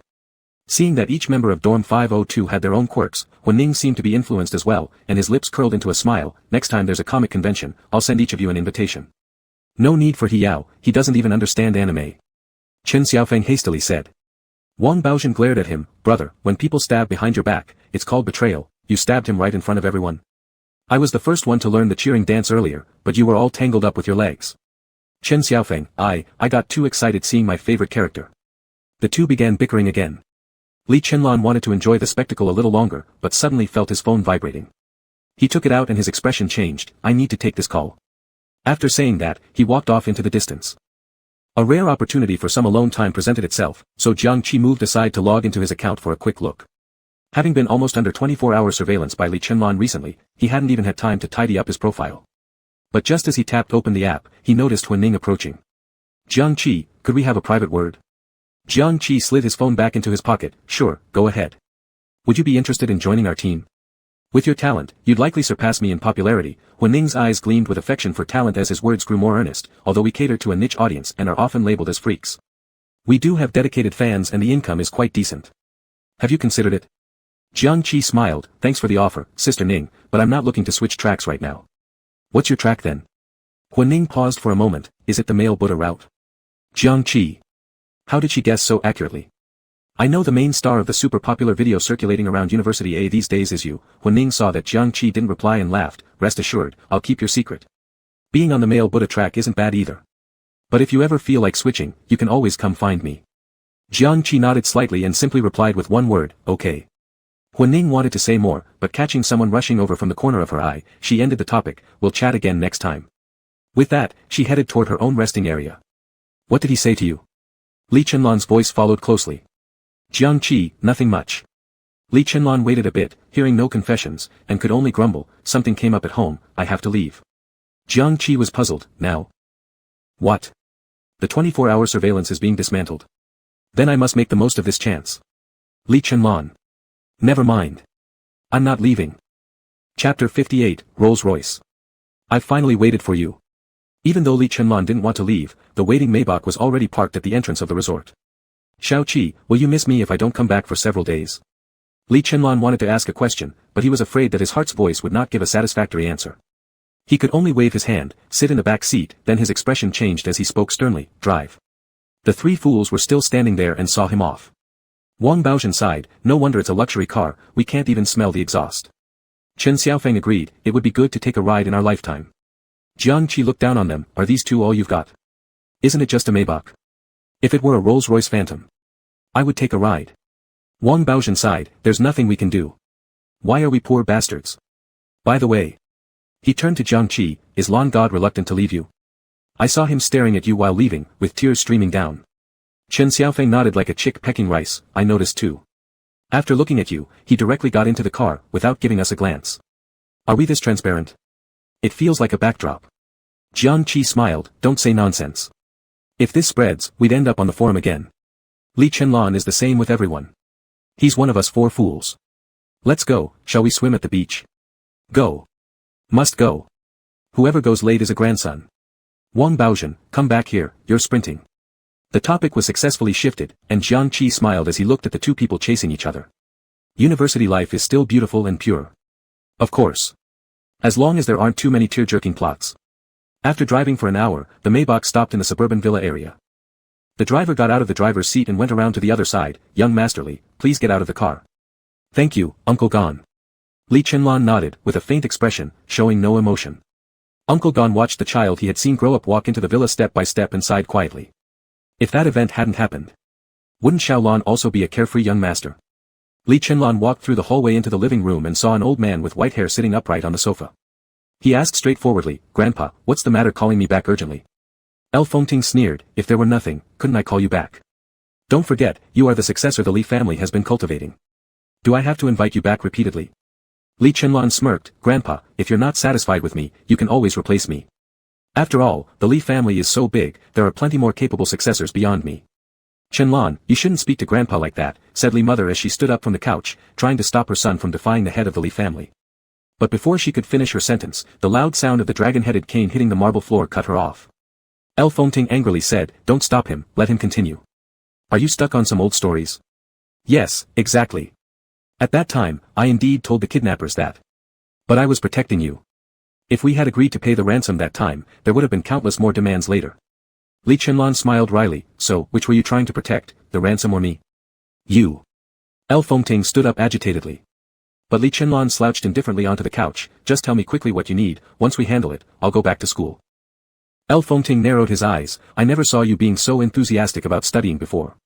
Now, is there any special reason? Li Chenlan gave him a sideways glare, Grandpa, you weren't that nosy before either. You. El Fengting was greatly annoyed and plopped back down onto the chair. Li mother quickly wiped away some cold sweat, Chenlan, Grandpa cares about you, how can you say he's nosy? Alright, not nosy, Li Chenlan crossed his legs, just likes drama. Li mother. Seeing her own son bent on arguing back, she knew she couldn't stop him, and could only pray that the old man would hold on strong, lest he end up hospitalized again for over a month like last time. Mr. Li seemed concerned about his health as well, taking a deep breath to calm himself before saying seriously, you should follow up on the acquisition case overseas. Your good-for-nothing uncle can't handle it. 30% commission, Li Chenlan raised an eyebrow, otherwise, I have no time in my schedule. Mr. Li's eyes widened with anger, it was 20% last time, why 30 this time? Are you demanding exorbitantly high prices? Li Chenlan stood up, Mom, I still have work at the student union to handle. After saying that, he was about to leave. But a hurried voice stopped him, wait. Mr. Li Fengting gritted his teeth, 30% it is. Depart tonight. Li Chenlan curled his lips, that's right, there's no grudge overnight between us grandpa and grandson, is there? With wealth, we share. Mr. Li Fengting smirked insincerely, you're getting sharper and sharper these days. Each of us has our tricks, Li Chenlan put his hands in his trouser pockets, I'll go upstairs to pack, you let the secretary book the flight ticket. Alright, Mr. Li Fengting nodded and then suddenly remembered something, asking, what's going on with the second son of the Gu family? Did you blacklist him as an unwelcome customer? Old Gu just called me to plead. We're all from the same circle, give each other some face and don't make things too awkward.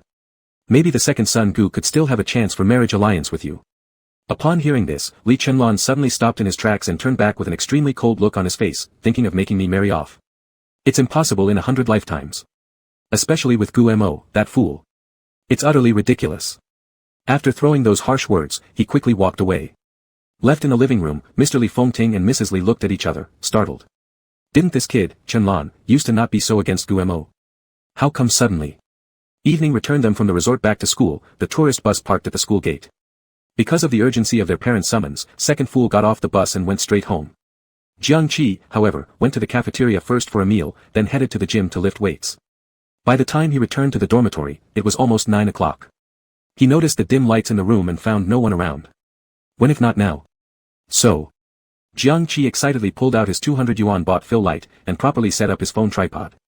Then, he changed into simple slacks and a white shirt, showing off an elegant angle of his neckline. His delicate collarbone and clearly defined abs were about to burst through his shirt.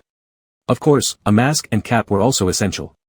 The male Buddha statue must not only have good looks but also some mystery, giving fans the opportunity to indulge in wild imagination. With everything ready, Jiang Qi began posing for photos. Tilting his face, tensing his jawline, slightly exposing some of his upper chest. A casual snapshot doesn't even need editing to look great. It couldn't get any easier. Jiang Qi smiled smugly, picked out a few nice ones, then proceeded to find matching background music. Modern software is very smart, generating a complete piece takes less than half a minute. With one click upload, it's seamless. The fans seemed like they were waiting by the pot, as soon as they saw updates, they swarmed in immediately. Good wife, brother. I've finally waited for you. Chapter 59, Son, take a look, Mom brushed up on a male bodhisattva tonight. What assignment? Hurts feelings, the world is broken and messy, relying entirely on the male bodhisattva to mend it. Wuxing, 5 elements lack virtue. Why am I, sisterly, being prompted by the system that there's a risk? Forbidden expression, because after seeing it, kids will fly out, cathead JPG. Wang Suihua, I dare to look at the male bodhisattva with my real name. Do you dare to show your face? Shared male mother, sister's happiness depends on me at huh. Another A-sized one. Don't mess with me, step aside, all of you, let me touch, let me touch. Super duper cute, don't do that, my tears will come out of my mouth. My partner 189, taking photos without undressing, won't it be uncomfortable? Half an hour later, Jiang Qi glanced at the comments and views. The little fans online were at their peak mental state. Though not as explosive as last time, there was more than enough heat. At this rate, going viral wouldn't be an issue. So, it's not that new D-sound accounts are hard to manage, it's a question of who's running them. Jiang Qi smirked, just about to check other bloggers' videos for some inspiration.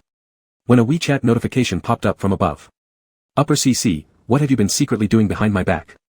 Jiang Qi jumped, feeling the eerie chill of being caught red-handed. He hurriedly pulled open the curtains, took a look outside, then opened the door and checked the corridor. Dead quiet, not even a fly around. Jiang Qi calmed down, his fingertips landing on the keyboard. Jiang Qi, reviewing lessons, isn't the final exam coming up soon? Li Chenlan, sitting in the VIP waiting lounge at the airport upon seeing the reply, curled the corner of his mouth upward, upper CC, very obedient. Do you miss me? Jiang Qi, aren't we just separated? Upper CC, but I feel like it's been ages. Jiang Qi, there's something wrong with your perception, you can see a doctor. Upper CC, about to board, I'll find you when I return. Jiang Qi. I'm not a doctor. Why do these people always confuse my profession? As soon as Guemo returned home, he faced questioning from his parents. After all, the circle was small, bad news travels far and wide. Everyone eagerly jostled for position to mock others. What conflict led you to clash with a classmate? Gu father angrily asked. Fine, so there's conflict, but why must Li Xiao get involved? I thought since you've been back for some time now, you'd improved somewhat. But why are you still such an embarrassment? To now be listed as an unwelcome customer, isn't this making the Gu family lose face? Losing face is trivial, but having a rift with the Li family is major. Guemo, what am I supposed to scold you for? Guemo sat huddled in a corner of the sofa, sobbing with his head lowered. During times like this, usually, Gu Luofei would help plead his case or shield him. After all, being the loving older brother, how could he bear to watch him being reprimanded? But this time, he didn't do either, instead siding with their parents. Luofei, explain yourself. Gu father shifted the topic to Gu Luofei. Upon hearing this, Guemo immediately looked up, his eyes pleading for help. Gu Luofei averted his gaze. I'm not entirely sure, by the time I got there, the matter had already unfolded. Guemo poured the dumpling soup over himself and blamed it on someone else. Guemo stared in disbelief. Brother, how could you betray him like this? Gu father grew angrier and cut him off directly. That's framing someone else. Guemo, did you really bring back those lowly city manners? Dad. Guemo retorted, they were all bullying me together, so I retaliated. Besides, that Jiang Qi kept clinging on to Brother Lan, I couldn't even get close to him. At this, Gu father suddenly froze. Is this true? What stance does Li Chenlan take towards him? Well, of course they're close. They even moved into the same dormitory. Guemo sneered, if it weren't for that, I wouldn't have lost control. Gu father pondered for a moment, I'll handle this. Go upstairs for now. Thank you, Dad. Sobbing quietly, Gu Mo climbed the stairs resentfully. When only Gu Father and Gu Luo Fei remained in the living room. Gu Father spoke sternly, didn't you know Gu Mo is meant for an arranged marriage alliance? Why didn't you help him at all? Are you deliberately damaging his image in front of Li Chunlan? Dad. Gu Luo Fei's voice strained, Gu Mo isn't an object. You can't dictate what he should be used for. Besides. Gu Father raised an eyebrow, moreover what? Gu Luo Fei replied, Li Chunlan doesn't value him. Gu Father scoffed, do you understand commercial arranged marriages? Who cares about personal feelings? As long as the benefits align, the Li family has to acknowledge it. Gu Luo Fei shook his head, Dad, you're wrong. Li Chunlan isn't someone to be toyed with by anyone. Except for Jiang Qi. He inexplicably added this thought in his mind, his thoughts getting jumbled. Ever since he watched a certain university's suggestive dance performance, Shen Ting couldn't stop himself from seeking out more similar accounts of male dancers. However, no matter how hard he tried, he could never replicate the same thrill and restlessness he felt watching that particular performance before. Could it be he only had feelings for one person? Shen Ting was very puzzled, having secluded himself in his room after the summer trip just to endlessly browse on D-Sound. Suddenly, there was a knock on the door. Shen Ting hurriedly closed the app and shouted towards the entrance, come in. Li Roof, holding dates and wolfberries, stepped inside, son, have a cup. Mom, it's been such a long time already. Why are we still drinking this stuff? Perhaps due to excessive supplementation, he was always tossing and turning at night, unable to sleep. Always thinking of. You see how pale your face is, Li Roof gently pinched his cheeks, concerned, no blood color at all. Drink up, dear. Having no other choice, Shen Ting reluctantly took the water glass. Li Roof smiled contentedly, how was your trip? Did you get a chance to skinny dip with Teacher Qi? Cough cough. Shen Ting turned beet red, choking, Mom. What nonsense are you spouting? Am I really that perverted? Li Roof tilted her head, what, Mom guessed wrong. That's not what you were thinking. Shen Ting rolled his eyes. Mom's getting weirder these days. Could it be because she's too heartbroken about the divorce? Thinking of this, Shen Ting suddenly showed a sympathetic gaze, Mom, don't be sad, there's still me. Quick, son, look, Mom found a male bodhisattva tonight, as captivating as that one you saw the other day, Li Roof's eyes shone as she pulled out her phone, ready to show Shen Ting. It wasn't just strange anymore, this was a sign of mental disturbance. No, I must immediately take her. But as soon as the music started, Shen Ting's eyes were involuntarily drawn to the screen. Suddenly he startled, huh? The feeling came back. Chapter 60, should I be the only one on the household registration? Shen Ting immediately perked up, his voice barely containing his excitement, Mom, how did you find it? By watching more, Li Rugi smiled gently, I know you're interested, so big data will push recommendations. At first glance, there seemed to be no problem with this statement. But upon closer thought, it was quite alarming. Shen Ting looked up, Mom, aren't you still not divorced from Dad? So what? Li Rugi blinked her eyes, I'm just watching, not doing anything. A mischievous smile suddenly appeared on the corner of her lips, could it be that you don't just want to watch videos but also want to do something else? Like becoming the top supporter and then meeting the streamer in person? No. Shen Ting immediately revealed a righteous look, unaffected by evil influences, how could I be that kind of person? Li Rugi pulled her phone back and then stood up, alright, I'll go first. Go to bed early. After saying this, she turned and walked toward the door. Just as she was about to open the door handle, a voice came from behind, Mom, can you share the video with me? Li Rugi's lips curved into a smile, sure. After leaving Shen Ting's room, she went downstairs to the kitchen. Seeing the nanny still busy, she said softly, Wang Ma, go rest quickly. Leave it to me. Madam, that's not possible, Wang Ma turned while scrubbing the pot, it's too dirty here. You should go to the living room. Li Rugi walked over and picked up the bowl, the kitchen is the cleanest place. I'm very comfortable with you here. Madam. Wang Ma was deeply moved but firmly refused, if you help, isn't that like robbing me of my job? Li Rugi paused for a moment, then pulled her hand out of the water, sorry, I overlooked that point. Madam, it's fine, Wang Ma chuckled, you're much better than the dismissal fiend. Dismissal fiend?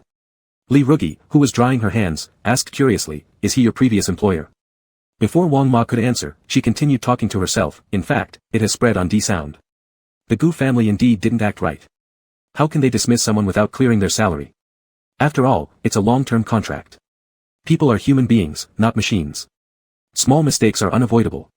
As long as the quality is good, diligent, and hardworking, some details can be ignored. It's too harsh to pursue perfection. Of course, terminating an employment relationship is also their freedom. They just need to compensate according to the contract. Upon hearing the employer say this, Wang Ma became even happier, Madam, you are truly beautiful and kind-hearted. No wonder people willingly come to work for you. In fact, before young Master Gu came back, the Gu family wasn't as absurd as that. Li Rugi, are you talking about Gu Mo? I never liked him. Always felt that the child's smile hid too much darkness underneath. Xiao Ting relied on him alone.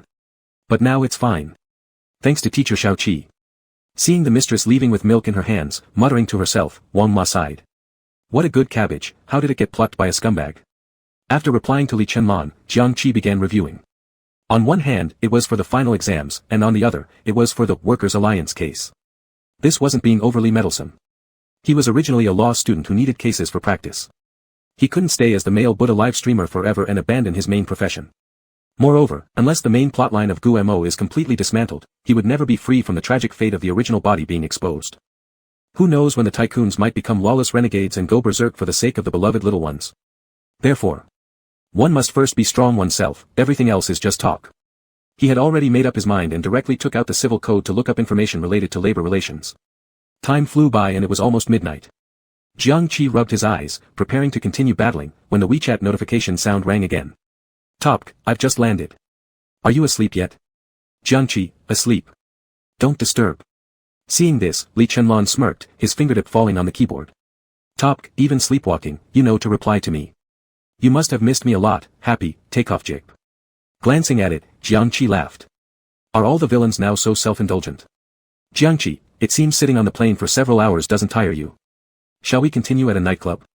Top, good roommate, there's a time difference. You don't even ask which country I went to, what I'm going to do, or when I'll return.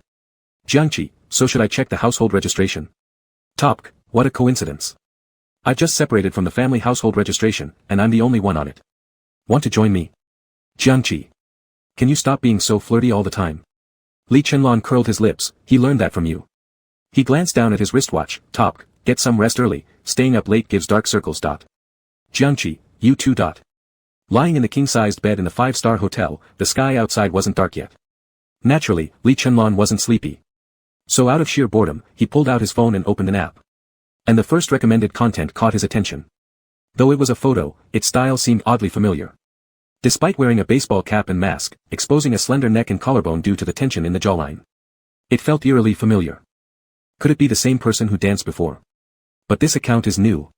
Suddenly, Li Chenlan narrowed his eyes and zoomed in on the background curtains for a closer look. Wait a minute. These curtains resemble those in my dormitory, don't they? He exited the app and was about to send a message to Jiang Qi. When he suddenly remembered something. Shit. The curtains in room 401 of a university are all exactly the same. Mondays 8 a.m. The slightly foolish room 502 went to the canteen for breakfast.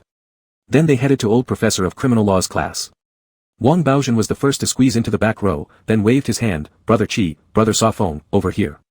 Chen Xiaofeng covered his face as he walked over, lowering his voice to warn him, these are nicknames that should only appear within the dormitory. If you call them out in public again, forget about getting tickets for the comic convention. Hey, Wang Baozhen squinted, you're acting suspicious. Did you go out and fool around without me on Sunday? Jiang Qi sat down with his books, pretty much, I saw that he changed his WeChat signature. What? Wasn't it, if you're my bro, come and stab me? As he spoke, he opened Chen Xiaofeng's WeChat circle of friends and indeed saw the signature had changed to, forever loving a middle schooler obsessed with anime.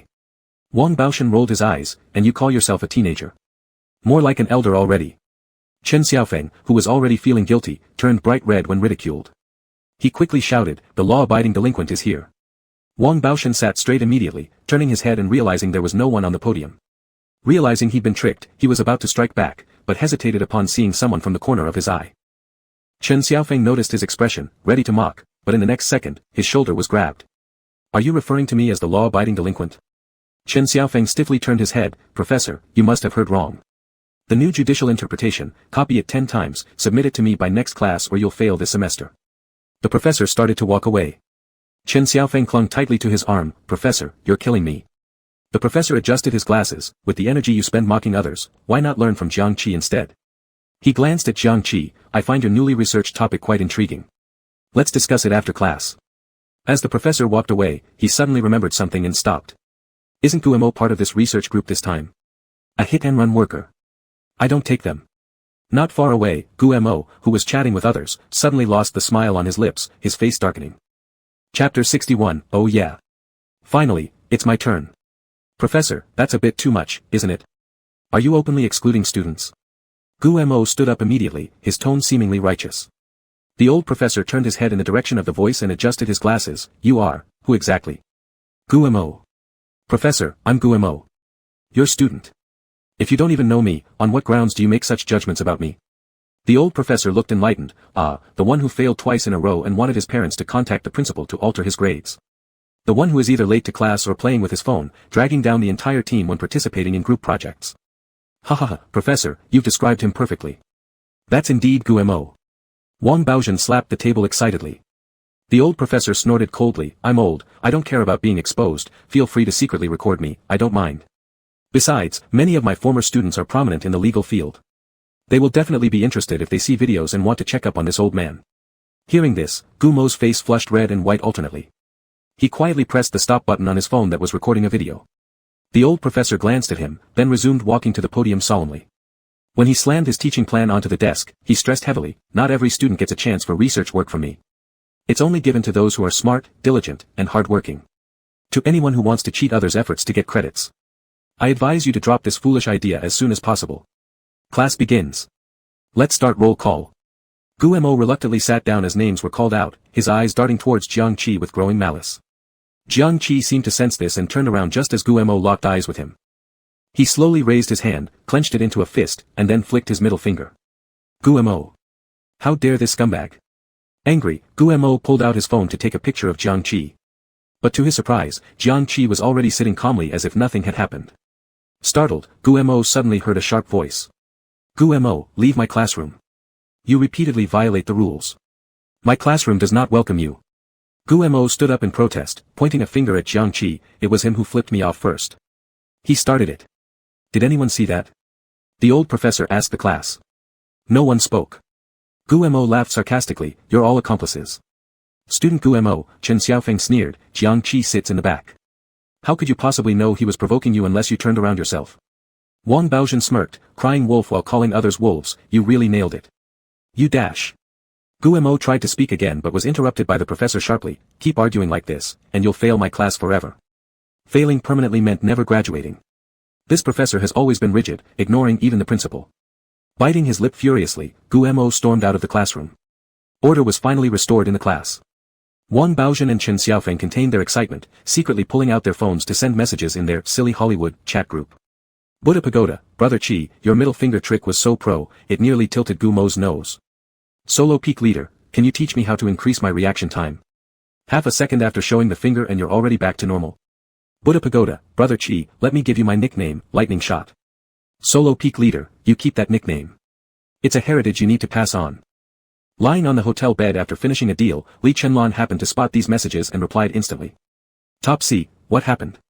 Buddha Pagoda, oh wow, it's Brother Lan. Let me tell you, oh. Solo Peak Leader, Brother Chi flipped off Gumo, and Gumo wanted to capture evidence with a photo, but Brother Chi retracted his finger too fast, leaving Gumo unable to capture it. Then he got kicked out of the class. Don't you think this feels great relief, Brother Lan? Buddha Pagoda, you stole my line. As Li Chenlan read this, he visualized the scene. Jiang Qi flipping the middle finger. Seemed kind of cute. After Gumo left the classroom, he pulled out his phone, hesitating over whom he should text. Brother? No. He's been sick recently, always taking sides outwardly. Su Yanheng. Not suitable either. He's busy and also hasn't been getting along well since the summer trip.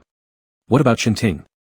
Maybe it was due to excessive blood loss, his mind wasn't clear, and his reactions were always half a beat late. Still, Zhao Siwei might be the best choice. After all, when it came to avenging himself, he never hesitated. Thus, after deciding on the good person to contact, Gumo sent WeChat messages to Zhao Siwei. The content was naturally about how wronged he felt, and how hateful others were. And how they had not only thrown him into misfortune but also ganged up to bully him. As expected, Zhao Siwei replied instantly. Siwei, you said Jiang Qi not only excluded you from the research team, but also insulted you by flipping the middle finger? Gumo, wah, that's true, dog crying wildly JGP.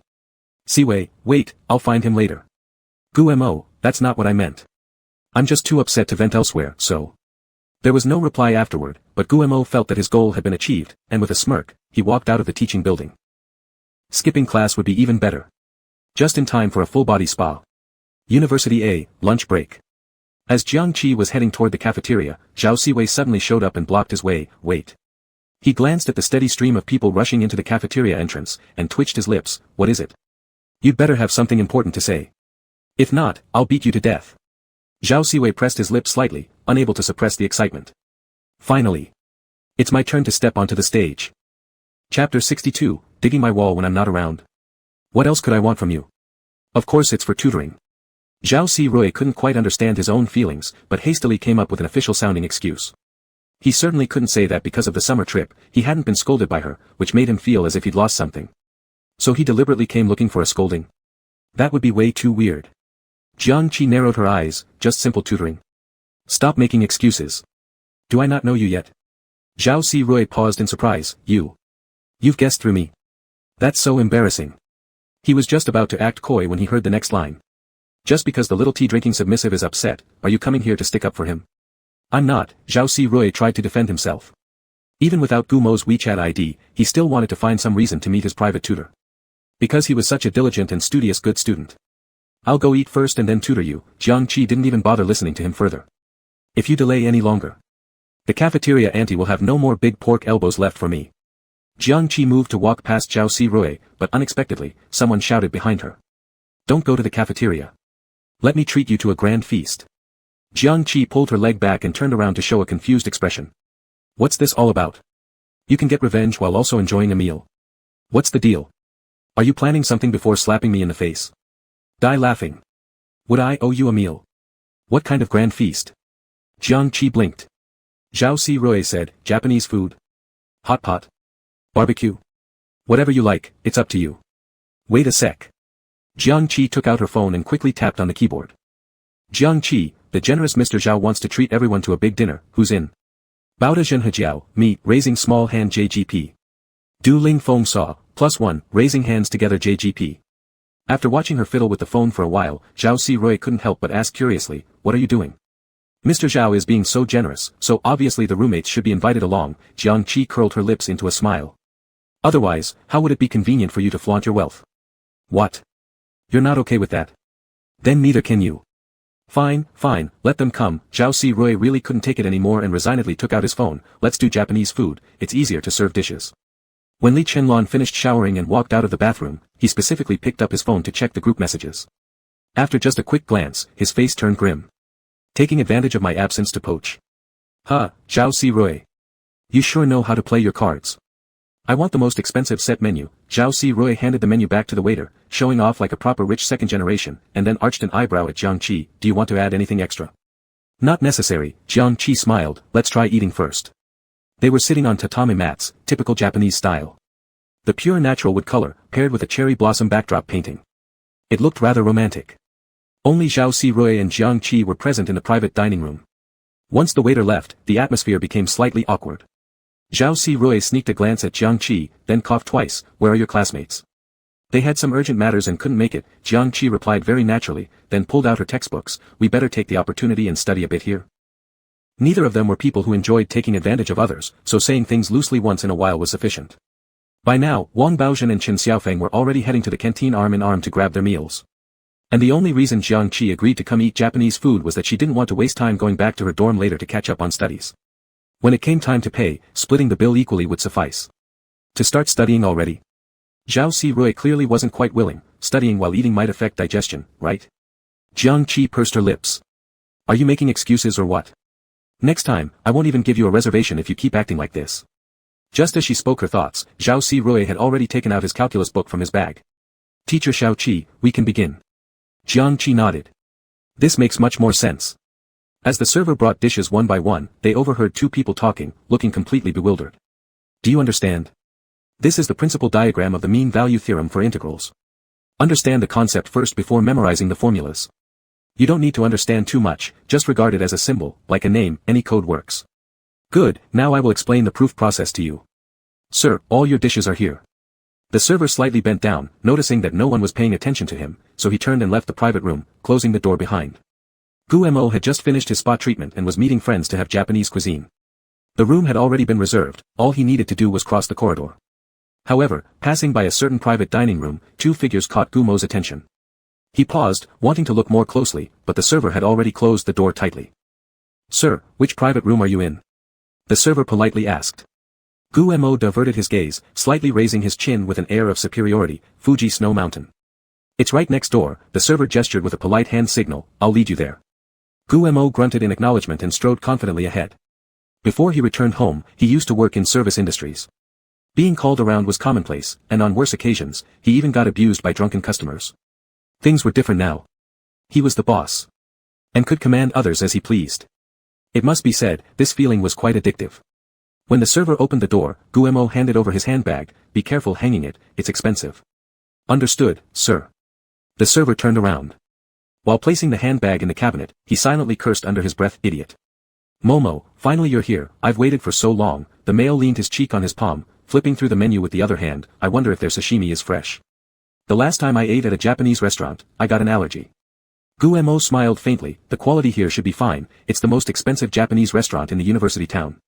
Is that so? Li Yuan wrinkled his brows disdainfully. Then why is the sound insulation in these private rooms so bad? In the neighboring room, they're talking about calculus. Why come here to tutor? I'm starting to feel nauseous hearing them. Upon hearing this, Guemo hesitated. Are you saying you heard someone having tutoring? Yes, Li Yuan pointed toward the neighboring room, that one over there. They're actually quite professional, reminded me of my calculus teacher. How terrifying. Recalling the two figures he saw earlier, Guemo frowned, pulling out his phone to send a WeChat message. Guemo, brother Si Rui, where are you? After waiting for a bit, he finally received a reply. Zhao Si Rui, I'm at school, what's wrong? Guemo, did you go find Jiangqi? Zhao Si Rui, yeah, I just gave him a good scolding.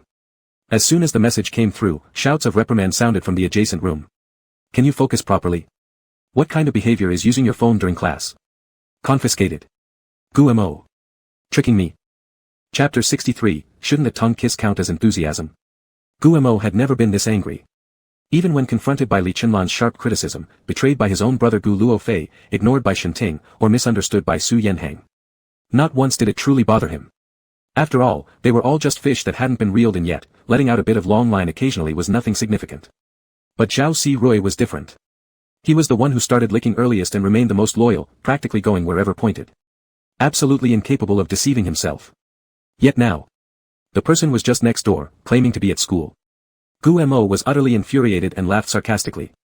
He stepped out of the private room directly, shoved the server aside, and forcefully pulled open the opposite door. Sure enough, he saw two people, their heads close together, looking intimately inseparable. Zhao Si Rui. Are you lying to me? The sharp voice made Zhao Si Rui shudder violently. Startled, he looked up to see Guemo, whose chest was rising and falling rapidly. How are you here? Guemo twitched the corner of his mouth and began to sneer coldly. That's what I should be asking you. Didn't WeChat tell me you were at school? And scolded someone severely. His venomous gaze then turned towards Jiangqi. Seeing the latter hastily gobbling up sushi amid the chaos. Gumo's mockery deepened even more. Tisk tsk, for the sake of a meal, you're truly sparing no means. Ask the school for donations if you lack money. What's with mooching off meals everywhere? You need some face, right? Jiangqi had just taken a bite of salmon, chewing without having the chance to retaliate verbally. Nearby, Zhao Si Rui abruptly stood up. Guemo, don't go too far. This meal is something I offered proactively to teacher Shaoqi. Has it got anything to do with mooching? Jiangqi looked up, astonished. Yo! Is this villain's brain filtered by calculus? Who could have imagined such fresh and philosophical words coming from him? Got to see him in a new light, eh? Upon hearing those inner voices, Zhao Si Rui instinctively puffed out his chest, without permission, barging into someone else's private room. Do you have any manners at all? You, Guemo stared disbelievingly with wide eyes. You're protecting Jiangqi now. What kind of love potion has he fed you? Jiangqi set down his chopsticks. I've eaten my fill, will share the meal fee later. After saying that, he stood up and was about to leave. Guemo, however, blocked the doorway. Where are you going? Clarify things first. Jiangqi glanced amusingly at him. What makes you think you matter? What should I say to you? Standing there like an empress confronting a mistress, aren't you getting too much into your role? What's wrong? You're catch trying to get away, so you start losing your temper. Come on, being handsome is called Sea King, but you, at most, are called Water Ghost. Get out of the way. Jiangqi directly walked past, pushing the obstacle's shoulder aside. Dogs shouldn't block the path. Guemo lost balance and fell backward. Seeing he was about to fall into his arms, the attendant quickly dodged. Lying sprawled on the ground, Guemo glared. Did you do it intentionally? The attendant apologized profusely. Sorry, sir, it's too valuable to touch. After finishing his statement, he hurried to look for the slowly retreating silhouette. His admiration and approval reached extreme levels. Wow! This sharp-tongued individual must be level 10. On the return flight, Li Chenlan took the blanket handed over by the flight attendant, his voice very light. Thank you. The neatly dressed middle-aged man on his left side gave him a knowing smile. Chenlon, this negotiation couldn't have succeeded without you. Otherwise, the other party wouldn't have given in. Li Chenlon let out a soft laugh. Uncle Tu, stop speaking falsely. It's not that I don't feel irritated, but there was no lack of opportunity given. If the negotiation could have succeeded, would the old man have needed to send me? Li Qinghai's expression changed slightly, but then returned to indifference. Chenlon, you're overthinking it. Uncle Tu is only glad you could come to help. But this time, the negotiation seemed urgent for you. Is there something important you need to handle? Li Chenlon closed his eyes. No. Just regular working efficiency. Indeed, Chenlon has always been capable. Although praising him, Li Qinghai's lips tightened into a straight line, his gaze also becoming dark. A few hours later, the plane landed. Li Chenlon pulled out his phone and couldn't wait to send a message in the group chat. Upper C upper, for fools returning home, how about a welcome dinner tonight? Pagoda shakes river demon, lawn god. You've finally appeared. But what to do, final exams are coming up and I need to review. Standing alone in the peak of elegance, wah, me too. Our class is too competitive, especially Brother Chi. All he does is eat, sleep, and study. Li Chenlon stared at his phone, waiting for a certain person to reply, but to no avail. The driver, Mr. Gan, asked beside him, young master, shall we get in the car? Li Chenlon put his phone back in his pocket and got into the back seat of the business car. Li Qinghai teased, is Dusty Blue dating someone? Is that why he's so eager to come back? Did you start contacting people right after getting off the plane? Not dating, Li Chenlon let out a cold laugh. Second uncle, instead of caring about me, why don't you ask if Li Yuan went to the gym to find a trainer again? What? Li Qinghai immediately got angry. He went again. This guy only remembers eating. Gone, drive. Thus, the business car started. First, they sent Li Qinghai to the largest fitness club in the city, then sent Li Chenlon back to school. Seeing Li Chenlon get out of the car, Mr. Gan couldn't help but chase after him. Young master, come home more often when you have time. Your grandfather actually. Li Chenlon cut him off. I know, Uncle Gan. Please take care of them more, especially watch my second uncle closely. Notify me immediately if anything happens. Mr. Gan nodded, understood, young master. After answering, he stood there watching the tall and straight figure walk into the campus. For some reason, he always felt that the young master's steps were lighter and more joyful than before. Even somewhat impatient. Mr. Gan was confused. When did the young master start loving school so much? When pushing open the door of dormitory 502, a strong academic atmosphere hit him. Li Chenlon curled his lips. No welcoming ceremony. Wang Baozhen turned around with a pen in his ear. Holy crap, Lord Lan. Chen Xiaofeng poked his head out and laughed. Welcome home. Li Chenlon looked towards the innermost spot. Xiaoqi, you're not being very enthusiastic. Jiang Qi raised his eyelids and gazed over with tender eyes. So what, am I supposed to give you a hug? And perhaps a tongue kiss to count as enthusiasm? This is what you said. Li Chenlon's lips curved up. Then I won't be polite. Watching the two-door man approach step by step, Jiang Qi finally pulled himself together, unable to stop silently shouting inside. Don't come near me, okay? Chapter 64, Do you look like someone? Despite Jiang Qi's internal world being in utter turmoil, his outward demeanor remained exceptionally calm. Just as Ursa had described him. He was always aloof and restrained, his conduct unwaveringly steady. Like an eminent spokesperson within the system about to hold a press conference. Seemingly flawless. Of course. If he weren't wearing a revealing, loose-fitting pajama set that exposed his long neck, refined collarbone, and pale legs casually resting on the chair. There would have been no flaw at all. Li Chenlon stared at him with a darker gleam in his pupils. Suddenly feeling the urge to see Jiang Qi's composed expression crumble, revealing another side of him. Didn't we agree on a hug? Li Chenlon opened his arms wide, waiting for a warm embrace. Not keeping your word. Jiang Qi hesitated for a moment. This guy's eyes are off, what is he scheming inside?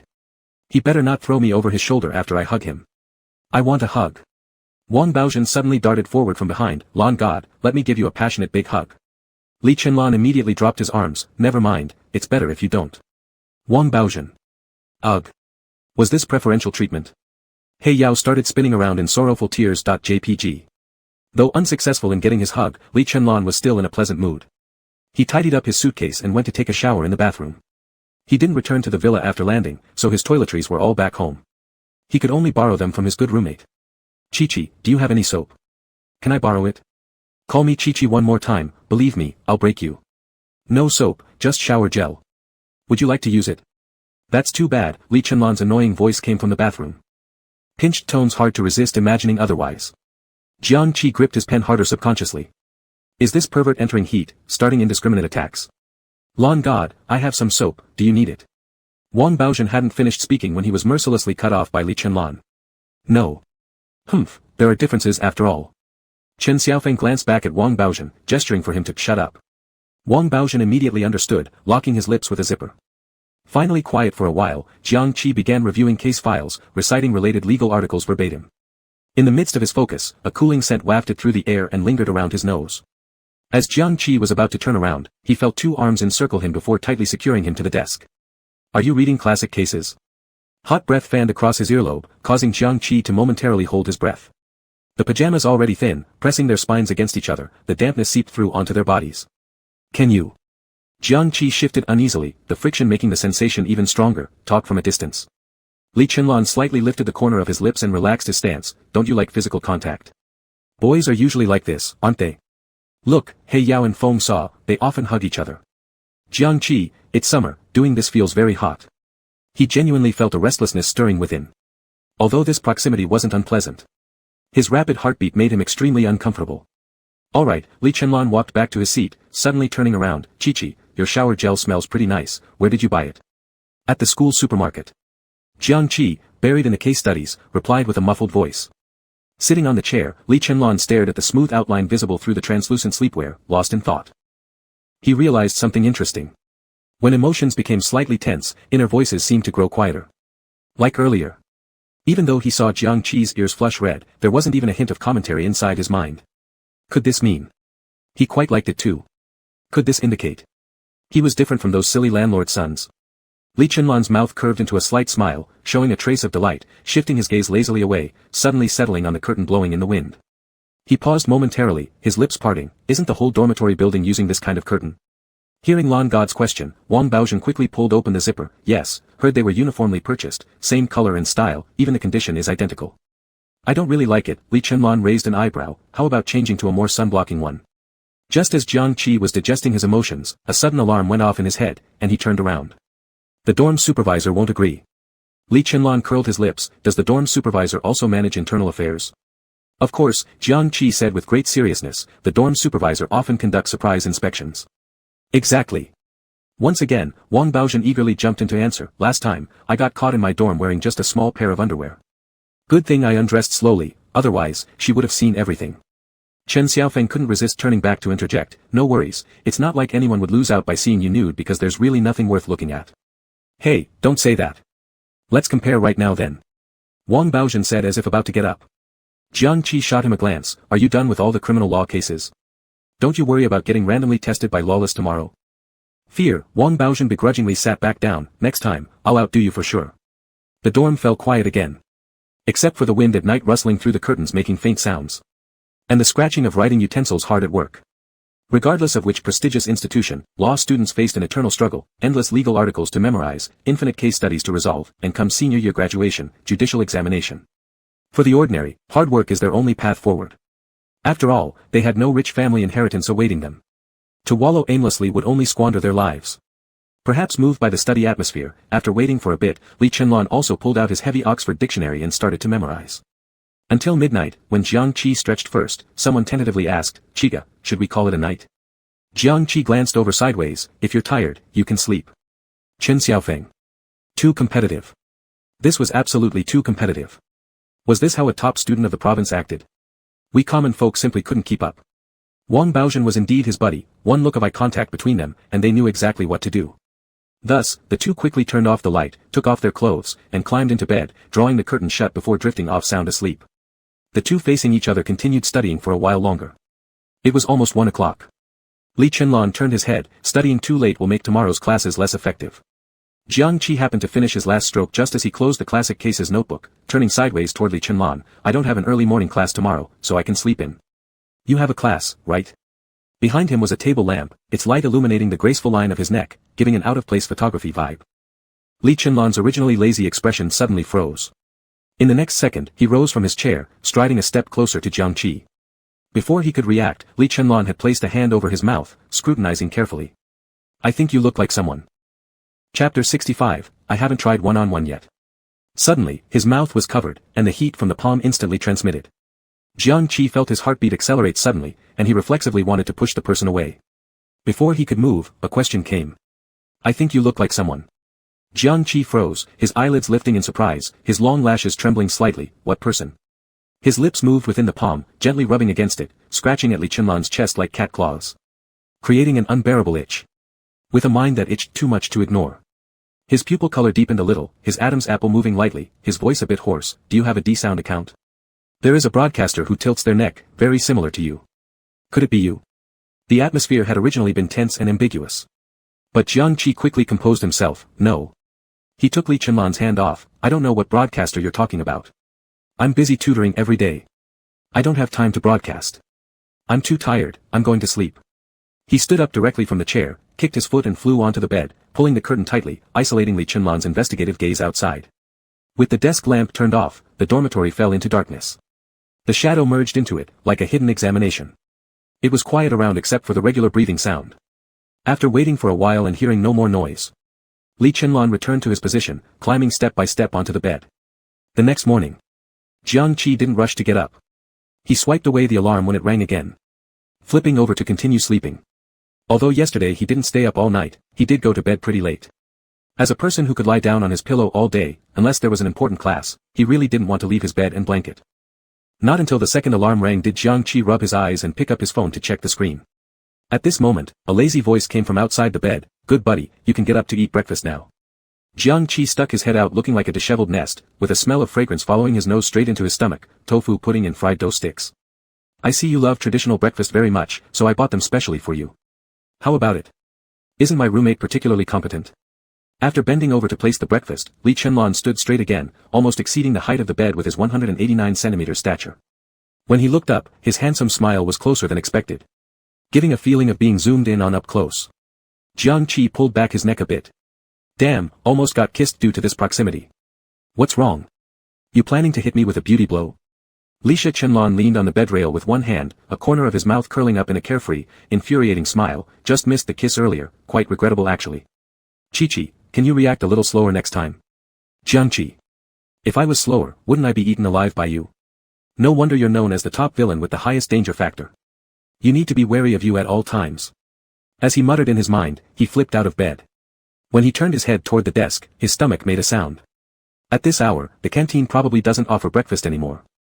Where did he buy the tofu pudding and fried dough sticks? Li Chenlan lay lazily against the cabinet by the window.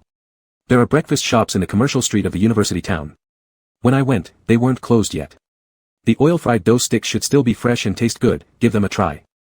Jiang Qi was already eager, grabbing the oil-fried dough stick and preparing to put it in his mouth. Wherever his fingers gripped, the outer layer had already cracked, showing a rich texture. But just as he was about to take a bite, he suddenly paused. Ah! I haven't even brushed my teeth yet. Got dazzled right after waking up, spitting, scared stiff by this freak. Jiang Qi placed the fried dough stick down nonchalantly. I'll wash up first, eat later. Chenlan's smile grew broader at the corner of his lips. All right. Qi turned his head away. Smiling, smirking at what? Are you a joker or something? Wait, has this creep been deliberately messing with me since last night? But come to think of it, buying breakfast was rather thoughtful. We'll treat him another day, can't keep benefiting without giving anything back. When I make more money from tutoring. Chenlan grinned at the thought, does treating me to a meal really need money? Your appearance is enough. Yeah, call that fool, let's have a meal before the summer vacation. Li Chenlan's smile froze for a moment. Although the two of them are indeed very funny. I haven't tried one-on-one yet. Gu Mo waited from last night until today but didn't receive Xiao Si Rui's apology message on WeChat. He got so angry that he started smashing his bed in the room for a while. His emotions slightly eased before he walked out to the restaurant to eat lunch. Gu father was also there, not yet heading to the company. Seeing Gu Mo enter the restaurant, he asked, no class this morning? Yeah, Gu Mo smiled sweetly and sat next to his father. A day without an early 8 o'clock class is really beautiful. Gu father's face turned cold for a bit. School is the most relaxed time for you. Once you enter the company, you might be more tired than with early classes. Upon hearing this, Gu Mo showed anticipation on his face. Dad, what position would I get if I start working after graduation? Gu father was cutting steak with a knife and fork. He glanced over, it could only be a junior position, experience must be accumulated first. Gu Mo's smile faltered. Dad, can I start my own business? You can. Gu father returned his gaze to the steak, but I won't provide too much cost for trial and error. At most, a few 100,000 yuan. Gu Mo. So stingy. And unfair. Why can Gu Luofei go all out on Wolf Street? Losing over $1 million doesn't hurt him. But when it comes to me, it's only a few 100,000. Is that giving me pocket money? Gu Mo was extremely upset but dared not show it, so he vented on his food.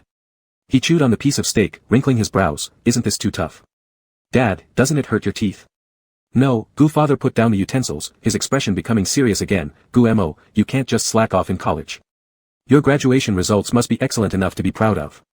Otherwise, even if you do enter the company, people won't respect you. How about the preparations for the professor's research topic? Gu mo paused, looking up and smiling beautifully. Dad, I've prepared well. It should give me some bonus points. It better. Gu father stood up. I'm going to the company.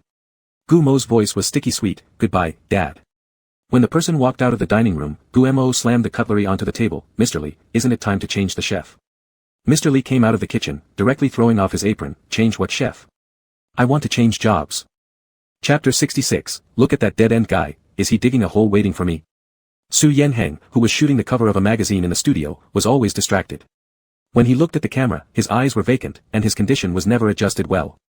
The agent frowned and walked to the photographer's side. Sorry, our Yanheng needs a rest. The famous photographer straightened up and spoke sarcastically. He should rest. If it weren't for the season already passing, I would have thought he was feeling spring. After finishing, he left with his team without giving any face to the agent. Why aren't we shooting anymore? Su Yanheng walked over, looking at the departing team, still a little confused. The agent said irritably, he said you're acting like it's springtime, you can't shoot. Am I? Su Yanheng subconsciously touched his face and nervously dodged his eyes. The agent squinted. Don't tell me, are you in love? Which artist? Confess fully or resist strictly. If you dare to have an underground affair, I will directly tell your parents. Hearing this, Su Yanheng sat down on a chair, looking like a lovesick maiden. We haven't talked yet, there's just some affection. Don't go telling my parents nonsense. Seeing this, the agent thought to himself that it was over. This was the sign of direct surrender. Who is it? He started employing tactics. I promise to keep it confidential. Su Yanheng smiled shyly. You don't know her, she's from our school. The agent widened his eyes. What? Not someone from the industry. She's from your school. Just then, Guemo entered to visit, overhearing their conversation and smiling slyly. Brother Yanheng, are you busy now? Su Yanheng turned his gaze towards the sound and frowned slightly. Why did you come? The agent turned around. This is. I'm Brother Yanheng's schoolmate, also his good friend. Guemo grinned sweetly, lifting the bento in his hand. I happened to pass by here and came to bring lunch to Brother Yanheng. You're his schoolmate. The agent's gaze immediately changed significantly. Do you know that Brother Yanheng is currently in his prime career stage and is not suitable for? Before he finished speaking, Su Yanheng stood up and interrupted him. Just a normal schoolmate, no need to say more. He walked toward Guemo. Who told you I'm here? Next time, greet me first before appearing. Gumo's expression darkened at his distant attitude, pretending to be calm while holding up the meal box. Brother Yanheng, I remember you like beef bowl meals, so I specially bought one for you. Is it bothering you? Then I will leave. As Guemo turned to leave, he expected Su Yanheng to try to retain him. But when he reached the door, he heard no sound. Guemo couldn't help but look back and found Su Yanheng playing with his phone, seemingly not caring whether he stayed or left. How could this happen? Clearly, during the last visit, Su Yanheng showed a full face of surprise. At the end, he wouldn't let go of his hand. And expressed looking forward to next time. Why does everyone act like this? Guemo angrily left, throwing the bento into the trash can along the way. In the afternoon, before class began, Jiang Qi was looking up information in the library. Suddenly, his phone vibrated, and he casually swiped it open, glancing at the message. Su Yanheng, when is your swimming class? This weekend works. Swimming class. Holy crap, almost forgot about that money transfer at the resort. Li Shenlun raised his head. Who sent the message? Jiang Qi motioned with his finger at his lips. Shoo. Dude, this is the library, not a place for you to dig deep. This Su Yanheng is pretty funny, didn't learn at the resort, now with finals coming up, he wants to start learning. I'm studying, aiming for the first-class scholarship. Who has time to play doggy paddle with you? Upon hearing this, Li Shenlun calmly returned to studying, continuing memorizing the Oxford Dictionary, until the next sentence almost broke his concentration. Wait till vacation. If you pay, Big Brother will play with you all day in the water. No way. Li Shenlun blurted out suddenly. Jiang Qi responded quickly, but I didn't say anything. Other students glanced over, he quickly waved his hands, lowering his voice, sorry, guys. Walking out of the library, Li Shenlun couldn't wait to ask, what's your plan for the holiday? Plan. Jiang Qi embraced the law clauses, thinking carefully, probably, do some part-time jobs. Teach those silly sons of landlords, while enjoying the melodramatic soap operas. I don't even know if Shinting's mom managed to get divorced. Should I go offer legal advice to the protagonist of a tragic novel? It should be quite profitable, right? Damn, not going home for the holiday, so I need to find a place to live. Can't stay in the dorm forever. Want to rent a place together? Li Chenlan suddenly asked, anyway, I don't want to stay at home all vacation, and I have a friend who does real estate. He can find nice affordable housing. Split the rent 50-50. Jiang Qi, how many times will you even use the house during the holiday? Not too often, just occasionally. Li Chenlan smirked slightly. You know, big families can be pretty suffocating sometimes. It's good to get out and relax once in a while. Jiang Qi was somewhat tempted. The condition sounds tempting, but is there some kind of trap?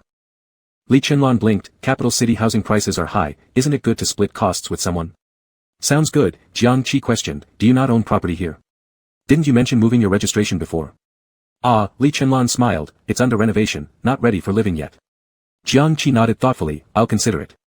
Li Chenlan looked rather cheerful. Then I'll head off to class. Let me know later. Jiang Qi watched the retreating figure waving goodbye. What an idiot. Why do I feel like there's a huge trap waiting for me? Jiang Qi returned to the dormitory, tidied up quickly, and prepared to attend the large lecture in the auditorium. He had just stepped outside when his phone suddenly rang. He glanced down. On the screen was a name he hadn't seen pop up, Mom. Jiang Qi hesitated for a moment and answered. From the other end came a weak and sobbing voice. Xiao Qi, your father gambled away my medical expenses again. Mom really has no choice, that's why I'm calling you. Her intermittent weeping made Jiang Qi twitch the corner of his mouth. Just as I thought. This burden of a family. How could it stay peaceful forever? See. Here they come, stirring things up. Where is he? Jiang Qi asked in a deep cold tone. Did he gamble again? There was silence on the other end. Wait, Jiang Qi curved his lips into a smirk. I'll shut him down completely. Chapter 67, I am the most skilled at sacrificing family for justice. Class was about to start, but the seat Jiang Qi had saved was still empty. Wang Baozhen curiously leaned over to Chen Xiaofeng's ear. Brother Qi is never late. Could he have been kidnapped on the way? Chen Xiaofeng glanced at the professor and lowered his voice. I'm also worried because Brother Qi has been in high demand lately. His name is all over the confession wall. Should we send him a WeChat message? Good idea. Wang Baozhen took out his phone and opened the group chat. Baozhenhayao at Jiang Qi, why aren't you here for class?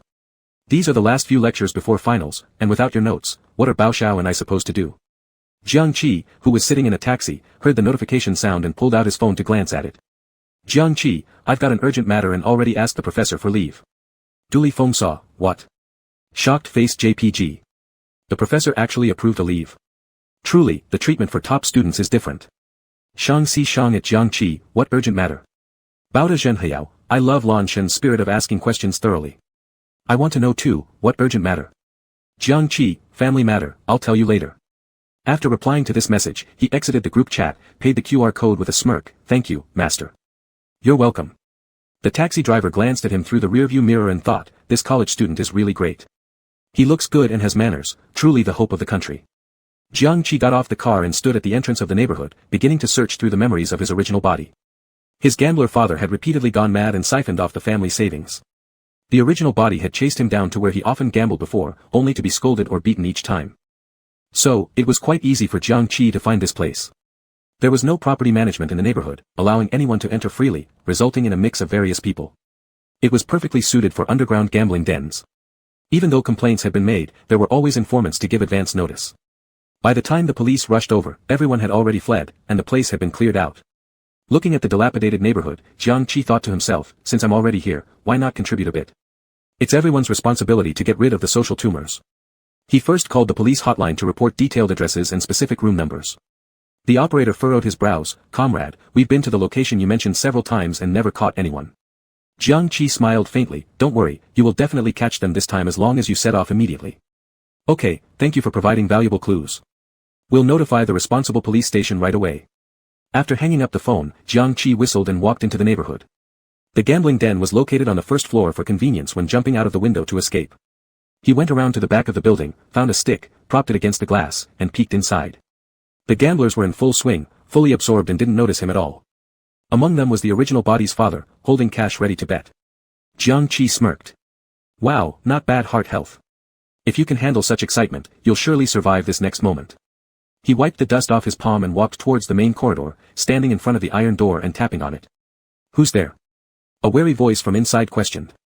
I came to play a few hands. Jiang Qi said calmly. Who referred you? They asked again. Jiang Dehan. The iron gate opened directly, and the guard shouted inside, Jiang Dehan, your buddy has arrived. What buddy? Jiang Dehan was deep into gambling and reluctant to stop after finally having some luck. Go away. Don't bother me. That's how gambling dens work, they let you in until you lose all sense of control, then bankrupt you. Jiang Qi had perfect timing, catching the early stage. He walked smilingly behind Jiang Dehan, patting him on the shoulder. Dad, having fun? Jiang Dehan was startled at first, then upon seeing it was Jiang Qi, his face distorted. Why did you come? Did Mom send you? I'm telling you, go away. Or I'll beat you to death. As he spoke, he raised his arm and shoved Jiang Qi. To his surprise, not only did the latter not move, he used the force against him. Ah, Jiang Dehan widened his eyes. You little devil, defying heaven now. Do you want to play? Hurry up and stop dilly-dallying, the other gamblers shouted, wanting to take his spot. I'll deal with you later. Jiang Dehan turned back to continue betting. But suddenly, Jiang Qi stepped forward and overturned the table. The whole venue was momentarily astonished, and the organizer immediately started cursing. Which brat is this? Who dares to wreck our place? Brothers, kill him for me. As the burly men were closing in on him, Jiang Qi quickly raised his hands. The police are coming, I'm helping you destroy the evidence. Police? Everyone became tense. Where? Run now. Jiang Dehan sneered, are you listening to his nonsense? There's no way the police are here. He's my son, would I not know him? Before he could finish speaking, there came a rapid knock on the iron door. Hurry up, the police are here. It was the familiar voice of an informant. The room instantly descended into chaos as everyone rushed towards the window. Then angry shouts arose. Who the hell put something in front of the glass? Shit, it can't be opened. Just break it. The police are coming in. Jiang Dehan turned around to run too but was held back by Jiang Qi. All the gambling funds will be confiscated. Give me your money. Upon hearing this, Jiang Dehan stiffened his resolve and shoved all the cash and passbooks in his pocket to Jiang Qi. Boy, give it back later. Don't worry, Jiang Qi smoothly tucked them into his own pants, absolutely won't return. Jiang Dehan widened his eyes. What did you say?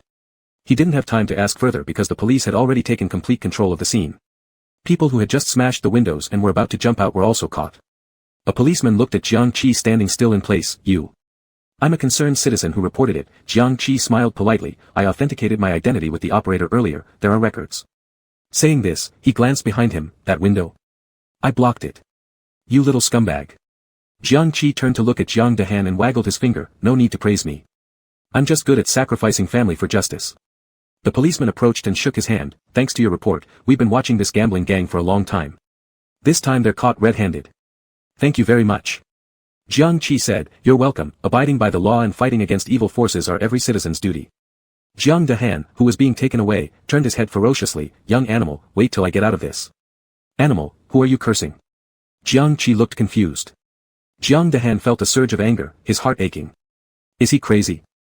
How dare he curse his own father? Wrong. How dare he send his own father inside? Chapter 68, I just want to get closer. Jiang Qi followed the police back to the police station and made a simple statement. He detailed everything from start to finish. Highlighting how Jiang Daheng had picked up the habit of gambling after moving to the city for work. Losing all the money his wife needed for medical treatment. And then shamelessly stealing donations collected by their fellow villagers. That's outrageous. How can someone be such a bad father? The female officer was filled with righteous anger, ready to roll up her sleeves and head out for justice. Her male colleague stopped her. Don't rush. We will handle this matter seriously later.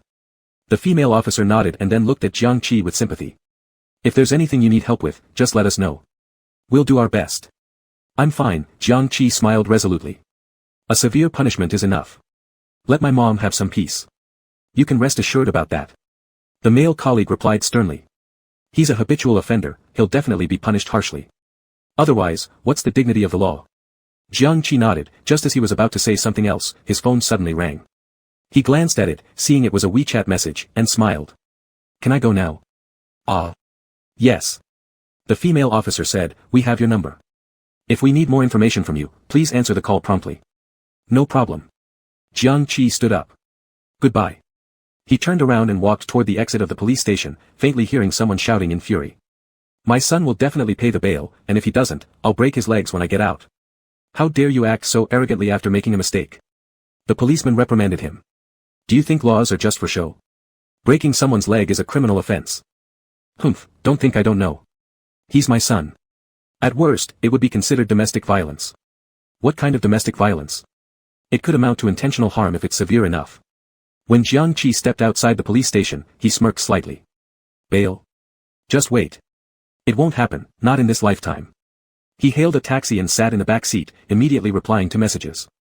Jiang Qi, the matter isn't fully resolved yet, so I'll be late getting back to school.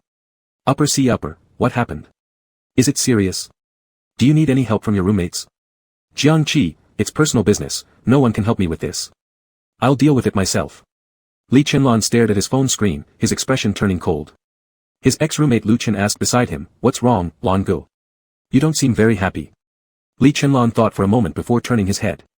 Suppose. I want to get closer to someone, but they always treat me like an outsider. What should I do to make them see me not as an outsider but as an insider? Lu Chen, whose eyes were clear, paused momentarily, bewildered. Whoa. Lan Gu, I feel like you're trying to test me with a tongue twister. Li Chenlong waved his hand dismissively. Never mind. Wait. Lu Chen stretched out his air Kong hand urgently. Let my brain catch up on this. After all, Lan Gu rarely sought his opinion. How could he pass up this opportunity to prove himself? After thinking hard, Lu Chen said confidently, I understand what you mean, Lan Gu. You have a target, right? You want to be someone's boyfriend? After finishing, Lu Chen immediately wore an eager face, asking, who is it? Are they good looking? What about their body? Could they be from the dance department? Those girls are incredibly pretty. Girl? Li Chenlong frowned. Why does it have to be a girl? Lu Chen's eyes lit up again. Then it must be a guy. Damn. Lan Gu, are you into guys? I thought you hated Gumo because you liked girls. Annoyed, Li Chenlong massaged his temples. It's not about sexual orientation. I just, like. As he spoke, he abruptly changed his tone. Who says I want to be someone's boyfriend? Just good friends and good brothers. I just want to get a little closer. Forget it, no more talking. Li Chenlong stood up and walked out of the student union office directly. Lu Chen craned his neck. Lan Gu, who exactly are we talking about here? Could it be, me? I think we're already quite close. How about we hug to narrow the distance even further? Li Chenlong, roll. Lu Chen laughed. Worthy of being called Lan Gu, flipping emotions instantly. Jiang Qi got out of the taxi and walked straight toward the hospital. He took the elevator directly to the inpatient ward and stood in front of the room number he remembered from his past life. Through the window, he glanced inside. There were 4 beds, the summer air hot and stifling within. The woman on the far side was having a violent coughing fit, her sallow complexion revealed malnutrition and illness. Jiang Qi pushed the door open and walked in. Hearing the noise, everyone turned their eyes toward him. Aunt Huang, your son has come. The woman turned around in surprise, still unable to stop coughing. Seeing Jiang Qi, her eyes filled with joy, Xiao Qi, how did you come here? Didn't you call me just so I could come? Jiang Qi smiled and walked over to the woman's bedside. Huang Meiwan looked guilty. Child, I only thought of calling you because I had no other way out. It's fine, Jiang Qi handed over the passbook tucked in his pocket. Even during the hardest times, you never abandoned me, did you? Calling me was the right thing to do. Huang Meiwan blushed with shame, child, I really have no other options left, so I wanted to vent to you. No problem, Jiang Qi replied, handing over the bankbook, in the toughest times, didn't you stick around for me? That's all the reason it takes to pick up the phone. Huang Meiwan looked regretful. Child, I truly had no other ways left, that's why I decided to call you and complain. It's okay, Jiang Qi passed her the savings book stored in his pants, when things were at their worst, you never gave up on me either, so it's natural that you called me now. Jiang Daheng not only gambled but also drank excessively. When drunk, he would beat and scold Huang Meiwan without mercy. He didn't even spare her right after childbirth, dragging her outside in freezing weather and leaving her there. Now she ended up hospitalized frequently due to the illness roots planted back then. She had numerous chances to escape but chose to endure everything for the sake of her child, indeed showing great strength. Don't ask why she didn't fight back. How much consciousness can you expect from an illiterate rural woman who dropped out of school early and got married young? What is this? Huang Meiwan asked in surprise as she took it, your father gave you the passbook. No, I tricked it out of him, Jiang Qi said, sitting down on a chair. And while I was at it, I sent him to the police station. Starting now, listen carefully to what I'm about to say. Huang Meiwan opened her mouth to speak but saw the serious expression on Jiang Qi's face and held back. You still have a chance in life. You don't have to live like this if it makes living unbearable. Jiang Qi's voice was calm but carried an authoritative tone that didn't allow any argument. I shouldn't be the excuse for your compromise. Unless you want to watch Jiang Daheng drag all of us into the ground. Huang Meiwan frowned, your dad will change, as long as he gets some education. He won't. Jiang Qi cut her off decisively, you know this better than I do. It's said that a mother becomes strong out of necessity, but clearly, your tolerance and indulgence have done nothing to protect us. All it does is make him worse. Huang Meiwan sighed, then what can I do? Jiang Qi pulled at the corner of his lips, step 1. Divorce. As soon as he finished speaking, the ward burst into approving voices from others. Aunt Huang, your son is right. You should have gotten divorced a long time ago. Jiang Daheng is nothing but a beast in human form. We support you. Chapter 69, He must look good when he cries. Jiang Qi walked out of the hospital and went straight back to school. By the time the taxi pulled over to the side of the road, it was already completely dark. After paying and getting out of the car, he hesitated between going to the cafeteria or a fast food restaurant for a bite to eat. When suddenly he caught sight of a familiar figure approaching him. Li Chenlan. Jiang Qi exclaimed in surprise. What are you doing here? I'm hungry and want to eat. What a coincidence meeting you here. Would you like to join me? Li Chenlan had been waiting for nearly 2 hours. His smile was bright and open, revealing not a trace of lying. Jiang Qi had indeed been exhausted all day and was very hungry. He patted his stomach. Sure. Thus, the two of them headed toward the university district side by side. The neon lights on both sides of the road had already lit up, casting an orange glow onto the concrete pavement. They were walking through a narrow alley, not yet reaching the bustling area. With some quiet surroundings and the sound of summer insects buzzing in their ears. Li Chenlan took a moment before speaking in a low, sensual voice. Do you know why I don't like going home? Why? Should we have braised chicken or boiled fish later? An adult doesn't make choices, I'll take both. It's settled then. Li Chenlan took a deep breath to steady himself. Because I once experienced a kidnapping, my grandfather chose to call the police instead of paying the ransom. Wow, you've had it tough. Would you like to add some fried skewers? There's a great stinky tofu place. We'll pick one up on our way. Li Chenlan. Chi. Tell me your story. His sudden raise of voice startled Jiang Qi, who turned around and wiped away almost drooling saliva with his hand. What story? Li Chenlan moved his lips slightly, just about to speak. But then Jiang Qi's phone rang. When he checked it, it was the police station. He quickly swiped to answer. Officer, is there anything else you need help with? Yes, I do have a sick mother, but I estimate that they will divorce soon. Jiang Qi's voice became cold. My mother isn't well, so I hope you won't bother her. Any issues can be dealt with by me. Yes, we give up on posting bail, I don't need to talk to him. The punishment for gambling should proceed as normal.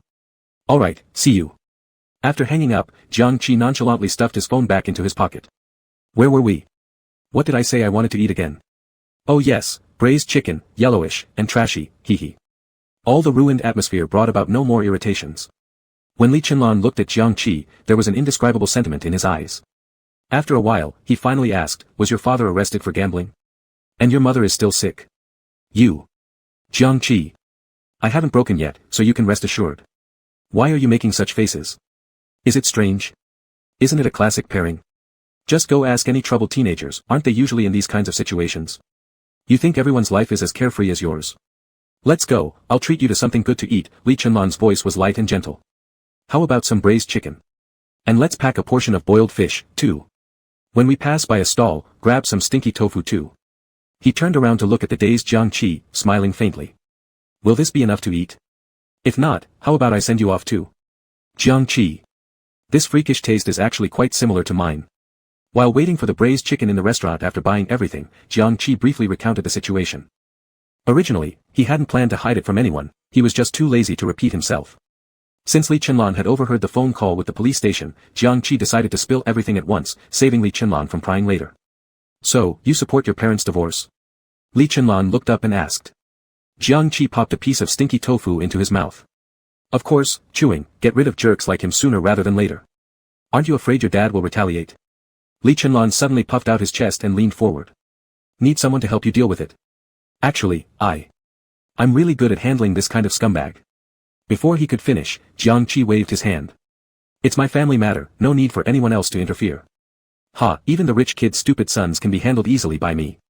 And would I fear some measly gambler? People like him are bullies. As long as you teach him a lesson once, he'll learn. I guarantee he will never dare to show his face in front of me again. When Li Chenlan heard this, the corner of his mouth curled slightly. Excuse me, young man, did you order the large-sized yellow braised chicken? The aunt approached with a tray. There's also a plate of yellow braised beef. And a serving of ribs.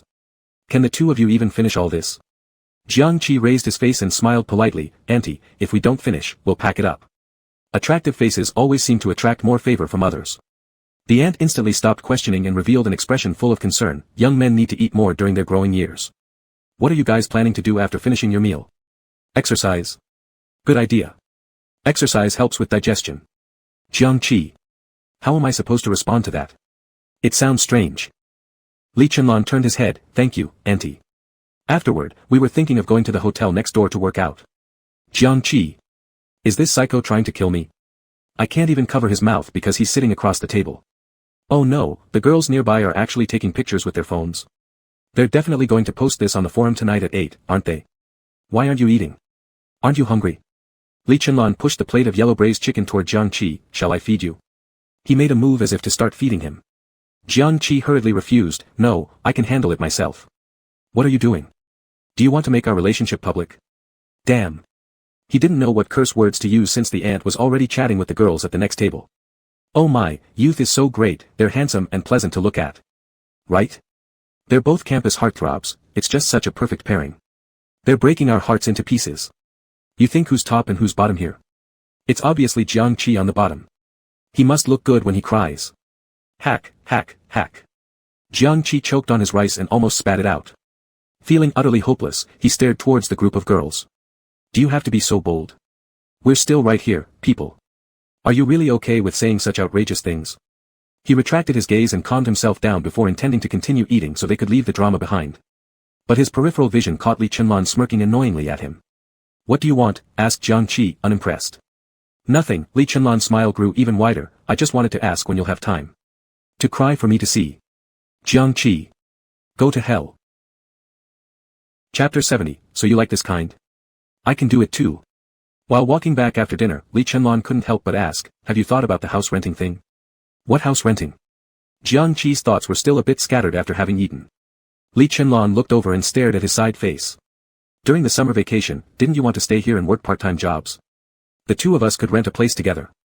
Jiangqi remembered, waving his hand, no longer can, I need to go home. Li Chenlan was taken aback, why are you going home? Jiangqi, to help my grandpa harvest the land. After a hospital trip he found himself with more work to do. Everyone in the family is old, weak, sick or disabled, the only strong one got himself arrested for gambling. Who would fix all these issues if not me? Li Chenlan, what about your part-time job? Jiangqi, remote teaching then. Love what you love, as for me, I'm not refunding any money. Besides, there are plenty of rural materials. Have you ever seen muscular, tanned rough men working on farms? Under the scorching sun, full muscle lines. XJNG, isn't it brimming with tension? Li Chenlan. So you like this kind? I can do it too. Do you really need a special environment? The normally flirtatious Li Chenlan behaved unusually all the way, returning silently to the dormitory with Jiangqi.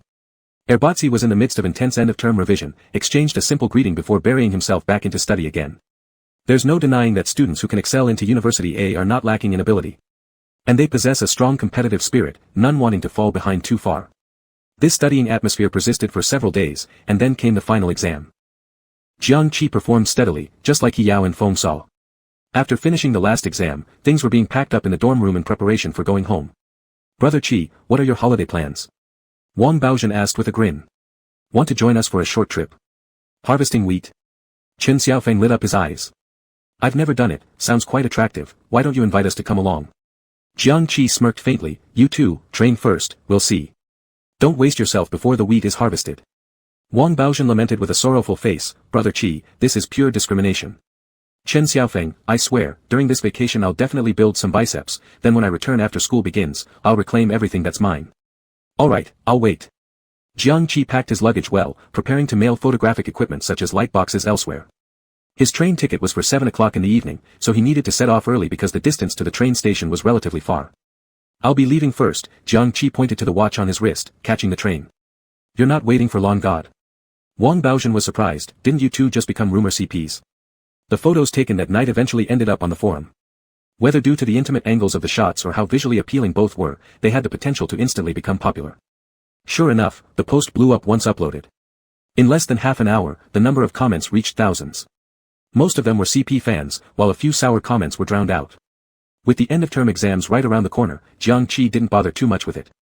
Thinking that the popularity would fade sooner or later, and then the post would sink. Can't wait, Jiangqi smiled, you guys can tell him for me. Before his words even finished, he picked up his suitcase and walked out of the dormitory. Taxis knew that students were on holiday and waited in line early. Jiangqi headed straight for the first car, put his suitcase in the trunk, and then got into the back seat. Driver, I'm going to the train station. Alright. The driver replied enthusiastically. One rev of the engine and they took off. Gu Mo happened to also be at the school gate, spotting Jiangqi's figure, his eyes revealed a hint of resentment. Finally, the holidays. Let's see how you keep holding on to Li Chenlan. Go back to your countryside quickly. He muttered quietly to himself, feeling footsteps nearby, turned immediately with a smile. Brother, are you done with your exams? How'd it go? Do you have confidence in getting the scholarship this time? Not bad. Gu Luofei raised his head and looked afar, seemingly searching for something. Did you see Jiang Qi just now? No. Gu Mo's expression turned cold. I'm getting in the car first. After saying that, he took a step and walked towards the private car. When he sat down and looked out of the window, he saw Gu Luofei still lingering in the original place. Suddenly interested in Jiang Qi. What a load of crap. By the time Li Chenlan returned to the dormitory, Erbatzi was still dawdling around. He glanced at Jiang Qi's spot and noticed it had already been cleaned up spotlessly. His expression immediately turned solemn. Where's Jiang Qi? Wang Baozhen turned back. Long God. Jiang Qi caught his train and left first, Chen Xiaofeng replied. Li Chenlan's demeanor darkened. How long has he been gone? About 20 minutes. Wang Baozhen scratched his head. Hearing this, Li Chenlan strode over to his seat with long legs and immediately pulled out his phone once seated. To C2, why didn't you say goodbye before leaving? While riding in the taxi, Jiang Qi heard the notification tone and glanced down, his fingertips tapping on the keyboard. Jiang Qi, I didn't want to bother you since I thought your exam wasn't done yet. Saying goodbye now is just the same, right? Have a good holiday. To C2, how can I have a good holiday without you? Upon seeing this message, Jiang Qi felt a strange tremor in his heart. Jiang Qi, buddy, don't get too into character. To C2, where does our grandpa live? Jiang Qi, what do you want to do? To C2, I'm going on vacation, so I'll mail some local specialties to our grandpa. Involuntarily, Jiang Qi curled his lips. Jiang Qi, who said it's our grandpa? Don't try to cozy up. And we don't need the specialties, but thanks for the thought. To C2, do you believe I'll go to the train station and stop you right now? Jiang Qi, no, I don't. To C2, don't push me to use my cash power. Jiang Qi paused his fingers upon reading this. This top-notch villain must be crazy. There's nothing he wouldn't do, and it wouldn't surprise him at all. Forget it, it's just about sending local specialties anyway. He'll accept them then, and in return, he'll bring 2 pounds of potatoes as a thank you gift. Thinking about this, Jiang Qi's smile widened even more. The driver glanced through the rearview mirror. Young man, are you talking with your lover? Huh? Jiang Qi, who was replying with an address, looked up. No, I'm not dating anyone. You can't fool me. The driver grinned foolishly. Your expression is exactly like my wife's when I was courting her. The way she used to laugh. Jiang Qi quickly retracted his smile. Driver, there's been a misunderstanding. I'm chatting with my roommate. Hey, young man, the driver's eyes sparkled brighter. Don't be shy now. They show male-male kisses in the Olympics these days. Why can't we do it? Jiang Qi, this is completely unrelated. Chapter 71, Qi, I'm surrounded by aunties, come save me. Jiang Qi had just boarded the train when he began to receive invitations for lessons one after another. It was simply unavoidable having so many employers. He took out his phone and replied to each message individually. Su Yanheng, when will the swimming class start? Jiang Qi, at the start of the semester. I'll be returning to my hometown during the holiday and won't be back anytime soon. Shenting, I want to make up on calculus. Can we do 7 lessons a week? Prepaid fees for classes. Jiang Qi, remote sessions only. I'll be home during the holiday, so it's not convenient at the moment. Zhao Sirui, the last lesson didn't finish yet. When can we continue? I could even come to you. Jiang Qi, remote. My hometown is too far, you won't be able to come. Gu Luofei, when do you have time for makeup classes? Jiang Qi, no time, remote only. After replying to the last message, Jiang Qi thought he'd finally get a break. However, his dumb clients seemed to have agreed beforehand as they all asked him the same question. Where's your hometown? Jiang Qi rolled his eyes and muttered, TCH. What's that supposed to mean? Even if I tell you, how would you get there? He said this aloud to himself before stuffing his phone into his pocket. With exams coming up, he hadn't slept enough in days. Finally relaxing now, he certainly needed to find some time to catch a nap. After waiting for half a day without a response, Gu Luofei stood up in agitation and approached Gu Mo, who was watching a variety show. Do you know where Jiang Qi's hometown is? Startled, Gu Mo looked up. Brother, why are you asking about this? It's in an extremely poor area, and it takes several hours just by bus. Which mountain hollow again? He was gleefully poking fun at someone else's pain and started to imagine. After knowing that Jiang Qi was such a pauper, would Gu Luofei still be interested in him? Xiaowazi village. Gu Mo hesitated before speaking up. It should be called this. I remember him mentioning it. That place isn't livable, everywhere is. Brother, where are you going? Gu Mo craned his neck to take a look and found that Gu Luofei had already rushed upstairs with an agitated expression. He sneered disdainfully. What's his deal? Before knocking on the door, Shenting heard voices from inside. Do you think hiding away will prevent me from reaching you? I warn you, hurry back or I'll. Shen Ting wiped the sweat from his forehead and summoned up his courage to knock on the door. A soft voice instantly came through the crack of the door. Is that Xiao Ting? Do you need something from mommy? Mom, I. Before he could finish his sentence, Li Rugi opened the door. What do you want? Thinking of going to play with teacher Xia during the holiday? Shen Ting looked slightly startled, realizing that his premeditated plan had been guessed by others. I guess teacher Xia doesn't want to tell you where he is, Li Rugi mused. I remember him saying his hometown was somewhere called Xiaowazi village. That's right, it's this place name. Shen Ting's eyes lit up. Thanks, Mom. He turned and ran off immediately. Li Rugi shouted from behind, be careful. Don't hurt yourself, and don't go to the hospital because of a fall. After giving her instructions, she picked up her phone again and continued speaking into the microphone. Gentle my foot, you were planning what exactly? Now it's too late. As the door closed tightly, Li Rugi's voice abruptly stopped. After riding a night-long train, the second day involved switching to a passenger bus. Finally, after much bumping around, he arrived at his old hometown. Jiang Qi walked into the village. The elderly lady sitting by the door greeted him. Oh, Xiao Qi, you've returned alone again this year. Not dating anyone yet? Oh dear, your neighbor big brother Ernyo's child is already running all over. What's the point of attending university? You still can't earn money. Your other neighbor Xiao Lu started trading early and returned today driving his car. Xiao Qi. Originally, Jiang Qi had been dragging his suitcase forward, but suddenly he made a sharp turn towards the aunties. I like men. I don't plan to get married and definitely don't intend to have children. Ernyo's child running around doesn't stop him from cheating with your neighbor Lu Quiflower. University attendance is indeed useless compared to your neighbor Xiao Lu. And if you care so much about me, I'm actually deeply in debt. Why don't you lend me some money? Upon hearing the mention of borrowing money, the aunties immediately grabbed their stools and prepared to run, while others attempted to fight back and pointed their fingers accusingly. Child, how dare you talk to us like that? We're only doing it for your own good. Jiang Qi promptly pulled out his phone and opened the payment page. Come, if you're worried about me, scan now. Even before he finished speaking, the aunties had already scattered quickly. Jiang Qi pursed his lips. Is that it? Not even any combat skills. He continued to walk home following the memories of the original body while carrying his suitcase. Seeing an old bungalow, Jiang Qi reached out and knocked on the door. The big yellow dog inside started barking furiously. Who's there? An elderly voice accompanied by hurried footsteps came near as the old man opened the door and paused for a moment. Xiaoqi. How did you come here?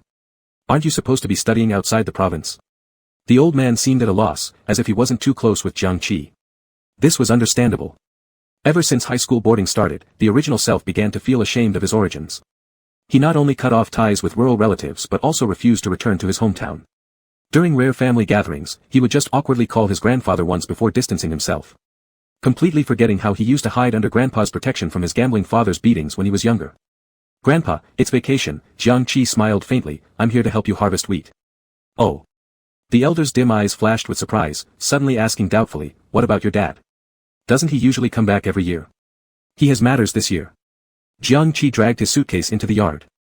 As the elder wanted to help, he noticed the big yellow dog out of the corner of his eye and moved toward it. Oh no. I didn't know you'd be coming back. Grandpa left Huang here. I'll send him away right now. No need, Jiang Qi smiled, I actually like dogs. The elder blinked, weren't you always afraid of him? Not anymore. Jiang Qi walked over and patted the head of Big Yellow. After going to the big city, I realized sometimes dogs are much better than people. Grandpa, is there any food? I'm hungry. While scratching Big Yellow's belly, he turned his head to ask. The elder looked troubled again. We only have sorghum porridge and potato mixed with eggplant. I know you don't like it, so I'll go kill a chicken. But dinner will take a bit longer to prepare. Who said I don't like it? Jiang Qi stood up, smacking his lips. Sorghum porridge with potato mixed with eggplant is actually a perfect match. The elder looked pleased. Really? Then I'll serve it to you right now. After lunch, busy for a while, Jiang Qi took out the Kyoto special delicacies he brought back and showed them one by one to his grandpa. They burst into laughter repeatedly, just like when they were little. Jiang Qi really had such a relative, very much like the grandpa of the original body. Simple-hearted and sincere, showing affection in subtle ways. Just as he was about to show his cooking skills for dinner, a phone call suddenly came in, showing Li Chenlan's name on the screen. Jiang Qi paused, sliding open the call. Anything? Li Chenlan's voice was urgent. I'm being surrounded by aunties at the village entrance, come rescue me. Chapter 72, heard you came out at the village. Trapped by ants at the village entrance. Jiang Qi was a bit bewildered upon hearing this. Which village entrance? Your village entrance. There was an unprecedented panic in Li Chenlan's voice. The surroundings were filled with incessant inquiries. Are you Jiang Qi's classmate? He said he likes men, is it you? Dressed so well, are you not trying to keep him as a kept man? Where are you from? What do your parents do? How many cars and houses do you have? You won't be able to keep our Jiangqi without some capital. Looking handsome doesn't help, it can't be eaten for meals. If you don't even come in a car, tsk. The aunt spoke rapidly, leaving no room for Li Chenlan to interject. He could only pull out his phone to seek help. Hurry up, I'm suffocating. Jiangqi finally understood the situation and chuckled softly, wait. He hung up the phone and turned around to shout inside the house, Grandpa, I'm going to the village entrance to meet a classmate. Okay, Grandpa was starting a fire and just waved his hand, go quick and come back fast. Jiangqi tossed aside a piece of wood, clapped his hands, and walked towards the house door. The grandpa who was still blowing on the flames suddenly realized, classmate. This is the first time Shachi brought a classmate home. We should treat them well. And thus, he worked even harder at making the fire. Before even reaching the village entrance, Jiangqi could see from afar that Li Chenlan was surrounded by a group of ants, being asked all sorts of questions. Li Chenlan, standing at nearly 190 centimeters amidst a crowd of ants averaging less than 160 centimeters, presented a striking contrast, almost like a crane among chickens. Jiangqi couldn't help but suppress his laughter. Seems like the top antagonist isn't omnipotent after all. Even you must surrender to the village entrance ants. Upon hearing his thoughts, Li Chenlan immediately waved his hand eagerly, Jiangqi, over here. Do I even need to say? I'm not blind. Jiangqi suddenly appeared nervous, raising his voice considerably, the debt collectors have come too. You truly aren't letting me live. Good thing all the ants caring about me are here, quickly take out your payment code, they'll scan one by one. The ants paused, startled, what? Are you the creditor? Before Li Chenlan could answer, the ants scattered. Don't run. Borrow some money before running. Jiangqi made a few symbolic calls, then calmly walked straight to face Li Chenlan, how did you come? Delivering specialties, Li Chenlan wiped the sweat off his forehead first, then lifted a fully packed big bag, I think delivering personally would be more sincere. Jiangqi glanced at his luggage, leaving right after delivery. Going on a trip? Ah, Li Chenlan curved his lips, where's Grandpa? Should I visit him? Don't start with ours, Jiangqi rolled his eyes. Sounds like we're two brothers. After visiting my grandpa, can you still catch the bus? Jiangqi reached out to take the gift bag, it's getting late already. Li Chenlan caught the hand Jiangqi extended, let me carry it. Do you not want to be sincere when it's your first visit? Jiangqi smirked faintly. This isn't a meeting with future in-laws, what sincerity do you need? The two walked shoulder to shoulder into the village. Li Chenlan suddenly asked again, I just heard the ants say you like men. Came out so quickly. Jiangqi twitched the corner of his mouth, do you believe everything they say? It was me fooling them, saving myself from forced marriage. The expectant look in Li Chenlan's eyes dimmed slightly, marriage in the village happens so early. My age, children are already running all over the place. Do you think it's early or not? Jiangqi pushed open the door to the bungalow and called out, Grandpa, my classmate is here. The little old man rushed out of the room, his dark face full of smiles. Upon seeing Li Chenlan, he paused momentarily before opening his mouth to praise, Xiachi, is this your classmate? Why does he look like a star? Handsome, very handsome, looks just like you. Quickly come in and sit. My humble place is far inferior to the big city. Jiangqi smiled, no problem, Grandpa, no need to go inside, he will leave once he drops off the gifts. Before he finished speaking, he saw Li Chenlan stride past him directly toward the steps leading to the doorway, Grandpa, hello, my name is Li Chenlan, I am Jiangqi's schoolmate. I share the same dormitory with him. We have a great relationship. Your son is my son, how could I possibly criticize you? Jiangqi. Damn, you. More at ease than I am.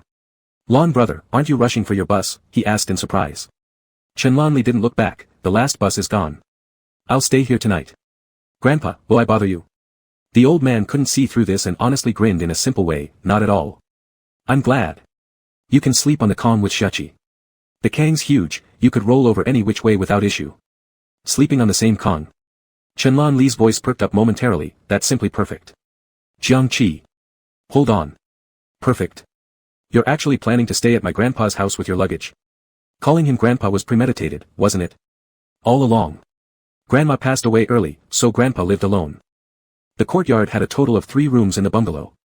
2 rooms were for sleeping, 1 was for storing junk. Although the house looked weathered, it was clean and tidy. After sewing together, the quilts laid out on the Kong still smelled of soap. After finishing his cleaning, Grandpa smiled at Jiangqi and Chenlanli, you two sleep here tonight, I'll light the mosquito coil for you. Jiangqi instinctively resisted, Grandpa, can I sleep with you? Oh, Xiachi, Grandpa snores heavily, might disturb you, the old man kindly said, hurry up and tidy up, then wash your hands and we'll eat. Before Jiangqi could respond, Grandpa left the room to busy himself. He turned around intending to glare at Chenlanli, only to find the latter examining the mosquito coil. Is this a mosquito coil? Jiang Qi twitched the corner of his mouth. Haven't you ever seen one? Qianlonli chuckled. Never in person, it really has this kind of curve. I suspect you're making a joke. But I have no proof. By about 6 o'clock, dinner was finally ready. It was a genuine farm meal that looked very appetizing. Seated at the table, Jiang Qi eagerly picked up chopsticks, just about to take a bite of the potato stewed with green beans. Grandpa hesitantly glanced over. How about, tonight, us three have a little drink? I'm especially glad Xiaoqi is home. And this classmate. Jiang Qi was a bit hesitant, or maybe not, we've got work tomorrow, right? Grandpa still wanted to persuade, just a little, sorghum wine isn't strong. It's all homemade by Grandpa.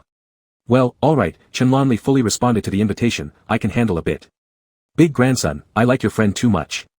Grandpa slapped his thigh and stood up to fetch the wine. Jiang Qi glared over and noticed how Qianlonli smiled infuriatingly. He grumbled in his heart. I warn you, don't try anything funny after drinking. I'll kick you off the Kong if you do. Qianlonli smacked his lips. Don't worry, I guarantee I won't overdrink. As if he'd stop himself from doing exactly that. Chapter 73, Jiang Qi, another creditor is looking for you. Not long after, Grandpa brought out a large jar of alcohol. Jiang Qi squinted. This much? Isn't this the rhythm to drink someone to death? Too much. It's non-alcoholic, Grandpa chuckled innocently, even if you drink too much, there's no headache the next day. As he was about to pour the wine, he was interrupted by Li Qianlong who quickly took it from him. Grandpa, how can I let you do it? I'll do it. He first filled Grandpa's bowl, then Jiang Qi's, and finally his own. This action made Grandpa extremely satisfied as he gave a thumbs up. No wonder you're a college student, you are indeed polite. Jiang Qi squinted his eyes. Didn't notice that guy being even more servile than me. What do you mean, trying to steal my grandpa? I tell you. No way. Li Qianlong, still have to admire my Chi-Chi's train of thought. It's novel. Come, eat some food first, Grandpa called out, picking up the communal chopsticks to place a piece of pork rib on Jiang Qi's plate. Little Qi, have some. Jiang Qi immediately straightened his chest. See. My grandpa obviously loves me the most. Grandpa added another piece to Li Qianlong's plate. This piece is easy to chew, young man, you have some. Thank you, Grandpa. Li Qianlong smiled sweetly and when he looked back, he found Jiang Qi glaring at him. He hurriedly picked up his wine glass. Here, Grandpa, I toast to you. Wish you good health and longevity. Jiang Qi. Shit. You stole my line. Outraged, he gulped down all the wine in his bowl. Before he could put the bowl down, he saw Li Qianlong standing up eagerly to refill his bowl. Chi-Chi, let me fill your bowl. Wiping the remains from the corner of his mouth, Grandpa said with envy, Little Qi, the bond between you and your roommate is truly great. It reminded me of my comrades. Back then, your grandma was still around and would often cook delicious meals for us. The feelings of the older generation were simple but deep-seated. Even though Grandma passed away over 10 years ago, Grandpa never considered finding someone new. He has stayed in the empty house, unwilling to leave. As if guarding the past memories. Looking at Grandpa, Jiang Qi raised his wine bowl. Grandpa, I also toast to you. Ah, good grandson. Grandpa quickly hid his vulnerability and picked up his wine bowl. Your return makes your grandpa so happy. Jiang Qi smiled and poured the wine into his mouth. Suddenly a voice sounded outside the fence. Jiang Qi, another creditor is looking for you. Jiang Qi, cough cough cough. He didn't swallow the mouthful of wine, it directly got stuck in his throat. Auntie, who did you say?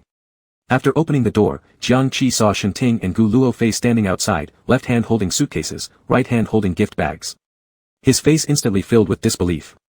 The aunt gathered around. Xiaoqi, how much debt do you owe? Creditors keep coming home looking for you. Seems like they are quite wealthy too. Also handsome, although not as good looking as the previous one. Is debt collection now done with such fancy packaging? Grandpa had a worried look on his face, and just as he was about to speak, Jiang Qi explained. Not creditors, I'm their tutor, they came for tutoring lessons. After saying remote tutoring wasn't enough, you actually showed up at my house, you guys are really something else. Who gave you the address? Found it pretty accurately. Li Qianlong, whose expression had been grim before, suddenly relaxed his features. Ah, they are your students, please come in, Grandpa immediately welcomed them with a smile. Shenting and Gu Luofei stepped into the courtyard with their suitcases.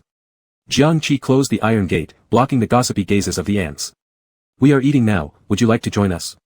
The sudden arrival of 2 extra people caught Grandpa off guard. Shenting was eager to get on the car, hadn't eaten much, his complexion turned whiter. Can we eat? Thank you, Grandpa. Then I won't hold back. Gu Luofei nodded at Grandpa and handed over 2 bottles of Wuyanya liquor. Grandpa, this is a token of gratitude upon meeting. If you're coming, why bring gifts? The old man was slightly embarrassed. Counting the things these 2 brought, they could likely fill up another room. He helplessly glanced at Jiang Qi. Big grandson, these gifts are too expensive, Grandpa cannot accept them. Jiang Qi smiled, it's fine if you don't accept, let them carry it back themselves. This situation confused the old man, let's eat first. Thus, with 2 more people, the already small dining table seemed even smaller. Li Chenlan cast a glance, his eyes flashing with hostility. A smirk pulled at the corner of his lips, you guys are really enthusiastic about learning, aren't you? Following me all the way to my home for tutoring. Shen Ting drank the sorghum wine in his bowl, and laughed between sharp inhales, it's not me who's worried, it's my mom. She especially told me Mr. Chi-Chi's address. Jiang Qi barely nodded. Ah, so you're the heroine of a painful love story. Not bad, as long as the money is right, everything can be negotiated. Gu Luofei hurriedly interjected, me too, my mom is worried. Jiang Qi squinted his eyes. Your mom? She doesn't come online much, does she? Gu Luofei. It sounded like an insult. He poured the wine into his mouth, the rich aroma spreading on his tongue. Surprisingly, it was quite good. Big grandson, your classmates sure can drink. After drinking 2 bowls of wine, Grandpa's face turned red, and he started talking more. You said earlier that you were from the same school. That's great, then they can look out for each other. Our little Chi has had a tough life since he was young. His dad isn't worth mentioning, always yelling or hitting his mother and him. Grandpa wasn't able to protect you both. In the big city, you must stay away from him in the future. Jiang Qi sighed, Grandpa, why bring this up? Today is a happy day, I'll drink with you. Yes, Grandpa is wrong, old people just talk a lot. The old man quickly picked up his wine bowl and rallied them, let's have a toast together. I already knew Jiang Qi's family background wasn't good. Otherwise, he wouldn't have to take so many part-time jobs. But knowing is one thing, and truly caring is another. After hearing it today in person, it didn't sit well. Shen Ting and Gu Luofei simultaneously looked at Jiang Qi, their eyes revealing indescribable emotions. What, trying to dodge the alcohol? How dare you not drink when my grandpa offers? I'll kill both of you. Upon hearing the inner thoughts, Gu Luofei quickly stood up, Grandpa, I'll finish this bowl. I'll bother you for a few days. Shen Ting also got up without hesitation, Grandpa, so will I. Sorry for troubling you. In perfect unison, they finished a bowl of wine, leaving Jiang Qi utterly confused. Wait. For a few days. Who said you could stay here? Chapter 74, you think you're done with me and can just run away. Hearing Jiang Qi's inner roar, Shen Ting quickly moved the wine bowl away and blinked. Teacher Xiao Qi, the accommodation fee is negotiable, I'll transfer it to you along with the tuition. Before Jiang Qi could speak, his grandfather waved his hand generously. Child, what accommodation fee? Just treat this place as your own home, feel free to do as you please. The bed in my house can easily fit 5 or 6 people. If you think it's too crowded, I can also clean out the warehouse. Gu Luofei showed a puzzled expression, bed. Jiang Qi narrowed his eyes. What, haven't you heard of it, or are you looking down on it? If you're looking down on it, I wouldn't mind kicking you back into your 1,000 square meter villa. To reunite with your big-bottomed younger brother. Getting verbally abused, Gu Luofei adapted immediately and retorted, fantastic, I've always wanted to experience sleeping on a Kong ever since I was little. Is it the kind of northeastern Kong that shows up on TV? Doesn't that mean sharing the same bed with Jiang Qi at night? Thinking about it, he actually got a bit excited. His earlobes flushed red as he sat down. Li Chenlan shot him a cold glance. Gu Luofei quickly straightened his expression, as if there wasn't a single impure thought in his mind. This jar of alcohol isn't enough. Grandpa, go fetch another. The energetic old man obviously delighted, getting up to head for the backyard. Jiang Qi stood up, I'll accompany you. The trio of villains didn't move from their spots, exchanging glances silently amidst the electrified night air. Once the grandfather-grandson duo walked far enough, Li Chenlan crossed one leg over the other, the room's not large enough for all of us. Tomorrow, I'm happy to sell tickets, I'll cover the cost. Lon brother, that's unfair. Why should you be here? Shen Ting piped up. I paid for tutoring, no one's kicking me out. Gu Luofei spoke firmly with the same tone. Li Chenlan, alright then, let's compare drinking stamina tonight. Whoever concedes first will leave. No problem. Shen Ting looked arrogantly confident. Gu Luofei also nodded, sure. It seemed inevitable for multiple players to engage in some sort of showdown. Otherwise none of them would be pushed out. Thus, when Grandpa and Jiang Qi returned, they saw the 3 chugging bowls of alcohol one after another. As though they weren't drinking alcohol but pure water. Walking quickly, Jiang Qi interrupted sharply, what on earth are you doing? Even if this is homemade wine by my grandpa, you still shouldn't be indulging like this. Gu Luofei managed to free one hand to tap on an app. Teacher Xiao Qi, I transferred 10,000 yuan already, take it first. Without hesitation, Jiang Qi slammed the wine jar onto the table. Feel free, drink all you want. If it runs out, I'll fetch more. Grandpa noticed the 3 going at each other, slightly concerned, lads, slow down. Even though it doesn't have much alcohol content, it's still baijiu. Hey, why is this kid collapsing? Shenting fell backward off the chair, reaching out to Jiang Qi. Teacher Xiao Qi, help me up. Jiang Qi hesitated whether to step forward or not, but someone beat him to it. Shenting had too much. Let me take him inside. Li Chenlan directly grabbed Shenting by the arm, threw him over his shoulder, and marched off toward the house without a second thought. This overly helpful act left Jiang Qi stunned. In a matter of moments, Li Chenlan came back out, plopping himself down to continue drinking. He and Gu Luofei exchanged cups, cup after cup, exhibiting a fierce determination as if neither would rest until the other perished. Grandpa, holding the wine bowl, became confused, giving Jiang Qi a look. Big grandson, perhaps you should talk some sense into them. Jiang Qi stayed silent. If anyone dies from excessive drinking, everyone at the table will be held accountable. Perhaps, you should talk some sense into them. Just as he was about to speak, he saw Gu Luofei collapse onto the ground. Li Chenlan stood up right away, like an assembly line operation. He carried the person indoors again. When he returned to his seat, his lips curled into a pleasant curve, revealing white teeth. Shall we continue? Grandpa looked bewildered. Big grandson, your 2 classmates were defeated within half an hour of arriving. SSS. Not good. Grandpa, these 2 aren't making it, but I still can. Li Chenlan's eyes squinted pleasantly, his pupils gleamed brightly under the courtyard lights. Jiang Qi glanced over and was momentarily stunned, then smiled faintly. TCH, worthy of being the top antagonist, stubborn all life long. Li Chenlan truly had a great tolerance for alcohol. After drinking a bit more with Grandpa, he was forcibly made to stop. Young man, that's enough for tonight. Stay longer to properly spend time with Xiao Qi. Grandpa tidied up the dishes while Jiang Qi and Li Chenlan stood up to help. Both of them were sent to the kitchen, but Grandpa refused to let either of them wash dishes, instead shooing them back inside. It's too late, you 2 should rest early. The remaining chores are for Grandpa to do. Grandpa, you don't wash the dishes either. I'll do it tomorrow morning, Li Chenlan promised with assurance. Jiang Qi glanced at his dazed expression and made a couple of HMF sounds in disbelief. Let's see if you even wake up tomorrow. After pushing both of them back into the room, Grandpa helped light the mosquito repellent before closing the door. Jiang Qi glanced toward the large Kong bed with a somewhat bewildered expression. Are they sleeping together? Did you arrange it? Before he could finish asking, a chin rested on his shoulder, the voice hoarse. Qi, I won. You're mine. A hot breath grazed Jiang Qi's ear, making him tense up instinctively. Is this guy starting to talk nonsense? Li Chenlan leaned his entire head on Jiang Qi's long and slender neck, wrapping strong arms around his thin yet sharp waist. What reward will you give me? I want to give you an electric shock instead. As Jiang Qi turned to swing his fist, Li Chenlan's whole body pressed against him. Limp yet impossible to move. Are you drunk? Jiang Qi tested. Li Chenlan's voice was lazy. No. I can still drink. Why don't you try? Jiang Qi rolled his eyes. Try my ass. Go sleep. He finally confirmed that Li Chenlan was thoroughly drunk. And pretty wasted. Never had any previous drinking session left him in such a state. Like today where he drank until near death. It took all of Jiang Qi's strength to throw the clingy big dog onto the bed. Qi, help me take off my clothes, Li Chenlan mumbled. Jiang Qi. Take off your sister's clothes. Sleep with them on. Though cursing under his breath, remembering the favor of breakfast, Jiang Qi unwillingly climbed onto the con. Removing Li Chenlan's top and pants while looking down from above.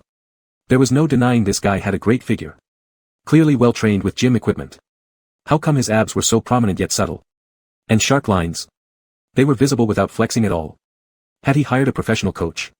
Jiang Qi narrowed his eyes and slowly crouched down. Wanting to carefully examine, so he reached out. Caressing over the abs and along the V-line. His gaze involuntarily dropping further. Damn, this size. The bottom will be happy in the future. Muttering these words, Jiang Qi was about to get up and turn off the lights. But unexpectedly, as soon as he moved, his wrist was tightly grabbed. You think you can touch me and then just run away? Chapter 75, is this an official announcement? As Li Chenlan asked the question, Jiang Qi had already turned off the light. There was no other way, after all, height and long arms were advantages. Thus, in the suddenly pitch-black room, only a pair of exceptionally bright eyes stared at him. Jiang Qi instantly felt somewhat guilty, taking off clothes. It was just a coincidence, we bumped into each other. Yes, that's right, exactly like this. What can you do to me? At worst, I'll let you touch back. Li Chenlan smirked slightly, then suddenly exerted force in his palm, pulling Jiang Qi. The slim figure landed directly in his arms. Roommate, you're really good, even helping me take off my clothes. Before Jiang Qi could react, he could only support himself with one hand, coincidentally landing on Li Chenlan's chest, feeling the strong heartbeat being transmitted through. His Adam's apple moved, his voice slightly altered. Let go of me. Let go. Li Chenlong repeated the word, his velvety long eyelashes quivered slightly. Can't we sleep hugging? After drinking so much. I also feel uncomfortable. His tone was soft, inexplicably carrying a hint of beguiling sorrow that made one want to cherish him. Jiang Qi's normally tough heart softened, thus not struggling too violently, lying down on his side instead. If you're uncomfortable, why drink? Are you reckless? The obedient movement seemed to please Li Chenlong greatly, his nose nuzzled against Jiang Qi's neck affectionately. No one will snatch my good roommate from me. Immature. Jiang Qi cursed inside his mind, but his lips involuntarily curled up a little. The next day at noon, the sun was shining on their buttocks. Shen Ting abruptly sat up. Where am I? Ah, my head hurts so badly. Next to him, Gu Luofei was awakened by his noise, slowly opening his eyes. And realized that his arm was around someone's waist. Too thin, the bones pressed painfully against him. The moment he saw who it was, he quickly retracted his arm and gave him a disdainful glare. Shen Ting, why are you sleeping here? Shen Ting was rubbing his temple. I'm the one who wants to ask you the same thing. They were far too close. Gu Luofei hurriedly pulled some distance to sit up. Is it because of Li Chenlong? I remember you fainted first, he carried you in, then I collapsed. This guy is really insidious. Both Shen Ting and Gu Luofei simultaneously turned their heads, looking towards the other side of the bed. Empty. Where were there any signs of people? When they stumbled out of the shack groggily, their grandfather happened to be carrying a watermelon towards the pavilion. Students, you've woken up. Drank so much yesterday, are you feeling unwell today? Not bad, Shen Ting's voice sounded a bit weak. I'm fine. Gu Luofei boasted stubbornly. Grandpa smiled. If everything's fine, come eat some watermelon to ease your hangover. Shen Ting walked over. Where is teacher Xiaoqi? Grandpa placed the sliced watermelon in the simple pavilion. My eldest grandson and his roommate went to borrow a harvester. They'll be back soon. Borrow a harvester? Gu Luofei picked up a piece of watermelon curiously. Isn't it something every household should have? Why bother borrowing? Grandpa smiled awkwardly. Harvesters upgrade fast these days. Our land is small, so we never bought one. Just borrow one when it's harvest time. There's nothing to do, we're poor. Gu Luofei took a bite of the tip of the watermelon, its sweetness mingling with bitterness in his mouth. He came from a wealthy family and hadn't suffered hardship, unable to truly empathize. No wonder Jiang Qi worked so hard to make money, he was terrified of poverty. Is the watermelon delicious? This one I grew myself. Grandpa grinned kindly and asked. Shen Ting and Gu Luofei nodded simultaneously. Delicious, thank you, Grandpa. Both of them took out their phones. Do you have WeChat, Grandpa? We'll transfer you the money for the watermelon. Upon hearing this, Grandpa immediately became upset. Eating a watermelon still needs transferring money? Are you disgracing this old man? That's not what we mean, Shen Ting quickly explained, it's just because we're used to being around teacher Xiaoqi. What? Is my eldest grandson charging you guys randomly? The old man glared at them. Before Shen Ting could open his mouth to respond, a familiar voice came from not too far away. Saying bad things about me behind my back. Do you believe I'll kick you out? Not, Shen Ting quickly corrected himself, teacher Xiaoqi is absolutely reasonable with prices, treating young and old alike fairly. His teaching reputation has always been excellent. Is that so? The old man beamed happily, our Xiaoqi is indeed talented. Grandpa, we borrowed the harvester, it's parked at the gate. Jiang Qi and Li Chenlong walked into the yard side by side. Grandpa glanced over, alright then, let it be. I'll go test it in the fields later. Jiang Qi smiled, Grandpa, I'll accompany you. I'm coming too, Li Chenlong said with a smirk, I have strong arms and can help carry wheat. Jiang Qi shot him a look. Sure, your arms are strong alright, last night they almost crushed my breath out of me. Tonight there's no way I'm sleeping next to you again. Damn, that was a life-threatening situation. Upon hearing this thought, Shen Ting and Gu Luofei's expressions immediately changed. While we were drunk, you made your move. How despicable. Li Chenlong met their hostile gazes with a smug upward curl of his lips. Isn't it time to buy tickets back to the city? Back to what city? Gu Luofei feigned ignorance. Grandpa needs all the hands he can get. How could I freeload without contributing? No way am I just leaving like that. Right. Shen Ting chimed in as well, I need to stay behind and help. Grandpa looked worriedly at them, young man, you seem anemic. Be careful not to overwork yourself or you might faint. Dash, can I really be anemic?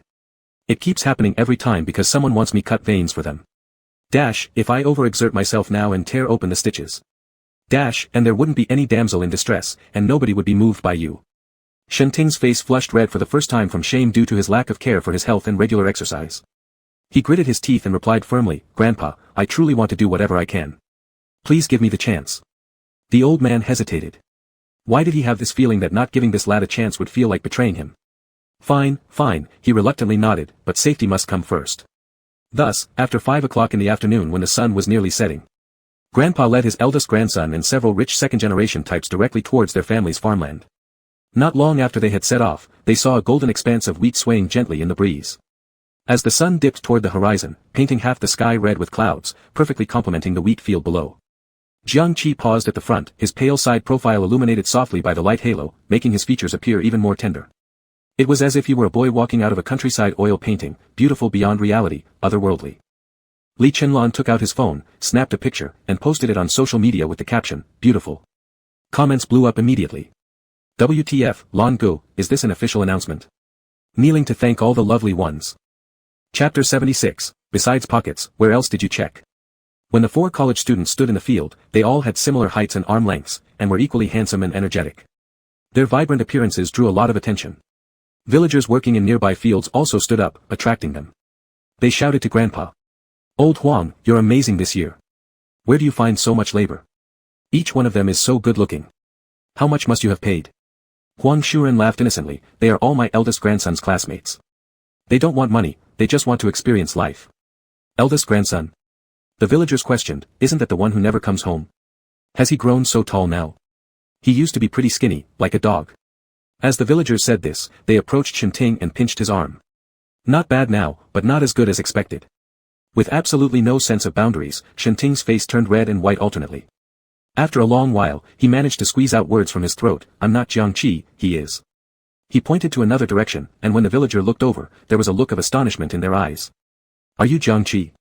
When did you become so handsome? Your figure has improved too. University really nourishes people." The villager sighed and then turned around to ask Shenting curiously, "Why do you look so sickly? Are you always hungry?" "Because he's lovesick, and he likes cutting his wrist. In theory, cutting wrists and rice plants follow similar principles. Why don't you try it later? Imagine wheat as your thin arm." Shenting. Damn. Suicide forever leaves black marks. Next time I get such an idea, I'll damn slap myself hard. It was nearly dinner time, and after a few polite exchanges, the villagers left. Huang Shuren first demonstrated how to use the harvester machine, ensuring there were no faults, before trying to teach his eldest grandson and his friends. But unexpectedly, the eldest grandson stepped forward and stopped others, saying, "Grandpa, besides me, no one else can operate it." Huang Shuren was puzzled, "Why not?" "They don't have the license." Jiang Qi smiled faintly, "Operating a harvester requires an agricultural machinery driving license." Huang Shuren slapped his forehead, "Oh, I forgot about that." He sheepishly smiled at the group, "Then you guys might as well not work. Play for a couple of days and go home, right?" "That's impossible." Gu Luofei was determined not to leave. "We promised, we need to keep our word. Besides harvesters, we can still use scythes, right?" Just now, it seemed he thought something like that. As long as he could prove himself useful. Wouldn't he avoid being chased away? "Young man, that's very tiring. You guys can't handle it." Huang Shuren waved his hand. Gu Luofei stubbornly retorted, "Real men shouldn't say they can't." He turned to glare at Shenting, "Can you?" "Me?" Shenting pointed at himself and immediately straightened his chest, "Of course I can." Gu Luofei then faced Li Chenlan, "What about you?" Seeing him not responding, Gu Luofei immediately sneered, "I see, you're just complaining about the workload and don't even want to try." Li Chenlan nodded, "You're completely correct, I find it tiring and have no intention to use a scythe. Go away if you're tired." Just when Gu Luofei thought he finally got to feel superior, he heard Li Chenlan's next sentence, "Why should I leave? I have the agricultural machinery driving license." Saying this, he pulled it out from his pocket and waved it arrogantly. Gu Luofei's smile froze, "Wait, when did you take the exam?" Shenting narrowed his eyes, "Truly cunning, you've been planning this. Jiangqi. You've hidden your cards quite deeply. Why didn't I find this in your pocket last night?" Gu Luofei and Shenting simultaneously turned back. "Besides pockets, what else did you touch?" Gu Luofei's visit to Jiangqi was unknown to Gu Mo. He thought his elder brother was abroad on business again, helping with family affairs. Since they hadn't been getting along well lately, it was better that he wasn't home. To avoid disagreements and conflicts. After having a spa session in the afternoon, he happily went on a date with Zhao Sirui. Upon arriving at the cinema entrance, Guemo noticed that the fashionably dressed Zhao Sirui seemed somewhat distracted. Even though he had clearly come close, Zhao Sirui was still looking afar. He was completely unlike the person who used to look around eagerly, waiting for his arrival. "Sirui." Guemo jumped forward. "What are you looking at?" His tone was cute, but Zhao Sirui seemed startled. "You, how did you suddenly appear?" "What do you mean suddenly?" Guemo immediately felt aggrieved. "I've been walking over for a long time, and you didn't notice me." "Ah, sorry," Zhao Sirui gave a perfunctory laugh. "I was just thinking about something." What were you thinking about? Gu Mo's voice was playful. Were you thinking about me? No. Zhao Si-rui abruptly denied with a firm attitude. Gu Mo froze for a moment before bursting into laughter. I was just joking with you, and you took it so seriously. Did I? Zhao Si-rui touched his face. The movie is about to start, let's go inside. Okay. Gu Mo nodded, but as he turned around, the smile faded from his face instantly. The movie was a shallow love story with hardly any audience. By the end of the film, Gu Mo was crying like a rain-soaked lily. Wah. They didn't end up together. Because of their different social status? Could the illegitimate son not try harder? While speaking, he rested his head on Zhao Si-rui's shoulder. But before it could fully land, a roar erupted. Li Chenlan actually went to see Jiang Qi. Gu Mo sat upright immediately. What? He realized Zhao Si-rui was staring at his phone. And because of the anti-peeking screen protector, the light was dim and the angle very unclear. Desperate to find out, Gu Mo leaned in and saw Li Chenlan's latest update. The accompanying words glaringly conspicuous. Good-looking. Who's good-looking? Where exactly? Ignoring the tears streaming down his face, Gu Mo pulled out his own phone and opened Li Chenlan's social media feed, only to be confronted with an image of Jiang Qi that stirred up envy. Where is this? Is this Jiang Qi's hometown? Humph. Jiang Qi deliberately sent this, didn't he? Even at home, he can't stop showing off, huh? How disgusting. As he ranted mentally, his pupils dilated and his face twisted with disbelief. When he zoomed in on a corner of the photo, Gu Luofei's silhouette became gradually clear. Didn't he say he went abroad? How is he here with Jiang Qi? Is he insane? Before he could finish his thoughts, Zhao Si-rui abruptly stood up. Sorry, I have something else to attend to, I'll go first. What do you mean? Gu Mo couldn't contain his emotions anymore. The movie isn't over yet. Zhao Si-rui turned back and looked down disdainfully. This bad movie, I don't even like watching it. Moreover, someone like me, an illegitimate child, doesn't even deserve you. Chapter 77, Equal Opportunities for All, You Can't Monopolize It Alone. Zhao Si-rui quickly walked out of the cinema and hailed a taxi on the road. He got in the car, set a random destination, then took out his phone and opened WeChat Moments. Undoubtedly, Jiang Qi was photographed exceptionally well. Not just because of the perfect angle and lighting, but also because of his good looks. No matter the angle, he always stood out with just a casual shot. This wasn't fabricated by Zhao Si-rui. Recently, the confession wall on the campus forum has been almost entirely covered with pictures of Jiang Qi. Popular among both men and women, he's extremely famous. It's hard to imagine. A boy from a remote rural area could be so handsome and refined, and charming. Why didn't I notice this before? If I had agreed to Jiang Qi earlier, wouldn't it be me who's now officially announced as his partner? Zhao Si-rui rubbed his brow in annoyance, exited WeChat Moments and dialed a number, come out and drink with me. Yeah, I'll pay. By the time Gu Mo arrived, Zhao Si-rui had already disappeared. Furious, he stomped his foot, eyes full of resentment, you're just a bastard child. How dare you leave me behind? Gu Mo took out his phone and called again, but it was directly hung up. Helpless, he turned to WeChat. Rui Gu, have I been misunderstood by you? I don't care about your background at all, pitiful.jpg. As soon as the message was sent, the chat window showed a red exclamation mark. Gu Mo paused, then frowned the next second, what does this mean? Did he delete me? Humph, do you think I want to deal with you? He nearly broke down, angrily walking towards the nearby coffee shop. He ordered an iced Americano and sat by the window, gradually calming down. Something's not right. Everyone around seems off. Ever since Jiang Qi became quieter and more aloof one day, everything began to change slowly. Could it be? During the evening, they were just familiarizing themselves with the farm work location. After a rough practice, Jiang Qi led the free labor back. His grandpa had gone ahead to prepare dinner. It was mealtime. The closer to the village, the stronger the aroma wafted through the air. Living in the city for a long time, scenes of cooking smoke rising gently are rare these days. For a moment, there was a feeling of nostalgia. It seemed that the simple of human life is quite desirable. Especially, since he is still by my side. The three antagonists couldn't help but simultaneously gaze at the extraordinarily handsome profile. Upon sensing their stares, Jiang Qi blinked and was about to make fun of them in his mind. But suddenly, a bark came from not far away. Woof. Jiang Qi turned his head, staring intently, big yellow. Behind the long-legged yellow dog trailed several puppies, looking like they'd just finished a brawl. Hearing its master's call, the dog wagged its tail enthusiastically and approached. Jiang Qi scoffed, no wonder you don't come home. You've apparently become some sort of local bully. He mumbled as he stepped forward, only to be tightly held by the arm unexpectedly. Don't let it come near. Li Chenlan's voice was urgent, and in the next moment, he not only hugged the arm tighter but also encircled his waist. If his legs mounted over, he'd completely transform into a stubborn sticker. Jiang Qi couldn't help but smile bitterly, are you afraid of dogs? Huh, haven't you always acted so cool? How could you fear something like this? Isn't this just an act? He glanced at Shenting and Gu Luofei's reactions and found that they seemed to be accustomed to it, not surprised at all. Could it be childhood trauma? Getting chased down 2 streets naked by a dog? Ha ha ha, damn it, I can already picture the scene. Jiang Qi's smile widened even further. Gu Luofei saw the two hugging closely together and felt irritable. Lon brother? It's been how many years since the kidnapping incident? Why are you still scared of dogs? Thinking Jiang Qi might not understand, he added an explanation. When Lon brother was kidnapped, he was watched over by a vicious dog. Jiang Qi's face instantly lost its smile. He called out to Big Yellow, go play elsewhere. Chinese indigenous dogs understand human feelings. Hearing this, Big Yellow wagged its tail and trotted away. Seeing Big Yellow getting further and further away, Li Chenlan finally relaxed, breathing against Jiang Qi's ear. Thanks, good roommate. Jiang Qi gave him a sidelong glance. Didn't know you were scared of dogs. Every household here in the village has dogs. I can scream right now, and I'll rile up every rooster and dog in the whole village. I was eager to see you, didn't think that much. Li Chenlan's voice was very low, his eyelashes trembling slightly, looking extremely pitiable. Shenting had been observing from the side for a while. He was shocked to find out that not only does this guy have a business acumen, but he also knows how to fake weakness to attract people.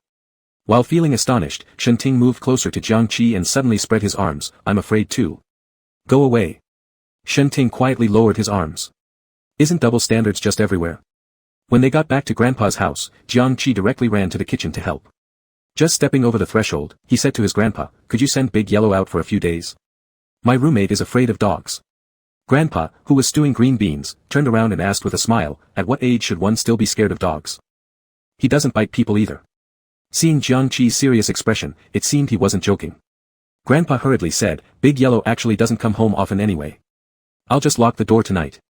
Jiang Qi took the dish plate from his grandpa. Is it safe outside? It has to be safe, Grandpa laughed. You've forgotten that in this area, isn't it famous for its fighting skills?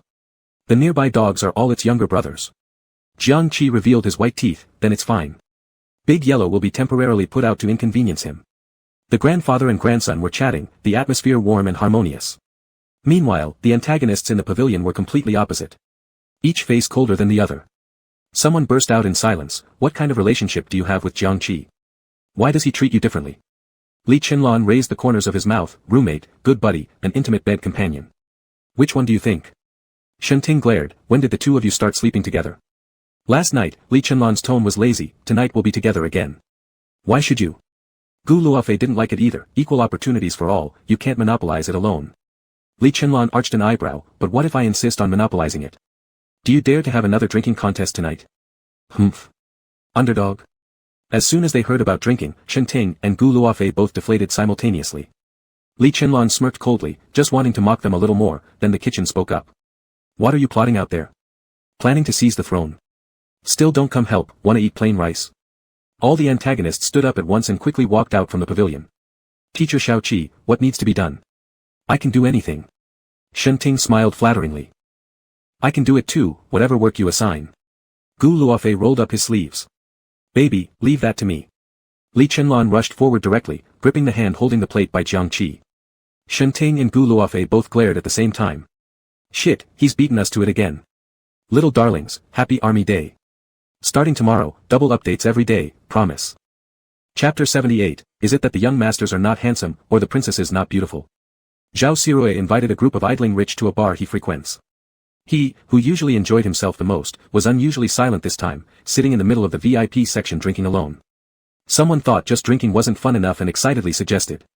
We've heard that a new batch of young masters has arrived at the bar, and they're pretty good quality. Why don't we try something fresh? The wealthy playboys all agreed, then turned to look at Zhao Sirui. Brother Roy, suddenly so down. Could it be that you're heartbroken? This comment struck a chord with Zhao Sirui. He immediately revealed an extremely aggressive expression, heartbroken. How amusing. Who cares for that stuff? Is it that the young masters are not handsome, or the princesses not beautiful? Isn't there new talent? Let them all come. All right. Seeing the provocation worked, the playboy directly called over the waiter. Before long, the relatively high-quality young masters walked in. Each one was slim-waisted and long-legged, with endearing looks, sitting coyly beside every rich boy. The atmosphere on-site grew ambiguously thick as everyone began their own business. Zhao Sirui glanced at the young master next to him, secretly sneering, not as handsome as Jiang Qi. Looking up and down again, he sneered further, not as well-built as Jiang Qi either.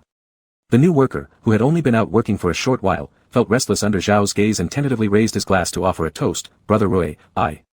Before he could finish, Zhao Siroy suddenly challenged him, do you know how to insult people? Huh? The young man was confused, insult whom? Argue back too, anything works. Zhao Siroy's eyes gleamed darkly, say a few words and let me hear. The young man froze with an awkward smile on his face. They all say rich people have plenty of peculiar tastes. And here was someone who actually wanted to be insulted. You idiot. The young man tried to sound confrontational but in a cute way. Unexpectedly, Zhao Siroy looked completely disdainful. Never mind, stop talking. It takes talent to properly insult someone. How many could match Jiang Qi? He resumed drinking sullenly as snippets of conversation around him seeped in. Why are you doing this? No choice, the young man sighed deeply. Dad is a compulsive gambler, mom is sick, and there's also my little sister in school. I have to work and support the family. Cough cough. Hearing this, Zhao Siroy choked and coughed twice sharply. Seeing this, the young man nearby quickly approached. Brother Roy, actually, I'm worse off than him. But before touching anyone, he was stopped by being pressed down by the head. Zhao Siroy stood up, I'll step out to make a call. Brother Roy. The young man gave him a full load of aggrieved stares. Give me some respect, at least I'm your top pick. In a relatively quiet corner outside the bar, Zhao Siroy pressed his phone to his ear. After the ringtone sounded for a while, the other side finally picked up. A low, cold voice came through. What's wrong at this late hour? Su Yanheng, did you see the friend circle updates? Zhao Siroy went straight to the point. Su Yanheng's tone was clearly suppressing some emotion. Jiang Qi returned to his hometown without finishing the swimming lessons he owed me. Zhao Siroy, they've all gone. What about you? Don't tell me you have no thoughts about it. Su Yanheng paused for a few seconds. My job finishes tonight. Tomorrow. There's no time till tomorrow, we'll set out tonight. Zhao Siroy interrupted him. Su Yanheng pondered for a moment, firmly saying, all right. The two hung up. Zhao Siroy's bitter expression from the entire night finally softened somewhat as he slipped his phone into his pocket and stepped out of the bar. When he got in the car, calls from the rich boys chased after him. Brother Roy, where were you? The young masters waited for you for quite some time. Something came up, I'll leave first. Zhao Siroy smiled slightly, the tab's already settled, continue enjoying yourselves. With that, he switched his phone off and shifted his gaze toward the window. The city remained dazzlingly lit, hedonistic and indulgent.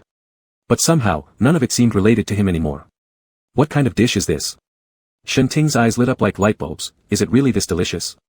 Huang Shuren laughed heartily. Young man, you're exaggerating a bit. Isn't this just stir-fried potatoes with green beans? Haven't you eaten it?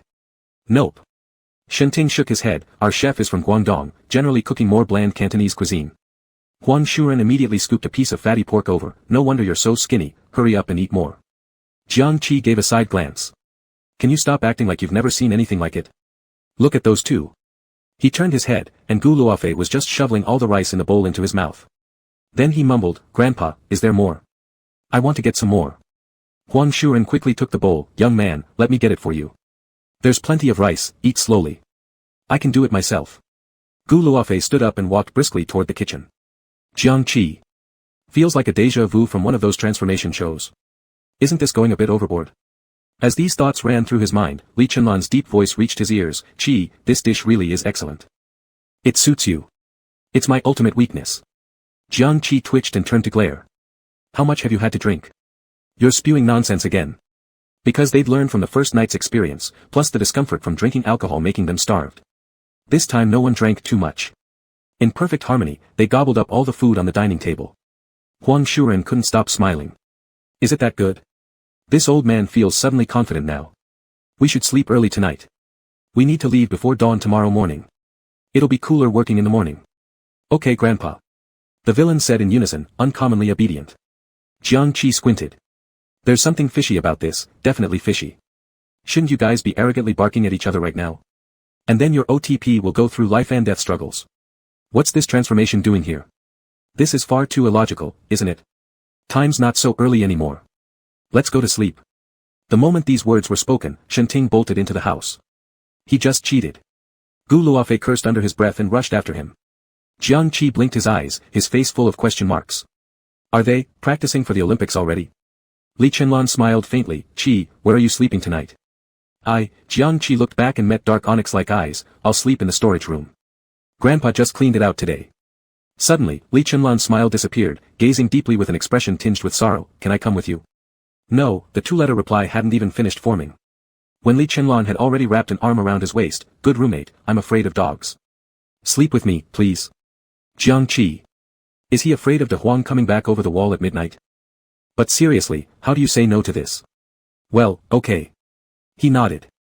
Li Chenlan immediately lit up with a radiant smile, "Great friend, you're the best."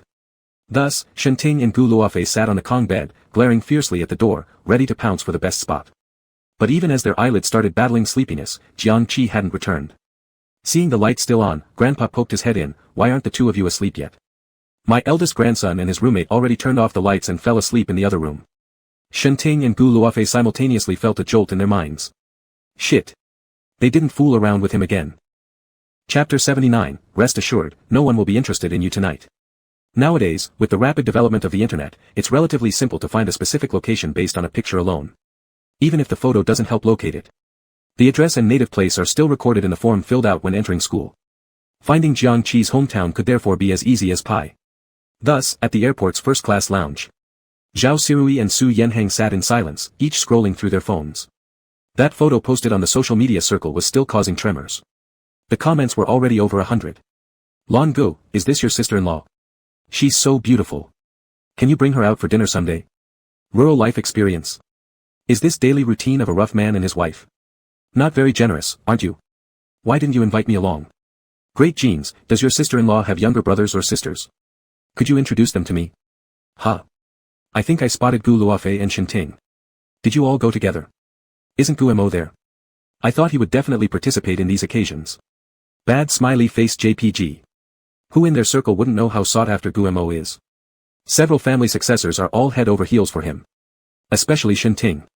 Although the news about suicide was suppressed, bad things always travel fast and have long since become the chatter during tea time among financial magnates. As a result, such a great opportunity in summer vacation, going to the countryside as a group. And not even some kind of tourist destination. Isn't that way too strange? Could it be that Jiang Qi has already replaced Gu Mo's position? As the boarding announcement sounded, Zhao Sirui turned off his phone and picked up his backpack directly. Let's go. Su Yanheng stood up, nodded, then suddenly remembered something. We agreed beforehand, it's just a temporary alliance, anyway, I will not share with anyone in the end. Zhao Sirui pulled at the corner of his mouth, don't worry, I don't have that tendency either. After saying that, the two walked shoulder to shoulder toward the boarding gate. Having been stood up by Zhao Sirui, Gu Mo returned home in shame and anger. He had barely stepped into the living room when he saw his father sitting on the couch. Apparently just back from some event, there was still a bit of drunkenness on his face. Gu Mo quickly approached, Dad, do you know that Gu Luofei went to the countryside to look for classmates? His father was surprised, look for classmates? Which classmate? Jiang Qi. Gu Mo couldn't suppress his excitement, the cheap person who vied with me for Li Chenlan. He is also Gu Luofei's tutor. His father furrowed his brow, how can you call your brother by his first name? Where is your manners? Gu Mo suddenly realized that he had revealed too much, so he softened his attitude, Dad, I'm just worried. That Jiang Qi is too cunning, persuading everyone to revolve around him. Not only did my brother go find him, but even Li Chenlan and Shenting. Before he finished speaking, his father abruptly turned fierce and cold, Gu Mo, even though you are my own son, the financial tycoon family does not harbor idlers. What was the purpose of bringing you back, do you really not know? Hearing this, Gu Mo's expression dimmed slightly, I understand.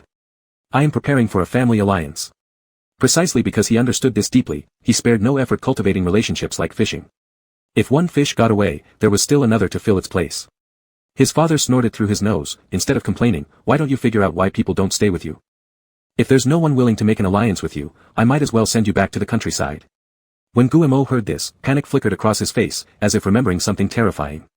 He fell to his knees with a thud, Dad, I will surely show good behavior. Please don't send me back. In that case, I'll wait and see. His father stood up, took slow steps to Gu Mo's side, placed his palm on his shoulder, and squeezed hard, strive to be someone useful to the Gu family. After saying that sentence, he bypassed him and headed straight for the stairs. His footsteps gradually faded further, Gu Mo's tense spine slumped. The pitiful timid expression on his face was now replaced with hatred and resentment. Jiang Qi. I absolutely will not let you succeed. The storage originally used to house people. Since his partner passed away and his only daughter rarely came home, Huang Shuren had changed it into a place to store miscellaneous items. Though big grandson came to help work on farm chores during summer break, there should have been enough space. However, several classmates unexpectedly showed up later. To accommodate all guests without overcrowding, the old man tidied up the storage room simply before dinner. It was still a brick bed, newly clearing out some spots. Although it wasn't large, it was sufficient for his big grandson to roll around. He just didn't expect that his eldest grandson's roommate would also come over to bunk together. It seems their bond is really close, they've gotten used to living together. The old man turned off the light in his room, muttering a few words quietly before getting ready for bed. From the next room came faint sounds of an argument. But with his hearing problem, the old man couldn't pick up any details. I'm warning you, if you dare to grope again after we go to sleep, I'll send your ass straight to hell. Shenting grabbed the blanket and pulled it tighter around his waist, warily eyeing Gu Luofei. Gu Luofei shrugged indifferently. Look at yourself in the mirror first. You're skinny like a skeleton, Captain. Do you think I'd even bother touching you? Shenting snorted coldly. Then whose dog was hugging me this morning? That was Li Chenlon taking some staged photos. Gu Luofei flipped over. Relax, no one will be interested in you tonight. Better not be. In the warehouse, it was pitch black. Breathing became particularly noticeable. Jiang Qi remained alert, feeling the slightest movement around him. Fearful that Li Chenlon might repeat last night's antics. After what felt like an eternity, drowsiness began washing over him like waves, and his consciousness started fading. Suddenly, the person beside him turned around and wrapped their arms around from behind. Chi-Chi, are you asleep?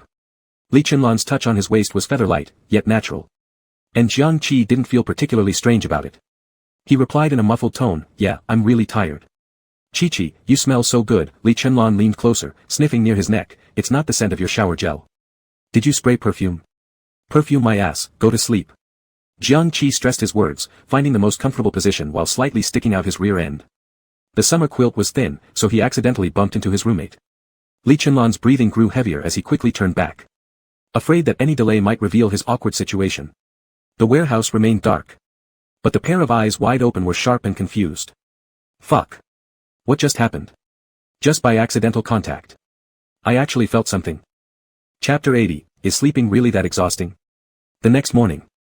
Before the rooster even crowed, a roar came from the room. Gu Luofei. Are you missing affection or what? Why did you roll to my side again? You even put your hand on my ass, what do you want to do? Grandpa had just gotten up to do farm work, heard the commotion, and rushed over. What's wrong, what's wrong? He just pushed the door open and saw the two of them awkwardly sitting on either side. Their heads still tangled in the pillow, looking completely bewildered. Gu Luofei had a half-apologetic look. I swear to heaven, I dreamt of Jiang Qi last night. You even have a dirty dream. Shenting gritted his teeth, his usually pale cheeks flushed with unnatural redness. Grandpa didn't understand. What? Wait a second. Did you dream about my eldest grandson doing something perverted? Comrade, this is not right. My eldest grandson isn't like that. Gu Luofei. He couldn't explain, jumped off the Kong bed directly, and stormed out of the room. Seeing Shenting still seething, Grandpa consoled him. Hey classmate, don't be angry. You say, if he really bullied you, you can't fight back anyway. If you retaliate, you might get beaten even worse. You'd better eat more food and take care of your health. Shenting, haha, thanks Grandpa, felt consoled. A loud howl woke up the two people in the storage room. Jiang Qi rubbed his eyes. Which idiot? He naturally took the arm around his waist off, ready to go find someone to settle accounts. But then a low voice came from behind, not wearing clothes. Jiang Qi, ? He glanced down at his bare upper body, his shorts already slipping to the verge of indecent exposure. Is sleeping really that tiring? Muttering a couple of sentences, Jiang Qi quickly pulled his shorts back up, and then turned to find his t-shirt. After getting fully dressed, he glanced back at Li Chenlon who was still lying in bed, propping his head with one hand, looking languid and unrestrained. Could it be this guy undressed me? After all, he has a criminal record. Come here. Li Chenlon suddenly beckoned with a finger. His tender gaze, interwoven with tempting allure. What for? Jiang Qi blurted out, his body acting faster than his voice obeying the order. As he approached the edge of the Kong, Li Chenlon's free hand landed on his waist. His fingertips lightly brushing over the skin on the lower back, causing an undeniable shiver. Jiang Qi's heart jumped sharply. Just as he wanted to avoid this discomfort, he noticed his elastic waistband being pulled back to its proper position. Li Chenlon's voice was still soft, but his smile wasn't very decent. Good roommate, you can leave now. Jiang Qi felt his cheeks burning hot, turning away rather quickly. This caused him to miss entirely how Li Chenlon deliberately used the quilt to cover below the waist on the Kong. The moment the warehouse door opened, Grandpa's voice rang out. Big grandson, you're awake. Huang Shuren smiled foolishly. Quickly wash your face, brush your teeth, after breakfast we'll go to the fields. Jiang Qi nodded, suddenly changing the subject. Grandpa, what happened earlier? Hearing the question, Huang Shuren lowered his voice slightly, seemingly not wanting others to know about his gossip. Those two classmates of yours fought again. Probably because one of them flailed around while sleeping last night. They're so incompatible. Is it fine sleeping in the same room? Do you think I should separate them since I don't sleep peacefully either? Jiang Qi smiled. It's fine, they won't die. What's for breakfast? Grandpa noticed his eldest grandson suddenly having a huge appetite, so he intentionally added some more volume this morning: steamed egg cake, fried dumplings, congee, and fried rice. Grandpa also made a few home-style dishes. Do you think it's enough? If not, Grandpa will make more. Jiang Qi grinned. Grandpa, you're so kind. How often does the eldest grandson come back? Could Grandpa not let him eat until he's full? Huang Shuren affectionately patted Jiang Qi's hair. This harmonious picture of grandfather and grandson left the villain standing by the door somewhat stunned. What the tycoon family lacked most was this sort of thing. Everyone prioritizing their interests, chasing intangible pleasures. Who would care about the familiar and omnipresent familial love around them? Leaning against the doorframe, Li Chenlan suddenly remembered the rainy night when he had fled home from the suburbs. He started to cry as soon as he stepped into the entrance hall, releasing all his fear in an instant. He thought someone would come to comfort him, at least give him a warm enough hug. But that day there were many people standing in the living room. Every face was so cold. Even Grandpa seemed annoyed and tapped the marble floor with his dragon head cane. Why are you crying? Useless. You're going to be the future ruler of the Li family, you will definitely go through a lot more of this. This time it will just be an early adaptation. Li Chenlan sniffed and walked from the shadow into the sunlight, placing a hand on Jiang Qi's shoulder. Our grandpa is really good at cooking. I'm going to eat more later. Jiang Qi glared at him. Don't always use we or us, this is my grandpa. Your grandpa is my grandpa too. Li Chenlan revealed 8 white teeth and laughed heartily before turning to look at Huang Shuren. Isn't that right, grandpa? Huang Shuren also laughed. Yes, they're both my eldest grandsons. Come over during the holidays, I'll cook you guys some nice food. After breakfast, Jiang Qi led the free labor force down to the field to work with grandpa. Because they didn't have a farm machinery license, Shen Ting and Gu Luofei could only do hard manual labor. They hoisted up the bales of rice that had already been tied up and stacked them on another side. This type of farming work that required no operational skill whatsoever made Gu Luofei and Shen Ting feel not only intellectually inferior, but also experience a kind of lowly humility. Move aside, can't you see the harvester coming? Li Chenlan's voice came from far away. His domineering attitude prompted Gu Luofei to directly throw the bale of rice onto the ground. I've had fucking enough of this shit. Not even for a second longer. Jiang Qi's gaze scanned over them. What's going on? Planning to bolt? No problem at all, I can send you flying away with one kick right now. Gu Luofei complained for a few seconds before hoisting the bale back on his shoulders. I truly cannot imagine what kind of life I've been living all these years in the city. I should have come out here and trained much earlier. Shen Ting squinted his eyes. Changing faces sure is damn fast. The fields were still bustling with intense activity. When suddenly someone shouted down the path. Jiang Qi. There's another debt collector at your place again. They've already blocked the front door. Go check it out. Jiang Qi straightened his back and looked puzzled. Who the hell has shown up again? Chapter 81, do you really just see Jiang Qi as a roommate? Jiang Qi didn't originally intend to bother with it, but his grandpa insisted he go check it out. Thus, under the guidance of an auntie, he followed a small path toward the village entrance. Auntie has to say this, little Qi, even when you reach the big city, don't forget where you came from. We're all farmers, so we can't be recklessly spending money. Don't buy things you really can't afford. Auntie heard that as long as your ID number is entered, you can borrow loads of money. The money seems too easy to come by and flies out just as fast. One day, if you can't pay it back, they'll take nude photos of you. Especially someone like you who's a bit good looking. At this, the auntie paused suddenly, pondering aloud. Hey, that's strange. The debt collector looking for you isn't bad looking either. There's another one who looks like a star. Like which star? I can't quite remember. She babbled on incessantly as she quickly led him to the doorstep. Jiang Qi looked up and couldn't help but mutter curses. Figures it's these two bastards. So finally, you're all here. Planning to hold an antagonist convention. Conspiring to destroy the world, huh? 2 tall figures dressed fashionably stood there with their luggage boxes, waiting silently. Upon hearing his voice, they turned at the same time, smiling broadly and waving to greet him. Hello, Teacher Xiao Qi. You still owe me swimming lessons. Jiang Qi forced a grim smile. So what, planning to learn here? There's a dirty ditch behind the village. Why not jump in and test the pollution level first? Su Yanhang, who always suffered from obsessive cleanliness, immediately lost his smile. Teacher Xiao Qi, swimming lessons can wait. We should catch up on other things first. Before long, after leading them into the yard, Grandpa, who had been farming in the fields, returned with some free laborers. Seeing Su Yanhang and Zhao Siwei, he paused, then glanced at their suitcases and couldn't help asking, Big grandson, are these 2 your classmates? Are they staying with us? Before Jiang Qi could respond, both Su Yanhang and Zhao Siwei bowed deeply in unison. Grandpa, good afternoon. Thank you for hosting us. Good. You're welcome. The old man chuckled awkwardly, pulling Jiang Qi aside to ask quietly, Grandson, do you really owe people money? How come they all showed up at our house? Jiang Qi, exasperated, rubbed his temples. I don't owe anyone money. I only owe teaching hours. Damn, weren't you trying to fire me back then? Why have you suddenly become so studious? And now you chase me during summer break just to make me give extra lessons. The more he thought about it, the angrier he became, so he turned around to look again, noticing a row of villains casually standing with one hand in their pockets. All were above 185 centimeters, with prominent eyebrows, sharp gazes, and outstanding appearances. Except for a few slim ones who compensated with good looks. They resembled models waiting backstage on a runway. Jiang Qi. You bastards, are you here for a fashion show? Not only did he think this, but the ants at the village entrance also found it odd, peeking over the wall curiously. Little Qi, are these your debt collectors or classmates? Why do they all look so handsome? Have debt collection companies started caring about image now? Huang uncle, do you have enough space at home? If not, my bed has room. Come stay with me. You'd better not. Your snoring will scare them. Go to my place. I'll slaughter a chicken tonight, let them get some nourishment. What's a chicken? My family will slaughter a pig. A banquet can be set any time. You'd better stop bragging. Will your husband agree? Will yours? I'll kill anyway, whether he agrees or not.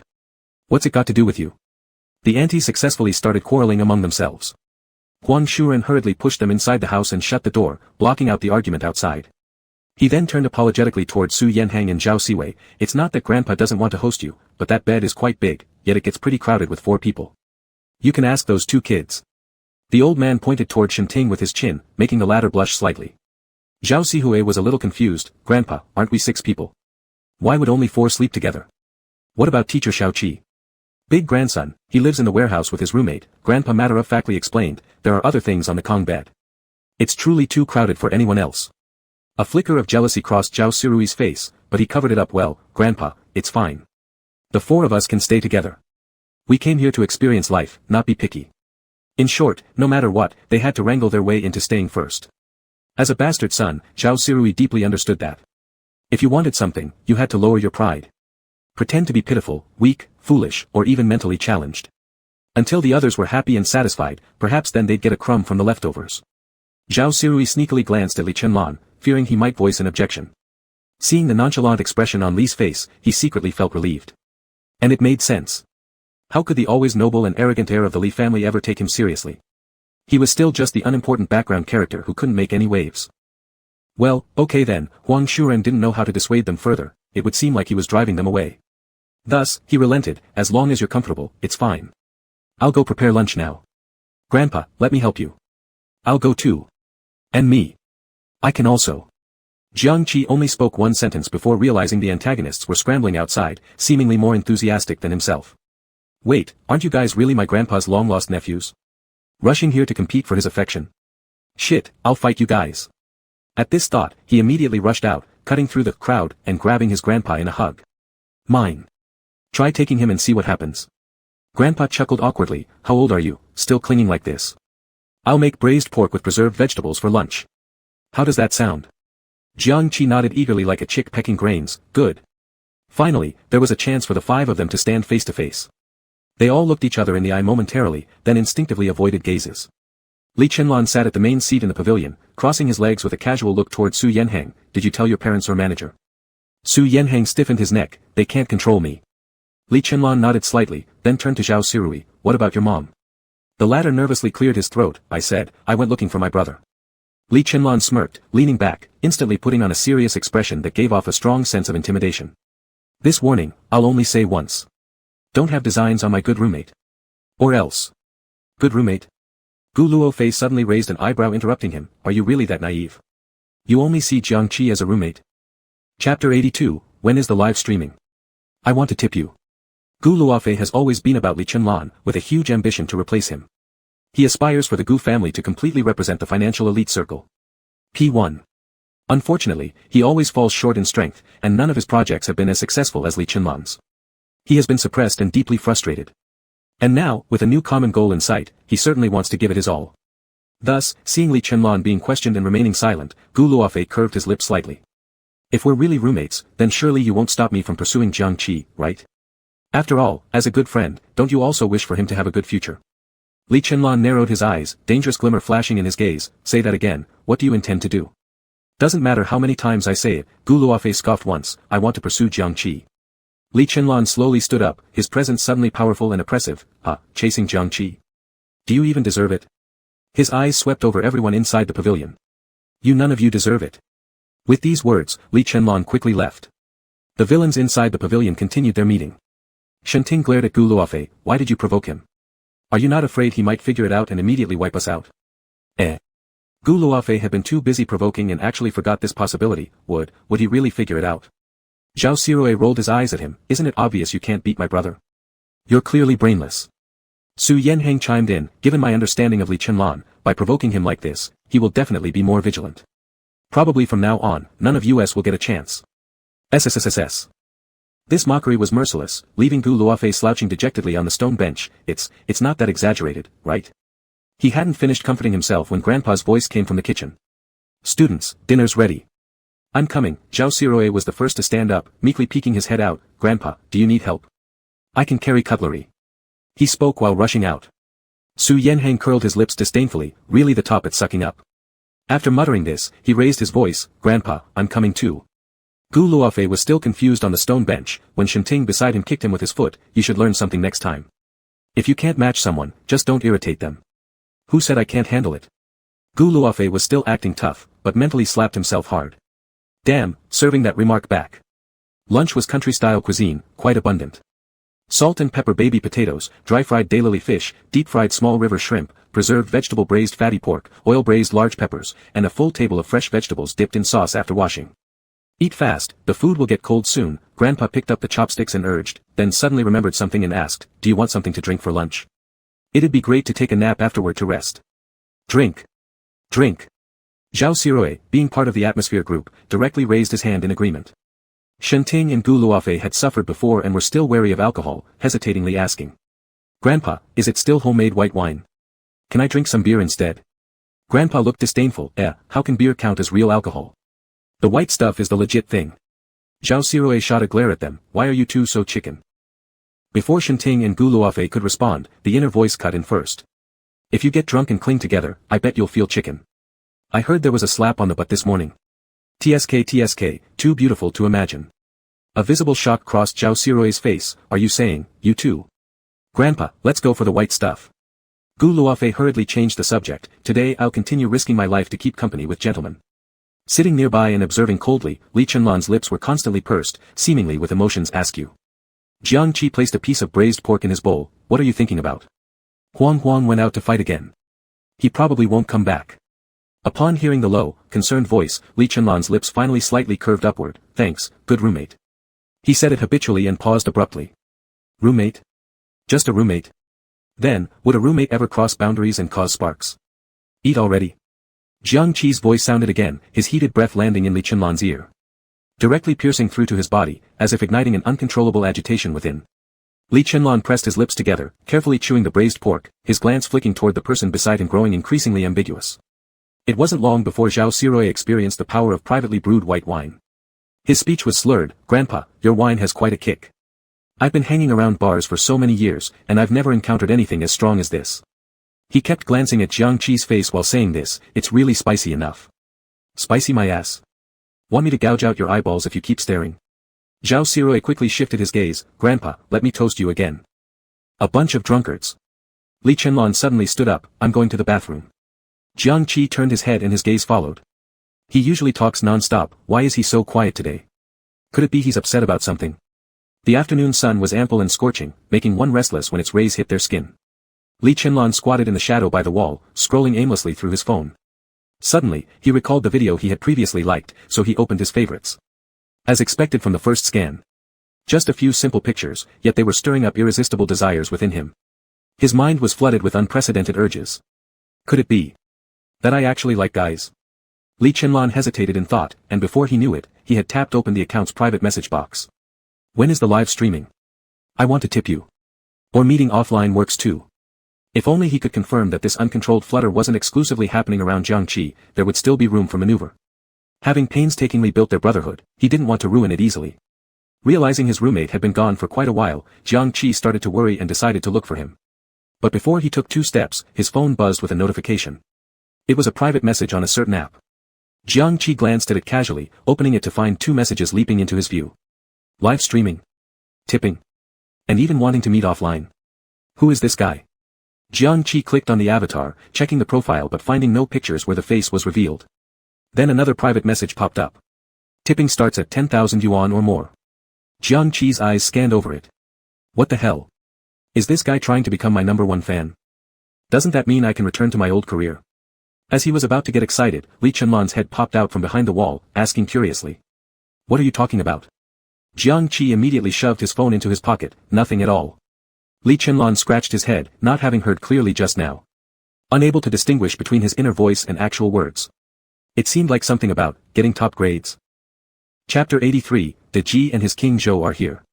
Zhao Sirui and Su Yanheng arrived with effects similar to the other two villains. They weren't upright for long, soon toppled over by homemade liquor, and were directly carried into the house to sleep. Only waking up when night had fallen and stars filled their heads. Zhao Sirui rubbed his head as he stepped out of the room, standing in the courtyard asking, SSS. How did I fall asleep? Jiang Qi turned around. Of course you passed out. Don't overestimate your own capacity if you don't have it. And yet, Second Master Zhao covered the whole venue's drinks. Is that not embarrassing? Zhao Sirui's face turned bright red at this scolding. He squatted at the doorframe. I'm a bit thirsty. Can I have something to drink? He often frequented nightclubs. Getting drunk was quite common, each time he woke up, wanting to drink some carbonated beverages to stimulate the brain. Jiang Qi, we don't have any at home. If you want to drink, go buy it yourself. Grandpa just returned from feeding the pigs. Upon hearing this, he hurriedly said. Big grandson, you should go buy a few bottles of drinks. They've just arrived and aren't familiar with the place. Jiang Qi didn't want to defy his grandpa and could only stand up. Alright, I'll go. What a bother. He shoved both hands in his pockets and walked out, when behind him, voices sounded in quick succession. Baby, I'll accompany you. I'll come too. And me. Me too. Wait for me. Looking at the shadows chasing away, Grandpa couldn't help but marvel. Jiang Qi really has quite an excellent relationship. Our classmates all. The old man suddenly got a complex expression on his face, unsure what adjectives to use. The village only had one small shop, located right in the middle. It not only sold various snacks and drinks, grains and vegetables, but also served as a gathering place for exchanging intelligence during idle hours. Men and women, young and old alike, gathered early with their folding stools, sitting down to start gossiping. Have you heard? Old Huang's grandson hasn't done good things in the big city. Flirting with this one and that one. I've always felt he looks like a fox spirit ever since I saw him as a kid. Growing up, he's become restless indeed. Look, in just a few days, the ones he kept have already come knocking. TSK TSK TSK. No wonder he doesn't get married. It seems he likes that kind of thing. Really. But the quality of those who came isn't bad, they're young and handsome, SSS, not like the nouveau riche, ugly and old. Which just shows Jiang Qi has the means, playing them all around. Isn't that just a male De Ji? Don't say any more. Don't say any more, De Ji and his Zhou Wangs are here. Members of the information group seriously fanning their fans looked at Jiang Qi coming over, warmly greeting. Oh my, so many people here to buy stuff. What nice food has old Huang prepared for you? Look how thin your two classmates are, you must take care of them properly these days. Shen Ting and Su Yanheng glanced at each other, then distastefully moved their gaze away. Jiang Qi smiled, you're really young, shouldn't worry so much to avoid looking older. I have much to learn. Heh, you kids. The flower vest auntie waved her fan at them. Jiang Qi remained silent, turned and entered the small store, 6 cans of cola, 6 bags of spicy strips. The shopkeeper was somewhat surprised, still eating spicy strips at this age. Reliving the childhood of this little fox spirit, Jiang Qi replied with a fake smile. Upon hearing this, the shopkeeper immediately shut up and awkwardly handed over the spicy strips and drinks. After Jiang Qi picked them up, he distributed them among everyone, then tilted his neck. Come on, let's squat by the door. The villains obediently listened, all right. Thus, large boys all above 1.85 meters tall squatted at the door of the grocery store, chewing spicy strips while staring at the intelligence team members. For a moment, there was an awkward atmosphere on site. Just now, who called me a little fox spirit, a male De Ji? Jiang Qi slowly asked after biting into a strip. Are such fine descriptors worthy of being put in a caption? It's him. Some of the aunties broke down, betraying their teammates. I told her long ago not to be so mean in her speech, but she refused to listen. Little brother Qi, I've got family matters, I won't chat with you more. I do too, oops, I totally forgot, I haven't fed the chicken yet. I'm going home to watch my grandchild. I'll leave too shortly. In the blink of an eye, the information squad disbanded. Jiang Qi took a sip of cola, his lips curling. Their combat power is not up to par either, huh? The villains heard this thought and looked towards Jiang Qi. Under the light of the small shop, his long eyelashes seemed to shimmer with a halo, sparkling like gold foil. As if he possessed an irresistible allure that stirred the heartstrings. For a moment, the villains truly wished they were benefactors. So they could at least use their wealth to keep him by their side. Are you done eating? Jiangqi suddenly stood up, let's head home. Otherwise, Grandpa will start worrying. The villains once again spoke in unison, alright. Gu Mo was feeling particularly frustrated and aimlessly scrolling through his phone at home. Tik Tok kept recommending viral videos, and he noticed some risque pictures among them. After scrolling past them, Gu Mo turned back, frowning, why does this place look so familiar? Could it be my dormitory? The curtains are the same. Who took these? Don't tell me it's Jiangqi. Reaching this conclusion, Gu Mo suddenly felt both excited and apprehensive. Taking such suggestive photos in University A, would that violate school rules? Even if it didn't break any rules, it would reveal his false pretense of being pure and righteous. And at that point, would Li Chenlan still like this so-called roommate? Liking him wouldn't matter anyway. Wealthy families wouldn't allow such blemishes to exist. Thinking of this, Gu Mo smirked. And pulled out his phone to book a ticket. Who wouldn't want to expose the true nature of a base person as soon as possible? He couldn't wait even a moment longer. People in the countryside sleep early. After returning from the grocery shop and cleaning up, they prepared to go inside. Although Su Yanheng was extremely reluctant, he was still dragged away by Zhao Sirui.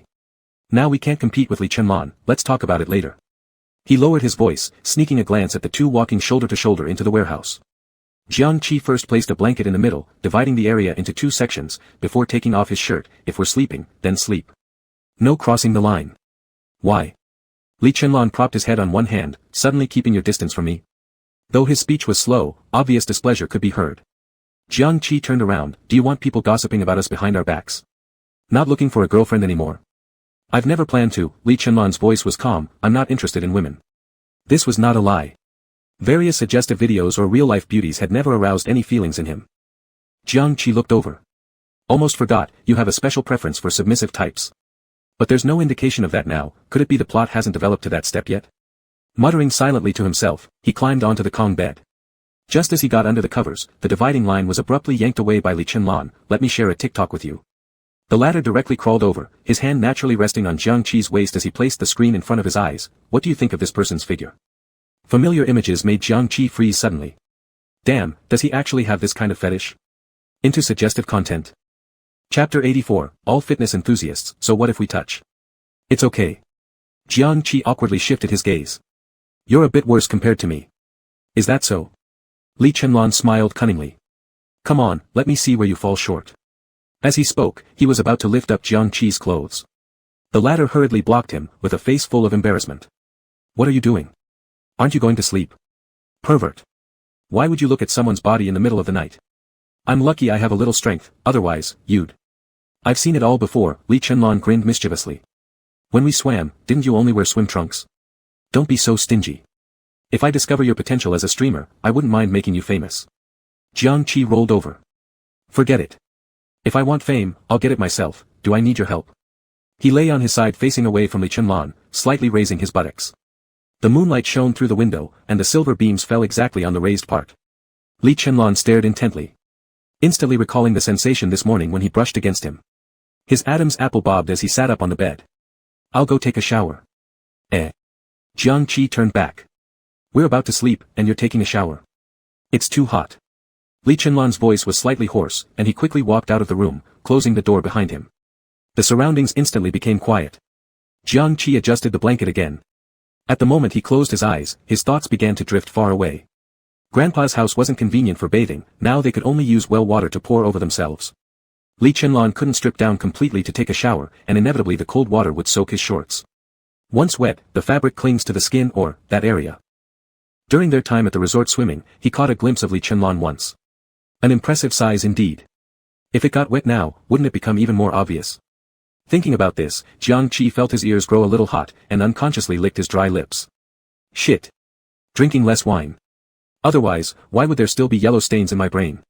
He irritably flung off the quilt to get some air and then tried to sleep as soon as possible. But no matter how hard he tried to clear his mind, the image of Li Chenlan's body kept lingering around. After an unknown amount of time, the door opened again. Jiangqi felt someone slowly slipping under the covers next to him, and a chilly fragrance wafted towards his nose tip. He sniffed carefully, noticing a peculiar mixed smell among the scent. Spending this long washing. Jiangqi opened his eyes. A perfectly white and smooth upper body came into view immediately, every line of muscle perfect and shimmering with residual droplets, creating an unusual luster. He violently coughed twice. Ahem ahem. Isn't this inviting? Want to touch? Control yourself. The instant the thought crossed his mind, Li Chenlan's lips parted. Wanna touch? Huh? Jiang Qi blinked in surprise. Touch where? Li Chenlan smiled. Anywhere you like. We're all fitness enthusiasts, isn't exchanging experiences quite normal? Jiang Qi's eyes lit up. That statement is reasonable, right? All fitness enthusiasts, so what if we touch? Understanding this point, he reached out his hand. Great roommate, I think you have a good point. Gu Luofei squatted at the base of the wall ready to rush in. Shen Ting grabbed his pants and yanked him back. To avoid exposing himself, Gu Luofei had no choice but to sit back, glaring sideways at Shen Ting, his voice pressed low. What are you doing? They've already started touching inside, aren't you going to stop them? Shen Ting rolled his eyes. What can you possibly prevent? You going in will just end up with you being thrown out. Gu Luofei grumbled unwillingly. Then what can we do? Should we just stand by? Similarly squatting nearby, Zhao Si Rui gave him a disapproving glance. With Li Chenlan having first dibs thanks to proximity, all we can really do is glare helplessly. Moreover, Su Yanheng frowned darkly. It seems Jiang Qi has interest in him as well. Rushing in rashly might unintentionally bring them together faster, so what then? Gu Luofei cooled down. Your points make sense. Let's go, Shen Ting sighed. I truly can't bear to listen anymore. Saying that, he lifted his hips, crouched, and ran toward another room. The other three moved in the same manner. The middle-aged woman next door, who had just gotten up in the night, unintentionally turned her head and saw this scene. Suddenly, she screamed, Who's there? Doing what so furtively? Trying to steal something. Gu Luofei hurriedly ran over, Shoo. Auntie, it's us. Coming out together to use the restroom. The aunt focused her eyes and immediately saw a handsome young face. Oh, it's you kids. She instantly broke into a smile, collective bathroom trip. Afraid of ghosts? How about I tell you some ghost stories? Gu Luofei quickly waved his hands. No, not necessary. The four of them darted back into the room. And we still need ghost stories. You're scary enough on your own, auntie. Gu Mo took a flight, then transferred to a bus, and later hopped onto a tractor. The bumpy journey made him recall bits and pieces of his rural past, putting his mood into an unbearable state of agitation. After dragging his suitcase to the village entrance, Gu Mo asked irritably, Where's Jiang Qi's house? You're also his classmate. This one is pretty plain looking, not as good as the previous few. Just looking at him makes me think he's full of bad intentions. Tut, Xiao Qi must avoid him. And talking so impolitely, truly, no comparison, no hurt. Seeing the chatty and loud-voiced ants whispering behind his back, Gu Mo clenched his teeth in anger and stormed forward with his suitcase. He hadn't taken more than a few steps when suddenly a large yellow dog appeared and began barking furiously at him. Gu Mo, having grown accustomed to the rural lifestyle, knew how to handle it, picked up a stone, ready to throw, but then a whole pack of dogs surrounded him, growling loudly. Get lost! With the suitcase in hand, he swung wildly in all directions, trying to scare off the stray dogs. But under the leadership of the yellow dog, the village bullies barked even louder. The women erupted into laughter. Goodness, even the dogs don't like you. How do you expect to survive here? In the midst of sweat and panic, Gu Mo caught sight of a familiar figure and immediately sent a pleading look. Big brother, please come help me. Hearing the cry for help, Gu Luofei paused and turned around, spotting his disheveled younger brother. Why are you here? Brother, save me first. Don't bother asking why I'm here. Just get rid of these stupid dogs first. Gu Mo gritted his teeth, but Gu Luofei hesitated in his tone. Give me a moment, I need to fetch pig feed from the neighbor's place. Hang in there. Gu Mo. What? Am I less important than pig feed? Ah. Chapter 85, This green tea smell almost killed me. Finally managing to escape from those few mad dogs, Gu Mo struggled to drag the suitcase to Jiang Qi's doorstep. He glanced into the courtyard and saw a particularly harmonious scene. Shen Ting was sweeping the floor. Zhao Si Rui was feeding the chickens. Su Yanheng was helping pick vegetables. Li Chenlan was circling around Jiang Qi. And Gu Luofei had just stepped out to feed the pigs. These people truly didn't even look like financial tycoon's sons. Gu Mo couldn't help but laugh sarcastically as he shouted towards them, sorry for intruding. Didn't mean to bother you all. Jiang Qi turned his head. This guy actually knows he's being impolite. If it bothers you, why don't you just leave? Gu Mo, who didn't hear their inner voices, dragged the suitcase into the yard. Grandpa happened to come over at that moment, looking curiously at him. Who are you? I'm Jiang Qi's classmate. Gu Mo smiled brightly, bowing politely. Hello, Grandpa. Hello. Huang Shuren replied and looked toward Jiang Qi. Big grandson, there's really no place to stay this time. Should I move out? No, no, no grandpa, Guemo quickly intervened, I'm not here to kick you out. I want to join them. Jiang Qi. TSK, what a big face. Guemo walked up to Jiang Qi, little Qi, my dad sent me to find my brother and borrow your place for a couple of days, you won't mind, right? I do mind, Jiang Qi said straight away, my house is too small to accommodate such an elite rich second generation. You'd better take your brother to stay at a hotel. Guemo didn't expect him to refuse so directly and his expression darkened, little Qi, we're classmates after all, how can you be so unsympathetic? While talking, he swept his eyes across the faces of everyone nearby. They used to fawn on him, but now they all had expressionless faces as if they were seeing a stranger. Guemo immediately felt even more resentful in his heart, raising his voice again, anyway, they can stay, why can't I? Jiang Qi tilted his mouth, did they pay? Did you? I. Guemo was momentarily stuck for words. Glancing at Gu Luofei coming inside, he immediately wrapped his arm around him, if my brother pays, doesn't that mean I've paid too? We count as joint consumers. Jiang Qi sneered. The two of you might as well both leave. Upon hearing this sentence, Gu Luofei immediately withdrew his arm and turned coldly, why didn't you inform me before coming? Is making decisions without discussing first supposed to make sense? Brother, Guemo stamped his foot dissatisfied when being scolded in front of others, why aren't you speaking for me? Gu Luofei showed a trace of disdain on his face, this is Grandpa Zhang's house, and you dare to barge in uninvited and still feel justified? Jiang Qi narrowed his eyes. Oh, you also have the nerve to blame others? Which one of you asked my permission beforehand? Gu Luofei's cheeks flushed slightly, you go stay at the village hostel first, there's no room here. No. Guemo stubbornly insisted, wherever you guys are, I'll be there. After enduring hardships all the way. He ends up being kicked out upon arrival. That will never happen. If there's no room, I'll sleep in the yard. Let's see which one of you can bear it. The grandpa, who had been silently listening beside, cautiously spoke up, young friend, the yard isn't suitable for sleeping. Why don't you sleep in the pavilion? Guemo turned his face away. Dead old man, if you hadn't spoken, nobody would have thought you're dumb. Finally avoiding being driven out, Guemo sat on the stone bench in the pavilion and took a selfie photo to post on social media. Caption, one day of summer vacation life experience, having you all with me makes it not bitter at all. His oval face in the middle, the other rich second-generation type serving as background, and Jiang Qi nowhere to be seen. Perfect golden proportion, making him extremely satisfied. It wasn't long before he noticed comments and likes growing crazily. Momo, where is this? It looks so run down, you, can you get used to living here? Whoa, are all the rich young men in the circle present? Momo, you are so lucky. I want to come too. Let me participate in this kind of life experience, please. I want to get close to my idol. Seeing that the comments were all adulation, Gumo's lips wouldn't stop curling upward. When he put his phone away, he discovered that the yard was already empty. What's going on? He stood up directly and called Gu Luofei, brother, where are you all? Working the fields, Gu Luofei's indifferent voice came through the receiver, are you coming? Work? Guemo suddenly felt weak and supported his forehead, I'll pass. I've been on the road all day, I'm really tired. Before he could finish speaking, the call was cut off. Guemo glared angrily at his phone, what's his problem? What normal financial tycoon's son would come here to torture himself? His brain must have been kicked by a donkey. Just as he was ranting, an exaggerated voice sounded from behind, oh my, young man, looking all proper but not very polite with your words, huh? Guemo turned around and saw the ant who was drying clothes. His face darkened a little, what's it to you? Stretching your ears so long, you're asking for trouble. Oh dear, the ant was now more excited, seems like someone has too much energy to waste. Look at you, can't even enter the house and sleeps in the pavilion. And there you go criticizing others' brains being kicked by a donkey? And what about you? Your brain got crushed by the door hinge. Not welcome but throwing tantrums instead? How trashy is that? A rapid-fire verbal assault left Guemo completely drained, he stuttered and couldn't get a word in. Finally, he screamed in frustration, they wouldn't dare kick me out of the pavilion. Just wait, someone will give up their spot tonight. The ant rolled her eyes, go to sleep, everything's possible in dreams. She glanced disdainfully at Guemo before walking inside with the dried quilts. Gumo's chest rose and fell in anger, damn, country folks lack education. After another round of farm work, Jiang Qi returned home with free labor.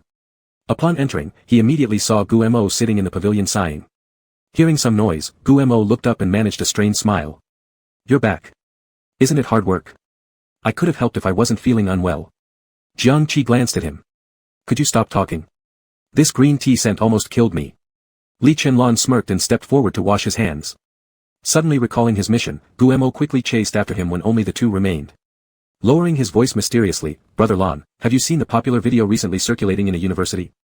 Li Chenlong didn't turn around, merely through his nose, very dismissively. Unfazed by his attitude, Guemo continued in a low voice, do you know who it is?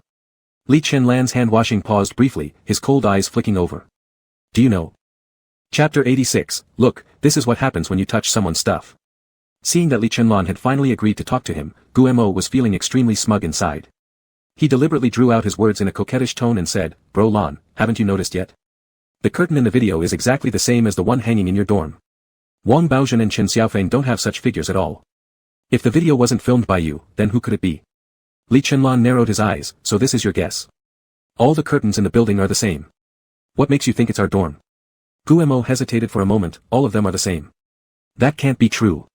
Even if they're the same style, there would be slight differences. I remember when we first moved into the four-man dorm, one corner of the curtain had a stain. Look. He zoomed in on the picture to show Li Chenlan. But the stained corner didn't make it into the shot.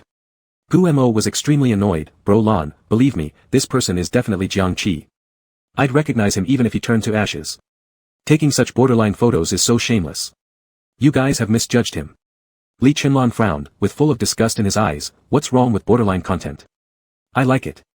It's none of your business. After throwing down those harsh words, he directly pushed aside Gumo's shoulder and walked briskly in another direction. The protagonist standing still was so angry that his face turned red, biting his lips and saying resentfully, why won't you believe me? Wait and see, I will prove it to you. After drinking several nights in a row, today Grandpa didn't arrange any more. He called over Jiang Qi and took out money from his pocket, Xiao Qi, go buy some drinks or soda. Let's not drink alcohol tonight. He suddenly lowered his voice, I heard Aunt Wang next door say that your classmate crawled like a dog when drunk. In the middle of the night, it was quite scary. Let's just drink soda tonight. We don't dare let them drink too much again. Jiang Qi became puzzled, crawling like a dog. Not that bad, right? Aunt Wang doesn't lie, Grandpa said seriously, last night I also heard some noises. He sighed, they're all good kids, but their behavior is just too strange. People from big cities are so. Footsteps came from behind, and Grandpa immediately straightened his back, speaking louder, Grandson, Grandpa really can't drink anymore. Your classmates have great tolerance. He gave a thumbs up and winked at Jiang Qi. Jiang Qi smiled, I'll go buy it. While pushing the money back, he said, don't worry, Grandpa. I have money. I'll come with you. Li Chenlan walked over, naturally placing his arm around Jiang Qi's shoulders. Initially, Jiang Qi resisted such physical intimacy. But after sleeping together for several days now, especially last night when they touched each other's muscle textures, suddenly he felt somewhat used to it. Okay, Jiang Qi nodded and turned with Li Chenlan, exactly, help me carry something. Li Chenlan curved his lips upward, sure. The two left the yard side by side, followed by Gumo's shadowy gaze. He was originally looking for someone to vent to, but realized that all the rich second-generation kids were gathered in the kitchen, helping prepare dinner. A mocking smile tugged at the corner of Gumo's mouth. He grabbed a picture with his phone and immediately posted it on his social circle. Caption, how happy, so many people are preparing dinner for me. Due to the explosive image, comments grew rapidly. Die laughing, how does it look like the filming site? Are these still the young masters I know? Wow, no wonder Momo has so many people scrambling to cook for you. I envy you. Isn't this Jiang Qi's house? How did you get involved? Are they cooking for Jiang Qi or for you? I'm a bit skeptical. It seems like you're adding luster to yourself. The previous social media posts were already strange enough. This one is even harder to evaluate. As the public opinion strayed further, Guemo quickly logged into his alternate account and rebutted each comment one by one. Is jealousy wrong? Where did it involve adding luster? Isn't documenting life normal? What if it's at Jiang Qi's place? Just experiencing life and borrowing a stay, it's not like we didn't pay. While his fingers were still on the keyboard, he suddenly heard the sound of a phone call coming from the kitchen. Continuous calls, more than one person. Zhao Sirui, what? I'm cooking for Guemo. Am I crazy? I'm helping my grandpa. Su Yanheng, it's not a new program, just relatives visiting. It has nothing to do with Guemo. I don't know why he has to act like that. Shen Ting, he's got mental problems, ignore him. He'll crawl away on his own in a few days. Gu Luo, alright, I got it. I'll tell him to delete it later. The originally confrontational Guemo froze, his smile stiffening on his face. Before the others from the kitchen walked out, he hurriedly deleted the post from his social circle. But resentment still lingered in his heart, and he let out a cold laugh. All of them are such good actors. It's not like how they used to chase after me anymore. Jiang Qi and Li Chenlan were walking slowly toward the convenience store. Feeling really uncomfortable, Jiang Qi turned and asked, can you stop hugging my shoulders? Why? Li Chenlan glanced at him sideways, last night I didn't hold back for you. Are you treating me like an outsider now? Jiang Qi. See. That's exactly what happens when you touch someone else.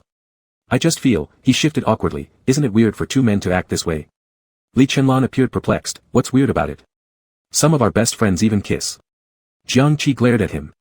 Do you live in a Gav Circle club or something? Li Chenlan smiled wryly, just a joke. After bickering back and forth, they didn't separate in the end. As soon as they stepped into the convenience store, the shop owner joked with a grin, Little Qi, you brought your boyfriend along. Jiang Qi paused mid-reach for a drink and turned around with an annoyed expression. He's not my boyfriend. He's my roommate. The shop owner laughed even harder, keep developing, and you'll become boyfriends eventually. You came out publicly not long ago when you went home, right? Among those classmates, I think he's the best one to pick. Look at his big nose, guaranteed that you won't lose out in this deal.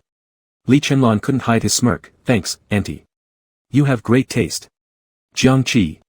How does she even have great taste? And the big nose nonsense, no losing out in the future. Auntie, do you really need to know so much? Isn't this embarrassing enough? I'll take these. Jiang Qi placed the drinks on the counter, how much? The shop owner, munching sunflower seeds while teasing them, said, when you bring your boyfriend, can I really charge you money? Let's put it on credit for now, we'll calculate everything later. Jiang Qi. I'm so done. I told you, he's not my boyfriend. Li Chenlan suddenly picked up his phone and scanned 5,000 renminbi via WeChat, auntie, save this money. Deduct anything grandpa needs to buy, and if it's not enough, I'll add more. Wow, Xiao Qi, look how generous your boyfriend is. Jiang Qi. I'm completely screwed. This is so frustrating. Chapter 87, can you take 2 borderline photos later and show them only to me? Carrying the drinks back, the fading sunset stretched their 2 figures long, all the way to the village entrance. While walking, Li Chenlan kept staring at Jiang Qi's profile. The beautiful outline and elegant neck making him feel a little itchy with anticipation. Chi-Chi, Li Chenlan embraced him, brushing his nose against the neck, do you have a TikTok account? Ouch, Jiang Qi dodged a bit, no, I've never registered an account. Just talk, why are you rubbing randomly? Li Chenlan narrowed his eyes, really? Haven't you thought about registering one? With your great figure. It would be easy for any photo to go viral. Jiang Qi glanced sideways, what about you? Your figure is not worse than mine, why don't you take borderline pictures? Hearing this, Li Chenlan was startled for a moment, then smiled faintly, that's right. He tightened his embrace around Jiang Qi's shoulders, then how about taking a couple of borderline shots for me alone in the future? In your dreams. Jiang Qi sneered, why don't you take some and show them to me? Li Chenlan smirked, it's not impossible, will you take them for me tonight? Jiang Qi glared at him. Number 1 antagonist, who would have thought? You're actually so hot-blooded. Alright, I'll take them for you tonight. Jiang Qi couldn't help but let his eyes crinkle. By the time they got back to Grandpa's yard, the food was already prepared, just waiting for people to sit down. Seeing Jiang Qi and Li Chenlan walk in arm, the expressions of the antagonists in the yard were varied. Guemo looked even gloomier, as if he could drip water. Grandpa came over with a sliced watermelon, my eldest grandson has returned, quickly wash your hands, let's eat, after eating, sleep early, tomorrow morning we finish up the remaining work. Okay. Jiang Qi smiled obediently. Turning his head towards the faucet to wash up, Li Chenlan put down the drink and followed over. Guemo sat down on his own, smirking sarcastically, the relationship between roommates really is different, looks especially coordinated. Not wrong at all. Grandpa chimed in cheerfully, our eldest grandson and his roommate indeed have a good relationship. Of course, he's also a good friend of yours. Noticing the unsatisfied faces of the antagonists, the astute little old man added a sentence cleverly. Gumo's lips curled into a mocking curve, of course, how could little Qi be less adept at being eight-faced? This remark sounded very passive-aggressive, even someone as naive as Grandpa could hear that, instantly changing his expression, young man, what exactly is your relationship with my eldest grandson? If you don't get along, I won't welcome you here. Guemo awkwardly chuckled, Grandpa, our relationship is good. What nonsense. Do rural people speak so directly without thinking? If it wasn't to blend in here, I'd have flipped by now. Grandpa, sorry, my younger brother lacks discipline, I apologize to you, Gu Luofei suddenly stood up. Guemo couldn't help but curl his lips upward. Blood truly surpasses water. Isn't he helping me out right away? He had just thought that himself, when he heard the next sentence. Grandpa, if anyone needs to be driven out, it should be him, I'm still quite well behaved. Incredulous, Guemo looked over, only to see Gu Luofei grinning flatteringly at Grandpa, he was momentarily shocked out loud, brother, you. At this moment, Jiang Qi came over, excitedly rubbing his hands together, let's eat, let's eat. Let me take a look, what's for dinner tonight? Upon the eldest grandson's return, Grandpa didn't bother paying attention to Guemo anymore, busy introducing the dishes. Tonight we have spicy eggplant strips, braised peppers, quick fried meat slices, scrambled eggs with tomatoes, scallions with tofu, and a pot of carp soup. For staples, there are big pancakes, boiled corn, and rice soaked in water. You can eat whatever you want. Jiang Qi's eyes sparkled like stars. Grandpa, you're too kind. All these are delicious dishes. Guemo shot him a contemptuous glance. Isn't lying supposed to have limits? These are nothing but common home-cooked dishes, the only seafood being the stewed carp. Doesn't sound appetizing at all.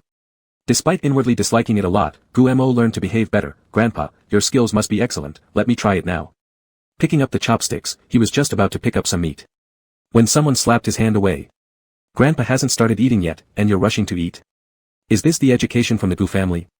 Li Chenlan's stern voice made Guemo shiver. Looking up, he saw Li Chenlan's sharp gaze and managed an embarrassed laugh. Sorry, I was too eager. Li Chenlan let out a soft snort through his nose, then picked up a piece of meat and placed it on Huang Shuren's plate. Grandpa, you eat first. Jiang Qi was dumbfounded, just about to make a sarcastic remark, when the chopsticks turned towards his own plate. Chi-Chi, you should eat too. Li Chenlan's radiant smile was a complete contrast to how he had just confronted Guemo, leaving Jiang Qi speechless. Wow, my dude, your face-flipping skills are unmatched. You should definitely go into politics, you understand the system better than anyone else. Just as they finished praising him, the other antagonists started getting jealous. Standing up one by one to pile their plates high with food, before long, Grandpa's plate was stacked like a small mountain. He smiled so much that he couldn't close his mouth. Oh, you kids, you're all too polite. You should eat too, help yourselves. Sit down quickly. Guemo coldly watched these wealthy young men scrambling to flatter, feeling extremely irritated. Back in the day when they were chasing after me, they didn't even seem to put their full effort into it. So what does this mean now? Dying to crawl onto the table and lick? What, is Li Chenlan your compass? Whatever he does, you do. Aren't you embarrassed? Guemo irritably picked up his bowl. Can I finally eat now? It sounded like he was talking to himself. No one responded to him. These young lads were in the stage of growth. Within half an hour, the table was swept clean. Even Shenting and Su Yanhang, who usually have the least appetite, had eaten several bowls until they could barely eat another bite. Guemo barely ate a small bowl and put down his chopsticks on the table. I'm so full, I can't eat anymore. Then he turned to Su Yanhang in surprise. Are you not afraid of gaining weight? Not at all, Su Yanhang continued eating while chewing. I don't want to be a skinny dog. Guemo. Skinny dog? What kind of weird adjective is that? Who doesn't prefer slender waists? Seeing that everyone was almost done eating, Guemo stood up. I'll rest for a while. You're not cleaning up. Gu Luofei looked up. If you want to eat without doing any work, get lost. At home, I'm treated the same way. Guemo immediately pouted. Why should I? My newly cared for fingers absolutely cannot touch cold water. I'll buy you a train ticket right now. Gu Luofei took out his phone as he spoke. Guemo panicked. I'll clean up, alright. He grabbed his own bowls and headed to the kitchen, grumbling under his breath. At home, I never did chores. Running here to play grandson, you guys are truly interesting. Gu Luofei abruptly stood up. What did you say? Jiang Qi curled his lips. He said you're the grandson. Chapter 88, after finishing farm work during the day, do they still have the energy to practice this at night? This thought resonated with all the grandsons, causing a chorus of discontent. They even began to reflect. How could they have fallen for such two-faced, green tea, women? Weren't they brought back after suffering greatly in the countryside? Why do they procrastinate and show 100 kinds of unwillingness when doing chores? So, was their initially kind and gentle appearance all an act? Is it true that their nature is one of snobbishness and superficiality? No wonder the ancients said, a person's true colors only show in difficult situations. It seems only when the bottom line is reached can someone truly be understood. Guemo, who was carelessly throwing bowls and chopsticks into the sink, suddenly felt a chill down his spine. He quickly turned around to check but found nothing unusual at the outdoor dining table. Everyone was focused on tidying up the table. And no one paid him any attention. They were all silently circling around Jiang Qi. How strange. Why does it feel more and more off? Guemo silently criticized in his heart, unable to ignore the strange feeling building within him. The next second, a thought flashed through his mind like a thunderclap. Could it be that they've all fallen for Jiang Qi? Absolutely impossible. That poor guy doesn't deserve it at all. Though Guemo tried to calm himself down, suppressing his inner unease, his eyes still revealed deep resentment. Normally, these landlord's stupid sons wouldn't lift a finger, yet now they worked extra hard. Quickly grabbing all the bowls, chopsticks, and plates from the table and rushing them to the kitchen sink. By the time Jiang Qi wanted to show off in front of his grandfather, all he could grab was air. What the hell? Are you guys deliberately doing this? Why are all of you trying to compete with me for grandpa's attention? Don't you each have your own grandparents? As the saying goes, many hands make light work. Before Jiang Qi could finish his complaint, the folding table was already taken away. Looking at the now empty space, he couldn't help but give them a thumbs up mentally. Alright, you're impressive. I admit it, okay. There isn't much entertainment in the countryside. After washing the dishes, they just squat on the steps. The landlord's stupid sons looked at Jiang Qi and asked, do you want to play around? What? Jiang Qi raised an eyebrow, King's Glory. Aren't there too many people for that? Exactly half an hour after dinner, why don't we try something else, something only men or strong ones play? Standing nearby, Guemo couldn't help but sneer, you're not trying to come up with some scheme to take advantage of others, right? Jiang Qi cast a cold glance at him, you guessed right. Your little brain works well. But this game isn't for you, you won't be able to take advantage anyway. What do you mean? Gu Mo's face darkened. Sitting in a bamboo chair and fanning himself, Grandpa chuckled and answered first, my grandson means that you don't belong with the men or the strong ones. Grandpa. Jiang Qi gave him a thumbs up, perfect answer. Gu Mo stomped her foot, don't look down on people. Just tell me what the game is about. Iron Man elimination, Jiang Qi curled his lips, first, do 30 reverse abdominal jump splits, 20 dynamic plank push-ups, and dynamic 2-point support curl abs. Wait, Guemo waved her hand, indicating she could no longer bear listening, what the hell are you talking about? Jiang Qi responded, didn't understand. So I was right, this game isn't suitable for you. He turned to Li Chenlan, Lan Gu, demonstrate what a dynamic plank push-up looks like. Guemo smirked coldly, my Lan Gu isn't someone you can command so easily. Before she finished speaking, she saw Li Chenlan walking over to the step, casually stretching his limbs before planting his hands on the ground, smoothly starting the dynamic plank push-ups. The yard had a dim yellow light that faintly illuminated the muscles of his arms. Creating an ethereal beauty without even needing filters, it could have been directly photographed and shared. The only flaw was that he was wearing clothes. Jiang Qi. TSK Tisk. If this was posted on Douyin, would we get a flood of private messages? Would people ask if he's an athletic student? Are we thinking about sibling love drama? Man, even without backing from the Li family, you'd probably be able to eat by talent alone. I'll join too. Gu Luofei suddenly rushed into the yard as well and went through a series of fitness moves. Zhao Si Rui wouldn't back down either, hey, how hard is this? I often train at the gym. Shen Ting and Su Yanheng glanced at each other, seeing in each other's eyes a resolution. Then they both stepped forward. I don't believe it. That will always be weaklings. Let's get cracking. Thus, Guemo watched as the ground filled with push-up forms, his eyes brimming with shock. What's going on? Peacocks spreading their feathers. And not even at home. Alright. You try one, a simple push-up will do. Jiang Qi's lips curled, his mockery unhidden. Always either losing weight or Spa Ing, terrified of gaining a single ounce. Now doing push-ups, you can probably barely manage one, right? Who exactly likes weaklings like that? Isn't the style of Li Chenlan much better? Why should I do it? Guemo deflected, avoiding eye contact nervously, won't I sweat? Can I shower here? The conditions are so bad, yet you still insist on exercising. Having said that, he quickly shut his mouth. Oh no, I let my thoughts slip out. Is someone going to make me leave again? As it turns out, Gumo's worry was completely unfounded. Because the villains in the courtyard had already secretly begun their competition. Sneaking glances at each other from the corners of their eyes while varying their push-up styles. Guemo scowled over at them. They're all crazy. Cursing under his breath, he headed off to rest by the pavilion. Fiddling with his phone for a bit, he looked over again to find Jiang Qi also joining the fitness group. Doing push-ups fast and accurately, his well-toned lean figure adding an aura. Appearing, healthy and sexy. A shade of jealousy passed over Gumo's face as he sneered, practicing so diligently just to seem closer to people, aren't you? A noble guy like me doesn't care. Before he could finish muttering to himself, the neighbor auntie's voice drifted over, TSK, no wonder you youngsters can be so energetic after finishing farm work during the day, practicing this kind of stuff at night. Indeed, whoever marries into your group must be super happy.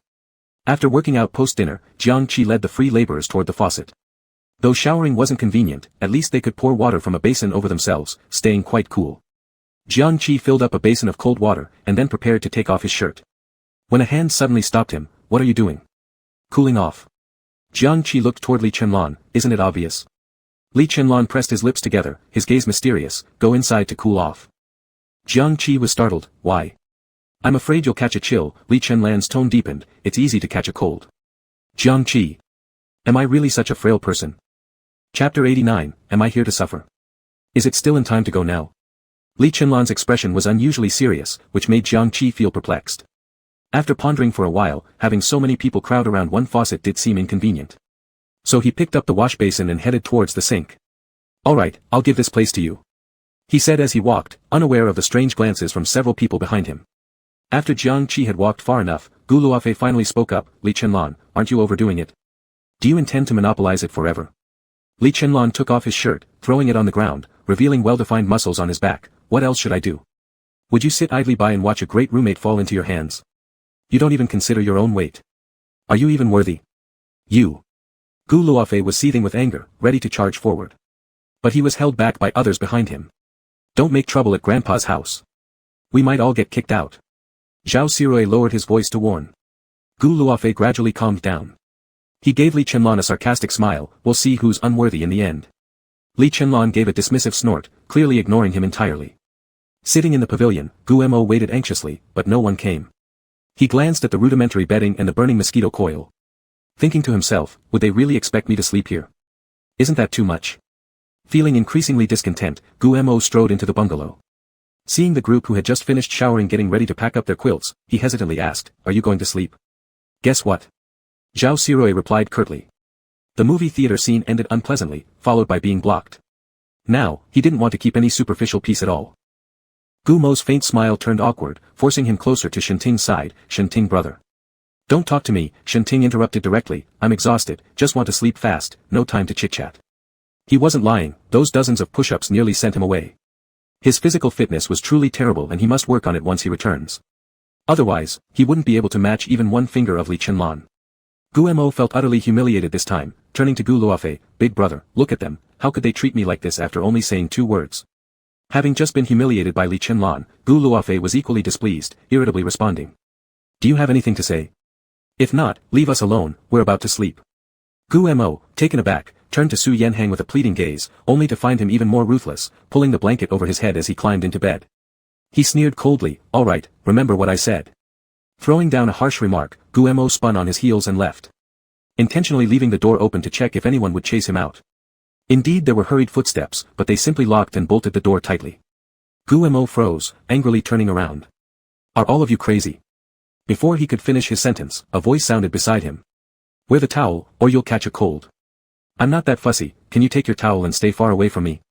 How far? Half a step. Oh, as far as possible, then roll away. I won't.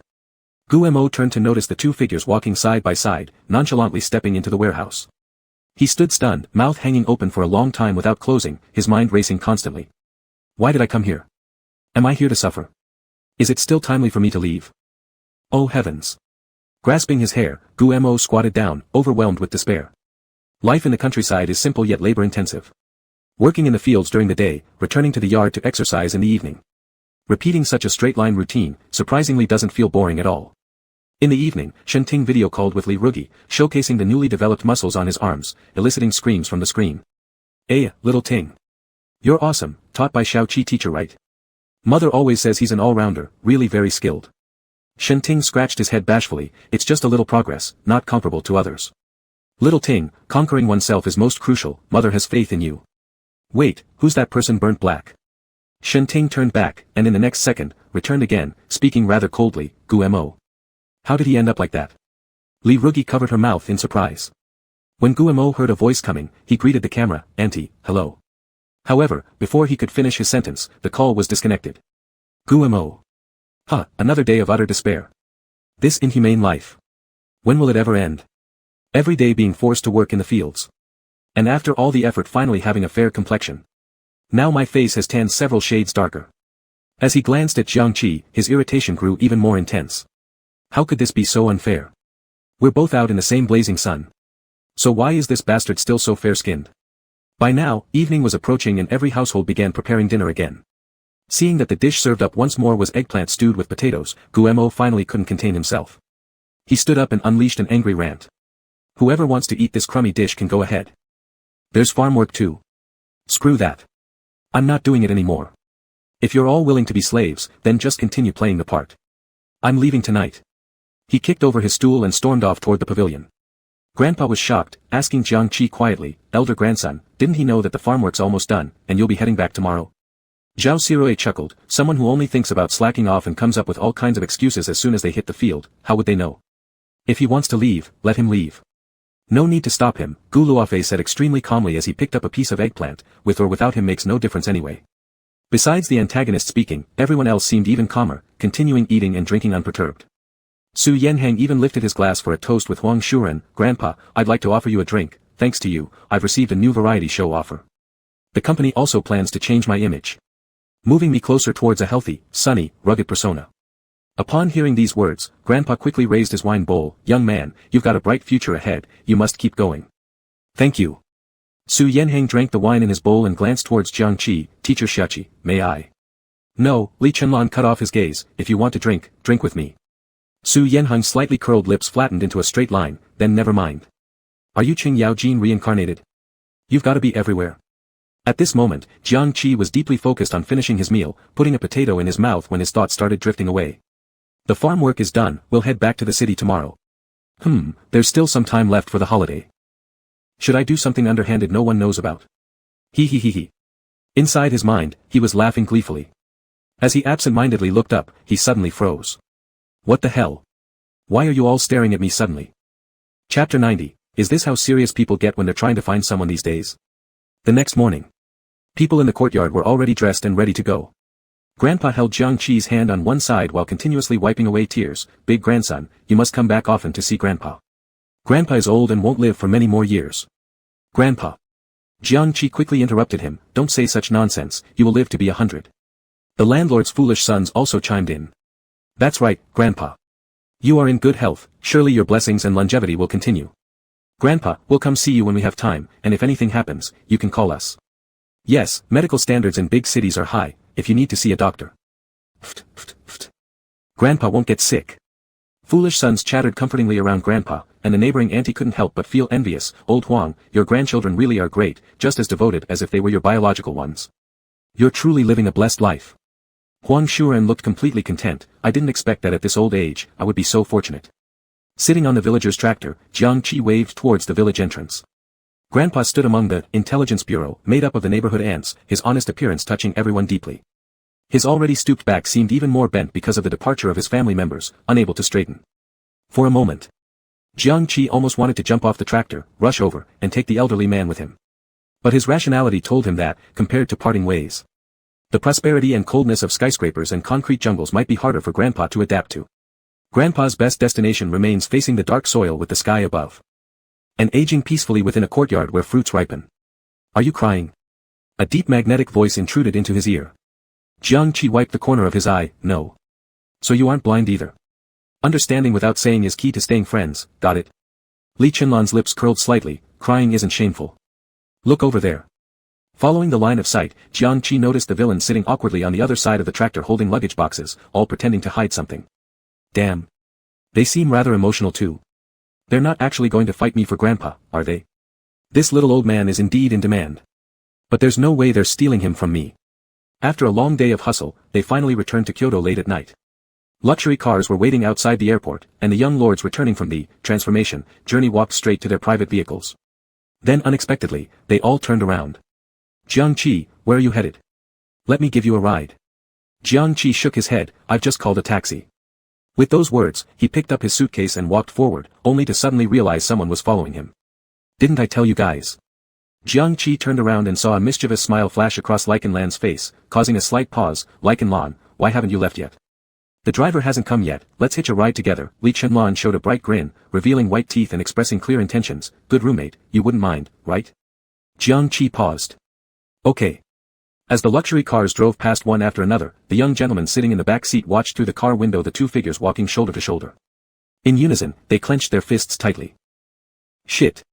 This guy Li Chenlan is too cunning. Even using tricks. After taking just one day of rest, Guemo still felt sore all over, so he went for a spa massage before heading home. Upon entering, he immediately noticed the luggage case, which caused him to frown instinctively. After switching to slippers and walking toward the living room, he caught sight of his father and brother chatting casually. Bro. Are you back? Gu Luofei glanced indifferently, letting out a sound of approval through his nose.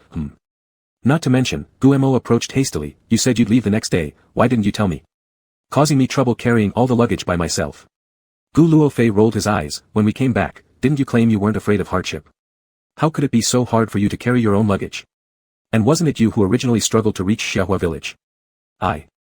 Guemo was momentarily speechless after being confronted. Gu Luofei continued mercilessly, moreover, that day, you insisted on leaving despite everything, preventing anyone else from talking. Now you're pointing fingers at me. Guemo, I never realized before how unreasonable you could be. Guemo hesitated for a few seconds before breaking into a smile. Bro, I was just kidding with you. Finally, I don't have to be bossed around to do farm work anymore. I'm really happy for you. Turning to their father, Guemo added, Dad, you wouldn't believe how much Jiangqi pushed him around. He completely disregarded brother's status and took him out to work in the fields every day. Considering brother's position, how could he possibly? Their father raised a hand to cut him off and praised approvingly, Luo Fei, good job this time around. You gave our group a free promotion wave. The sales of natural organic agricultural products surged dramatically, rivaling even the Li family's performance. The board is quite satisfied with you as well, and I believe that next investment plan will surely be under your direction. With modesty, Gu Luo Fei chuckled, Dad, it's thanks to your foresight. Otherwise, we might have been overshadowed by Li Chenlan again. Gu Mo, entirely ignored as if transparent, grew increasingly sullen. So these two had planned everything from the start. Was he always left out of the plans? A mere optional presence. Back in his room, unable to control himself any longer, Gu Mo picked up objects and threw them around until someone knocked on the door, stopping his actions. Master Mo, are you alright? I'm fine, Gu Mo feigned calmness, I just tripped accidentally. You'd better clean yourself up, the butler's voice continued. There are no more servants in the house. Gu Mo. Even you are mocking me, huh? Wait for me. When the taxi climbed onto the elevated bridge, heading towards the city center. Li Chenlan suddenly leaned closer, where do you plan to go? Jiangqi thought for a moment, I should head back to school first. About the place I mentioned earlier, Li Chenlan winked, have you considered temporarily staying there? With less than half a month until school starts, would the landlord still rent it? Despite being interested, Jiangqi still voiced some concerns, will they increase the price now that demand is higher? Li Chenlan smiled, how could that happen? I've already paid the rent. I stayed at my grandpa's place and ate for free for so long. Now, it's only fair if you sleep in my bed for half a month, right? Jiangqi. That does make sense. You're actually reasonable. Hold on. He furrowed his brow suddenly. Sleep in my bed for half a month? Why does this sound a bit strange? Driver, take us to number 36 Jiangtan Road. Li Chenlan said briskly to the driver. The driver paused in surprise, number 36 Jiangtan Road? The famous luxury villa district. Do they also rent out places there? It must cost an arm and a leg. Are people nowadays willing to spend so much money just for relationships? Chapter 91, thank you Mr. Spicy Sticks for 10 carnival tickets. Following Li Chenlan into the luxury duplex, Jiangqi was slightly stunned, are you sure this is what you rented? Living alone in such a large place, don't you find it creepy? The decoration is really extravagant. Are the bathrooms even trimmed with gold edges? Damn, the sin of capital. There are so many rich people, why can't there be one more spot for me? While wandering around and making complaints, he finally walked back to Li Chenlan with his suitcase. I'd better find a small place to live in. Don't you like it? Li Chenlan looked over curiously. Jiangqi. Of course, who wouldn't like such a luxurious flat? But here's the thing, it's easy to get used to luxury from simplicity, but hard to return to simplicity after indulging in luxury.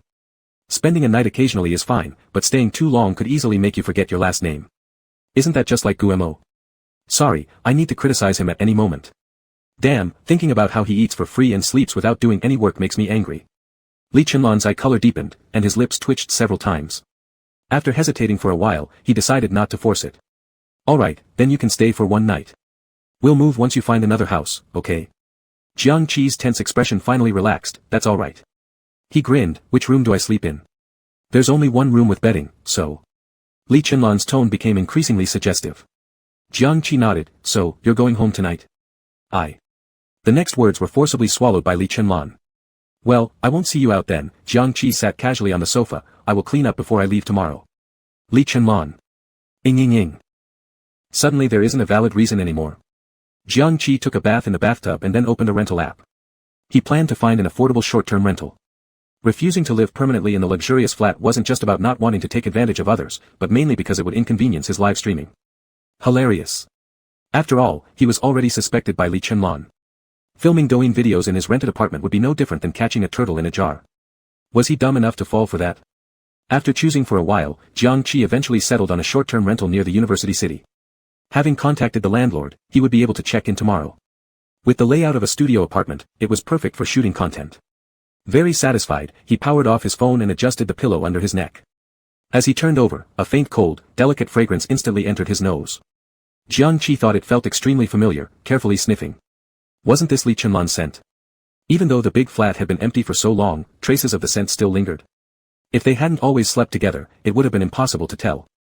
Thinking about this, he couldn't help but smell again. Suddenly, he felt a subtle, hardly noticeable, slow creeping restlessness. Before long, Jiang Qi suddenly sat up and ran into the bathroom. Lowering the water temperature, he washed from head to toe. The mobile phone on the bedside table flashed for a few seconds, then dimmed. Jiang Qi didn't notice. In a certain villa bedroom, Li Chenlan held his phone and waited for half a day, hearing no response. In a low, hoarse voice, he murmured, "Is he asleep?" He exited WeChat and glanced at the screen. It was already close to midnight. Maybe he's asleep. Without Chi present on the first day, it felt a little hard to bear. Li Chenlan irritably flipped over and threw his phone onto the pillow beside him. Before 8 o'clock in the morning, Li Chenlan returned to his flat. As soon as he entered the door, he shouted inside, Chi, wake up and eat breakfast. I bought your favorite oil sticks and steamed buns, they're still hot. He went to the kitchen while talking and put down the breakfast, rushing to the bedroom eagerly. When he pushed open the door, he saw that the main bed had been cleaned thoroughly, with no sign of having been lived in at all. Gone. Li Chenlan's look of anticipation froze, leaving without saying anything. What's the difference between that and being a jerk?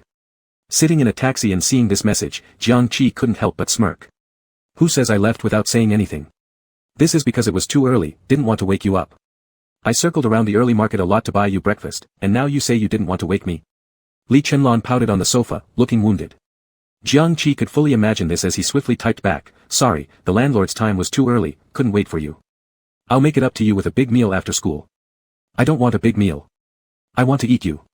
Li Chenlan was startled by the sudden thought that popped into his mind, then after a few seconds added, all right, see you at school. Just as he reached his destination, Jiang Qi paid via his phone and stepped out of the taxi without sending another message. After communicating with the landlord, he paid the rent and deposit. The landlord was a well-mannered ant who began instructing him on tenancy rules after receiving the money. Young man, no parties in the room, that's too disturbing to others. Are you single? Make sure you don't bring questionable people home to stay. Everyone around here is helpful, they might report you if something happens. Also, always be careful with water and electricity safety. Jiang Qi smiled politely, all right auntie, you can rest assured. I'm single and not a fan of parties, basically living alone. The young man, I trust you. Being good-looking does have its advantages, so the landlord ant didn't say more, smilingly left the apartment. As soon as the door closed, Jiang Qi set up the equipment he brought back from the dormitory. Ready to put in a full effort tonight. Li Chenlan returned to the villa like a lost soul, catching the gaze of his mother in the living room. Xiaolan, why are you back so early? Not going out tonight? Didn't someone invite you to a party? Li Chenlan replied lazily, tired, don't feel like moving. Jiang Qi seemed like his stimulant. And suddenly being taken away made him completely listless. Dragging heavy steps, he went back to the room for a nap. When he woke up, the floor-to-ceiling window outside was already filled with stars. The servant called him several times to ask him to come down for dinner. But Li Chenlan had no appetite, finding an excuse to decline. With the surroundings quiet again, he aimlessly opened an app. Just wanting to search for something random, when a live streaming notification popped out unexpectedly. Seeing the figure wearing a cap and mask swaying slowly with the rhythm, Li Chenlan's eyes lit up. His heartbeat reactivated. Without hesitation, he clicked into the stream, typing in the chat box. Your first live stream. Let me catch it. Welcome Mr. Spicy Sticks. Today is my first live stream. Holy crap, thanks to Mr. Spicy Sticks for 10 carnival tickets. You shouldn't do this, I'm scared. Chapter 92, is it possible that he's only attracted to one person? On the first night of broadcasting, Jiang Qi just wanted to try out the recommendation heat and see how many people it could attract. After all, it was a new account. It was impossible to stack buffs completely, there were too many examples where the initial broadcasts failed miserably. Unexpectedly, the effect turned out to be surprisingly good. In less than half an hour, the number of viewers had risen from 0 to several hundred. That would be fine on its own, considering he thought he'd been lucky. But then, a generous big brother suddenly popped up, making things a little unsettling. Without saying a word, he directly threw 10 carnivals. Was this extravagance even necessary? Jiang Qi was shocked but gradually calmed down.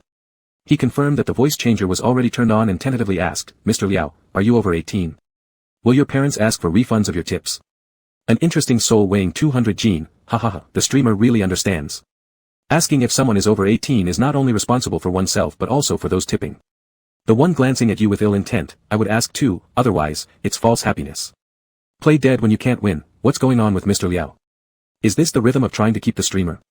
Not taking the ordinary route, streamer, go check your private messages, has anyone contacted you asking for a refund yet?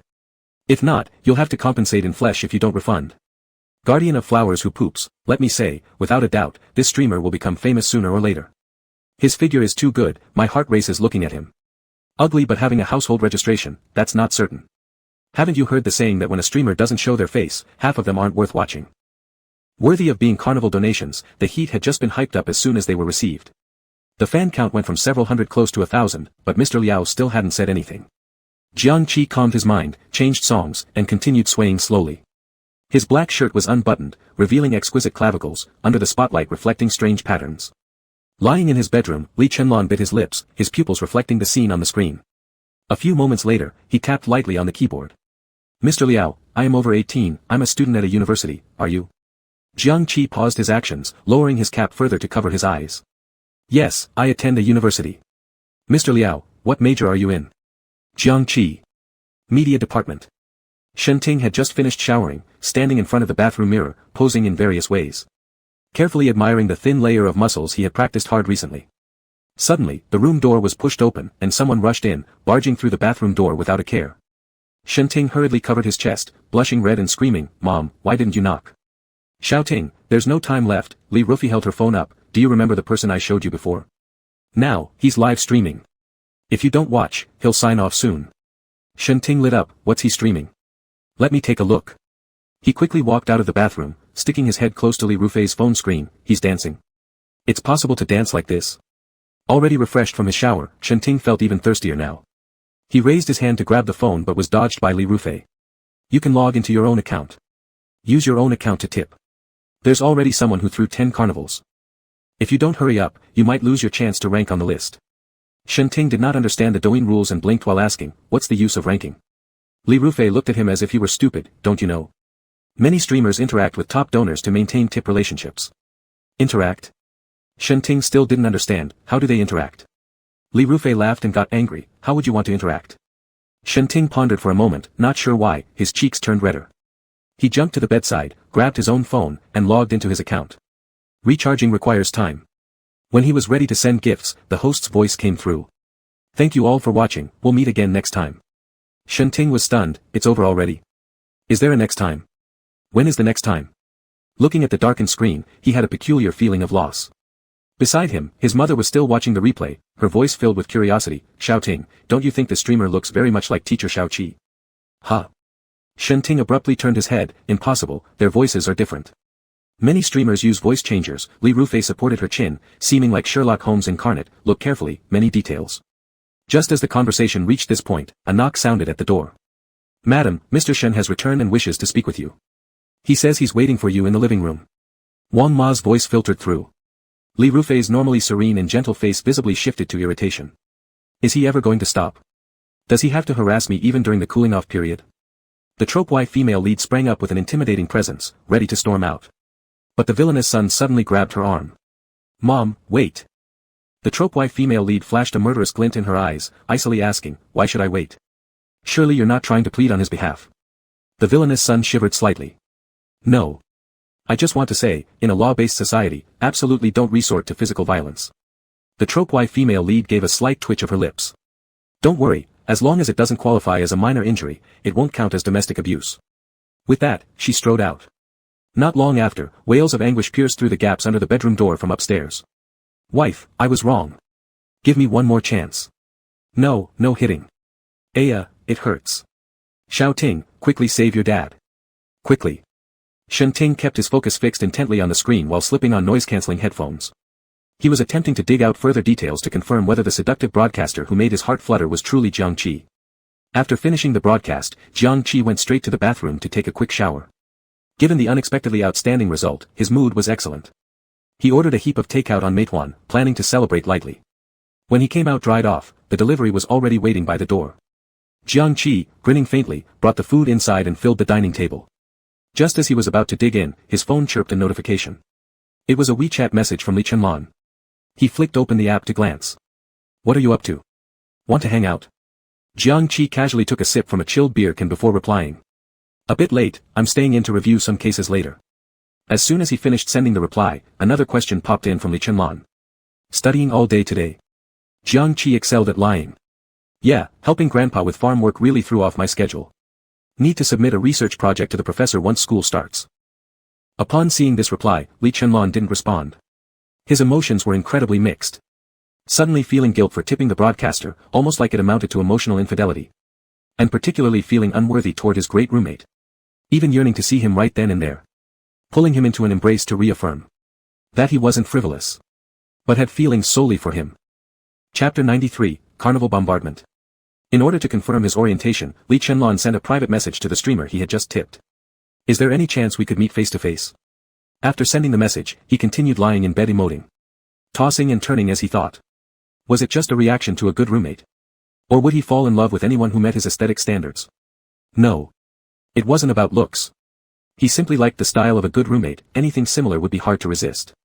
Jiang Qi, who was peeling crayfish, heard the notification sound, took off his gloves, then opened the app.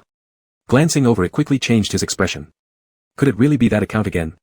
The idea of wanting to meet seemed quite determined. Was he really a college student? Or was he some creepy uncle who likes games? Jiang Qi put the peeled crayfish meat into his mouth, then took off his gloves, calmly replying. Let's talk later. I just started broadcasting, I've been quite busy recently. Upon receiving this, Lee Chenlon frowned, how much tip for a meeting? Jiang Qi sneered slightly at the corner of his lips, preparing to reply, this has nothing to do with money. Then he saw the following messages. 10,000. Not enough. 20. 50 works too. Jiang Qi. His fingertips suddenly changed direction, alright then, big brother patron. Seeing this, Lee Chenlon's eyes crinkled up. Not to mention. This money-loving character was pretty similar to his good roommate. When can we meet? Wait until after half a month, you're still the top patron. After replying, Jiang Qi smirked. This way he wouldn't offend anyone while giving sufficient anticipation. As expected from the male Buddha streamer, professional skills were well utilized. Satisfied, he put down his phone and continued the great cause of peeling crayfish. Lee Chenlon didn't inquire further. Half a month as number one. No problem. There are no secrets within the financial elite circles, any information spreads easily. For instance, the incident where Lee Chenlon's minor account tipped 10 carnivals to a small streamer on Soundy was discovered. The idle-rich second-generation researching investment directions of Lee Corporation began spreading it amongst themselves. Tipping an unknown small streamer, is he trying to discover and cultivate new emerging influencers? The performance of one influencer these days cannot be underestimated, they can even make sales reaching hundreds of millions. Is Lee Corporation? The young masters gathered at the club looked at each other, their expressions varied. Someone broke the awkward silence, smilingly asking Zhao Si Rui, Second Master Zhao, is your brother planning to enter the new media field? Is there any new investment plan you could share with us? Zhao Si Rui replied somewhat absent-mindedly, deep in thought, I'm not sure, I haven't heard him say anything. That person clearly appeared disappointed, I almost forgot, Second Master Zhao never gets involved in the core industries of the Li family. These words carried a mocking undertone. Zhao Si Rui's gaze turned sharp momentarily, but the smile on his lips remained carefree, don't all of us here more or less fall under the same category? Either illegitimate offspring unworthy of being mentioned in proper settings, or children of nouveau riches. Why do we gather together, don't we all know our place? The face of the nearby person suddenly turned awkward, hurriedly salvaging the situation, Second Master Zhao, I didn't mean that. Zhao Si Rui got up from the couch, sorry, I have another engagement, I won't keep you company, continue without me. He said this as he quickly walked away. One of them urgently stretched out his hand, Second Master Zhao, please don't leave so soon, tonight's bill. Humph, Zhao Si Rui turned his face slightly, letting out a cold laugh, someone like me who doesn't get involved in the core businesses of the Li family, what qualification do I have to treat any of you gentlemen? You few eat and enjoy yourselves. With that, he stepped outside the room door, slamming it behind him. The music stopped in the now silent room, the atmosphere somewhat awkward.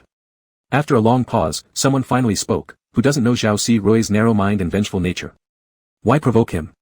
What's so amazing, can he stir up any trouble anyway? Humph, you haven't seen Zhao Si Rui's methods yet. It couldn't be that bad. The one showing bravado finally started feeling afraid, should I go and apologize to him? Zhao Si Rui walked out of the bar, quickly stepping to the lamppost beside the road, slowing down and crouching to take out his phone. He opened Lee Chenlon's minor account and started searching in the follower list. The broadcaster avatar he just followed caught his attention. Is it him? With some tension, Zhao Si Rui opened the homepage and found the live streaming replay option as expected. After a few minutes, he finally understood why Lee Chenlon had sent 10 carnivals. If it were him, he would do the same. Not just 10, even 100 wouldn't be an issue. This person was so much like Jiang Qi. In terms of physique and temperament. Even if it was a slow dance, every movement was incredibly captivating. If paired with a knack for witty banter, it would absolutely be sharp-tongued Qi online. Zhao Si Rui, suppressing his excitement, followed and messaged a full-service package. After sending what time do you broadcast daily, he eagerly awaited a reply. But before he received any response, a cold voice came from behind, what are you doing here? Zhao Si jumped, subconsciously locking his phone screen and slipping it into his pocket, then looked up to see Gu Luo's sharp jawline. He awkwardly chuckled, what a coincidence. Gu Luo stretched out his hand, let me take a look. Look at what? There's nothing, Zhao Si feigned ignorance.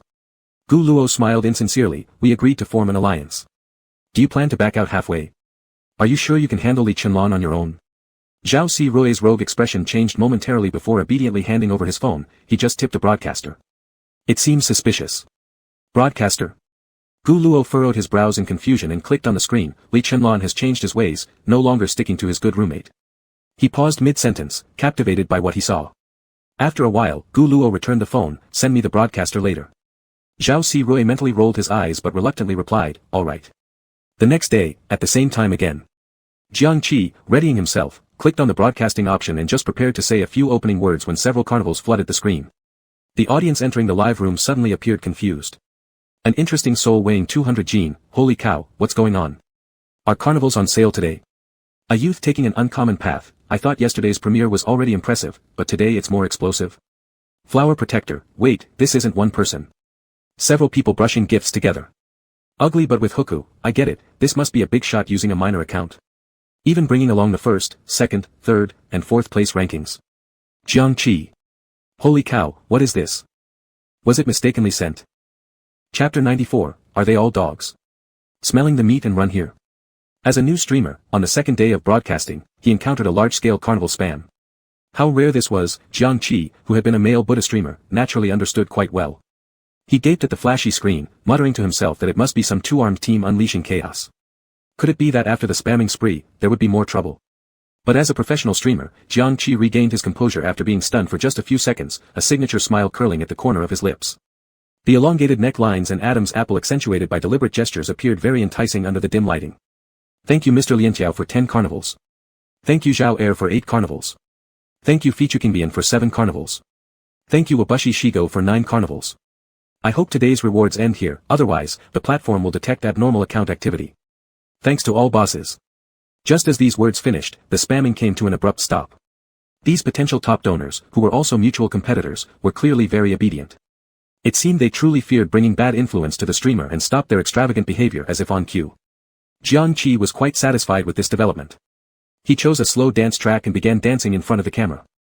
Li Chenlan behind the screen clenched his teeth. Are they all dogs? Smelling the meat, they've all run over. If it wasn't for being prepared beforehand and having fast reflexes. The top 1 spot tonight might have been snatched away. How did the news leak out? Could it be that even my secondary account is being monitored? After watching the live stream until the very end, he leisurely exited only after the black screen appeared, then went straight into WeChat, sending a quick message. Good roommate, what are you doing? Jiang Qi, who was tidying up his equipment, glanced at the message, ? Is this guy secretly installing surveillance in my rented apartment? Why send me a message right after I go off air? Picking up his phone, he quickly responded, studying. Li Chenlan thought for a moment and asked, this serious? Jiang Qi smirked, of course.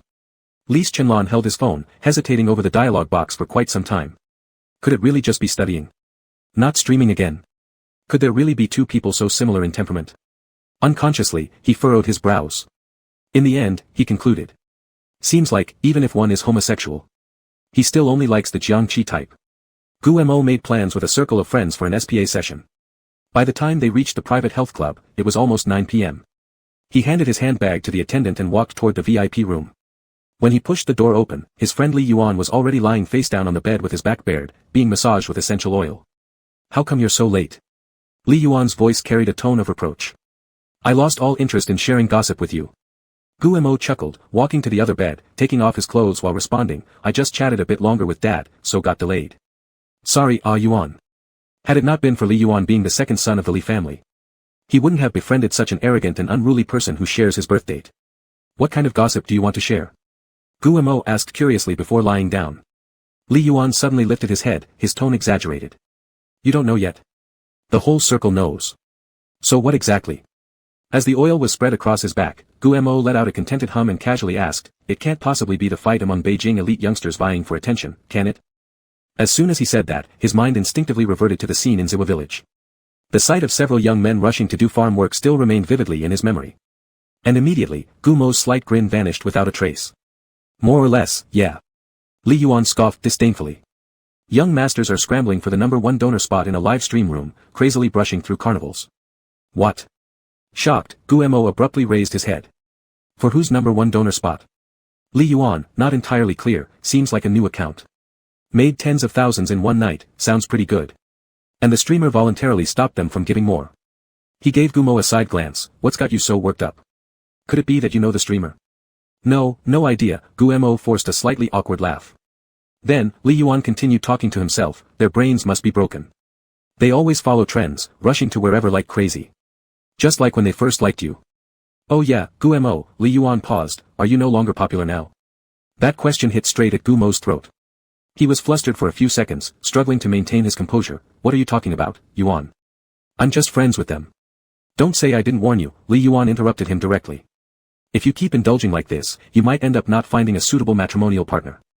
An alarm bell went off in Gumo's heart, but his mouth was as hard as ever. I don't want to get married so early yet. The pleasant time was thoroughly disturbed by the gossip known to everyone within the circle. Guemo, feeling extremely irritated when he got home, couldn't wait to open his phone and watch the replay of the live stream from beginning to end. Sure enough, those few big spender accounts' nicknames were extremely familiar to him. Zhao Er, Zhao Si Rui. Fichukingbian, Gu Luo Fei. Wabushi Shigo, Shenting. Liantiao Xiansheng, Li Chenlan. Although these names were changed later, Douyin IDs had been deeply imprinted in the heart of Guemo, who was determined to be the ultimate playa. There were even private messages that hadn't been deleted. How could they be difficult to identify? It's so easy. A bunch of idiots being played around by Jiang Qi. Guemo grew more and more angry the more he watched, and immediately opened a private message. Do not think I do not know who you are. Be careful, or I will expose your identity. According to routine, after finishing his live stream, Jiang Qi would go into the bathroom for a bath. A goblet was beside him, and he sipped some wine happily. Then started browsing through the recently popular Jinghong dance. After all, as the male Buddha streamer, relying on his figure and staying close to the edge to make a living. He has to keep up with the trends and fashion, doesn't he? Recently, ancient style was prevailing. Slightly following the rhythm, exposing a bit of abdominal muscles would yield very good results. Jiang Qi was half closed-eyed, planning to study carefully, when a prompt sound came from WeChat. It was Li Chenlan again. After separating, he seemed quite idle, popping up occasionally to assert his presence. Jiang Qi opened the chat window as usual, when an image suddenly popped out. Almost spitting out the red wine in his mouth. He hurriedly swallowed it and enlarged the picture to examine it carefully before replying via WeChat. What are you doing? The other party was typing. Half a second later, a new message appeared. Just finished training, check out how it looks. Jiang Qi rolled his eyes. Lines almost perfect but still asking me what I think. Are you trying to irritate me? Not good. He intentionally said something contrary. The other side asked again, send yours over, let me have a look and learn. Jiang Qi smirked, send it and see if I care. He abruptly stood up from the bathtub, holding the phone slightly below his abdominal muscles, then clicked a shot and sent the picture straight away. The other side paused for quite a while. Just when Jiang Qi thought Li Chenlan wouldn't reply, 2 messages popped up. Taking a bath. How about sending a nude picture? Chapter 95, don't tell me you have a twin brother. Upon seeing this message, Jiang Qi's cheeks turned red instantly. He quickly replied, naked. Get lost, you pervert. Then he submerged his body back into the bathtub. Whether it was due to the steam or something else, the tips of his ears turned red as well, forming an interesting contrast with his pale skin, pure yet alluring, very good-looking. Pervert. Jiang Qi mumbled under his breath, then slid his fingers across the screen to continue watching the video of the dancing streamer. However, this time around, the face of the dancer grew blurred before slowly becoming clear again, gradually transforming into a different visage, one with refined eyebrows and eyes, smoldering gaze, and a maddening smile at the corner of the lips. His hand trembled as he quickly exited the app. An inexplicable emotion suddenly seized his mind, causing his chest to rise and fall in tension. Shit. Jiang Qi raised his hand to touch his burning forehead. Am I possessed by some evil force? Possessed by Li Chenlan's spell? A night filled with nightmares. When Jiang Qi woke up the next day, his whole body was drenched in sweat. After uncovering the blanket, he discovered a complete mess and his expression became colorful for a moment. Rising to take a shower in the bathroom, it took him nearly an hour. When he finally came out, the strange smell had dissipated somewhat. Jiang Qi wrapped in a bath towel walked into the kitchen, making breakfast while checking private messages on Tik Tok. Sometimes, interacting with fans is indispensable for maintenance, especially those who rank highly in the list. As long as they keep tipping, they are all providers of food and clothing. Sure enough, last night's swarm of top-ranking benefactors left a series of messages. Zhao Er, would you have time for dinner? We can wander around nearby commercial areas and luxury shops for your choice. Jiang Qi raised an eyebrow. This seems like an attempt to maintain a sugar daddy relationship. Fugitive, please close eyes, can we meet? You remind me of a friend of mine. Jiang Qi rolled his eyes, even with a mask on, you think I resemble someone? I'm not a fine dog, as long as we can meet offline, tell me what kind of gifts you want. Jiang Qi snorted, so direct, are you a nouveau riche? Mr. Spicy Snack, your physique is pretty well built, can you be my personal trainer? Jiang Qi nodded. This one could actually be considered, at least speak with some brain power. Momo, don't think I don't know who you are. Be careful, or I might expose you. Jiang Qi stopped slicing the bread, squinted his eyes, and clicked open the avatar of the private messenger, is it Guemo? Amazing, guessing right off the bat. He curled his lips, put down the task in his hands, and replied in the chat box, mental retardation isn't scary, it's the relentless mental retardation that is terrifying. I hope you don't showcase your idiocy in front of me. He tossed the phone aside, and Jiang Qi started enjoying his meal. Inside the grand villa's king-size bedroom. The second young master, still groggy from sleep, opened his phone, only to be instantly enraged, how dare he call me mentally retarded. You're too nice to him. He picked up his phone to reply but found himself blocked. Swallowed by rage, Guemo rushed out of the bedroom without even washing up and bolted toward Gu Luofei's room, knocking loudly. Brother! Open the door. Brother, quick, open the door. The person you rewarded yesterday. Before he could finish, a chilly voice came from the side, young master went to the company early this morning. If you have anything, call him.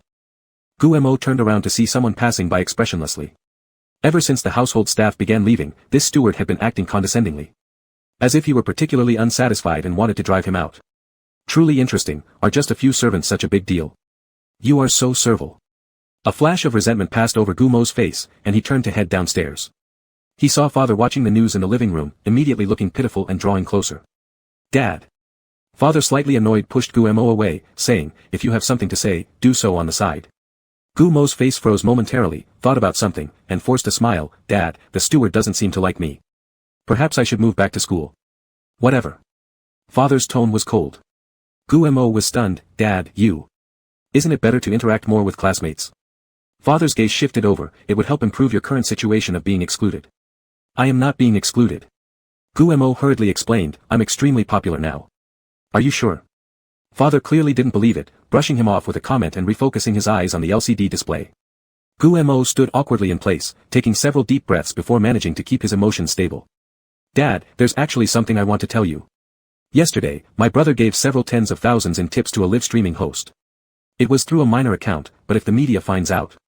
Mr. Gu furrowed his brows, the future heir of the Gu family is none of your concern yet, is it? I'm not worried for no reason, I'm just afraid brother will get scammed. The host he tipped is my same. Suddenly Mr. Gu stood up and glared down at Guemo from a higher position. Take care of your own business before meddling with others. After uttering this, he took steps and walked out of the villa straight towards his private car. The living room suddenly seemed much emptier, making Guemo appear lonely and frail. He seemed unable to stand anymore, collapsing onto the sofa as he muttered, how could it be, how could it be? Everything has changed. The steward standing by the balcony on the second floor witnessed everything, letting out a slight scoff before turning away. Several nights of consecutive live streaming had the ranking competition running at full steam. If it weren't for the timely intervention of the streamer, the platform might have judged it as improper flaunting of wealth. The viewership grew rapidly from several hundred initially to several 10,000s. Jiang Qi stared at the screen, thinking to himself how fast it was growing. It could already start selling goods. But the issue was, he hadn't planned to sell goods yet. After all, selecting products took a lot of time. And should there be any quality issues, he'd surely get implicated. Receiving tips remained the most reliable method, allowing him to convert cash quickly by withdrawing early next morning. In no time, half of the previous small loans were settled. Everyone, that'll do for tonight's broadcast. See you tomorrow. Jiang Qi said while turning off the camera lens, using his other hand to hastily remove his mask. The air conditioner in the rental apartment had malfunctioned, no matter how he adjusted it, the temperature wouldn't drop. Wearing multiple layers and fully armed. His shirt was already soaked, his pants filled with sweat. Seeing the live stream turn black, Li Chenlan reached out to exit the app, but suddenly paused as if remembering something. His expression abruptly changed. Originally lying down slacking off, he immediately sat up straight, then reopened the broadcast replay and directly jumped to the last few seconds. He watched repeatedly more than a dozen times, finally successfully capturing the best shot. Then a smile of intrigue and mischievousness curved at the corner of his lips, don't tell me. Jiang Qi. You have a twin younger brother. Chapter 96, doesn't this make sense? Even though living in the same dormitory day and night wasn't that long, Li Chenlan hadn't spared a few good roommates from his gaze. If not for memorizing every bodily feature, at least he could outline their shapes with eyes closed. Just now, in the split second before the screen went black, the streamer took off the mask, revealing half of the brows and eyes along with the jawline. Lee Chenlon took a screenshot of the frame and repeatedly scrutinized it. Finally reaching a conclusion. This whole twin nonsense. It was simply impossible. It had to be his roommate whose face often mistakenly exposed itself outside the bed curtain while sleeping. Turns out studying was nothing but an excuse to cover up what he really did. Making money from live streaming. At this thought, he was extremely excited yet exceptionally calm. His dark pupils shone unusually bright in the dim space. After thorough deliberation for an entire hour, Lee Chenlon decided not to expose Jiang Qi's identity as a streamer temporarily, instead opting to enjoy a cold shower. As the water cooler than skin temperature landed on his shoulders, he whistled merrily. The guilt of betraying a good roommate almost vanished entirely. Originally, the streamer I involuntarily watched late at night was none other than Jiang Qi. Jiang Qi is the streamer that made me restless and fantasize about pinning them down on the bed. Once these pieces were connected, it's approximately equal to. Do I want to pin Jiang Qi down on the bed? Lee Chenlon curled the corners of his lips, with a deep glint in his eyes. Doesn't this make sense? Jiang Qi, who fell asleep in the bathtub, suddenly shivered, slowly opening his eyes, still feeling a bit dazed. Did I have a nightmare just now? Otherwise, how come he felt like he was being stalked by some wild animal? It was quite unsettling. Jiang Qi rubbed the goosebumps on his arms and stood up from the bathtub, wrapping himself in a white towel before heading to the bedroom. In the past few days, although he didn't go to the gym, he read a lot from the convict fitness book. And after following the training for a while, it proved quite effective. Even though there was little muscle growth, he felt that his body lines became smoother. Which he was quite satisfied with. Before going to sleep, Jiang Qi took out his phone and noticed a group chat notification. Opening it, it turned out to be, 4 idiots rampage in Bollywood.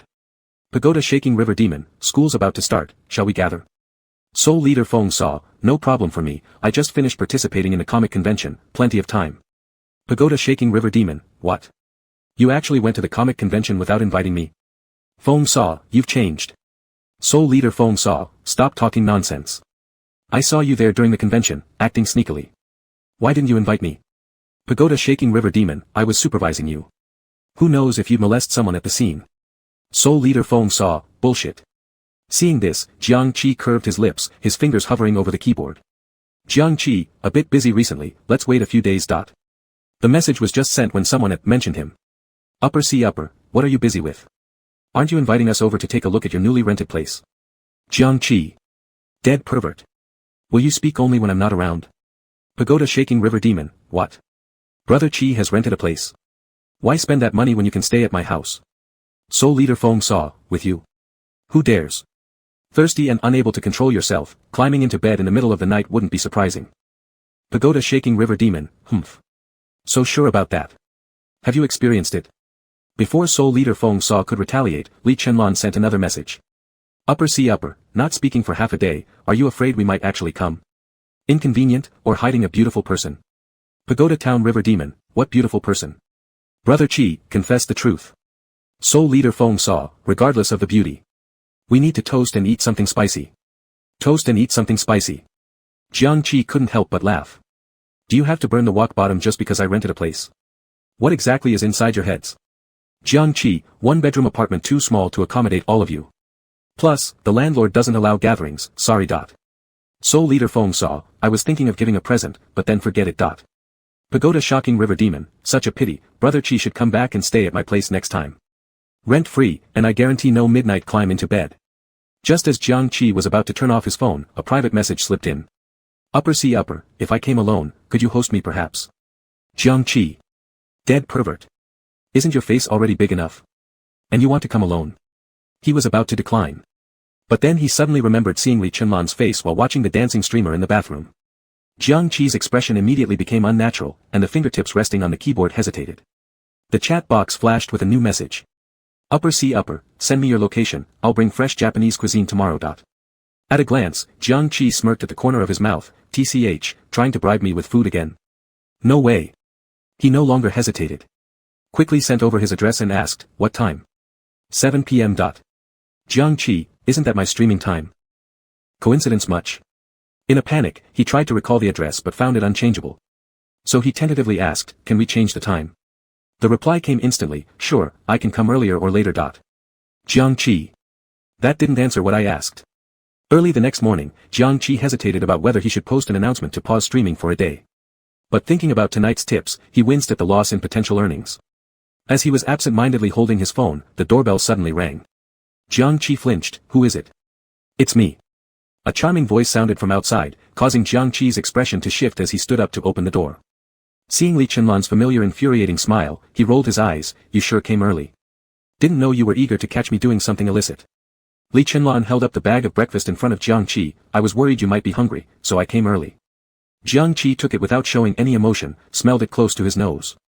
Humph, the school gate's little steamed buns. It's been so long since I've had them, they're so tempting. You pervert, good to see you have some conscience. Any event that costs me money, I forgive you. Li Chenlan smiled subtly, stepping into the room, his dark gaze sweeping around. The room isn't big. Is the bed big enough for two? Cough cough cough. Jiang Qi suddenly choked on the steamed bun.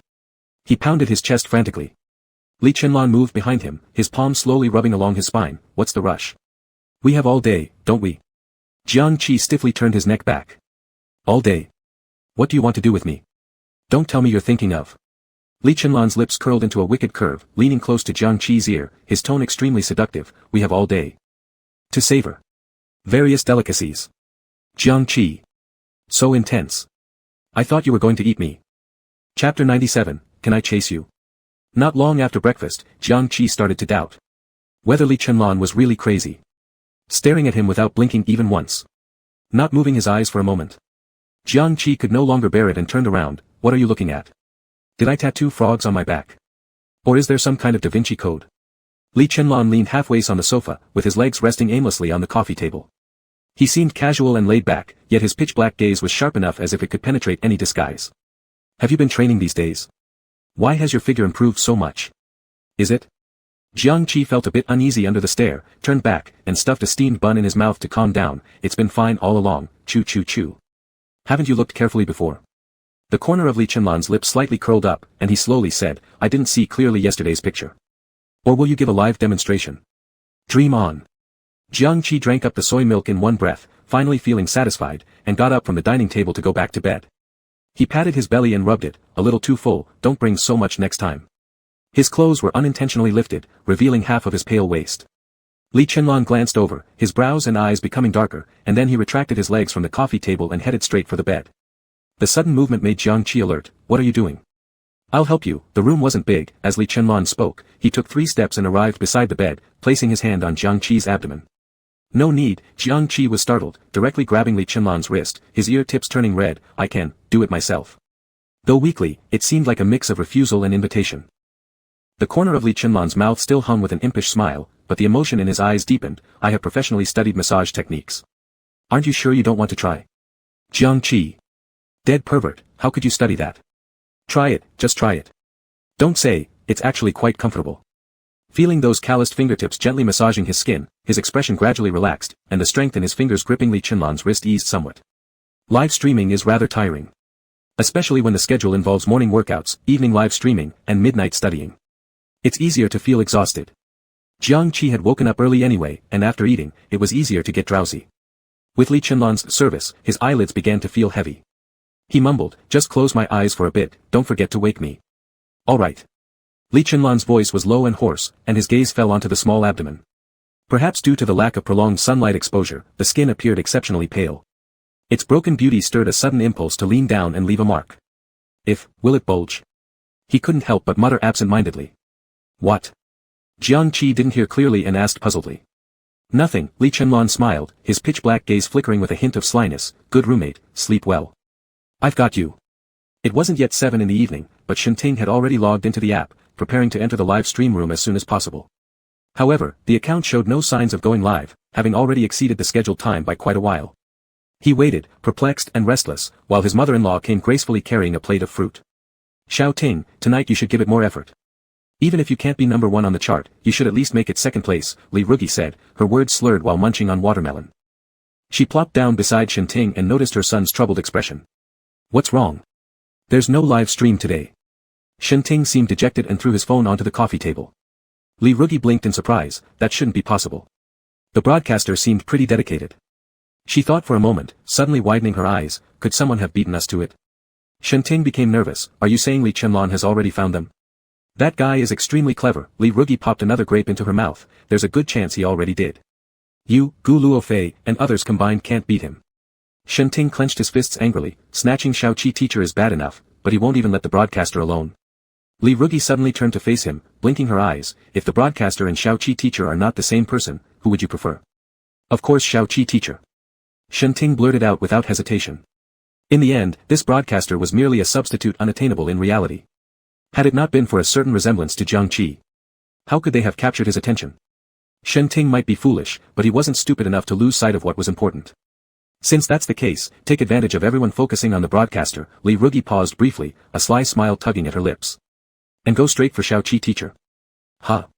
Upon hearing this, Shen Ting's face immediately turned red. Isn't that a little too forward? Li Rugi picked up the fruit plate and stood up, giving him a disapproving look. If both have been snatched away by Li Chenlan, are you just going to sit there? Her silhouette disappeared quickly from the living room with an air that clearly expressed her disappointment in his indecision. Shen Ting sat silently for a moment. Suddenly, as if making a firm resolution, he grabbed his phone and dialed the number. After a few seconds, the call connected. In his eagerness, he began to speak before even considering propriety. Teacher Xiaoqi, I want to. What do you want? Came a lazy voice, cutting Shen Ting short. His body froze in shock. Li Chenlan. How could you possibly have teacher Xiaoqi's phone? Li Chenlan chuckled softly, care to guess? I need to talk to teacher Xiaoqi. Shen Ting jumped up nervously and started pacing back and forth, holding the phone tightly. He just ate, and now he's asleep, said Li Chenlan with feigned innocence. Just ate? What did you feed him? Realizing he probably shouldn't ask or think too deeply about it, Shen Ting hung up hurriedly, anger bubbling through his chest. His eyes watered, ready to overflow in frustration. Upstairs, where Li Rugi stood applying face masks, she shook her head helplessly, one hand supporting her cheek. So pitiful. All his rare boldness had come back to haunt him with shyness again. Hopefully, her son won't suffer any lasting psychological scars. A noise caught Jiang Qi's attention. He turned over and half opened his sleepy, narrow eyes. Who is it? Just some harassing call. Li Chenlan lay down beside him, his elbow propped against the pillow. Go back to sleep. Without doubting further, Jiang Qi closed his eyes, his breathing becoming steady and calm once more. Did he put sleeping pills in the Japanese cuisine? Why am I so sleepy after eating? Good roommate. Li Chenlan curved his lips into a smile and leaned closer to Jiang Qi's ear, his lower tone deep and intimate as though it could pierce through his eardrum and strike directly at his soul. Can I chase you? Chapter 98, Need to confirm some rumors. Li Chenlan maintained his posture, patiently waiting for a while. And realized that besides more even breathing, Jiang Qi had no other reactions. It seemed Li Chenlan didn't mind at all, as the corner of his mouth slowly lifted, his gaze heavy and fixed on the side of Jiang Qi's face. The long, fine eyelashes trembled slightly. The originally pale, luminous skin now bearing an unusual tinge of red. Can't you really hear me? A deep voice resounded in the entwined atmosphere of the space. Then came a brief chuckle. Ha! I'll consider it as your tacit consent then. Li Chenlan leaned down, capturing the small earlobe with his lips, biting lightly with restraint before reluctantly letting go. Good roommate, I. Ever since his feelings were set, he was nearly out of control. Li Chenlan sat up on the bed, taking fast steps towards the bathroom. As the door closed, Jiang Qi suddenly opened his eyes, raising his hand instinctively to steady his chest as he muttered in relief, shit, my heart almost jumped out. Soon, it was time for school to resume. Jiang Qi organized the items in his short-term rental apartment and after confirming everything with the landlord, he planned to head to University A. Being extremely idle, he sat on the sofa calculating his live streaming income. Although he received tips every day, the money would be immediately transferred against his will to the loan platform. Practically equivalent to being a ferryman of wealth, not keeping any portion for himself. He hadn't even looked into how much he'd actually earned. When he clicked to check his cumulative income in the back end now, his eyes lit up. There was actually 700,000 or 800,000. In less than half a month. Isn't this far more profitable than being a tutor? Maybe he should move out of the dormitory and start working full-time. Just as Jiang Qi started feeling a bit motivated, a handsome head appeared from the open doorway, going back to school. The familiar voice made him catch his breath as he lifted his eyelids to look. How did you know I'm returning to school today? I was told last night. Li Chenlan curled his lips, one hand in his pocket as he stepped into the room and picked up Jiang Qi's suitcase, quite heavy. Did you put expensive equipment inside? Jiang Qi quickly walked over and pulled the suitcase back. All law books, naturally heavy, I can carry them myself, there's no need for Mr. Great Rich to help. Hearing this sentence, Li Chenlan's face was filled with hurt expressions. Why didn't you say, bother, when I brought you breakfast? Now that you don't want my help, is it because you have a new friend who can replace me? Jiang Qi. Is he suggesting I switch from dark paths to manipulative routes now? TCH, with this level, does he think he can manipulate me? Alright then, Li Chenlan sniffed, turning around in apparent dejection, if you don't want my help, fine. Jiang Qi rolled his eyes, saying irritably, I do want your help, alright? You come and do it. All of it's yours. I've never seen anyone so keen to take on work. Li Chenlong turned around immediately, his eyebrows and eyes showing cunning smiles, as expected, we are the best. He was about to pick up the suitcase and walk out when suddenly the landlady blocked the entrance, Little Chi, I've come to inspect the house. Oh, another handsome guy. Is this your boyfriend? The landlady pinched her reading glasses and looked Li Chenlong up and down, surprising everyone with her comment. Jiang Qi's cheeks instantly turned red, Auntie, stop talking nonsense, he's my university roommate. The landlady smiled mischievously, many roommates develop into boyfriends, I see the two of you are very compatible. Before Jiang Qi could explain further, someone beside him butted in, Auntie, you have such good eyesight. Jiang Qi startled and turned his head, only to see Li Chenlong laughing shamelessly. What's going on? Being mistaken for a gay couple, and you're proud of it? As soon as this thought crossed his mind, Li Chenlong threw his arm around Jiang Qi's shoulder and grinned, Auntie, if we rent here again as a couple, please give us a discount on the lover's rate. Jiang Qi's astonished gaze didn't retreat. Who the hell agreed to rent a lover's suite with you? You're almost as rich as a country now, yet you're asking for discounts. TSK, is this considered extreme stinginess? He thought about this and felt a little uneasy. After all, this Mr. Rich has always been incredibly generous with him. That's fine, the aunt adjusted her gold-rimmed glasses, she isn't connected to Auntie via WeChat. If you want to stay short-term or long-term, you can contact me anytime. If the dormitory is inconvenient, spending one night here would also be fine. Under the landlord's colorful gaze, Jiang Qi pulled Li Chenlong away from the scene. As soon as they stepped out of the apartment gate, he complained, for things like this, not only do you not offer an explanation, but how come you make up such nonsense? I didn't make anything up, Li Chenlong chuckled lazily, our campus forum is full of evidence about our romantic relationship. Jiang Qi glared at him, pay attention to your wording, those are fabricated rumors based on speculation. Li Chenlong nodded thoughtfully, are they? That gives me a good chance to confirm them. Jiang Qi. Forget it, I shouldn't consider you a normal person. Returning students head back to school, new freshmen start their college journey. Within 2 days, the entrance of University A was packed with people. Truly deserving its reputation as the top university in the capital, luxury cars were everywhere. Gu Mo got out from the back seat, holding his head high while enjoying the envious gazes of classmates around him, his sense of superiority almost bursting through the buttons of his tight-fitting clothes. Brother, he called sweetly and intended to loop his arm around Gu Luofei's elbow, only to discover that the man had already walked ahead by himself. His move ended up in thin air. Gu Mo's expression turned grim. The attitude change from Gu Luofei was becoming increasingly evident, no longer intimate and doting like before, as if he had become a completely different person. All because of Jiang Qi. Hadn't it been for his excessive seductive live-streaming efforts, which confused his own brother, how could the situation have deteriorated into what it was now? He brimmed with resentment, slinging his handbag as he moved toward the school gate. Voices of discussion buzzed nearby. Is that another limited edition? How did he even manage to grab it? It must have cost an extra fortune. Anything Gu Er Shao casually carries is astronomically priced. Humph, wonder if he comes here to study or to flaunt his wealth. You'd better lower your voice, he's just here to gild his lily. After graduation, we'll still end up working under him.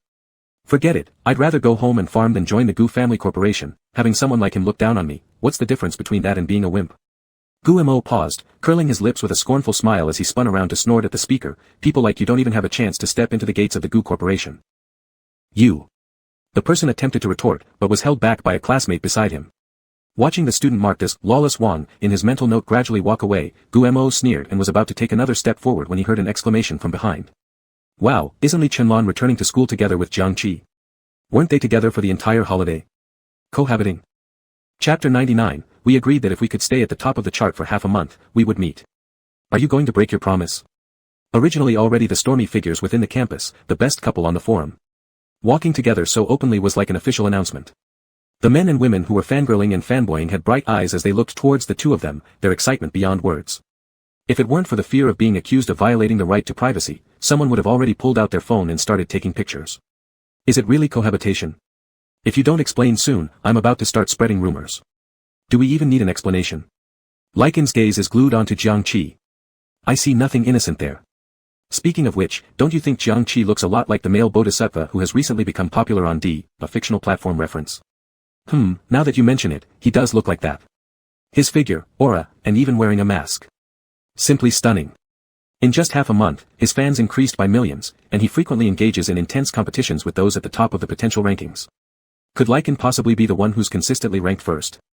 Gumo's eyes glinted with jealousy as he stared intently at Jiang Qi and Li Chenlan, eventually unable to listen any longer and turned to leave. Isn't this just live streaming some borderline content? Low, vulgar, sexual. Such a flattery-pleasing act, yet it's being hyped up like this. It's simply the decline of moral values. He griped secretly in his heart as he carried his handbag, his hurried steps somewhat awkward. Brother Qi, Lord Lan, holy cow, you two arrived so early. A passionate call came from behind. Jiang Qi turned around and saw Wang Baozhen running over while carrying a suitcase. While running, he kept looking around. So many freshmen reporting. Any beauties? Help me keep an eye out, I feel like my spring is coming. Jiang Qi smirked, autumn has already started, and you're still acting restless. Before Wang Baozhen could answer, a voice interjected beside them, you better stop reaching out your claws toward underclassmen. Chen Xiaofeng appeared out of nowhere, hugging Wang Baozhen's shoulders, being single is your greatest contribution to our school. Go to hell. Wang Baozhen retaliated with an elbow strike directly to Chen Xiaofeng's stomach, muttering, I guess you don't understand the hunger of others. At comic expos, seducing crossdressers. Wah. Chen Xiaofeng ignored the pain in his abdomen, covering Wang Baozhen's mouth so he couldn't speak, and then gave an awkward smile to Jiang Qi and Li Chenlan, don't listen to his nonsense. I haven't lured anyone. The four roommates just met at school and immediately started fooling around joyfully. Several villainous young masters stepping out of luxury cars glanced meaningfully at them for a moment before turning away and walking into the campus. Shenting felt footsteps following closely behind, so he glanced sideways. Next second he saw Zhao Sirui and Gu Luofei with gloomy expressions. He smirked, what, want to form a losers alliance? If I can't get first place, then Mr. Gu must also be so incompetent. Gu Luofei's eyes flickered briefly at some direction, answering indifferently, even if I'm less capable, I'm still number 2. What about all of you? Zhao Sirui sneered coldly, we don't need to criticize each other, do we? After all, we're all on the same level. As a bastard raised in the family cracks. Knowing well the iron-handed tactics of this heir. Whatever goal he sets his mind on, there's no stopping him from achieving it. Thus said. If Jiang Qi has already been targeted, it might be very hard for others to snatch him away, unless... Thinking of this, Zhao Sirui glanced back again, slightly pensive. Let's find Su Yanhang and have a meeting together. He retracted his gaze, speaking solemnly, discuss how much chance we have to win. Though the other villains didn't respond, they all nodded respectively. Seemingly reaching an agreement in silence. Jiang Qi, standing not far away, suddenly narrowed his eyes. What are these dumb rich kids scheming?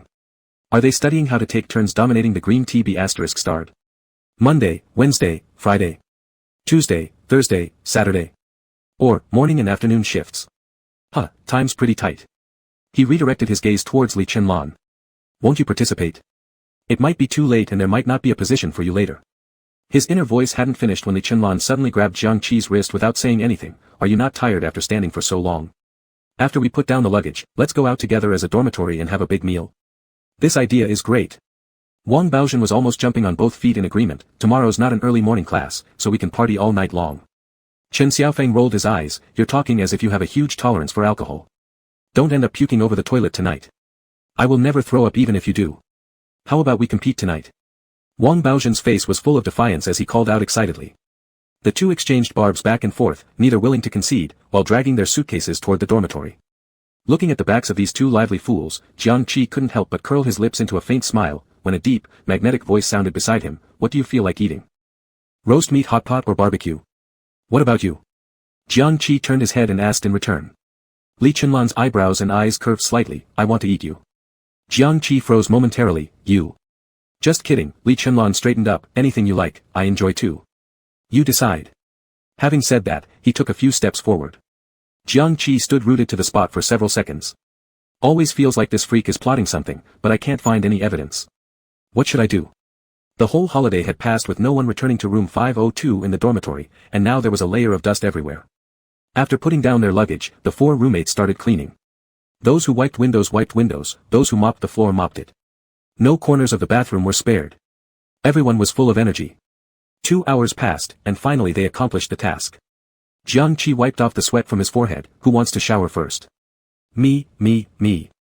Wang Baozhen raised his hand, I really can't bear this smell on my body anymore. Chen Xiaofeng was dissatisfied, why should you go first? Just because your smell is bigger. How about together? Wang Baozhen sincerely invited. Chen Xiaofeng waved his hands quickly, alright, you take care of it yourself then. Wang Baozhen flung the towel around his neck, then I won't be shy anymore. While waiting in line, Jiang Qi sat on the chair tinkering with his phone. He had already issued an announcement that live streaming wouldn't be possible for now, and he wanted to see how the big brothers ranked on the list reacted. Sure enough. After opening it, he found that number 1 had sent him a private message. At a glance, Jiang Qi's expression slightly changed. We agreed that if we could stay at the top of the chart for half a month, we would meet. Are you going to break your promise? He looked carefully again. The message was sent early this morning. It shouldn't be late to reply now. Jiang Qi's fingertip rested on the keyboard. It's temporarily inconvenient to meet. We'll talk when the opportunity arises. He paused briefly before adding another sentence. Don't worry, I'll definitely keep my promises. After finishing typing, Jiang Qi was about to log out of the app when the other side instantly replied. After reading the rapid response, his expression grew even stranger. It seemed like he had never expected Chinese characters could be pieced together in such a way. If we can't meet. Then where? A sexy, cute, lace hollow showing, nurse outfit for a private live stream just for me, and that counts as fulfilling the promise. Chapter 100, Who allowed you to join us? Jiang Qi suspected that he had seen wrong, so he rubbed his eyes again and read the private message in his mind. Sensual and sexy, pure desire hollowed out to show XJ. Nurse's outfit? What the hell, are you browsing Taobao too much? Any keyword can be used. Sitting not far away, Li Chenlan silently exited Taobao with a slight raise of his eyebrows. Are all these guessed by you? If I don't browse Taobao, I really wouldn't know there are so many options. The main thought is. They wear it, definitely not as good looking as you. Jiang Qi propped up his leg, fingertips tapping on the keyboard. Send a photo when you have time. Li Chenlan smiled, want to see my true appearance? Afraid I'm not qualified to be number 1. Jiang Qi sneered, I just want to see if your beauty matches your imagination. After replying, he tossed the phone aside and switched to silent mode. Still so sharp-tongued. Even though he's number 1, he doesn't indulge him. Thinking about this, Li Chenlan's smile at the corner of his mouth became even broader, and he also put down the phone, turned around and asked, good roommate, who will wash first? Random, Jiang Qi's voice was indifferent, I'm not in a hurry. Alright, Li Chenlan stood up, then I'll go first. Just then, Chen Xiaofeng came out, shaking his hair while sighing, comfortable. He turned and saw Li Chenlan, teasingly saying without a care, God Lan, aren't you going with Brother Qi together? 2 people washing saves time. Li Chenlan glanced back with an ambiguous tone, that depends on whether the other party agrees. Jiang Qi picked up his law book as if he hadn't heard anything. Li Chenlan didn't say any more, and walked straight into the bathroom.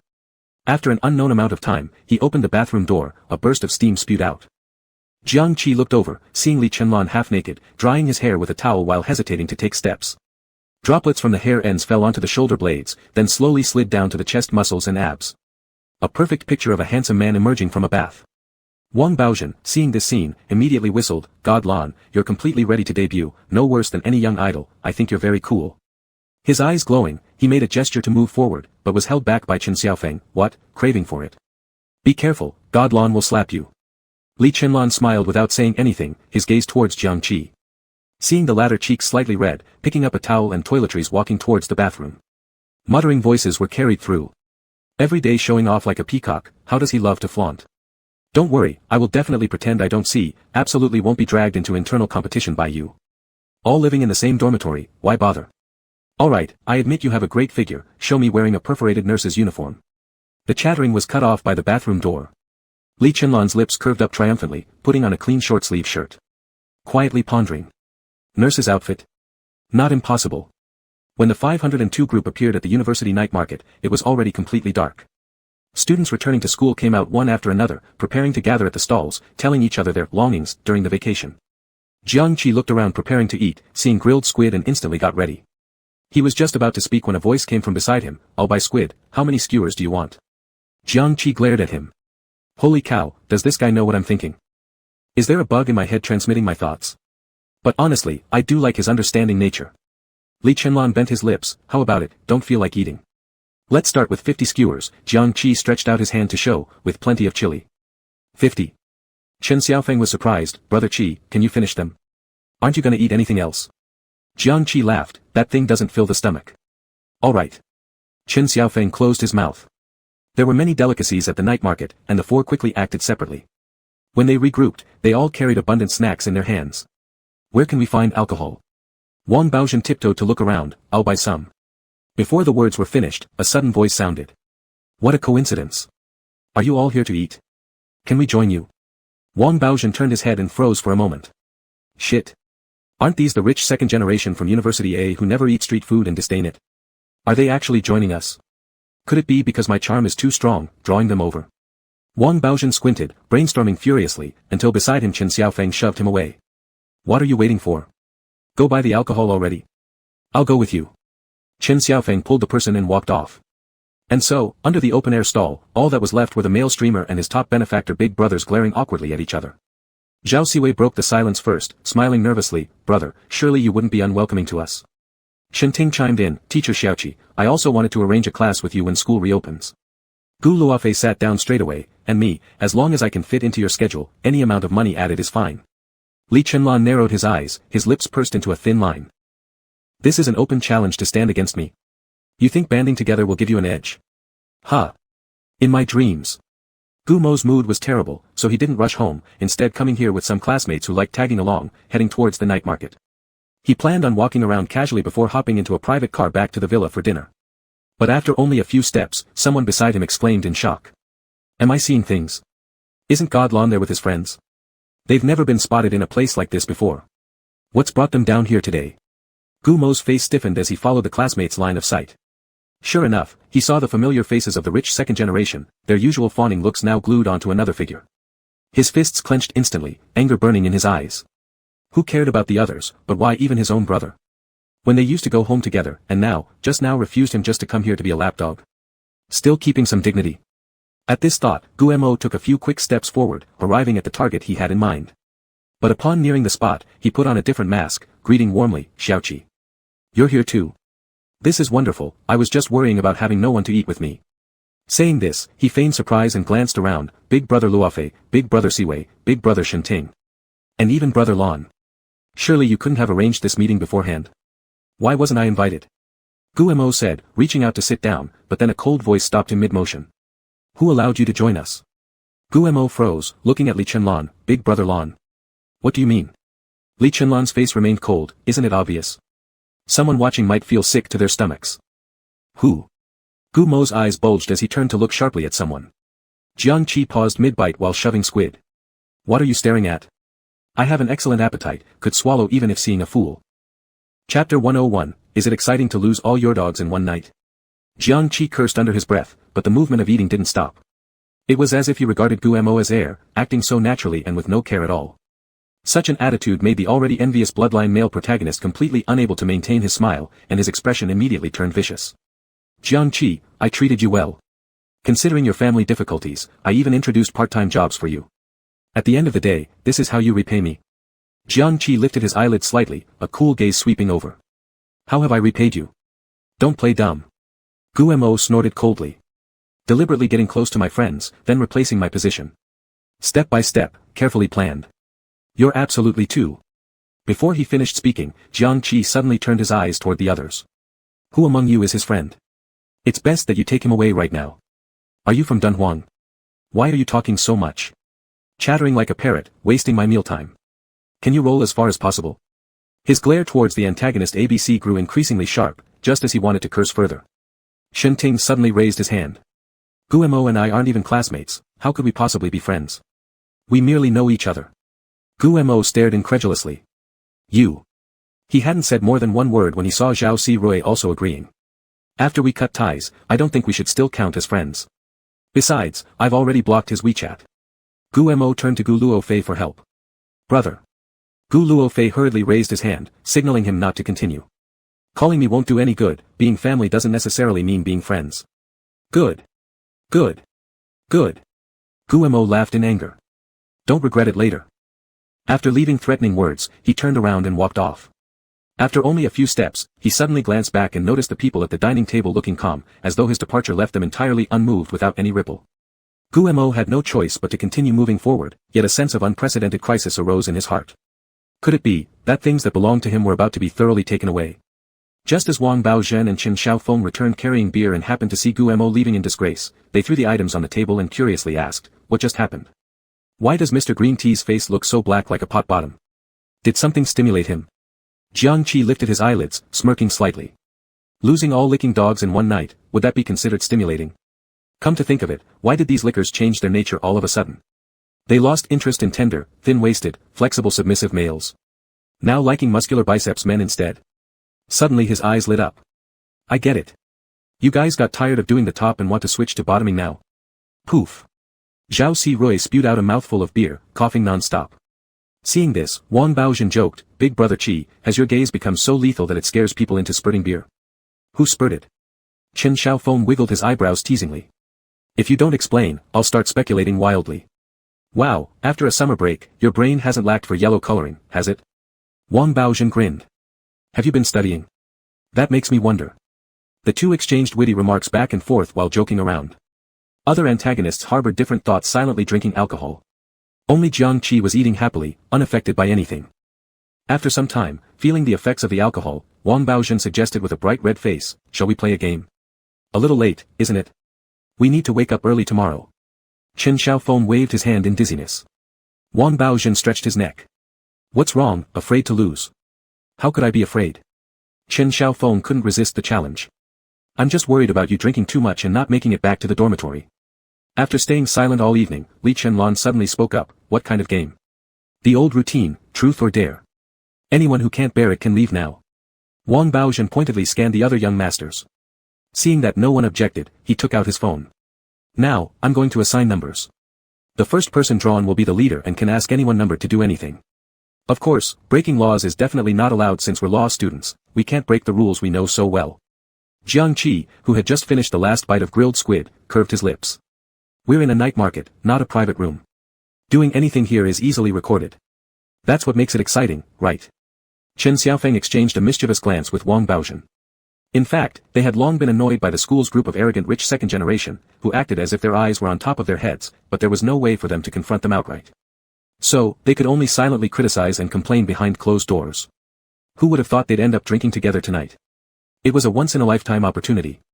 And not taking advantage of it would feel like betraying the whole audience. The numbers on the phone are your codes. Only you know your number and can't say it out loud. Decide on truth or dare based on the seating arrangement according to the numbers. Of course, the numbers aren't fixed, so they'll be reshuffled each round, which will exclude the risk of intentional revenge. Wang Baozhen quickly explained the rules and then asked, "Did everyone understand?" Without waiting for all of them to answer, he immediately turned to Chen Xiaofeng, "Let's start with you." "No problem." Pretending to be mysterious, Chen Xiaofeng glanced at his own number and said right away, 1 and 4, 10-finger interlock in a chest-to-chest hug for 2 minutes. Jiang Qi burst out laughing, "Did you guys bring this game from the bar here?" "Hee hee, practice makes perfect." Chen Xiaofeng scratched his head sheepishly before shouting again, "Who is it? Who is it? Step up and don't waste time."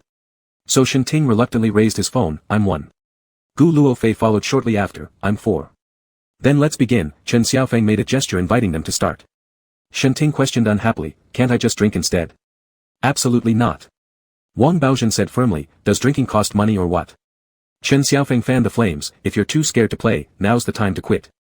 Jiang Qi watched the antics of these two idiots and couldn't help but admire them inwardly. You two are good, forcing the antagonist to resolve things internally. But, overlapping numbers might be hard to handle. Clearly unwilling to back down, Shenting and Gu Luofei had no choice but to grit their teeth and stand up to follow the instructions. The moment the 2 minutes passed, they hastily separated. That's right.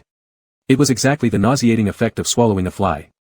Chen Xiaofeng and Wang Baozhen were secretly grinning in triumph. Then moved on to the next round. This time it was Li Chenlan's turn. And slowly but surely, he stated, 2 and 5. Pausing momentarily while an intense gaze landed on Jiang Qi's slightly startled face, "Should also try a dare." "What kind of dare?" Li Chenlan propped his chin on one hand, "How about having a relationship?" Chapter 102, Are you guys in the dorm putting on a show? Li Chenlan laughed nonchalantly, his gaze firmly locked on the side face of the person next to him, ignoring the shocked expressions around. Instead, he asked again on his own. "Since you're out, shouldn't you all be able to play? If you refuse, it won't be interesting." Jiang Qi's fingers paused slightly as he turned his head and glared over, "You talk while talking, why are you pointing at me?" Li Chenlan leisurely propped up his chin with one hand, his smile widening even more, "Aren't you number 5? Jiang Qi's expression hesitated for a moment before becoming somewhat uncomfortable as he stiffened his neck, "So what if I am? Could it be that you're number 2? Li Chenlan didn't respond, taking out his phone and shaking it in front of Jiang Qi. The 2 on the screen was particularly prominent, complementing Li Chenlan's smile and making people feel extremely angry. The few antagonists opposite couldn't stand it anymore and began protesting. "How can you dare pick yourself in the dare game? Did you cheat? Or how could you know the number in advance?" "Ah, I got it, are you guys in the dorm putting on a show?" Zhao Si pointed at Wang Baozhen and Chen Xiaofeng, "Is it you two who leaked the secret?" How do you talk like that?"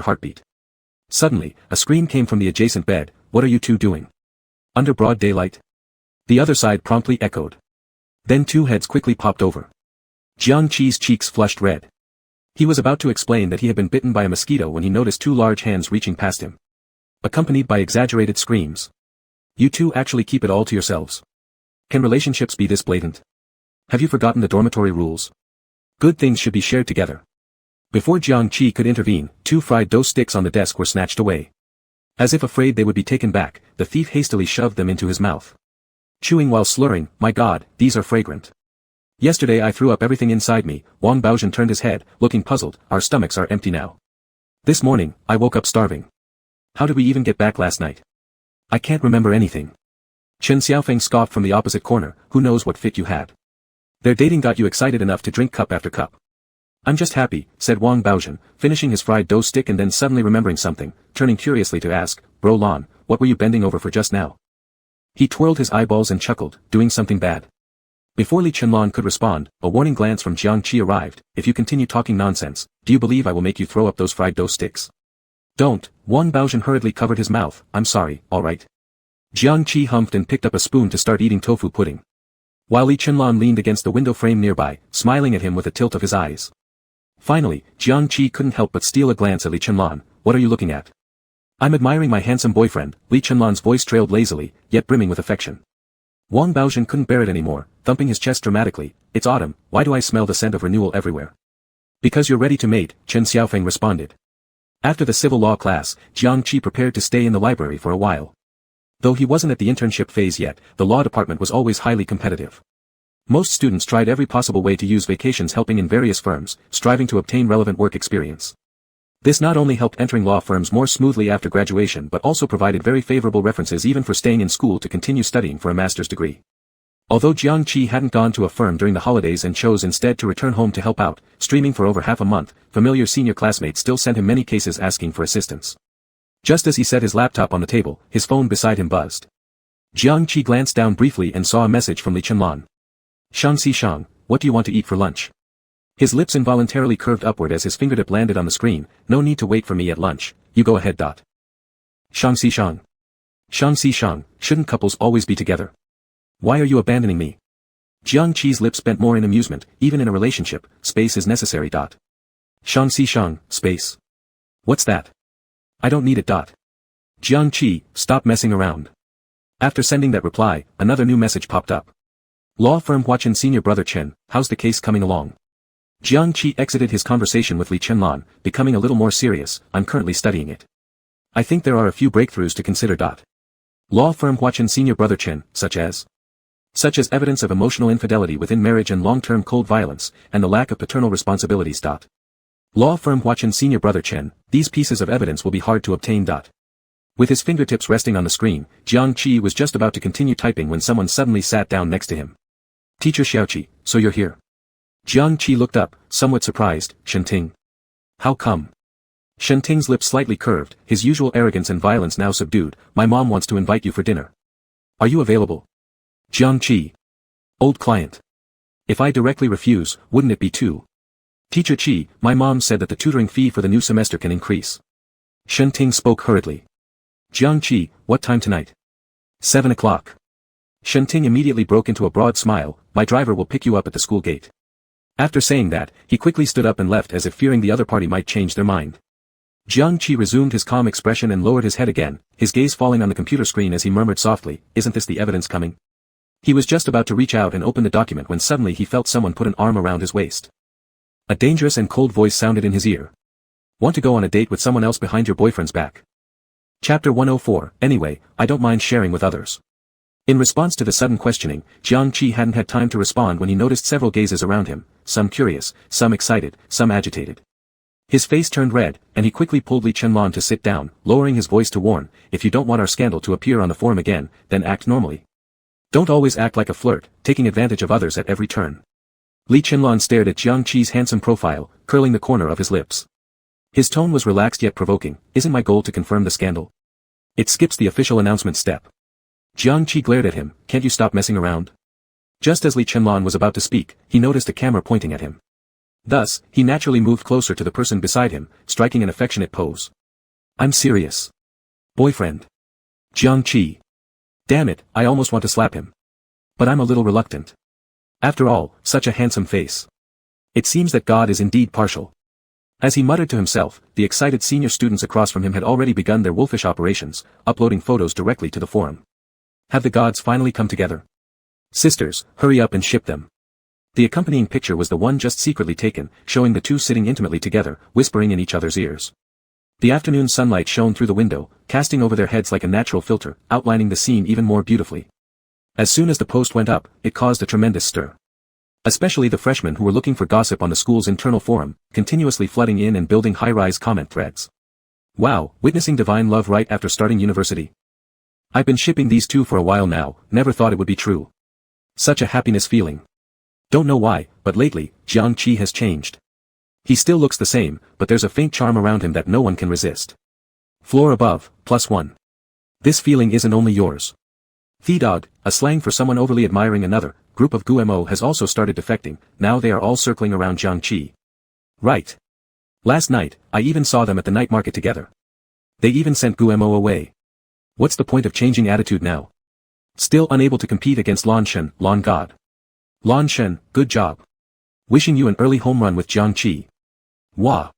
Lan Shen's physique, it's evident he's strong with great endurance, suddenly so excited. GUMO, drinking coffee in the store, became increasingly irritated as he looked at his phone. Finally, he angrily threw it aside. Li Yuan, opposite, curiously glanced over, what's wrong? GUMO scoffed, your heir is having a hot relationship with that poor guy. Which poor guy? Li Yuan slowly took a sip of his coffee. Jiang Qi, 2 words squeezed out between GUMO's teeth, his expression grim, out of pity for him, I initially brought him along to hang out, never expected him to climb over me. After careful recall, Li Yuan asked, is this the Jiang Qi who tutors? He mocked lightly, don't worry, that kind doesn't qualify to enter the Li family's door. Even if Li Chenlan is serious, my grandfather won't agree. Family alliances, you understand. Equality of status is most important. Upon hearing this, GUMO quietly breathed a sigh of relief, his smile reappearing, I just feel that Lan Ge getting mixed up with people like him is demeaning. Doesn't fit his identity. Li Yuan wasn't bothered, men playing the game of true love before marriage, isn't that normal? That's true. GUMO picked up his coffee cup, bringing it to his mouth. Initially intending to leisurely sip, he saw Li Yuan answering a call. Dad, what's wrong? What? Li Chenlan wants to bring a friend home this weekend. Li Yuan, shocked, made eye contact with GUMO before asking, boyfriend or girlfriend? Ah. Isn't grandfather going to be enraged? Shen Ting had finally waited until school was over, leaning by his car, eyes fixed unblinkingly on the school gate. His tense demeanor was as though he wouldn't allow any living thing, not even a single male fly, to go unnoticed. Finally, he saw Jiang Qi lazily strolling out with a backpack, and immediately greeted him, Teacher Xiao Qi. But just after shouting that, Shen Ting stopped in his tracks, his expression suddenly changing as he gazed at the person behind Jiang Qi and blurted, how did you end up coming too? Li Chenlan curled his lips and draped an arm over Jiang Qi's shoulder, I'm going to class with my boyfriend. Is there a problem with that? Jiang Qi glanced at him sideways. I should have known you'd stick like a band-aid. I shouldn't have agreed last night no matter what. Shen Ting managed a laugh, Teacher Qi, bringing someone along to a one-on-one class might not be appropriate, right?